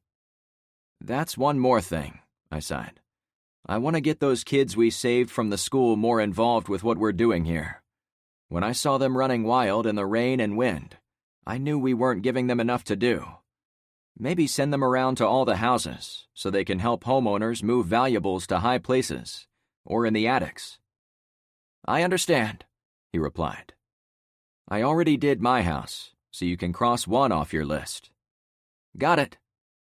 I braced myself as I opened my front door. The rain was coming down in a steady stream, falling directly off the tiles of my roof, since my gutters were overflowing. As I ran into the worst of it, I took another minor detour to the far side of my house to check on the cistern. The 1,000-gallon reservoir was half full already, since the rain had been coming down almost continuously for the last few hours. Having a reservoir of clean water might have been the only upside to the storm. Next, I sloshed by our fleet of vehicles, ran beyond the occupied houses, and made it to the roadblock. LeVar and Kyra rode herd over a group of youngsters, now moving vehicles one lot to the south, rebuilding the blockade between the two most distant construction homes. The wind and rain made it next to impossible to talk, so I merely waved at LeVar as I ran by. The kids barely noticed me from where they were hunkered down on both sides of my Chevy Corvette as they moved it up the road. The low-profile car provided no protection from the rain, and very little from the wind. Above us, higher than the houses, a layer of debris blew from west to east. Small pieces of driftwood, lawn chairs, American flags. If it wasn't tied or bolted down, and it weighed less than 20 pounds, it was already in the air.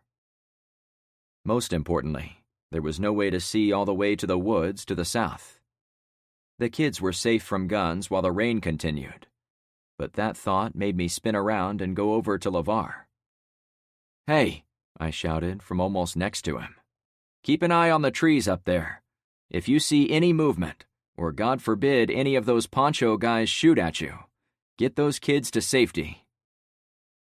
Being in a lawless world seemed a bit like living in a zoo, where all the walls and cages were left open. Anything could come out and grab you at any time, and you'd never see it coming. However, the rational part of me knew nothing would ever get done if we spent every second living in fear of what could happen. The kids were at minimal risk, thanks to the storm, and there might never be a better opportunity for them to move those vehicles. He put his hand on my shoulder and leaned down to reply. "I'll guard them with my life." I gave him a thumbs up, then took off.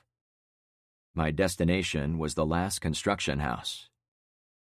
It was the half-built husk of a home Carmen and I cleared together in our demonstration. With few walls installed, and much of the plywood already ripped out and being used as shielding in our other homes. It was easy to find the two soldiers setting up shop. They were in the empty garage on the south side of the home.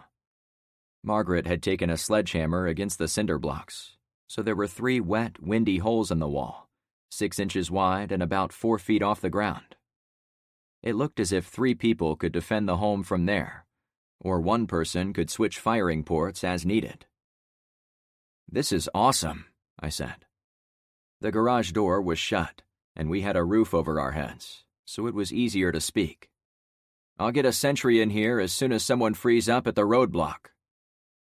Sally, the woman who'd been content to listen rather than speak, walked over to me with a roll of electrical tape in her hand.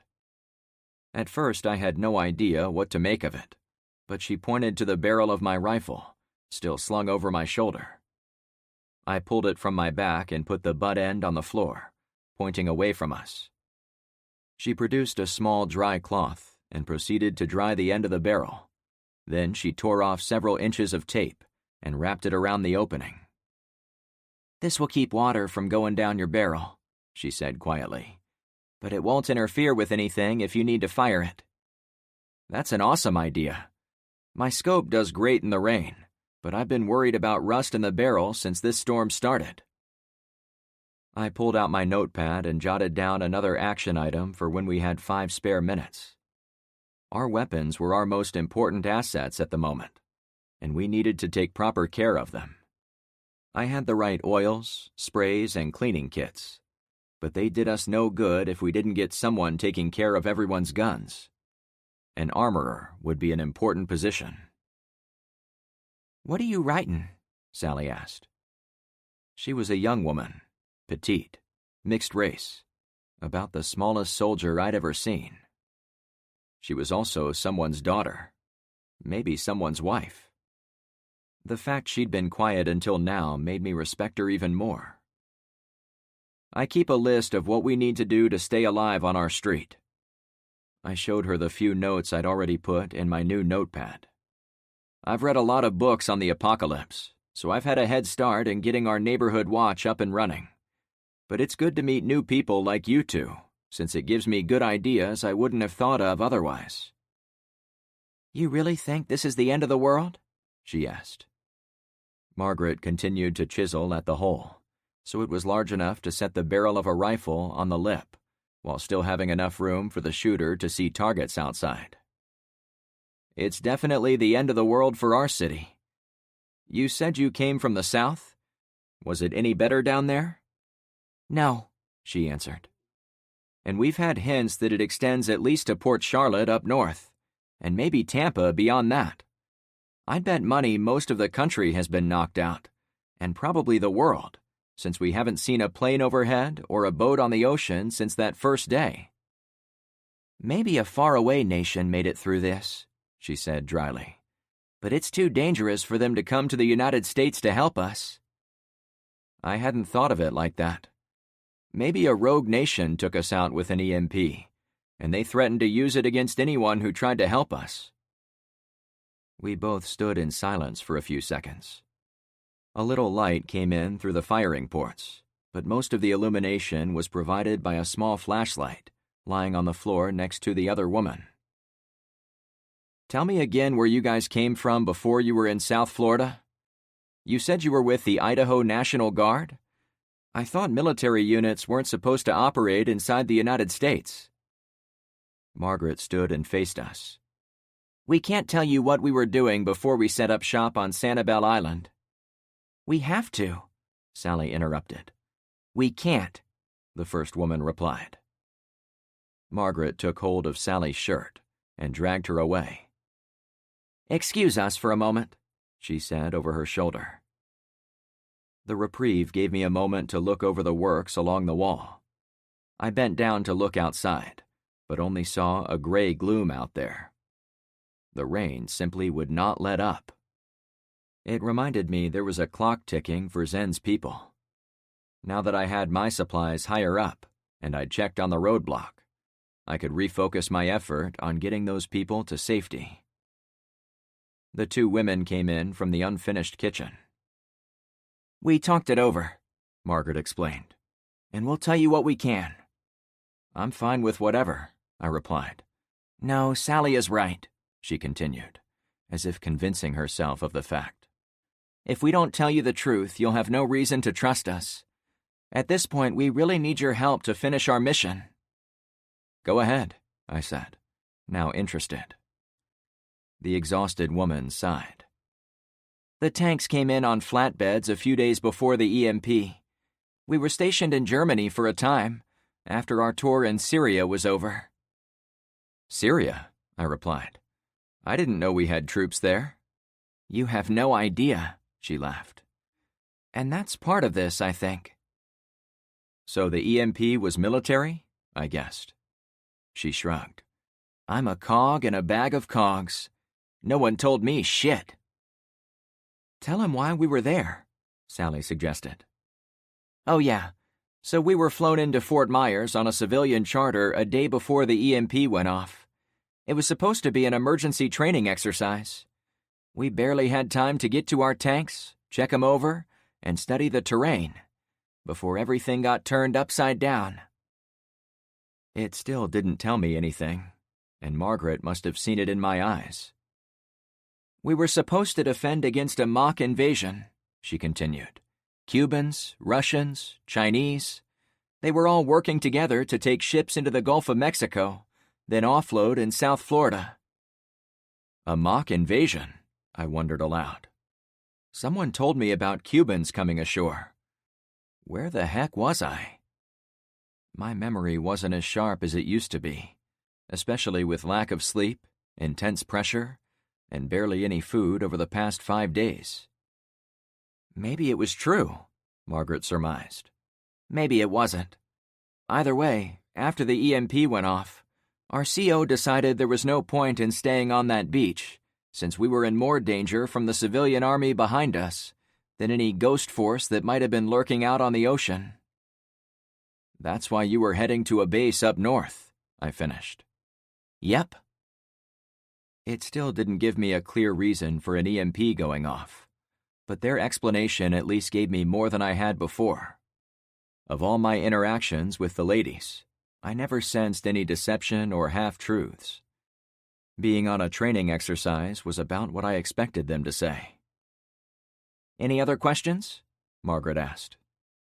No, but I have a request. Would you mind jumping in the Unimog with me and going to the front of the subdivision so we can help civilians get across Bayside Road? Sure, she said immediately. The 2 soldiers followed me back to my driveway. Are the gas cans still in the back? I shouted into the wind. Yeah, Sally screamed. Climb aboard. I'll grab the keys, I yelled. I separated from the pair and went inside my front door. I needed at least one other person to go with me, as it wasn't safe to go anywhere alone. Also, as much as I trusted the soldiers, I wanted someone backing me up. Carmen held the front door open, as if she'd been waiting for me. Hey, I said with a smile.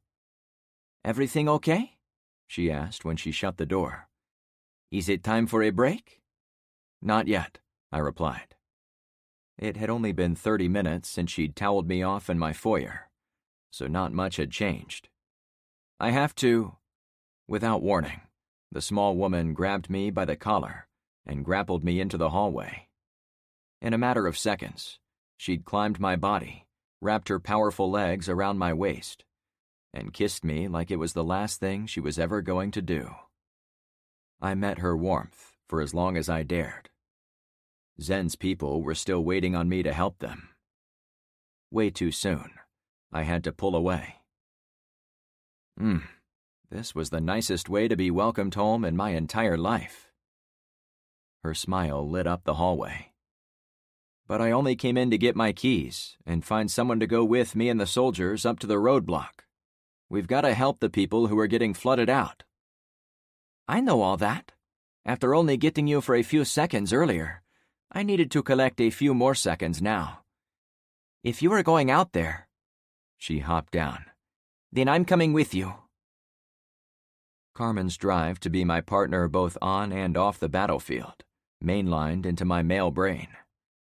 But the problem with cultivating a warrior spirit in every man, woman, and teen in our group was that there was no home front where a person could wait in relative safety, while others went out and did the dangerous work. We were all in this together, which made it easier to say yes to her request. "Where you go, I go," I answered. She tugged at my Hawaiian shirt to the point I thought she was going to break some buttons.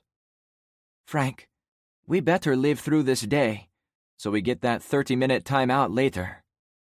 "Believe me, no one wants it more than me," I allowed, fighting the urge to take a few extra minutes in advance. "Can I go with you?" a man asked. It was Nathan. To my surprise, he'd been inside my living room, sitting on the sofa. I didn't really care why he was in there. He helped put me back in the survival mindset, and not whatever crazy mindset I'd been in when I thought I was alone with my hot neighbor. "Yeah, sure," I answered. A few minutes later, we were all in the Unimog. Carmen was in the passenger seat next to me, where she belonged, and Nathan sat between the two women in the back. The divorced man looked as if he'd scored a spot between two Playboy models, the way he looked between the soldiers, practically drooling. I drove onto the grass and went between my house and Penny's. "We aren't going to the front?" Nathan asked right away. "Yes, but I'm taking the long way around, so we don't get shot." I pointed to the woods beyond my backyard. "But the water," Sally chimed in. It was true, the water had risen into my yard, and it overflowed from the banks of the canal in every direction. However, the flat terrain of the forest was why the homes on our 3 streets still hadn't been flooded. The floodwaters would need to flow out for miles before it got high enough to penetrate our homes. Thus, while water did seem to surround us, it was only a few inches deep in most places. "This truck was built for high water," I comforted. "It's even got a snorkel." I pointed to the black tube sticking out of the engine bay and running up the stanchion between my door and the front windshield. "Oh," she replied. I wasn't able to see any trails on the ground, but I picked my way through the open forest until I saw a path running west, toward Bayside Road. Carmen sat upright on her legs and turned to speak to the soldiers in the back. "So, how do you ladies like being in the army?" "Oh, they're kicking ass if you ask me," Nathan chuckled. "I would have joined up if I'd known hot women were all over the place." Carmen frowned. I read the room and knew she wasn't happy he'd been the one to speak for the ladies. "It's not all bad," Margaret answered Carmen.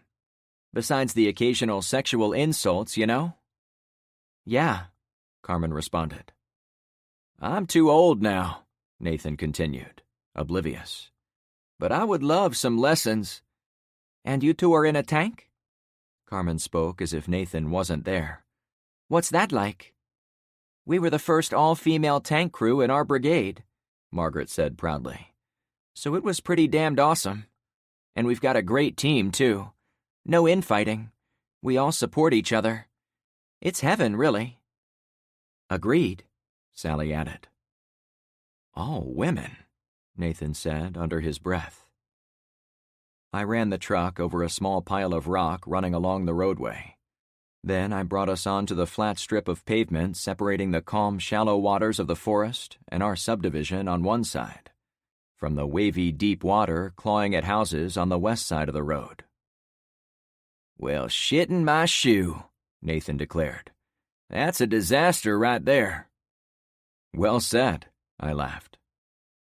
Behind us, north on Bayside, people crouched on the forest side to shield themselves from the wind, while also staying out of the rising waters. I drove us south, with the winds pummeling the side of the boxy truck the whole way. The driving force of the storm made me grip the wheel and force the truck to turn right, to keep us from being blown to the other side of the road. When we made it to the canal crossing where Ben had hit his head, the tunnel entrance on the right was now almost completely hidden by waves. There was also a wrecked sailboat shoved in the entrance, as if a toilet couldn't flush it away. On the other side, where our houses were located, froth rushed out of the tunnel like a dam releasing water, but the level was obviously lower than the other side. "Debris has clogged it," I suggested. Looking at it in action, my desire to move trees and cars into the gap was the correct one, but it would never have been possible with the resources at hand. And in the end, it wasn't necessary. I couldn't have anticipated how strong the incoming water appeared. It brought in all the debris necessary. I barely saw more than 50 feet ahead of us. However, I did see a black trash can fly by. It skipped off the road, bounced up, went over the canal to our left, then seemed to strike one of the houses on Albacore. "Okay, this is where we get out," I suggested to Carmen. She looked around with worry. "Really?" I turned to Nathan and looked at him directly. "You too." "What about us?" Margaret asked a second later. "Whatever it is you're planning on doing, we can help." "I know." I took a deep breath, content I was about to make the best decision for my people. "I want you and Sally to take my truck, get the fuel back to your tank, and make it out of here." "Really?" she asked. A hard object slammed into the metal of the truck. It could have been a golf ball, but it must have been moving at 50 or 75 miles per hour. "I've got a box of ammo for you, since you said you were out." I pulled a 50-round box of 5.56 NATO out of the backpack I kept with me. "If I have one request, try to bring the truck back." Margaret Dancer held out her hand for me to shake. "I swear we will bring it back." "If you can," I clarified. "I know anything can happen out there. However, I would be lying if I didn't say I hope you'll come back with the cavalry whenever you get to your base up north. So I know this sacrifice will mean something. Also, if you do go up that way, be on the watch for some dudes dressed in black by a big golf course and trailer park. I want you to keep an eye out and make it, so we'll be the first people rescued by FEMA or DHS or the military." "We will do our best," she replied. I gave her a quick tutorial how to shift and operate the Unimog, and I made sure Carmen watched, since she still had to learn how to work a stick shift. I opened my door a bit to let Margaret take my place. There was one last chance to change my mind, but I decided to lean into my decision. When the U.S. Army gives you the opportunity to cash in a chip, you take it. No one else in the South Florida region would have the same opportunity if their story about being chased around had any truth to it. Nathan scooted toward the back door after the women shifted around. "Hey, brother, you said the bad guys are in the woods where we came in?" "Yeah, anywhere along that canal," I responded. He'd been in the back seat when Sally took a bullet to the leg, so he had a good idea where the bad guys were. "Right on," he said. "There's something important I need to do." At first, I thought he was going to ask one or both of the women for their phone numbers, as he seemed a bit sketchy and obtuse when it came to the ladies. But all he did was hold up his M1A SOCOM rifle. "You're going to stick with me and Carmen, right?" I asked. "Sorry, no. You saved my daughters, so I'm going to show you how a Call of Duty tournament champion says thanks." "That's not really," I tried to say. Before I could finish my thought, he opened his door and fell into the storm. Without waiting, he ran down the embankment on our left side and stormed into the canal behind Albacore, like he was going to swim out to sea. "Did you tell him to do that?" Margaret asked. "No, I have no idea what he's doing," I admitted. "Want us to chase him down?" she asked. "No, I think he's lost his shit. But we don't have time to help him find it right now." I finally climbed off the side of the truck. "Well, good luck," the soldier yelled out to me through the half-open door. I stood there in the pelting rain. Zen's people were on my right. My people were on the left. Every single person on both sides was now depending on my next actions. The wrong ones would get people killed. The right ones would save lives. Like the dark skies of the driving storm, there was no clear path. My survival instinct would soon be put to the ultimate test. Chapter 20. For a few moments, Carmen and I stood on the road and watched as Margaret backed away in the Unimog. I'd briefly explained to the two soldiers where they would find the military men we saw in the woods earlier in the day, and she agreed those were almost certainly from her unit. I also gave her some pointers on crossing deep water in the old truck. Carmen pulled out a small plastic bag from my pack and revealed a red poncho. "You aren't going to shoot me, are you?" she quipped. "No, our enemies are in camo ponchos, not red ones." "That's what I wanted to hear." She put her head and arms through the thin vinyl covering as we ran to the west side of the road. I worried about her wearing a red covering, but when she stood more than a few feet away, the rain and mist drained all the color out, and it appeared gray, like everything else. Together, we trudged through the water along the safe side of the road until we reached Zen's blockade. A number of people had gathered there already, and nearly a dozen vehicles were in 2 feet of water, crowded close to the exit. As I'd instructed, they remained behind cover, so they couldn't be shot from the woods. I hadn't sent Zen to evacuate people, but whatever else he was doing, the message was getting out. Thomas saw us arrive and ran over to me, always staying low and behind the cars to avoid becoming a target. "What's the plan, Frank? We're about to get flooded out of this intersection." A tidal wave of air washed over the entire intersection, like a huge downdraft fell from a tumbling cloud and crashed into the people standing by the cars. A few men still wore caps, but most of those were ripped off their heads by the intense gust. Carmen's flimsy poncho nearly ripped off her body as it was tugged sideways. "Or we'll get blown away," he added anxiously. The three of us drew up next to the Honda SUV. "No shit. This is insane," I replied. I had a moment to brace against the wind and look around. The operational vehicles idled as they waited. Bubbles percolated from their exhaust pipes in the choppy water. The residents who'd come from their homes squatted around those cars, using them for protection from the waves, the wind, and the bullets. Thomas was right.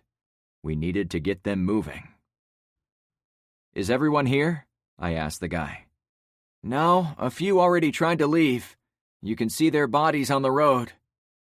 He pointed behind us, toward Bayside, but he didn't get up to look. I, however, took a peek through the glass of the truck.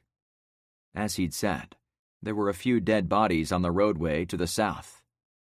It looked as if a handful of people had tried to walk across the canal and head for South Point, but they didn't make it far. Additionally, I noticed a red 1-gallon gas can in the far back of the SUV, surrounded by bits of broken glass. It was the kind used to power lawnmowers and other lawn implements. "Why didn't they wait?" I asked.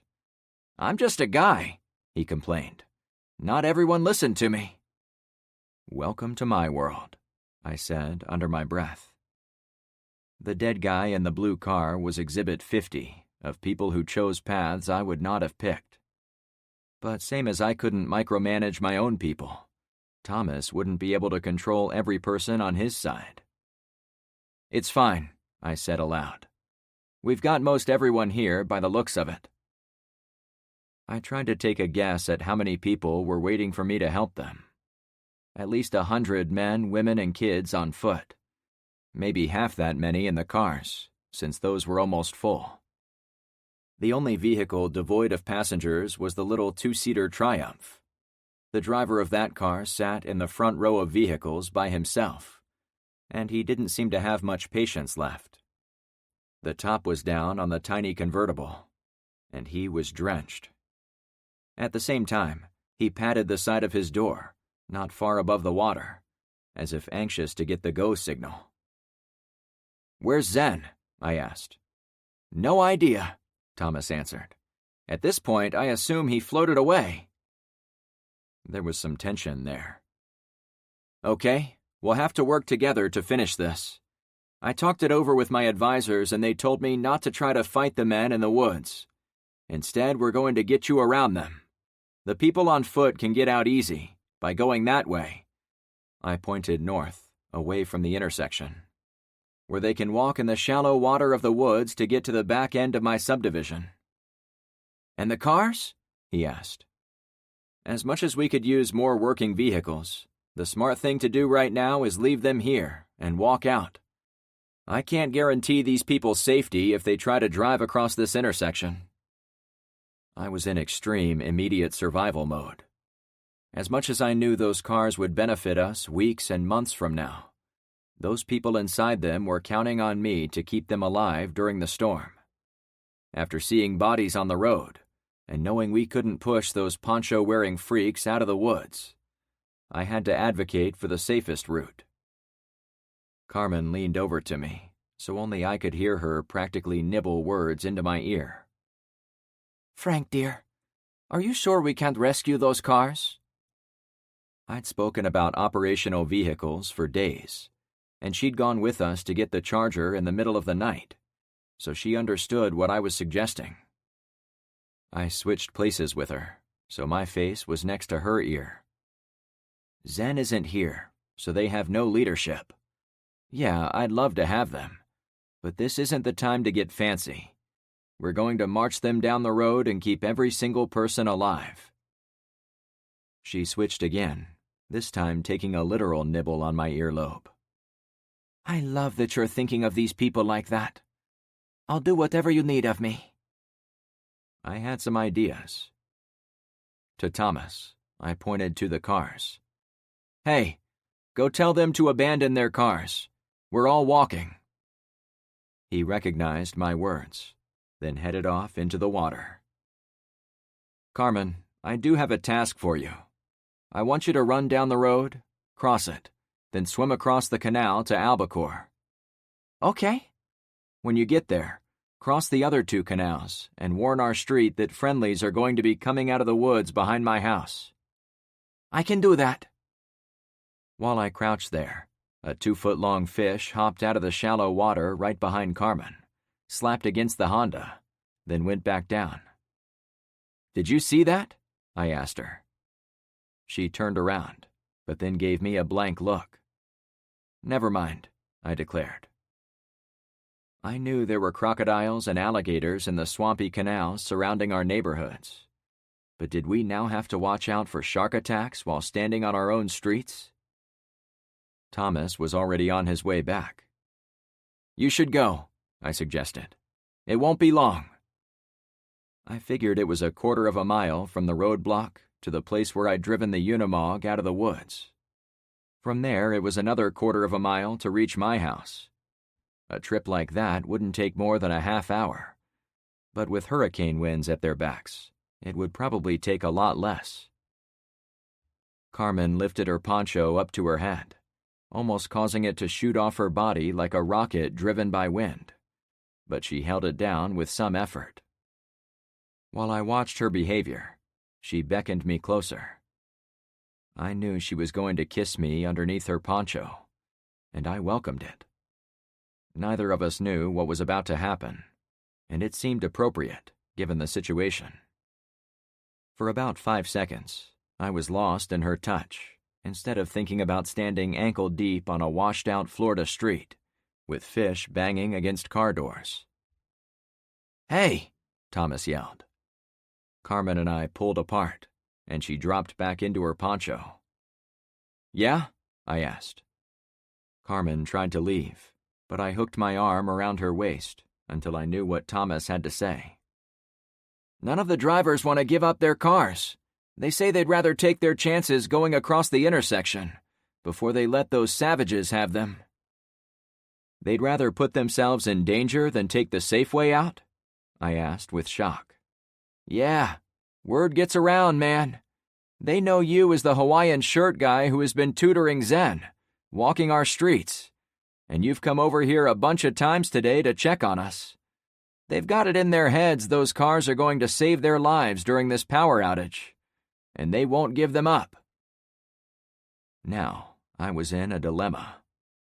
Cars or people? Should I go over there and try to talk them out of this? I asked. You are welcome to give it a shot, Thomas answered. But don't be surprised if they don't listen. They were kinda pissed at me for even suggesting it. They trust you, Frank, Carmen added. Same as we do over on our side of the road. They trust me, but don't want to listen to my advice right now? Carmen held my arm. Frank, I don't think they believe you'd ask them to give up, even a little bit. I sighed with the weight of all those lives bearing on my soul. We could play for the safe short-term win, or the more dangerous but far more valuable long-term victory. I guess I'm flattered they would put so much trust in me. Let's do what we can to get them across, but if it gets too dangerous, I'll shoot out their tires myself. Want me to go tell them that? He laughed. Nah, they'll see it when it happens. I pulled in a deep breath. It doesn't change anything for most of these people, I said to Thomas and Carmen. The walkers need to clear out of here and take the long, safer route to my street. Grab any passengers from the cars. Explain why walking is safer for them, and for the drivers, too. Less distractions, right? Thomas, I'm putting you in charge of leading them, okay? I can do that, he replied. You know the route? I asked. Down that way, over the canal, through the woods. Get to my house on the third cul-de-sac. Carmen will take the shorter, more dangerous route to warn them of your arrival. I got it, he answered. To help our chances of driving past those guns, I'm going to collect some men to shove more dead vehicles into the intersection. That might provide enough cover to get them across to Albacore, the first street behind my roadblock. It was an abbreviated version of Margaret's suggestion to line the entire street with dead cars, creating a wall. It took a few minutes to spread the word. The group of residents on foot gathered around, and I let Thomas explain where he was taking them. Many had to pass the instructions to those immediately behind them, since the wind smacked us all and blew his words into the sky. At the end, I got 5 men to stay behind and help me move more vehicles to the roadblock. And I needed them, since it took extra effort to roll cars out of the ever deeper waters. The first car we brought to the line was a hybrid electric Hyundai sedan. We were able to move it faster as it came out of the water nearer the intersection, and we let it go the second it was beyond the SUV serving as our border.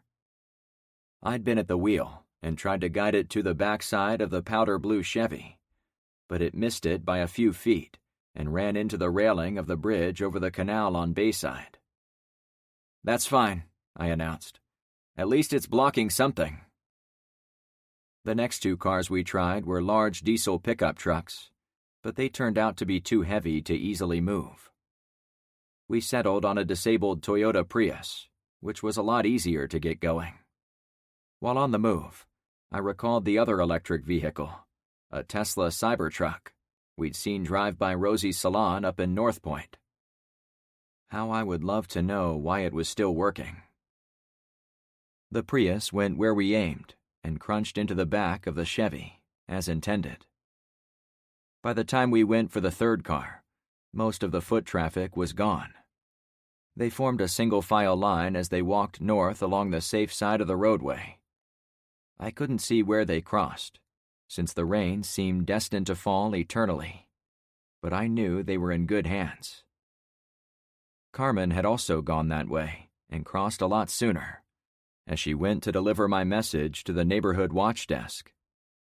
I trusted her with my life, so I didn't worry about that aspect of my plan. After putting one more car on the line, a little 90s-era blue Ford Escort station wagon, I thought we had enough to shield our passage, However, before I could do anything else, I was surprised to see Zen struggle up the middle of the street. "Zen's here," I declared. The men who'd been helping me went over to greet Zen as he came to the roadblock. But after a few hellos and what's-ups, they wanted to head out to catch up to the refugee train, so they took off. Zen came up to the blue SUV, shirtless and beat down. He and I were the only two left on his side of the intersection, not in a vehicle. "You all right?" I asked as he got over to me. The hipster threw himself against the side of the SUV and collapsed by the rear tire. "Dude, I almost floated out to sea." "Really?" "Hell yeah. I was doing like you said, getting everyone to put their food up high. But an hour into it, I could barely walk from one house to the next, due to the wave action. That's when I got smart." He tapped his temple a few times with his pointer finger.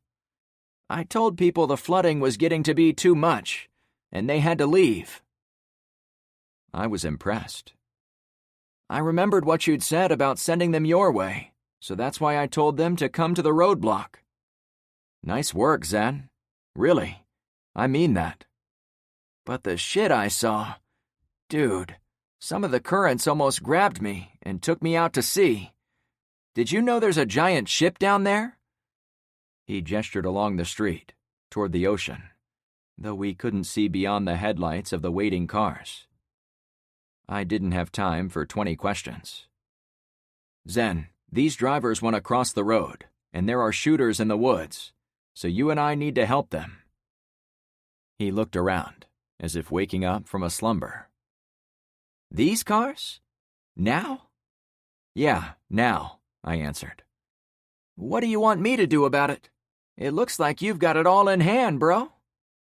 "No way," I chuckled. "I can't do this alone." With Zen there, I had an opportunity to let him get his people across the road unharmed and collect a big win. But there were also things I could do to up everyone's odds. Step one was making him think about what we needed to do. "Zen, you and I are going to save these people together." "We are? How?" I pointed toward the enemy. "What would you say about taking a walk in the woods?" Chapter 21.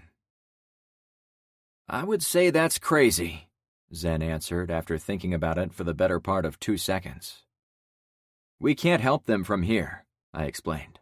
"I tried shooting into the woods to save one of the drivers, but I might have well fired into the sky. We could maybe hop in and ride shotgun, but then we could only protect 2 cars out of all of these.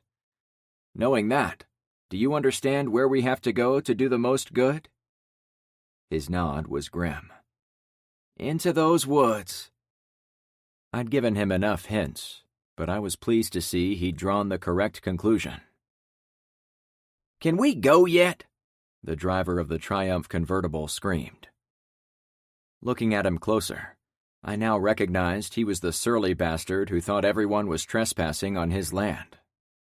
The guy who'd dressed like he'd come from the cattle auction.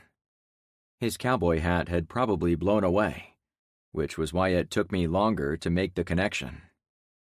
"Just wait, buddy," I said without giving him more of my attention. The rain and wind excited the surface of the water around all the cars, so they appeared to quake with anticipation at crossing the intersection. The angry driver made the waiting area even more chaotic. I drew in a thoughtful breath. "Are we going?" Zen asked. His AK-47 underfolder was slung over his shoulder, drenched. We all needed to do better keeping our hardware dry.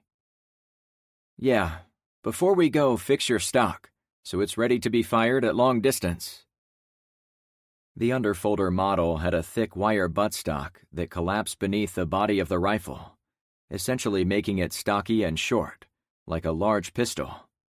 However, when the fold under part was extended, it created a buttstock that could be held against your shoulder, making the whole rifle a lot longer, so it had some accuracy when held properly.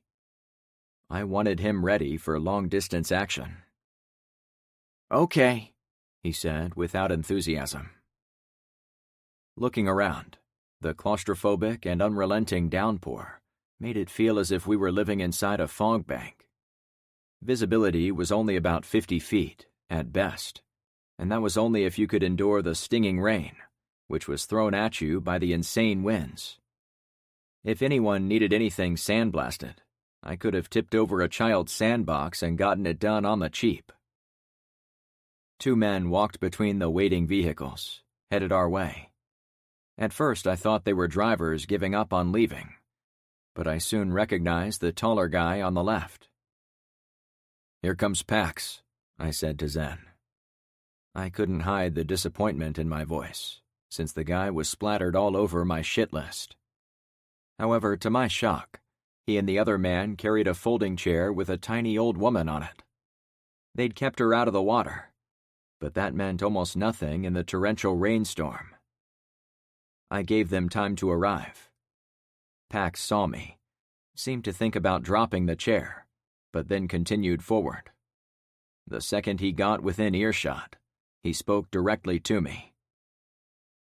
"I saw you walk by earlier. There were no underage girls at my house." It was hard to dump on the guy while he was obviously helping the lady in the chair. "That's good to know," was all I said. Zen made them come up to the roadblock. "Hey guys," he said, "what are you doing here?"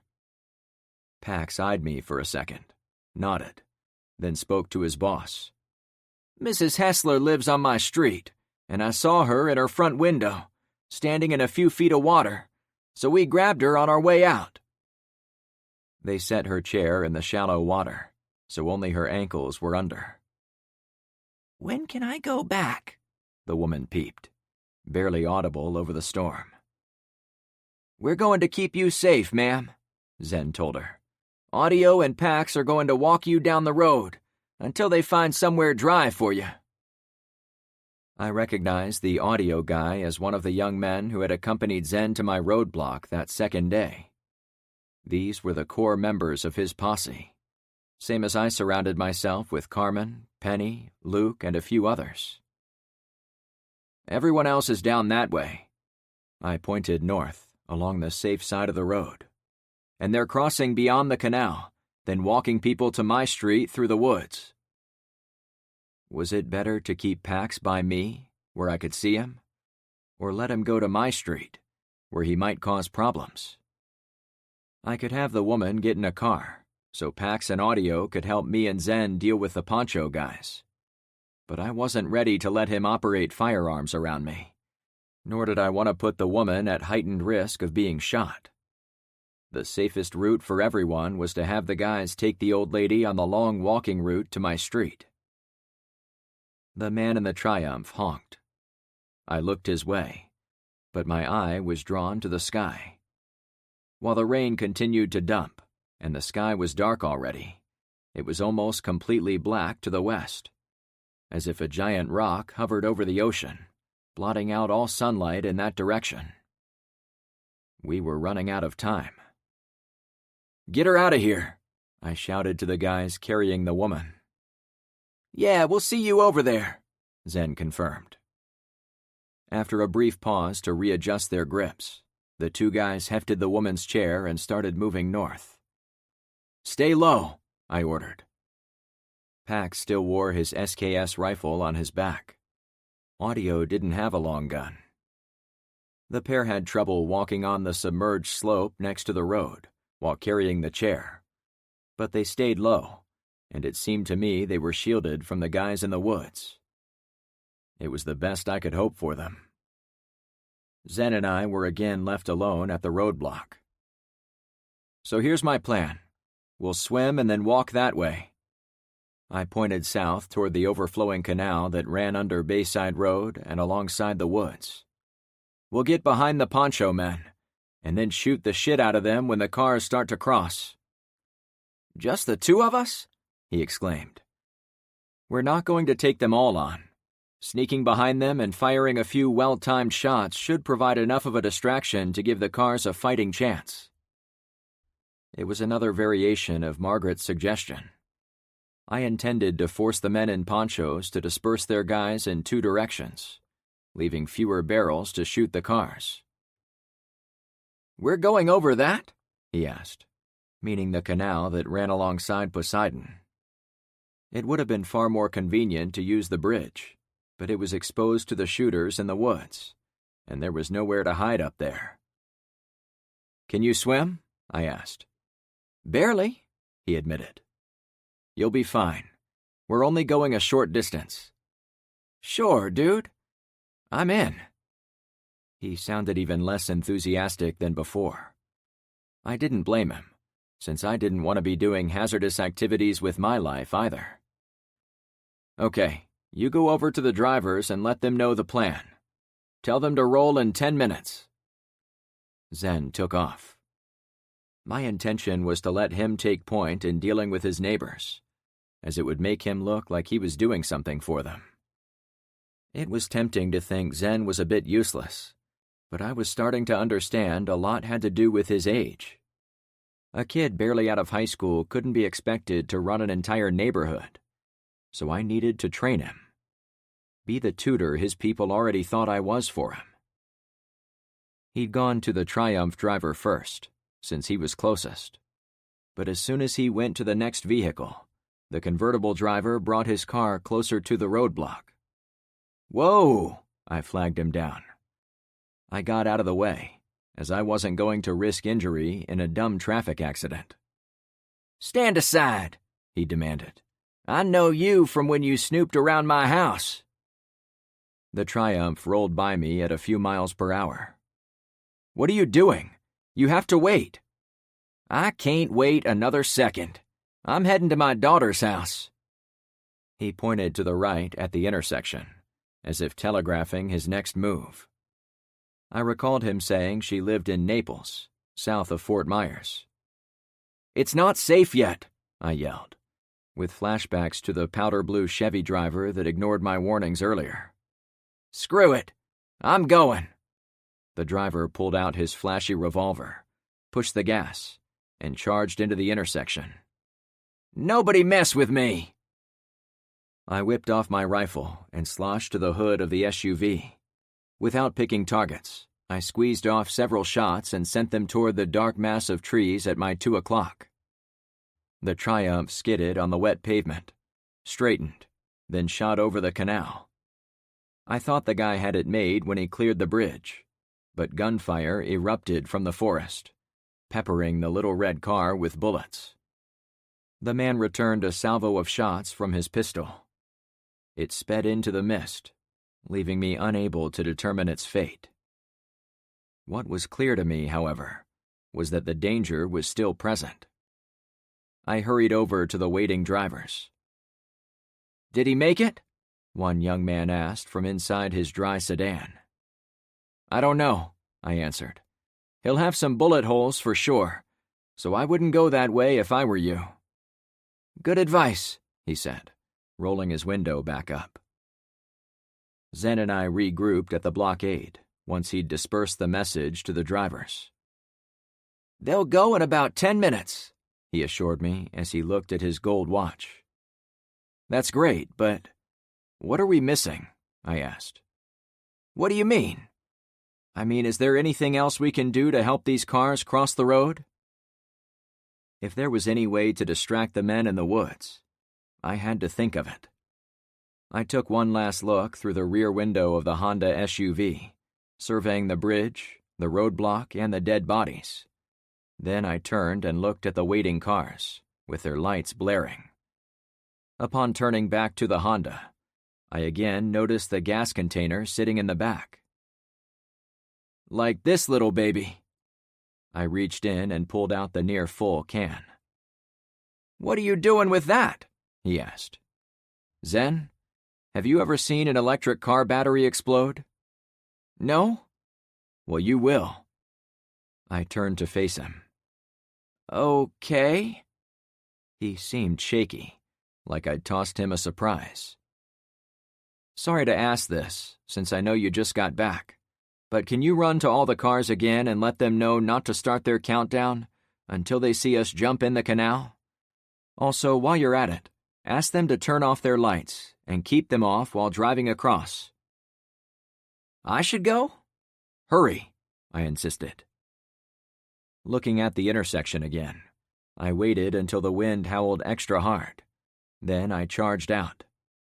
The gusts almost carried me to the Ford Escort, which was jammed into the back of the Prius, and I scooted along its side with no one firing at me.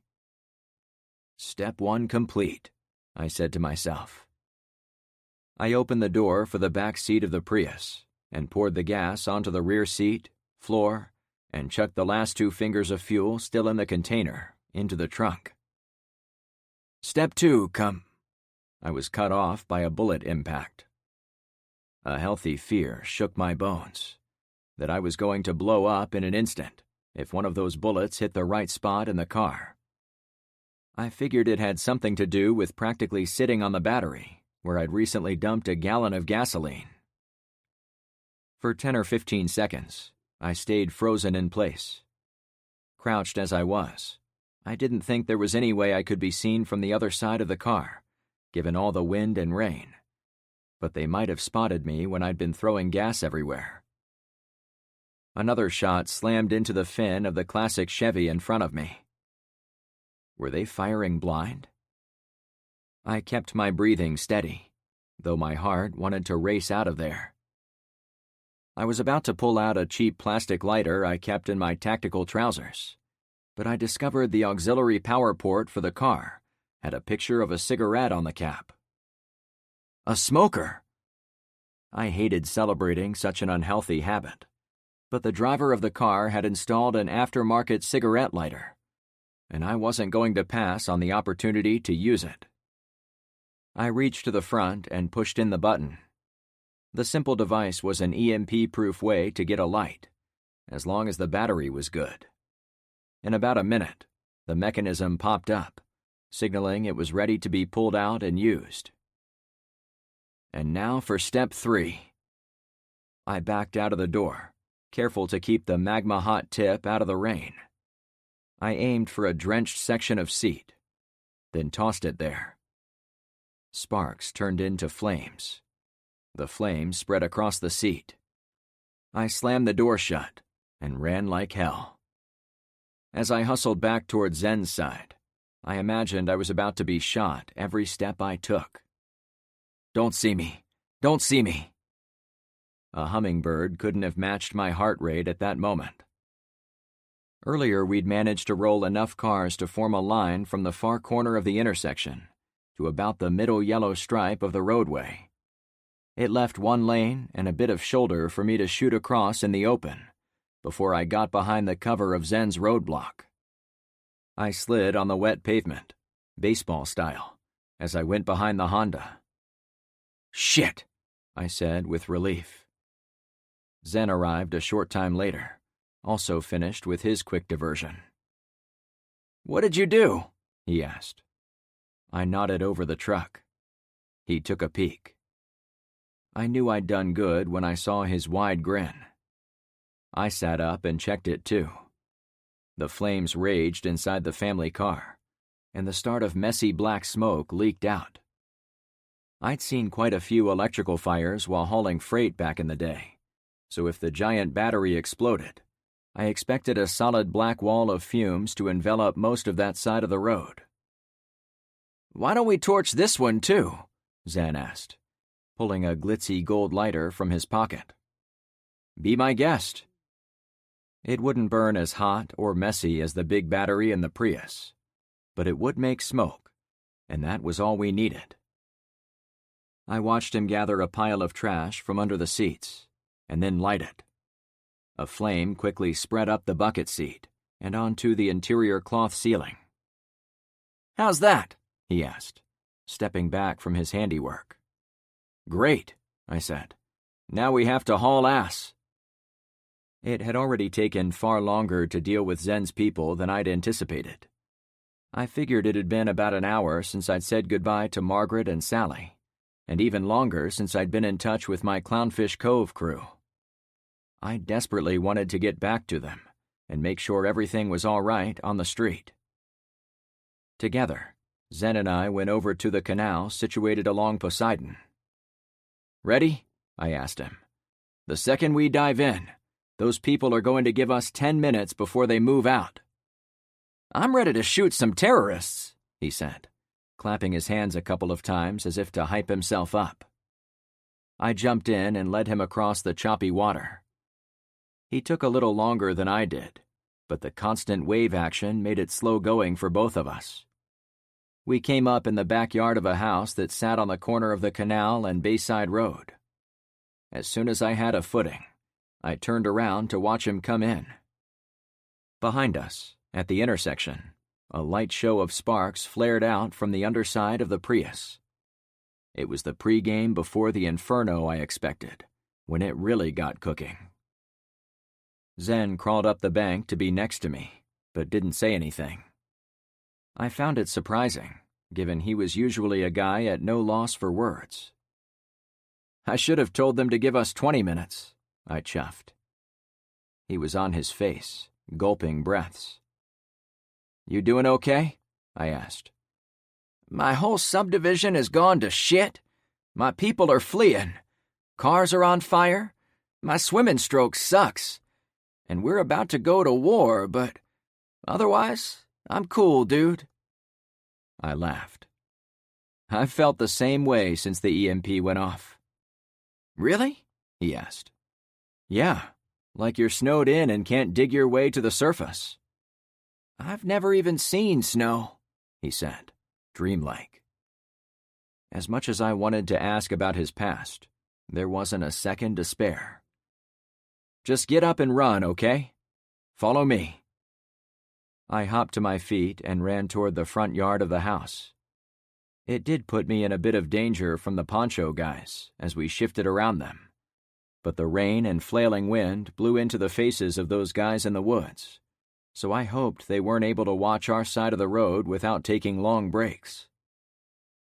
In front of the house, the short street backed up to Bayside Road, but it was flooded, same as in Zen's area, so it was hard to put one leg in front of the other and move fast.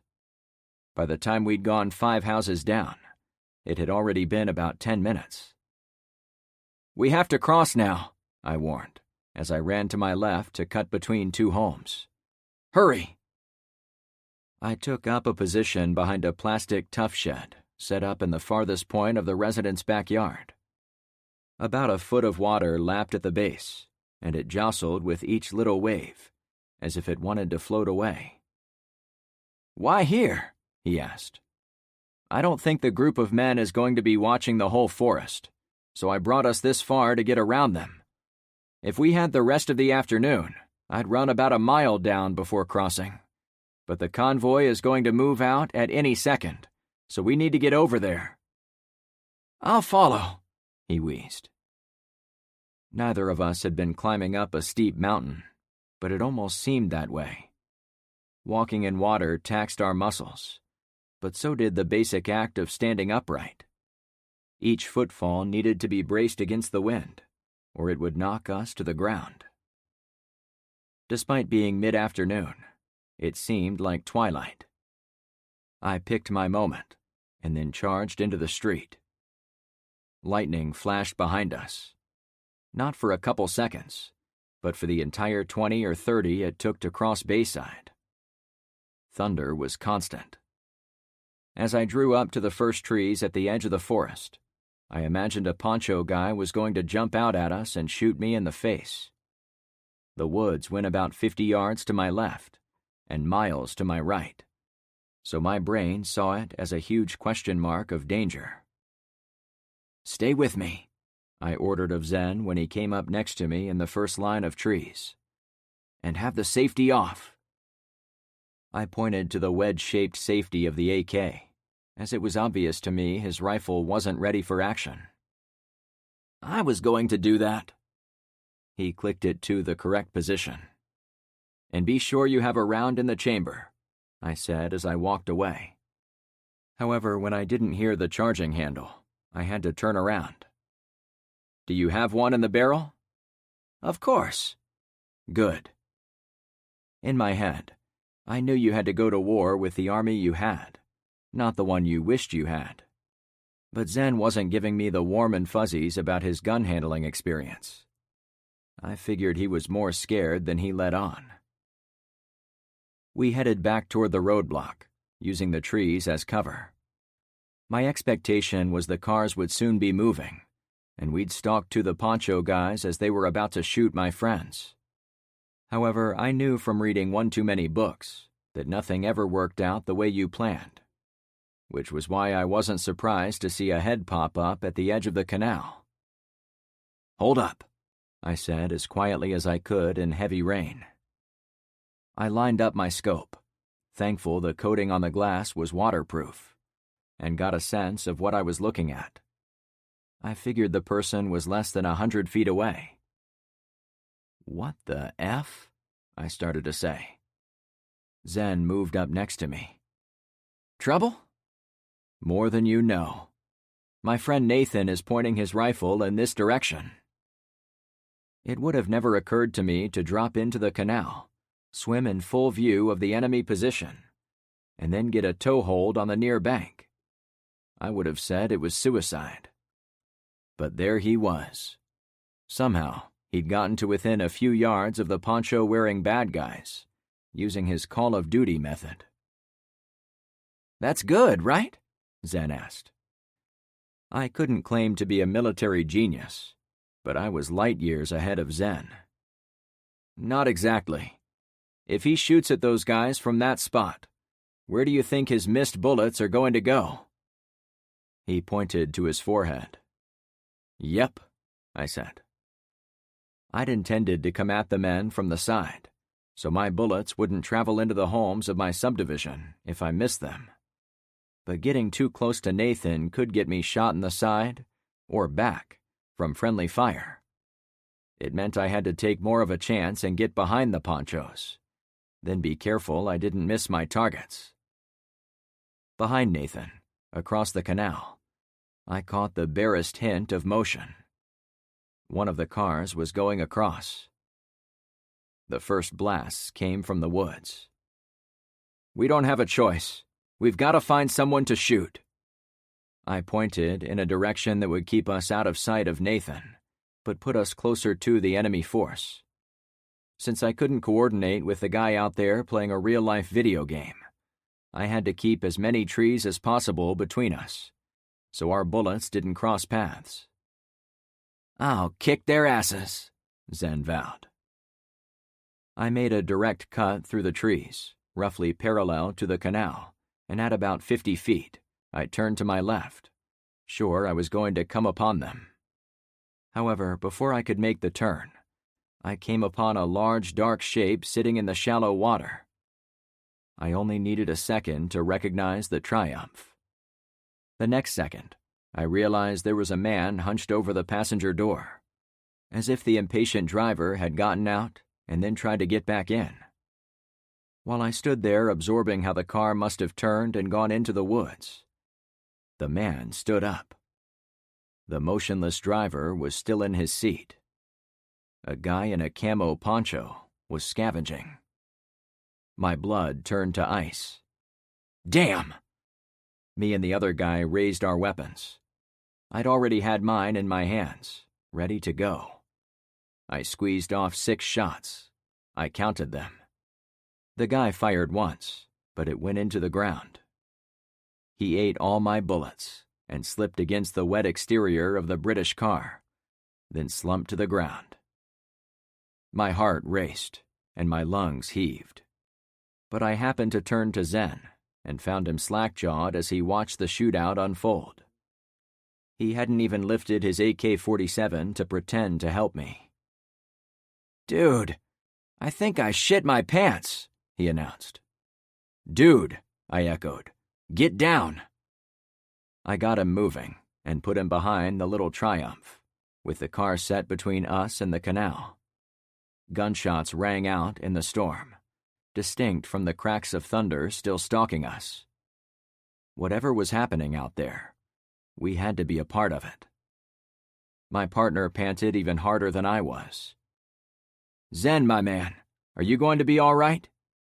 "Dude, I think this is a good time to tell you, I've never actually fired this. He finally glanced down at his all-black rifle, as if it were a well-abused public toilet seat, and he'd been ordered to eat a Twinkie off the rim. No, it wasn't a good time at all. But there was nothing I could do about it. The only thing I could think of was to drag him into the battle and pray he would figure it out. See that big tree over there? Do me a favor and shoot at it. We crouched behind the little car, but I checked over the top after I spoke. There were at least 2 guys moving in the woods. I needed to get them. The tree? Why? Fire at the tree to practice. You have to be willing to raise your gun and fire it.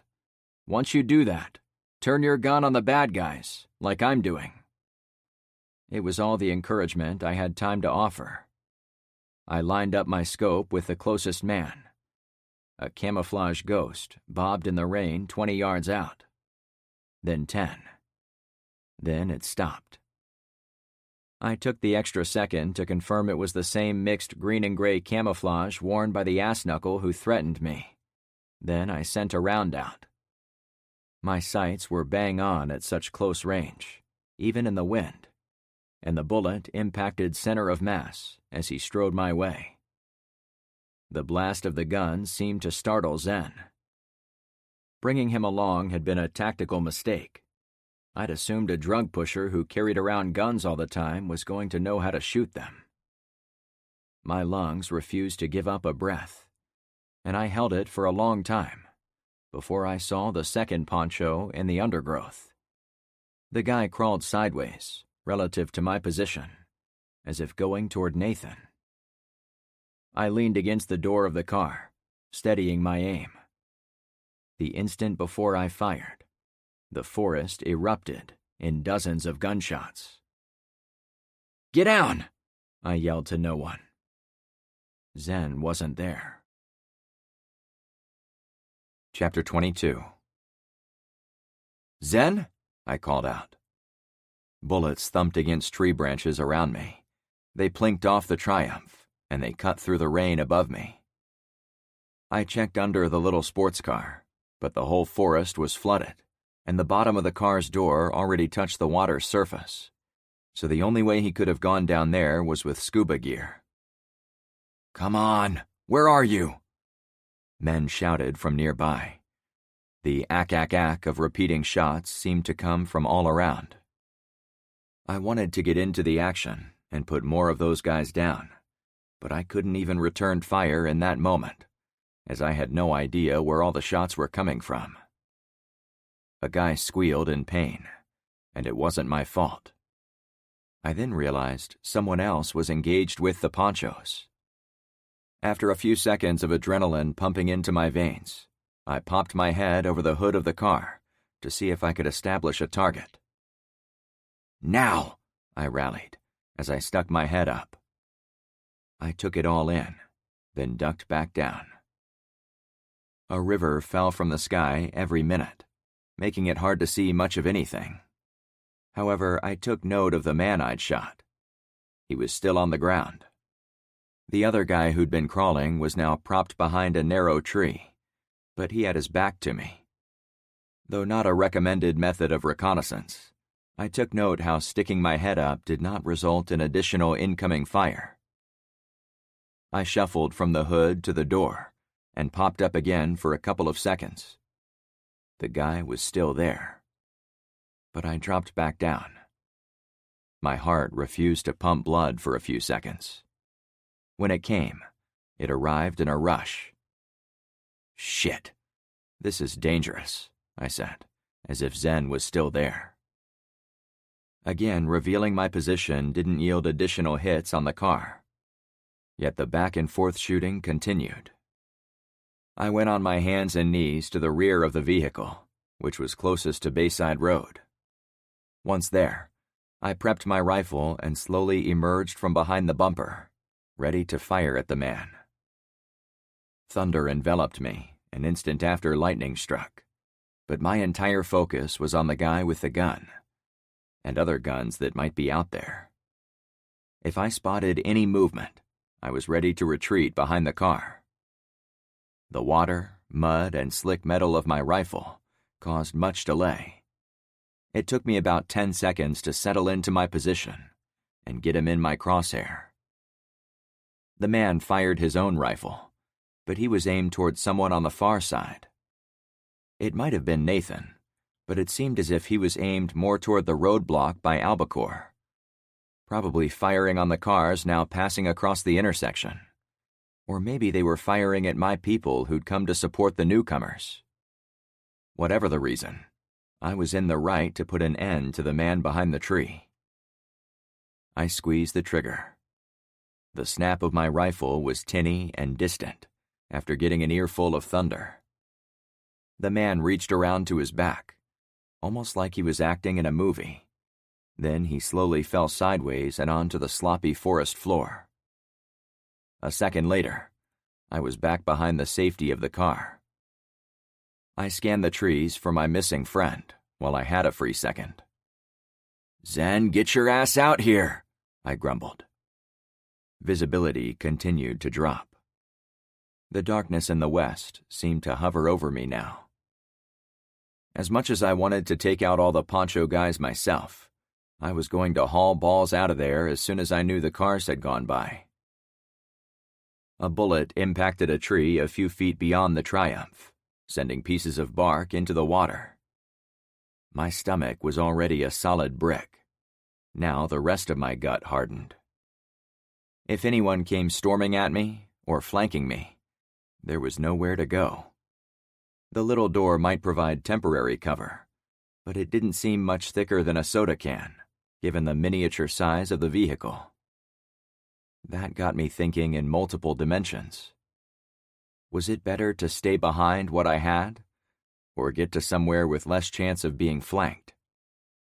In a confusing rainstorm, I took some comfort in the idea I could remove a big chunk of threat if I got closer to the road, since no one would attack across the open blacktop. It would also get me clear of being behind the poncho guys, while my allies were peppering them with bullets. I still wanted to find Zen. Another quick scan didn't turn up anything. He was either staying hidden behind one of the larger trees, or he had run far enough I couldn't see him at all. I also wondered if he'd been yanking my wheel about wanting to go with me to provide cover for the people of his subdivision. What if he'd always intended to ditch me when the bullets started flying, as an easy way to eliminate me and take over my side of our shared alliance? After considering it for a few seconds, I cleared my head of the idea. Whatever he was about, it didn't change where I was or what I was dealing with. I had to move out fast, or I was going to die next to a wet, bullet-strewn old British car. I'd never pictured it in my head, but I knew this wasn't how I wanted to go out. A man's voice bellowed in the woods from the poncho people, but it was difficult to hear the words as much as the emotion.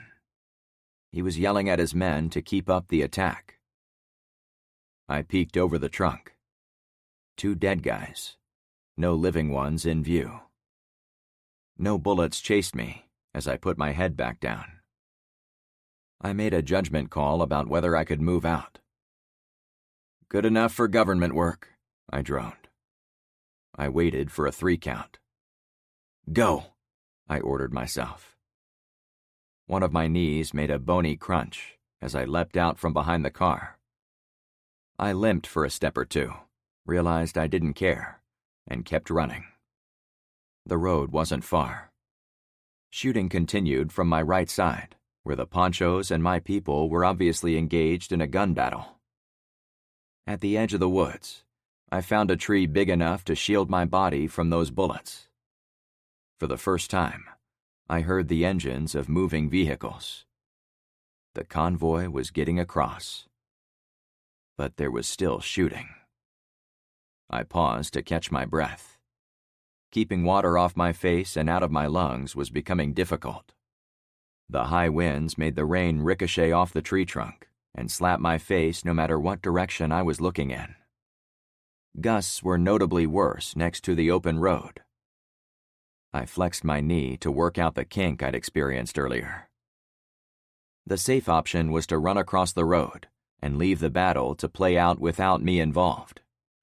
However, if one of my people got hurt as a result of me being overly cautious, it wouldn't sit well.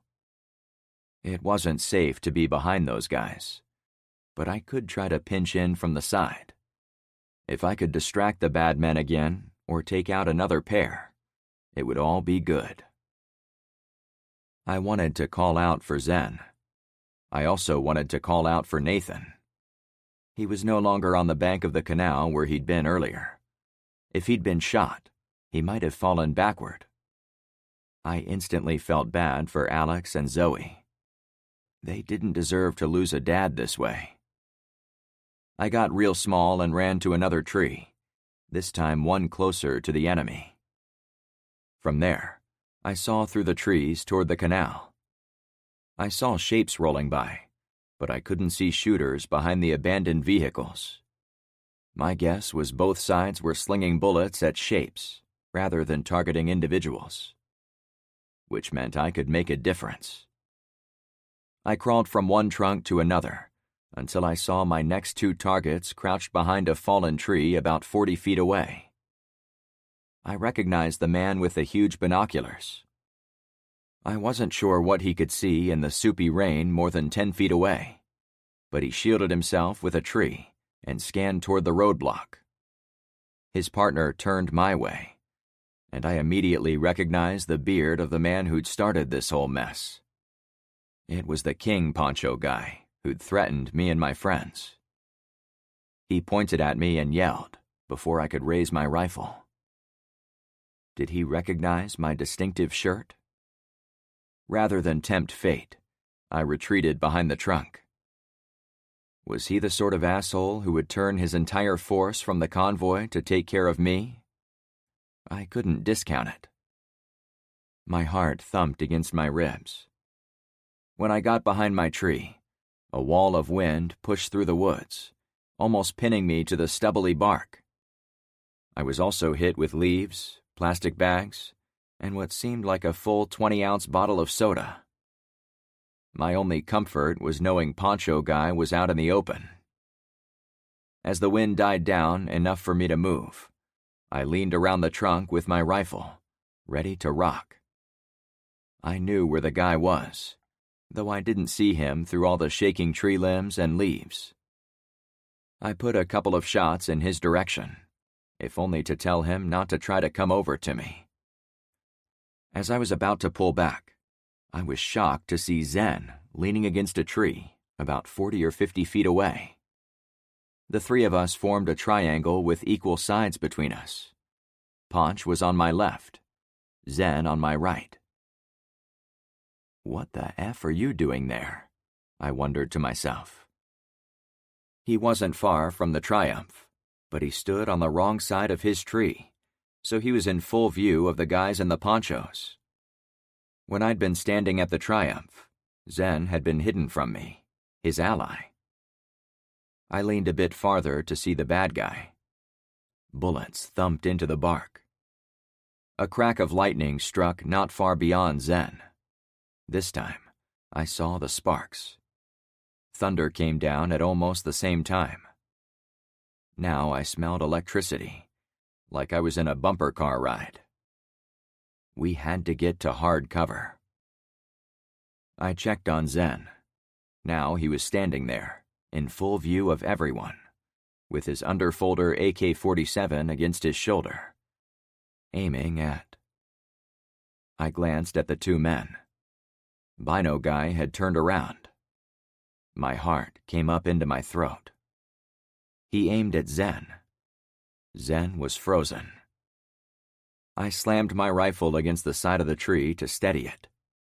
A single second seemed to take an hour as I found my target. Aimed. Squeezed the trigger. The AR did its usual kick. The man didn't fall over, as I'd hoped. His partner was hunched behind a tree, probably aiming for the easy target instead of me. I watched long enough to see the barrel of his rifle emerge from behind the trunk, aiming at Zen. Bino Man fired his rifle. I pumped out 3 more rounds before I had to readjust my sight. The shooters were still there. Another 3-pack of bullets went out the door to the enemy. Without missing a beat, I looked at Zen through my peripheral vision. He was still there too. I clenched my teeth as I aimed the scope toward the 2 assholes. The man with the binos was still there aiming at my friend, but the bearded guy was obviously looking in a different direction now. Shit! I was ready to fire again, but I caught on to the fact Bino Dude was now looking away from me, the same as his pal. Something else had their attention, which was an amazing feat, since they had Zen dead to rights. Back to Zen. He was still in the exact same position. His rifle was pointed the correct way, but he wasn't doing anything besides standing there. He was a statue. Dude, I groused. That was when the forest erupted with explosions, like 1,000 chainsaws had decided to swoop in and chop down some trees.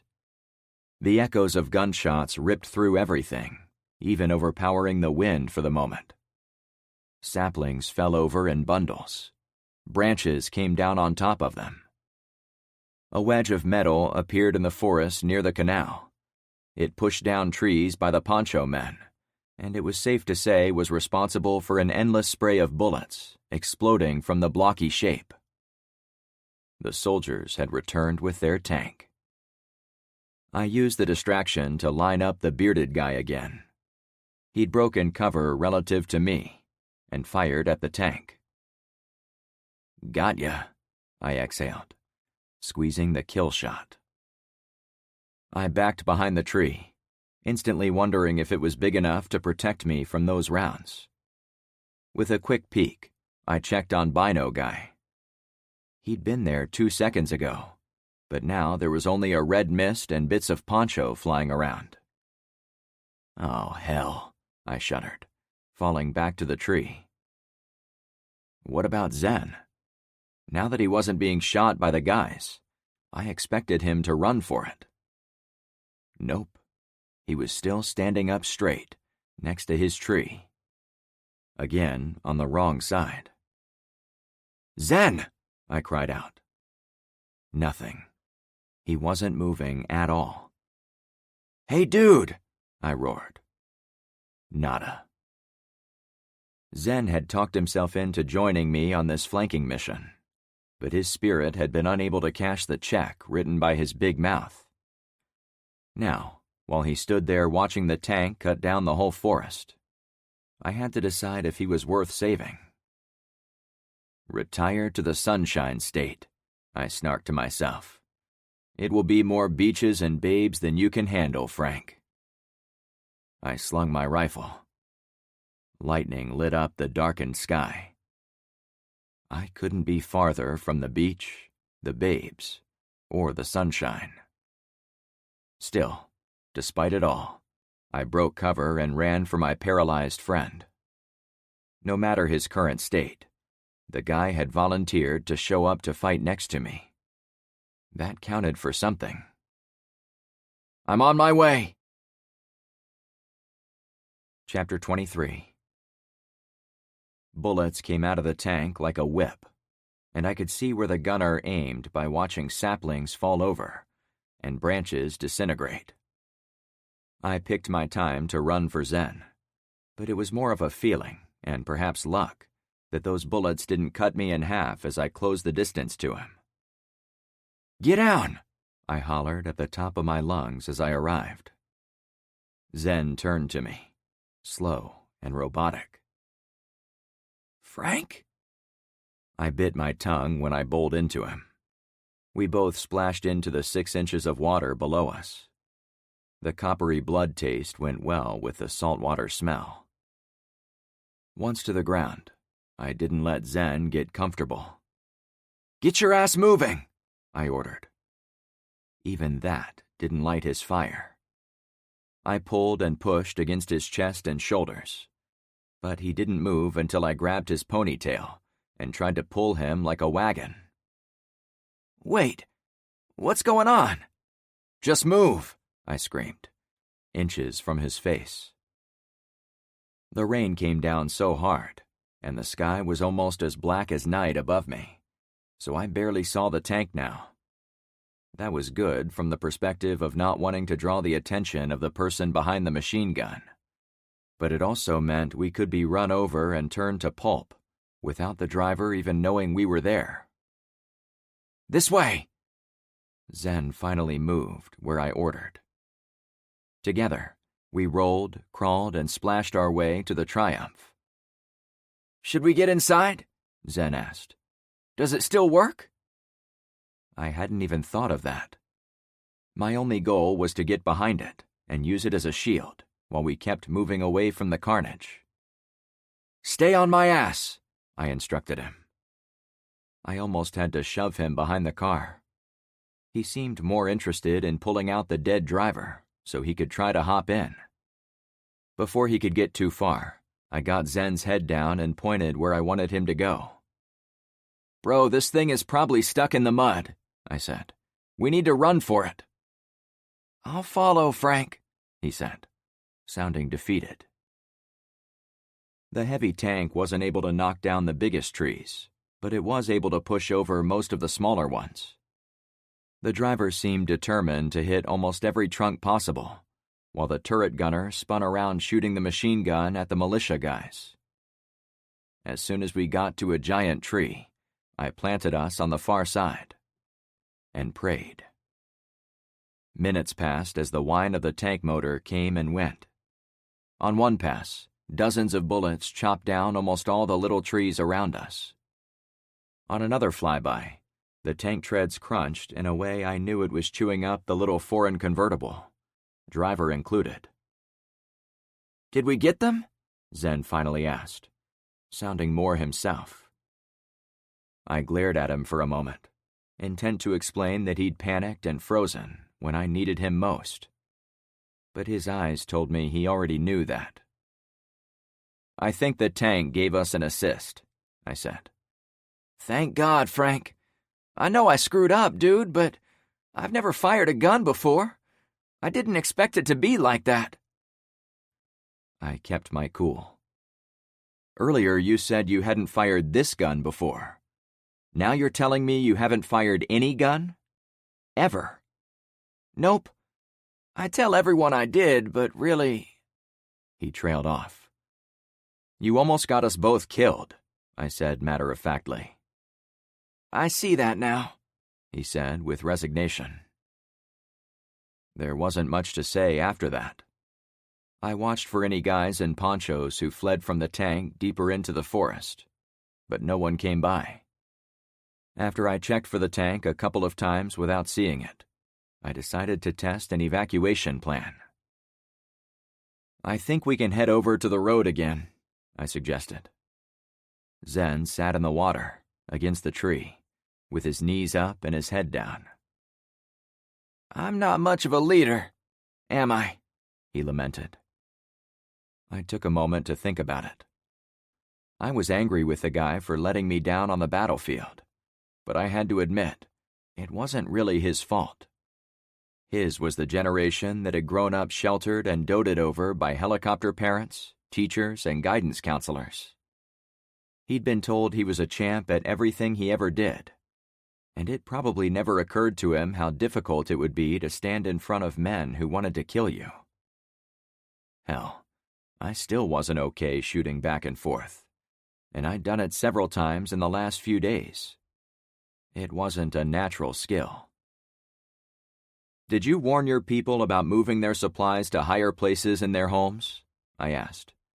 Yeah, as many as I could. And did they do it? He shrugged into his knees, but sat up to face me. I couldn't verify each person did it. That's leadership, my friend. You can tell them what to do, how to do it, and even why it needs to be done. But at the end of the shift, they'll either do it themselves or it won't get done. I've had good luck with people on my home street, but the other 2 blocks in my neighborhood probably have 50 or 60% of the people who still aren't willing to admit we are even in a disaster. That's dumb, dude. That's people, dude, I laughed. There's a reason they made a saying that you can lead a horse to water, but you can't make it drink. It's been true since the beginning of time. So what do we do? How do I get them to listen to me? That's the big question, isn't it? I paused to organize my thoughts. For me, the best way I've found is to get things done. In your case, you've organized your guards. You've promised them a new well, and you've protected their dry goods from this storm. Yeah, if their houses survive. True, but that's out of your hands. Besides, you came out here with me to protect all those people and the vehicles. That's one more big thing they'll see as evidence of your leadership. Yeah, but I didn't do anything. They don't need to know that, I chuckled, seeing how I could bolster his faith in himself. As far as they know, you came out here and shot the place up, and your actions helped divert the poncho men long enough for the convoy to cross. You would do that for me? I would. As long as your people are alive, you'll always have more chances to be a good leader, and I think you can do a good job of it. I thought I'd done a commendable job of talking the guy up, but he slumped over worse than earlier. Dude, you and I both know you're a better person to run things, he complained. Why don't you take over? I couldn't stop myself from chuckling. What? He said with exasperation. I don't mind, man. Just take over. No, that would never work. I know we've had our differences, but I need you, Zen. That prompted me to stop. Hey, wait a minute. What's your real name? He glanced up from his hangdog pose. You really want to know? Sure. Declan Flanagan. Are you shitting me? Nope. Second generation Irish. Parents moved to Miami before I was born, fell in love with it, and stayed here in Florida instead of going back to the cloudy island they came from. And why Zen? I pressed. I don't know. I guess deep down I'm only a dope-smoking dude who loves peace. I can confirm that, I mused. We'll leave that part out of our report, okay? Really? He asked with shock. Yeah, but Zen, you've got to practice shooting. Get used to the sound of it, the smell of it, because there will almost certainly come a time when you have to defend your people, and you don't want to be standing there frozen, pissing your pants when it happens. He turned shy. I didn't think you saw that with all the rain. I didn't see anything, I replied with amusement. But I took a guess. Shit, he finally said. When I was sure the tank was gone, and there was no threat of men running by or shooting me, I ventured away from our tree to plot the path back to the road. All right, let's move out, I said, military-like. Zen fell in line easily, and we sloshed across the forest. Closer to the canal, the earth was turned up in muddy ridges. The tank had been doing laps, crunching trees, bushes, and anything unfortunate enough to get in its way, including those men. I didn't want to get too close to the canal, so I cut across a few of the ridges, heading away from the destruction. However, before I made it over the last one, I tripped on a muddy log sticking in the mud. The log yelped. What the? I startled, already pulling my rifle to bear. Dude! Zen shrieked. It was a dude named Nathan. I crawled over to him. Nathan? I could hardly breathe, as I expected to find a corpse. I'm still alive, he groused. But man, what a rush! It was a bit like coaxing a muffin out of a sticky pan. Nathan was obviously not mushed into jelly, so he hadn't been crushed by the tracks. But it looked as if the mud around him had rolled up under the middle of the armored monster, and he'd been smashed into the ground by its passing. His SOCOM 308 was still in his hand. I got him on his feet. Dude, you look worse than me, Zen remarked.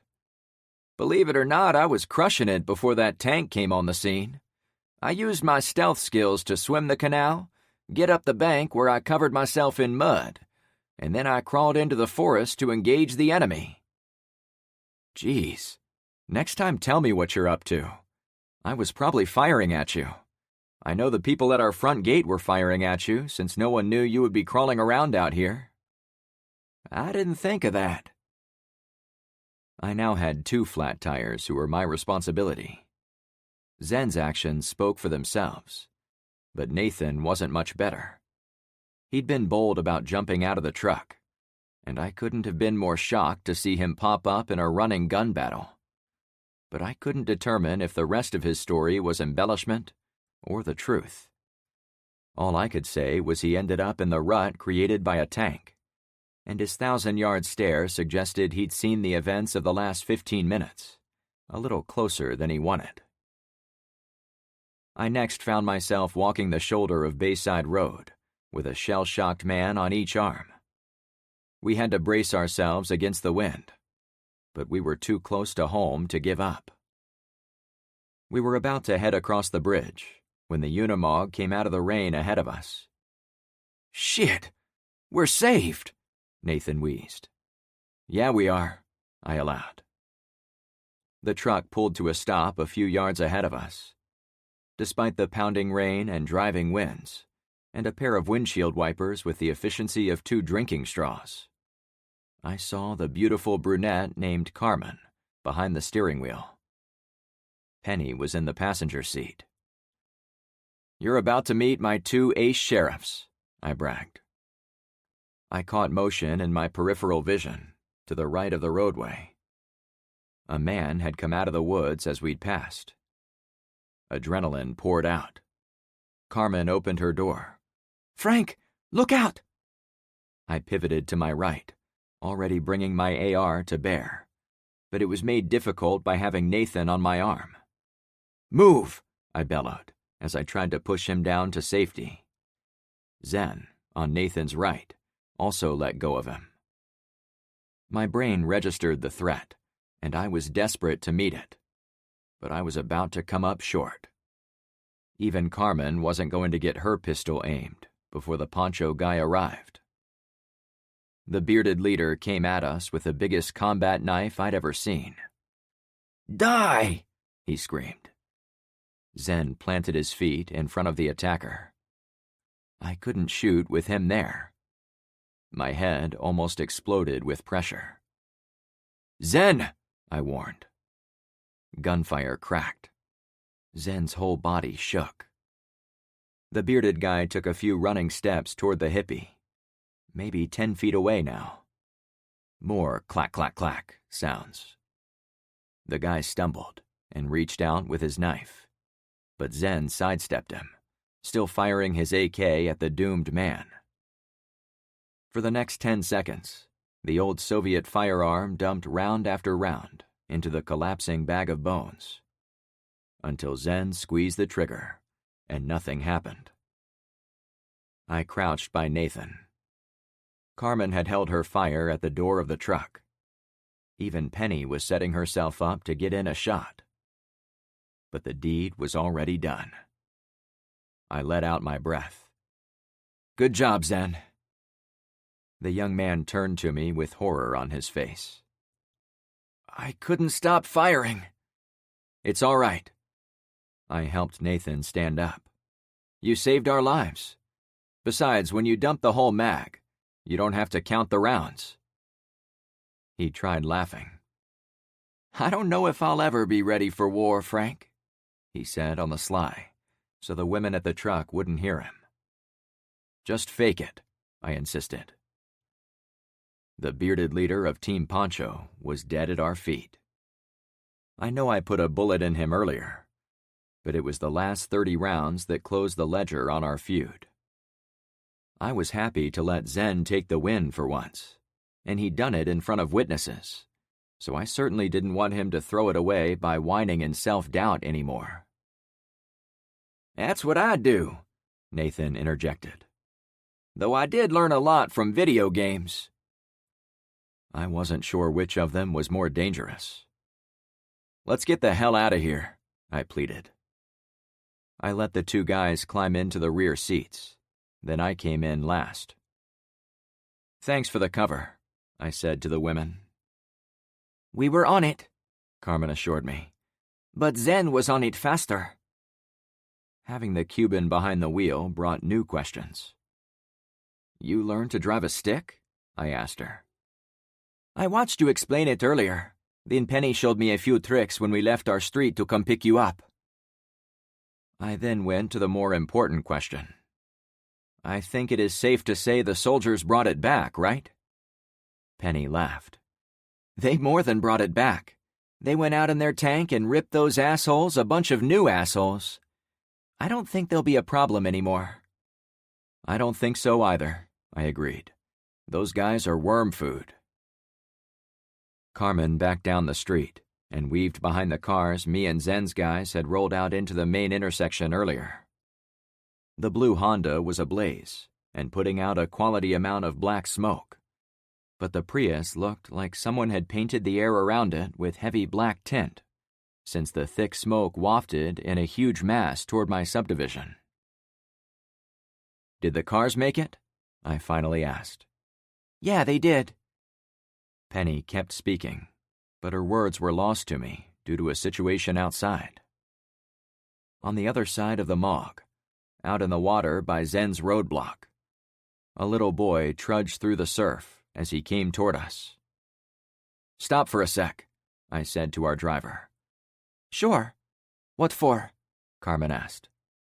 I'll be right back. I hopped down and ran around the burning hulk of the Honda. My hunch had been correct when I first saw the kid in the water. It was Brendan, the kid who'd been flying the kite earlier. He saw me and struggled my way. It was clear he'd been walking in the deep water for a long time. I went out to meet him. What are you doing out here alone? It's my brother. He was terrified of the water. I remembered his was the last house on the street, and he and another kid were running around in his yard, oblivious to any threat of a storm. If there was any house that was going to be in deep water, it was his. Where is he?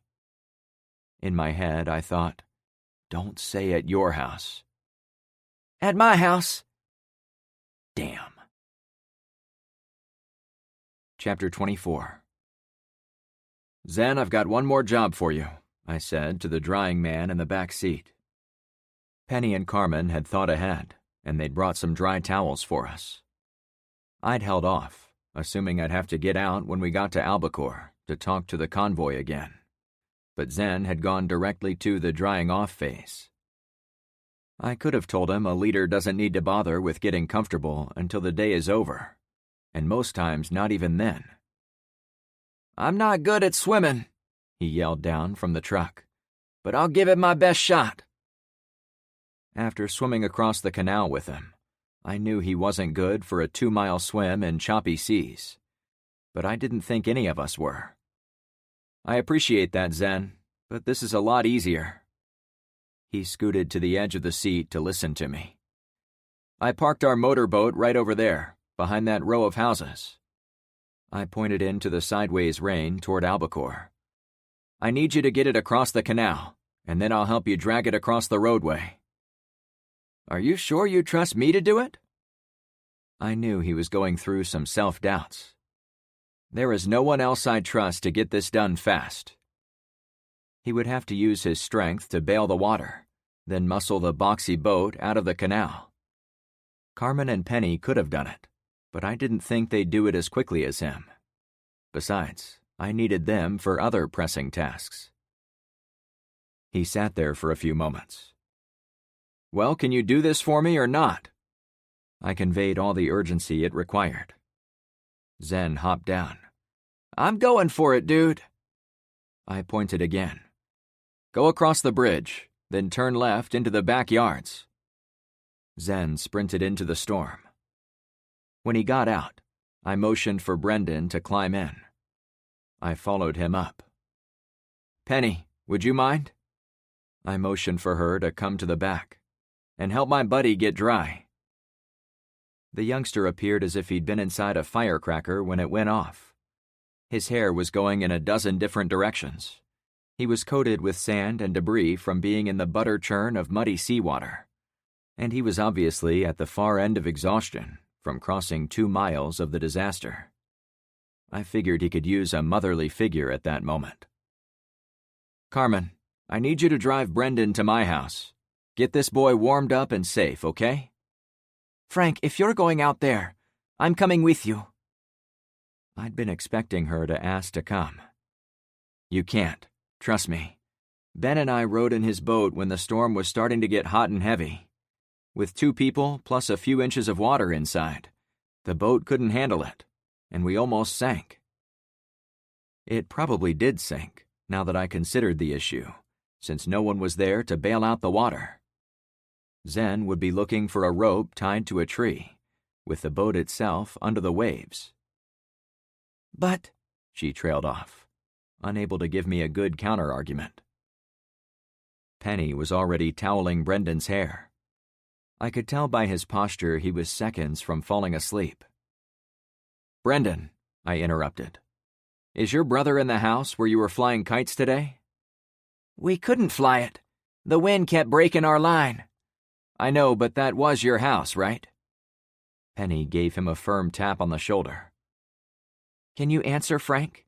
He wants to help your brother. Brendan's eyes focused. Yeah, we lived there with my mom and dad, but they took Dad's sailboat out the day everything went off. Never came back. He was already drifting again. Is there anything else you can tell me? Where did you last see your brother? Was he safe when you went for help? The kid nodded. Watch out for the sharks, he mumbled. Sharks, I said, sitting up straight. Mm-hmm. His chin dipped to his chest, even while Penny still patted the towel on his neck and back. He's out, Penny declared. We sat there for a few moments of silence. The sickly chemical smell of burning plastic came in on a gust as we were downwind from the torched Honda SUV. Beyond the blockade, the darkened skies and torrential rainstorm only let me see a few houses on the road toward Brendan's place, and it didn't inspire confidence I could go that way. The waves weren't as pronounced as when the surge originally came in, but now it was chopping in every direction, like bathtub water disturbed by a playful child. The water level was high enough that it reached midway up the garage doors of all the homes I could see. Bayside Road acted like a dam, with waves cresting into the middle of the street from one side, but not pouring over the top to the other. Yet. I leaned forward to talk in the driver's ear. Carmen, if you see Ben, and he's not injured too bad, tell him to come up here to the road. He told me he's never seen a storm surge reach Bayside Road, and I'd like him to see it.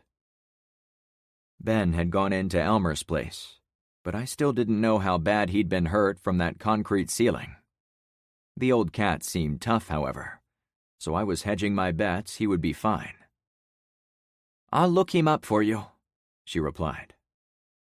I stayed at attention, watching out the front window, but it wasn't long before I saw what I'd been waiting for. There he is, I yelled. Zen had come through for me. He stood on our side of the canal behind Albacore, exactly where I'd told him to go. I opened the door. Frank, be careful, Penny mouthed from behind the boy, so she wouldn't wake him. I will, I whispered back. With great care, I took off my AR and set it on the floorboard in front of the boy. I made sure the safety was on. I also took off the Smith & Wesson and set it in the same spot. Neither of those would help me where I was going. Can you move these to the front, out of the way? I requested. On reflection, I added, or you can put them out back, under the tarp. Either place would make them inaccessible to the young boy, an important directive, since I always kept safety in mind. I held the gaze of her radiant blue eyes for a moment, happy she'd been the one to come along with Carmen. Even the muted gray storm couldn't douse the brightness in her appearance. I was sad to see her go. "Bye, Penny," I said as the door closed. The second I was outside, Carmen opened her door and hopped out. No words needed to be spoken. She grabbed my collar and pulled me close, and we embraced as the wind and rain slapped and clawed at our sides. Too soon, she retreated into the truck. Neither of us dared say goodbye. I ran over to Zen and helped him drag the boat across the 2 empty lanes of the road. It turned out to be far harder than I could have predicted, since the rain seemed to fill up the bottom of the boat in seconds, and the wind would slap us down as we attempted to move it. The solution was for us both to stand in front of the boat and drag it directly into the wind, with the motor set as high as possible, so it didn't drag. When we got it close to the water, even the spray of the waves started to drench the interior, suggesting I would never come close to a 2-mile excursion if I didn't do something about the swamping problem. But how? I either needed a larger bucket to toss more water, an electrical pump to send water over the side while I steered, or I needed a way to cover the boat so water didn't fill it up so fast, like a big umbrella. A larger bucket would be unwieldy to use while also holding the motor. Ben had said something to that effect when we were in the boat, which was why he had me do the bailing, while he piloted us on the canal. No sense dreaming about an electric pump. The EMP stole that option. And an umbrella would be nice, but I thought of Tyler's attempt to use one. The flimsy thing had sailed out of his hands and into the storm, after barely a second or two. Those weren't the answers. "Zen!" I got his attention. "I need something to cover the boat. Your house is close. Do you have anything that might help?" "You mean like a boat cover?" he asked. "Do you have one?" "My dad has one on his bass boat. He keeps it in the garage." A cover would work, though I had no doubt it wouldn't be the exact size I needed. Still, if I could use the cover to block off at least the front half of the John boat, it might deflect enough water so it wouldn't pour in. That jogged another thought. The tarp on the Unimog served the same purpose. "That's it," I shouted to him. "We going to my place?" he asked. "No, we have something a lot closer." It took a few minutes to untie the large brown tarp from the roll cage of the Mog and tie it onto Ben's boat. But when I was done, I was happy with the result. "There's no place for me to sit," Zen complained. "You're not going," I replied. "The boat can only handle one person at a time in these waves." As I stood there inspecting my handiwork, I wondered if I could have reconfigured it so he could travel with me. I could probably have him shimmy under the tarp and ride on his stomach. But then we'd have 3 people when we reached the buoy. Even without a boat full of water, I assumed it would be unstable on the angry ocean with that many people in it. "Oh," he said. I wondered if he was seeing what it required to be a real leader for his people. He should have insisted we do rock, paper, scissors to pick who was going to take the boat and save the kid. "Look, I need you to watch for me when I return, okay? With this wind and the crazy waves out there, I'm not sure how I'm going to get the kid back, and it would really help if I knew someone was watching for us." "I'm all over it," he declared. "Thanks, dude," I said sincerely. "Bon voyage," he said. His words sent a jolt of nervousness into my spine, a signal that yes, I was going on an insane ride at this exact moment. I sat in the back of the flat-bottomed boat by the handheld motor. I'd strung the tarp over the rest of the wide side rails, creating a barrier so rain wouldn't fall into the bottom, except if it fell directly on me. "Give me a shove," I suggested.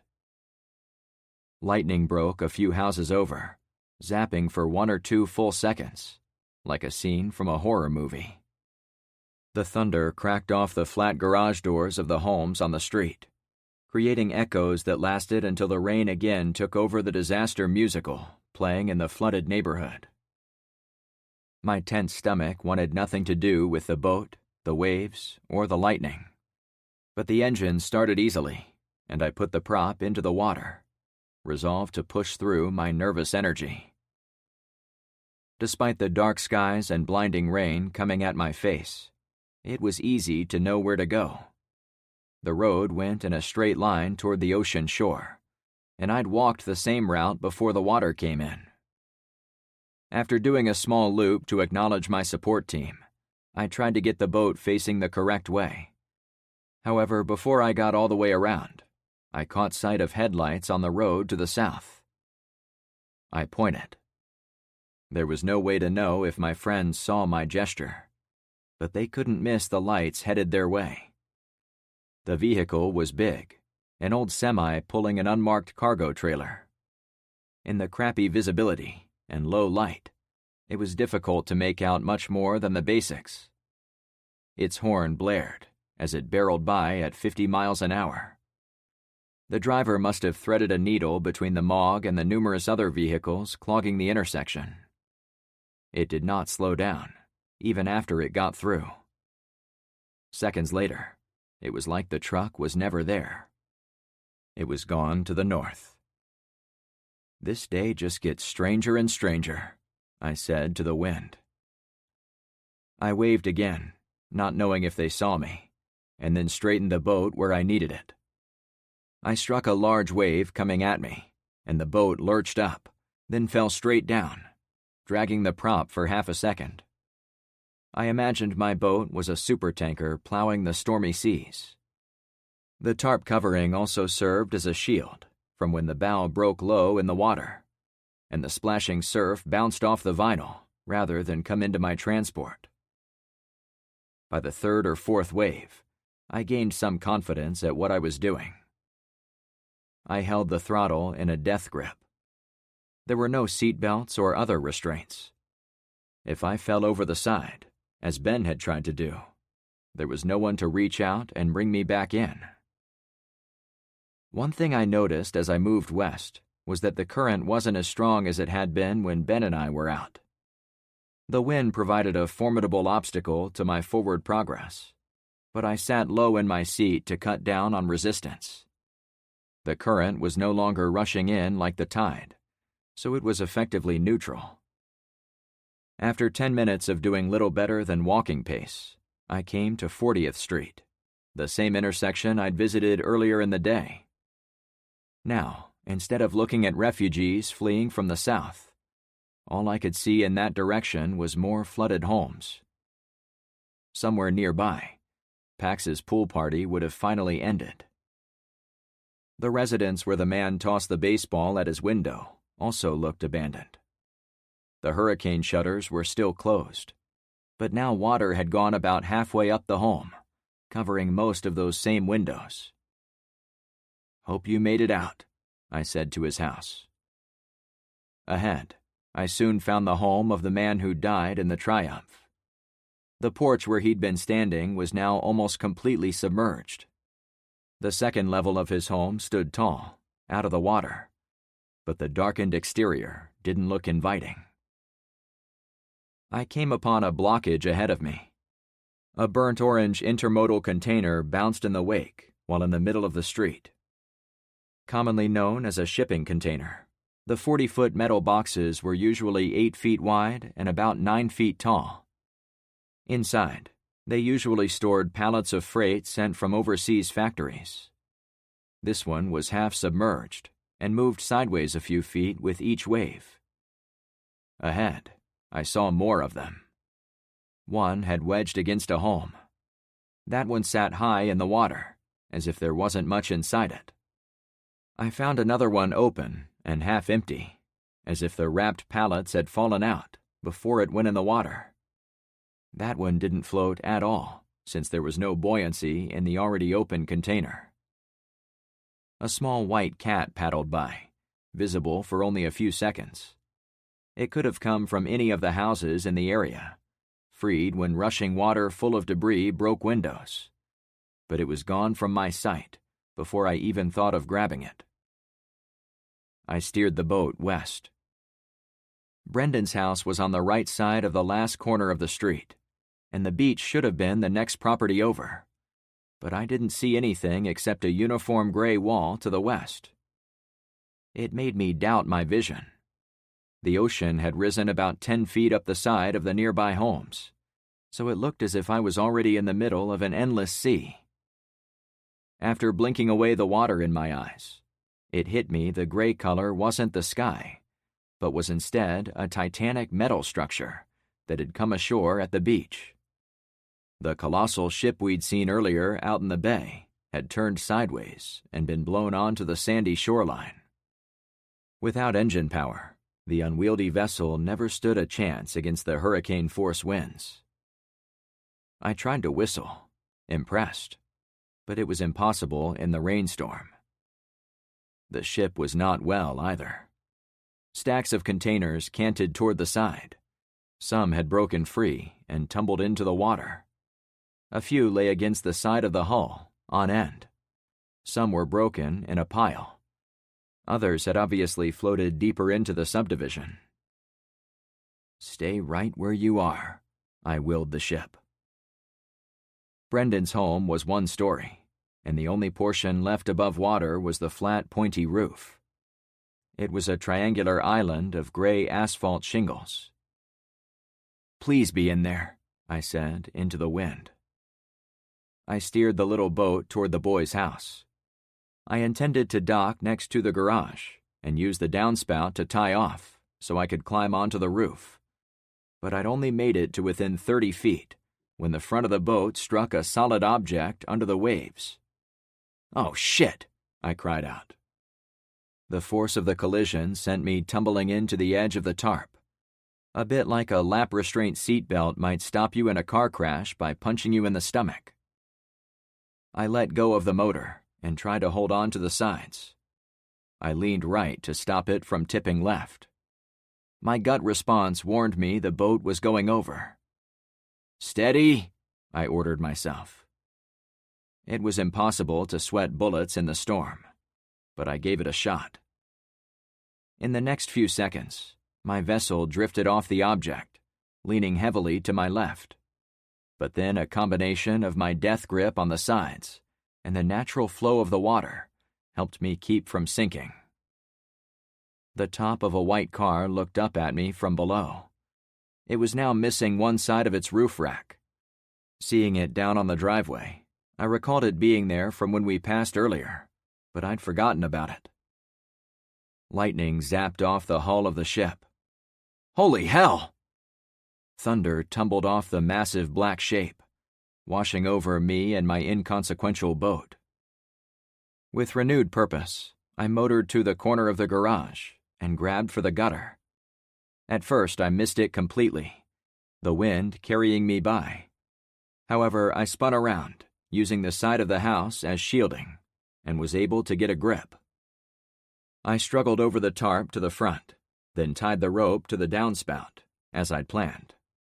Then, steadying myself with the edge of the gutter, I managed to hop from the boat to the roof. When the wind struck, I had to fall to my knees, but I was able to crawl away. The home was not uniform in design. The roof went in ridges and troughs, so I was able to find a tiny bit of cover when I went into one of the lower points. More lightning lit up the skies. It came every 10 or 15 seconds. The ship was a huge draw for electromagnetic strikes. Out in the storm, 100 feet above me, one of the stacks of containers leaned farther out over the railing of the big ship. In slow motion, the stack of about 10 seemed to come unhooked, and the lean turned into a snap. Then they fell over the side. Some of them were heavy, and they crashed straight down with huge cannonball-like splashes. Others must have been lighter, and they seemed to get some hang time and drift in the air toward my delicate hiding spot. My flight response went hyperactive, and I ran from the expected impacts. "No!" I cursed into the hurricane. Mother Nature, fate, or whatever deity was guiding those boxes didn't pay a bit of attention to me. They came down exactly where I didn't want them. A thunk of hollowed-out metal signaled the impact. The entire house shook as one of the boxes struck behind me. I was thrown forward by a sheet of water. I skidded on my palms and elbows as I tumbled down the far side of the roof toward my boat. As soon as I reached the edge, I used my hands to stop myself with the gutter. But I couldn't rest there, as I had to know what was heading my way. "Get up!" I panted. I hopped into a crouch, not as fast as I wanted. My tweaked knee also gave me a moment of fright, so by the time I'd made it and could look around, all I saw were more plumes of water heading my way in the hurricane-force winds. I didn't want to jump in the boat because I might capsize it. I also didn't want to jump in the water because the waves might push me away from the home. I settled on flopping onto my stomach and bracing the tips of my boots in the storm guttering. The giant splashes came at me in a continuous fire hose. The first one was the worst. It nearly pushed me off my perch. Those that came after were from containers that fell far away, so they were barely worse than the stinging rain already pummeling my face. I was happy to survive the tumbling containers, but they might not be the last to come down. Above, other piles of the containers seemed to want to break free. "Frank, either shit or get off the pot, buddy." I got up and ran to the high point. As I thought, the container had taken out a slice of the roof. The green rectangle floated in the backyards, already on its way toward Bayside Road, where the prevailing wind took everything. A couple of the other containers also floated away. A few were standing upright. One had done an accordion move, crushing itself against one of the others. I wheezed with exertion at how much danger I was in. Not thinking about it for more than a few seconds, I jumped down into the hole formed by the collision. My intention was always to get inside the flooded house, and on the way over, I'd been planning to swim underwater to go through a window or door, but the giant hole simplified that part. However, as I climbed the splintered wood trusses under the roof, I looked back to the dark shadow looming over me.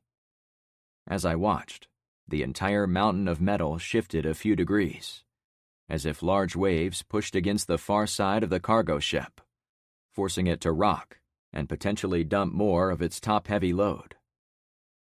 My heartbeat churned behind my temples, always a sign I was pushing the limits of stress and adrenaline. God, help me get to this kid.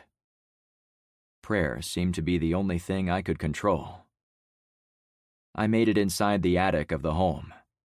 To my shock, the container had done a great job chewing apart the edge of the roof, but it hadn't penetrated the inside living space. I took that as a huge win, as it meant the boy wouldn't have been crushed in there. Inside, the odor was a cross between seawater and mothballs. The blow-in insulation was doused, as was the 2x4 framing. The splash had sprayed the inside of the attic from end to end. "Hello!" I shouted. It took some effort to walk from beam to beam as I moved across the cramped space. It wasn't high enough for me to walk it upright, so I had to crouch over, hold the vertical beams, then step on to the next one. "Kid, you there?" I bellowed. I found the square access panel on the floor of the attic and pulled it up. Below me, the main living area of the house was in almost total darkness. The water had risen to a point maybe 2 feet below me. I hadn't brought a flashlight, so I had to wait for my eyes to adjust. "Anyone home?" I said in a playful sing-song. "Your brother Brendan sent me." The kid was younger than Brendan, maybe 9 at the most, so I figured it would be a scary thing to see a strange man hanging from the ceiling of your flooded home. He did? A mouse-like voice replied. I spun halfway around from where I'd been looking. The young boy clung to an upside-down kitchen trash can. Hey, kid, can you swim over here? He was about 10 feet away. I can't swim, he peeped. You don't have to, I assured him. Just kick your legs while you hold on to that can, and you'll come right to me. He tried it. At first he went sideways, then to the other side, but he eventually got it right. When he came close, I held out my hand. I pulled him up through the hole. You're safe, I said with a bit of embellishment. He was out of the water inside his house, but we had a long way to go to be truly safe. Good, he said. I pointed to the hole in the roof. We have to go through there. I have a boat. He had his arms around one of the vertical beams. When he saw where I was pointing, where lightning flashed, his grip on the pole got tighter. He closed his eyes and shook his head. It's through there. We can get you to dry land. Brendan is in a nice big beach towel right now, probably getting hot cocoa. No, he pouted. Come on, I coaxed as I tugged at his shirt a little. I promise I'll get you to safety. No way.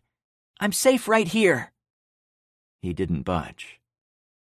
Could I yank him from the wooden beam and carry him? Was it okay to use a bit of force if it would save his life? I was sure the answer was yes, as I wasn't obligated to let a child get hurt or die simply because he didn't want to follow my directions. Motion flickered at the gap in the roof. I thought it was a container, but I couldn't say for sure. The ominous thunk of hollow metal resonated on the air. Hold, I started to say. The entire house vibrated. Then the kid and I were thrown to the crossbeams.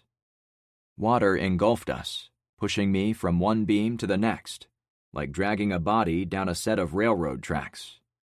I had the sensation of motion under me, which was crazy based on where I was. For the roof to move, that would mean... I reached for the boy and held him firm with one hand and a crossbeam with the other, as we tilted a little to one side before the attic leveled out. It would mean we weren't attached to the bottom of the house. Kid, you okay? I was positive I'd have bruises over most of my body. I'm ready to go now, he sniffled. We were definitely adrift. Not moving fast, but moving nonetheless. I think we're already going, I said in a cheerful tone. I changed my position to get a better look at him, not letting go for fear of losing him. He was sprawled across a pair of beams, with open water below him, so I guided him closer to my side, where I had boards beneath me. How? He asked. If I didn't know better, I remarked casually, I'd say this roof has turned into a boat, and we're floating in the water. Are we going to die? He whined. No way, I said. My name is Frank. What's yours? Corey. Well, Corey, I promise you we are not going to die. We're going to get through this storm just fine. It wasn't a promise anyone was supposed to make, given we were floating inside the detached roof of a house during a hurricane. But I'd managed to get him into the attic before his house blew apart. Either we were both getting out of this alive, or he was. Why don't you hang out here for a second, and I'll check what's going on outside. I needed to see what threats might be coming for us. I needed to plan ahead. Prepare for contingencies. Make lists. He gripped my wrist. Don't leave me. I considered all my options before I answered. You know, it really doesn't matter what's going on out there. My friends are taking care of Brendan back at my house, and I'll make sure to stick with you here at your house. Sound like a plan? I waited for a few moments. Corey? He snored a few seconds later. Yep, I'm not going anywhere. Chapter 25. I woke to the sound of people calling my name. Frank? Luke's voice. Frank Douglas. Penny. Uncle Frank. Tyler. The sun peeked out from spotty clouds. The cheery light drenched the far side of the attic, where Corey and I had rode out the night. While I'd been able to do little more than comfort one lost boy on a floating island of wood, I passed out from exhaustion in the overnight hours. Hey, Bud, wake up, I said to the kid. Corey woke up immediately. At first he seemed scared of where he was, but then he saw the sunlight. He next looked below us to see wet, mushy grass on the ground. We were no longer above his living room, but resting a couple of feet off the lawn. We'd floated away from the main house the previous night. We made it? He asked. I told you we would. He seemed to relax. We worked as a team to cross the beams and pop out from the hole in the roof. I helped him up, and we walked to the topmost point of the roof, where we could see in every direction. It was the twilight zone, an alternate reality to the one I'd exited the night before. The roof had drifted for about 2 miles, and it had come to rest almost where I'd started my journey in Ben's boat. I was still on Poseidon Pier and close to Bayside Road.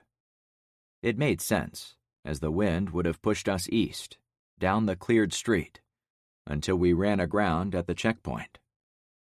We hadn't gone that far, however, but we were in the front yard of a home about 3 down from the intersection. Ben's boat was still tied to the corner, filled to the brim with water, despite the tarp. I almost looked away, but motion caught my eye there. A small blonde dog was sleeping nestled on the rear seat, an inch above the water that had filled the rest of the hull. I would check on him when I went down there. Looking beyond the roof, my friends were searching for me from Bayside Road.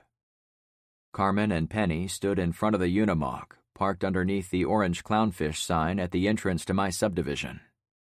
They each took turns calling out to me. To the south, about where I crossed the highway with Zen to attack the Poncho Men, Luke and Rainey called out for me on both sides of the road. And to the north, standing by the red Charger, Tyler, Zoe, and about 10 other teenagers milled close by, all calling my name. I was about to reply to their hails, but I was drawn to the mess around me. It looked as if an entire sewage plant had tipped over and spilled into the subdivision. Gray, sandy sludge covered every street, driveway, and lawn. It also coated bushes, flower gardens, and the bottom 6 feet of every tall tree. Homes had bathtub rings of filth all around their exteriors, up to wherever the waves had crested against them. There were also ruined cars that had been thrown around. There were about 10 small boats within the rows of houses near the front of the subdivision. A larger fishing boat was now lodged in the canal to the left of Poseidon, a little shy of the tunnel under the roadway. Short of discovering a crane, there was no way it would ever see the ocean again. There were uprooted trees everywhere, layers of garbage mixed into the mud, and bodies. I saw the first one near the giant fishing boat in the canal. The last significant change was a house fire smoldering 2 houses down on the corner with Bayside. There had obviously been a fire in the overnight hours, but now it was just chuffing out white smoke. The frame of the house was mostly intact, but all the windows were busted out, and smoke poured from a 10-foot hole in the roof. It was disaster upon disaster. I broke out my 2-finger whistle. Penny and Carmen saw me immediately, since they were closest. They jumped in the Mog and came my way. I looked down to Corey. "The cavalry is coming." We made our way to Ben's high and dry boat, and the tiny dog was up and waiting for me. No doubt it had been startled awake by my whistle. "What are you doing in there, little fella?" The loaf of bread-sized pup was now perfectly dry, but I recognized his fur color from when he'd gone by me in the water the previous evening. At the time, I thought he was a cat with tannish fur, but now I saw he was a 20-pound dog.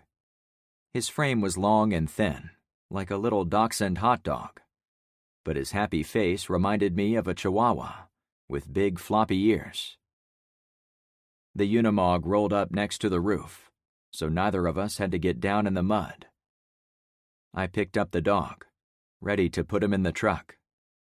Carmen went to the back door and opened it for us, while Penny sat behind the steering wheel. Before I could say anything, the pretty Cuban woman threw herself across the gap and into my arms.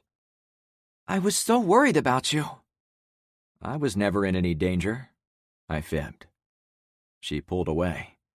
"Frank, it looks like you rode a roof all night." I shrugged. It was a very safe roof. She wasn't buying it. Worse, she saw the state of my attire. "Frank, I think you better throw that shirt out," Carmen snickered. "I think it's ruined. It looks even worse than it did originally." "Har, har," I shot back, aware she liked to poke fun at my rifle, palm tree, and grenade shirt. However, looking at myself with a more clinical eye, the shirt was almost brown instead of the usual bright yellow. I'd taken it into the dirty canals several times. I'd rolled around in the mud of the forest with it. I'd even scraped a hole into the sleeve, where I'd slid down the shingles. "It's okay," she winked. "You can still get in the truck." "My buddy has to go first," I said, motioning Corey up the side step. "Oh, I didn't even see you out there, little man," she said apologetically. "You must have been very brave last night, like Uncle Frank." "He was our captain," I explained, like everyone would assume as much, "and got us to safety." Corey was tongue-tied. "Hop in," I said to him. Carmen got in first and helped him in.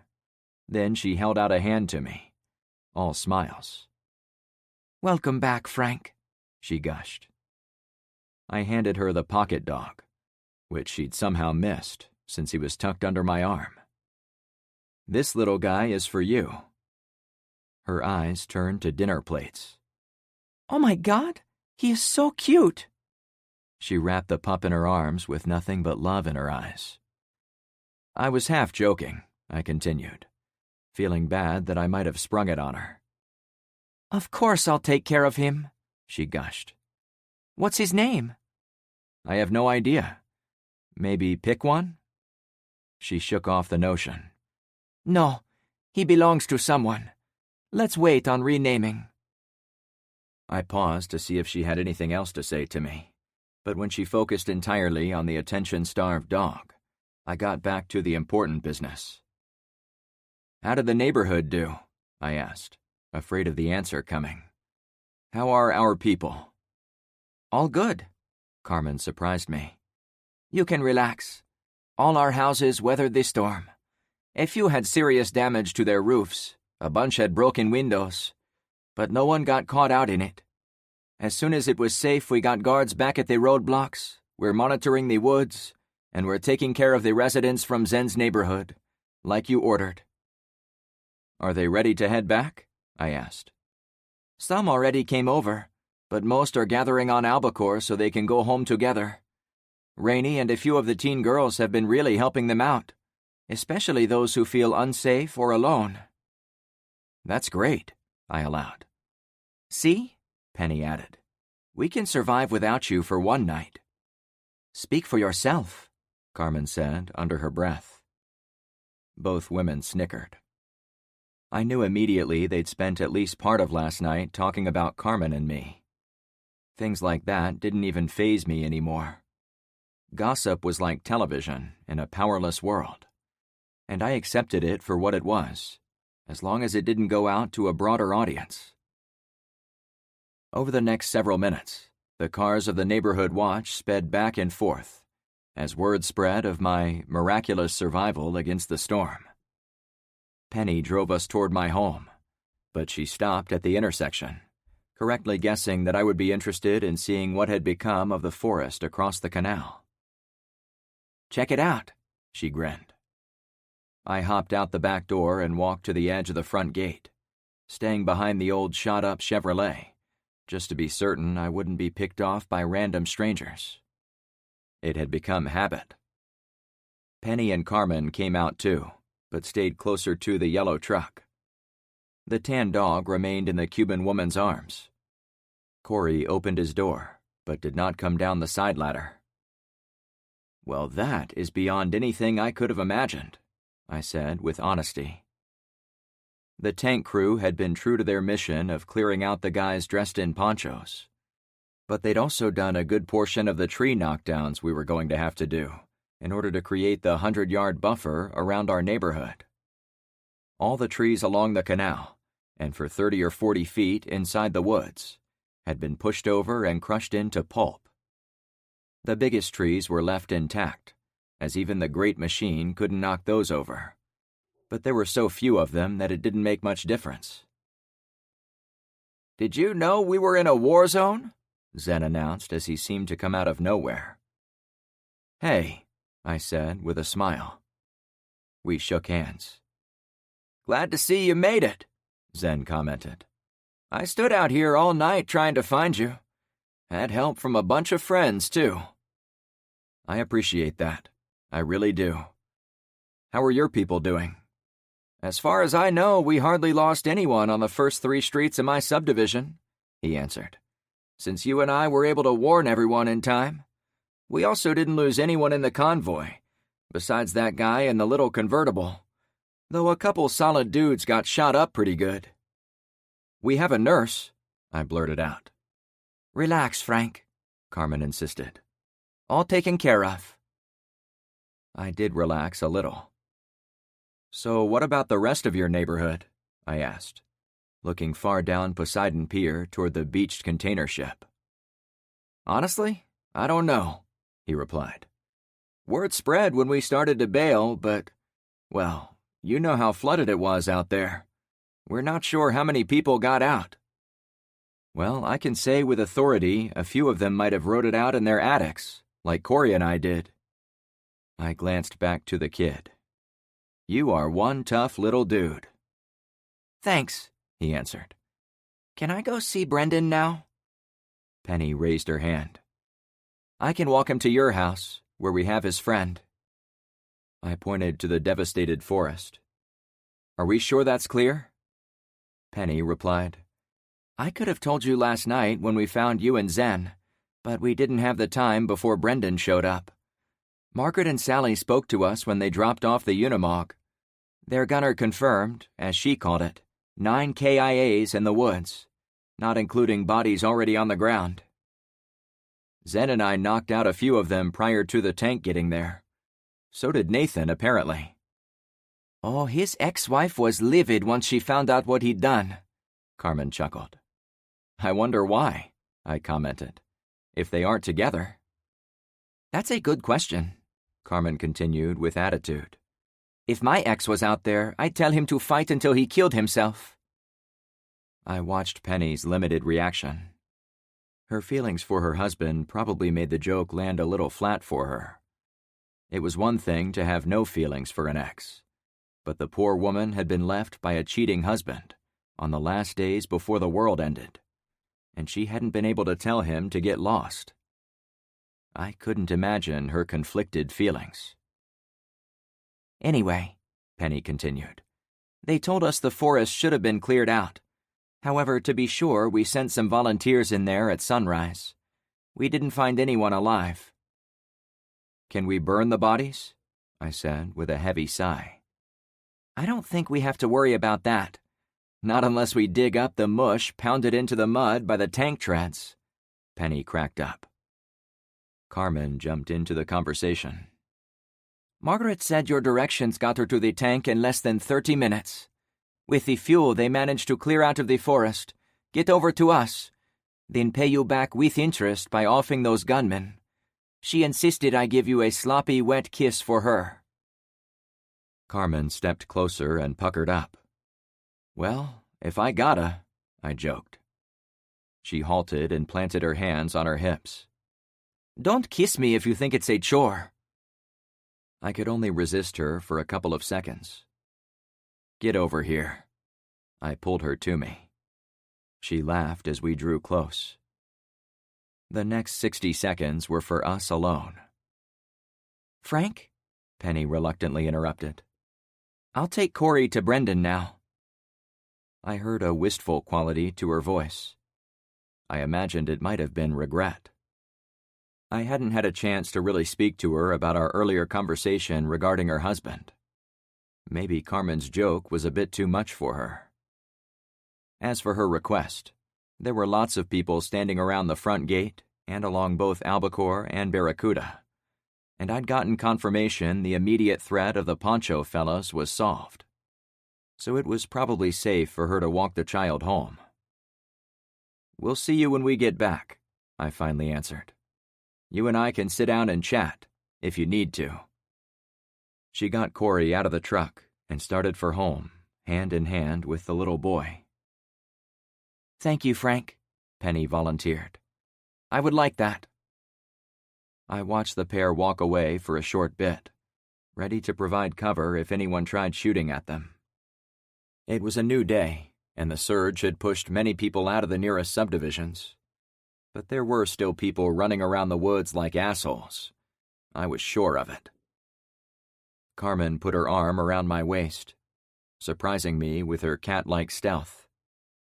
"Frank, I was worried sick about you last night.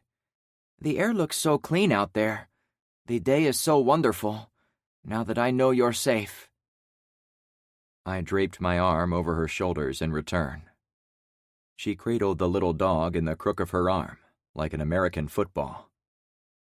"Yeah, I love the smell of the world after a cleansing storm."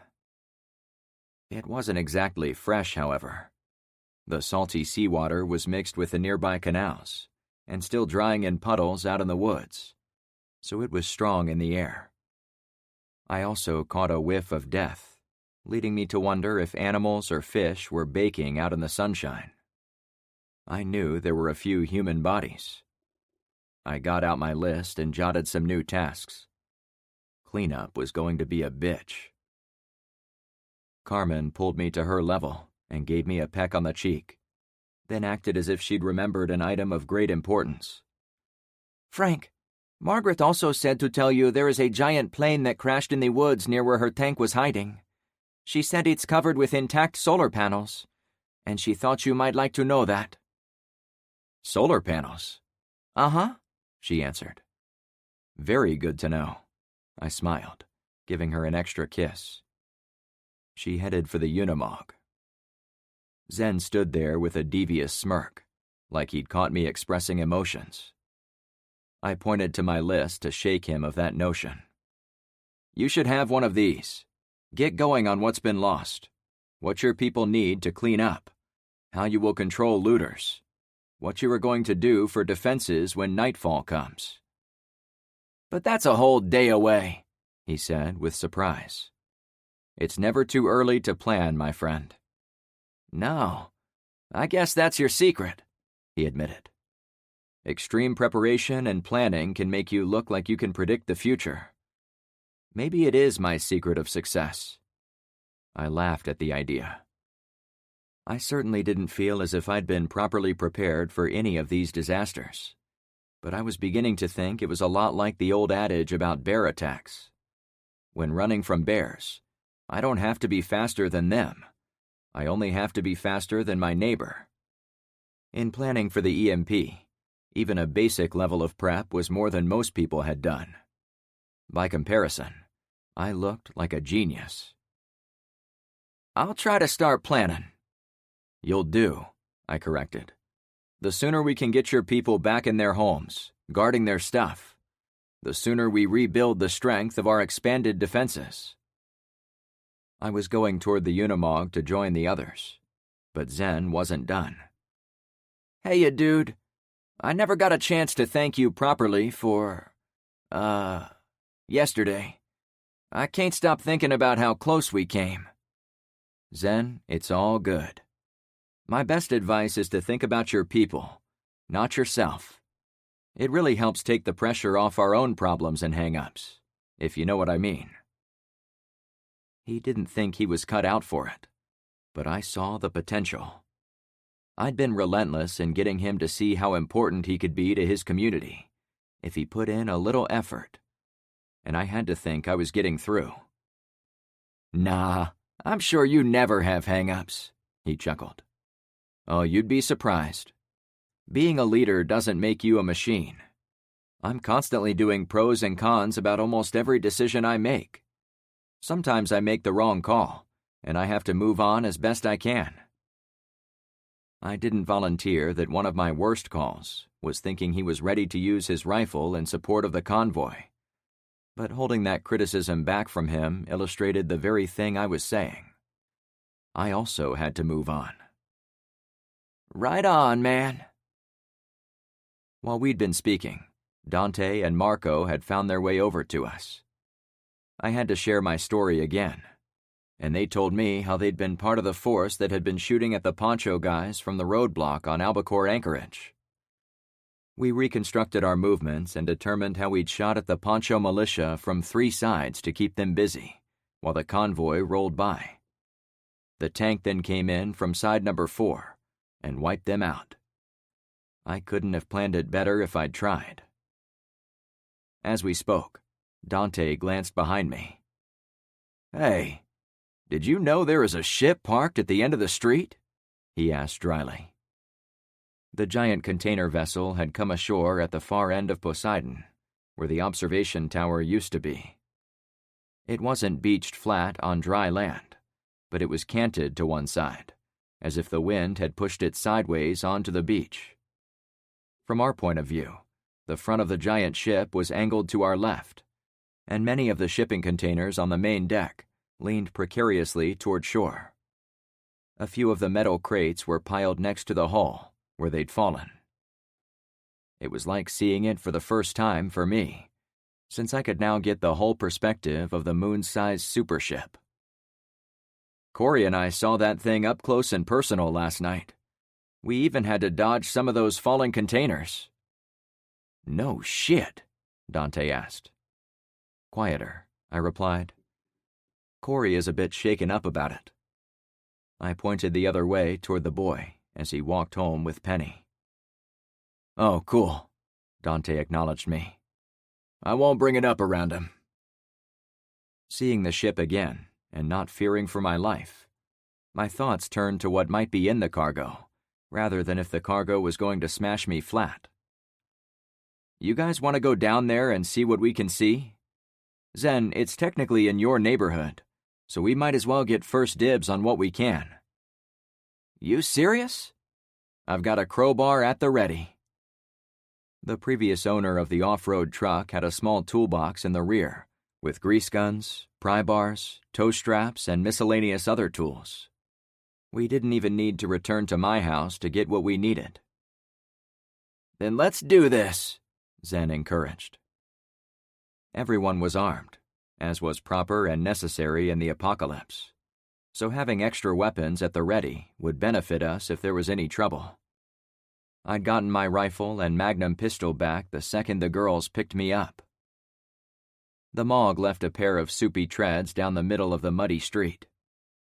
It was easy to see we were the first to venture toward the ship, since there were no other tracks in the mud. The shoulders of the road and parts of the front yards remained filled with water, since there was nowhere for it to drain. As we got closer to the shoreline and the wayward vessel, the mud got thicker and the puddles got deeper. By the time we made it the 2 miles to the final block, the sloppy muck was 6 inches deep. The ship was an industrial accident site top to bottom and front to back. Cargo containers had spilled over the side, as I'd witnessed the day before. Now I got a good look at how pieces of the superstructure hung sideways off the deck. Below, There were huge furrows of sand pushed inland by the mammoth hull of the stricken vessel. A green container stood out from all the others. It was the farthest down the street, a safe distance from the boat, and thus the first one we approached. The driver put the truck in park. "Carmen, take the keys with you," I said quietly. "But everyone keep your eyes peeled for anyone who might try to sneak up on us."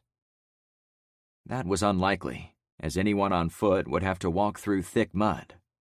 It didn't seem as thick on the flat surface of the road, so I hopped down and started forward. Keeping a hold on the bumper, I slid myself around the front corner, expecting Carmen to be there. I found her standing at the open door, hair blowing dramatically in the light breeze. But she didn't come down to my level. "On second thought, I'll stay here at the wheel with my new puppy," Carmen said, as if making an important decision. I held up a foot, so the mud dripped off. "You sure you want to miss this?" The smart woman did have hiking boots, but I couldn't deny it was a horrendous mess on the street. There wasn't a need for all of us to get dirty. She smiled down at me, followed by a wink. "I'll clean you up later," she whispered. She went back inside, giggling. I turned to head for the box. "We won't even need the crowbar," Dante assured me as he reached it first. "You want the honors?" I asked. Marco and Zen seemed to have trouble walking on the unstable surface. They weren't much farther than the front of the Unimog. "Sure, I'll check it," Dante agreed. "It better be full of Pop-Tarts," Zen suggested from behind me. "Yeah, if we're wishing," I added to the mix. "I hope this thing is stuffed to the brim with military-grade automatic combat rifles, and 1,000,000 rounds of ammo to go with them." I was convinced more with each day that the key to long-term survival was who had the most guns. It was nice to have vehicles to go out and get supplies, and it was great having the foresight to move people around the houses to keep them out of the water. But none of that would have been possible if we'd been unarmed. Our stash of firearms had allowed us to keep the poncho idiots at arm's length and shuffle our residents from one side of Bayside to the other. If we'd been unarmed, they would have walked right in and made themselves at home with our gear. Dante popped the damaged lock off the front. The door swung open with a drawn-out creak. I took a few steps forward to get a better look at what was inside. "Well, this changes everything," I stated as fact. This concludes Neighborhood Watch 4 by E. Isherwood. Narrated by Kyle Tate. Copyright 2022 by E. Isherwood. This unabridged audiobook is published by arrangement with E. Isherwood and was produced in the year 2023 by Tantor Media Incorporated, a division of Recorded Books, which holds the copyright thereto. Please visit Tantor.com for more information on our growing library of unabridged audiobooks.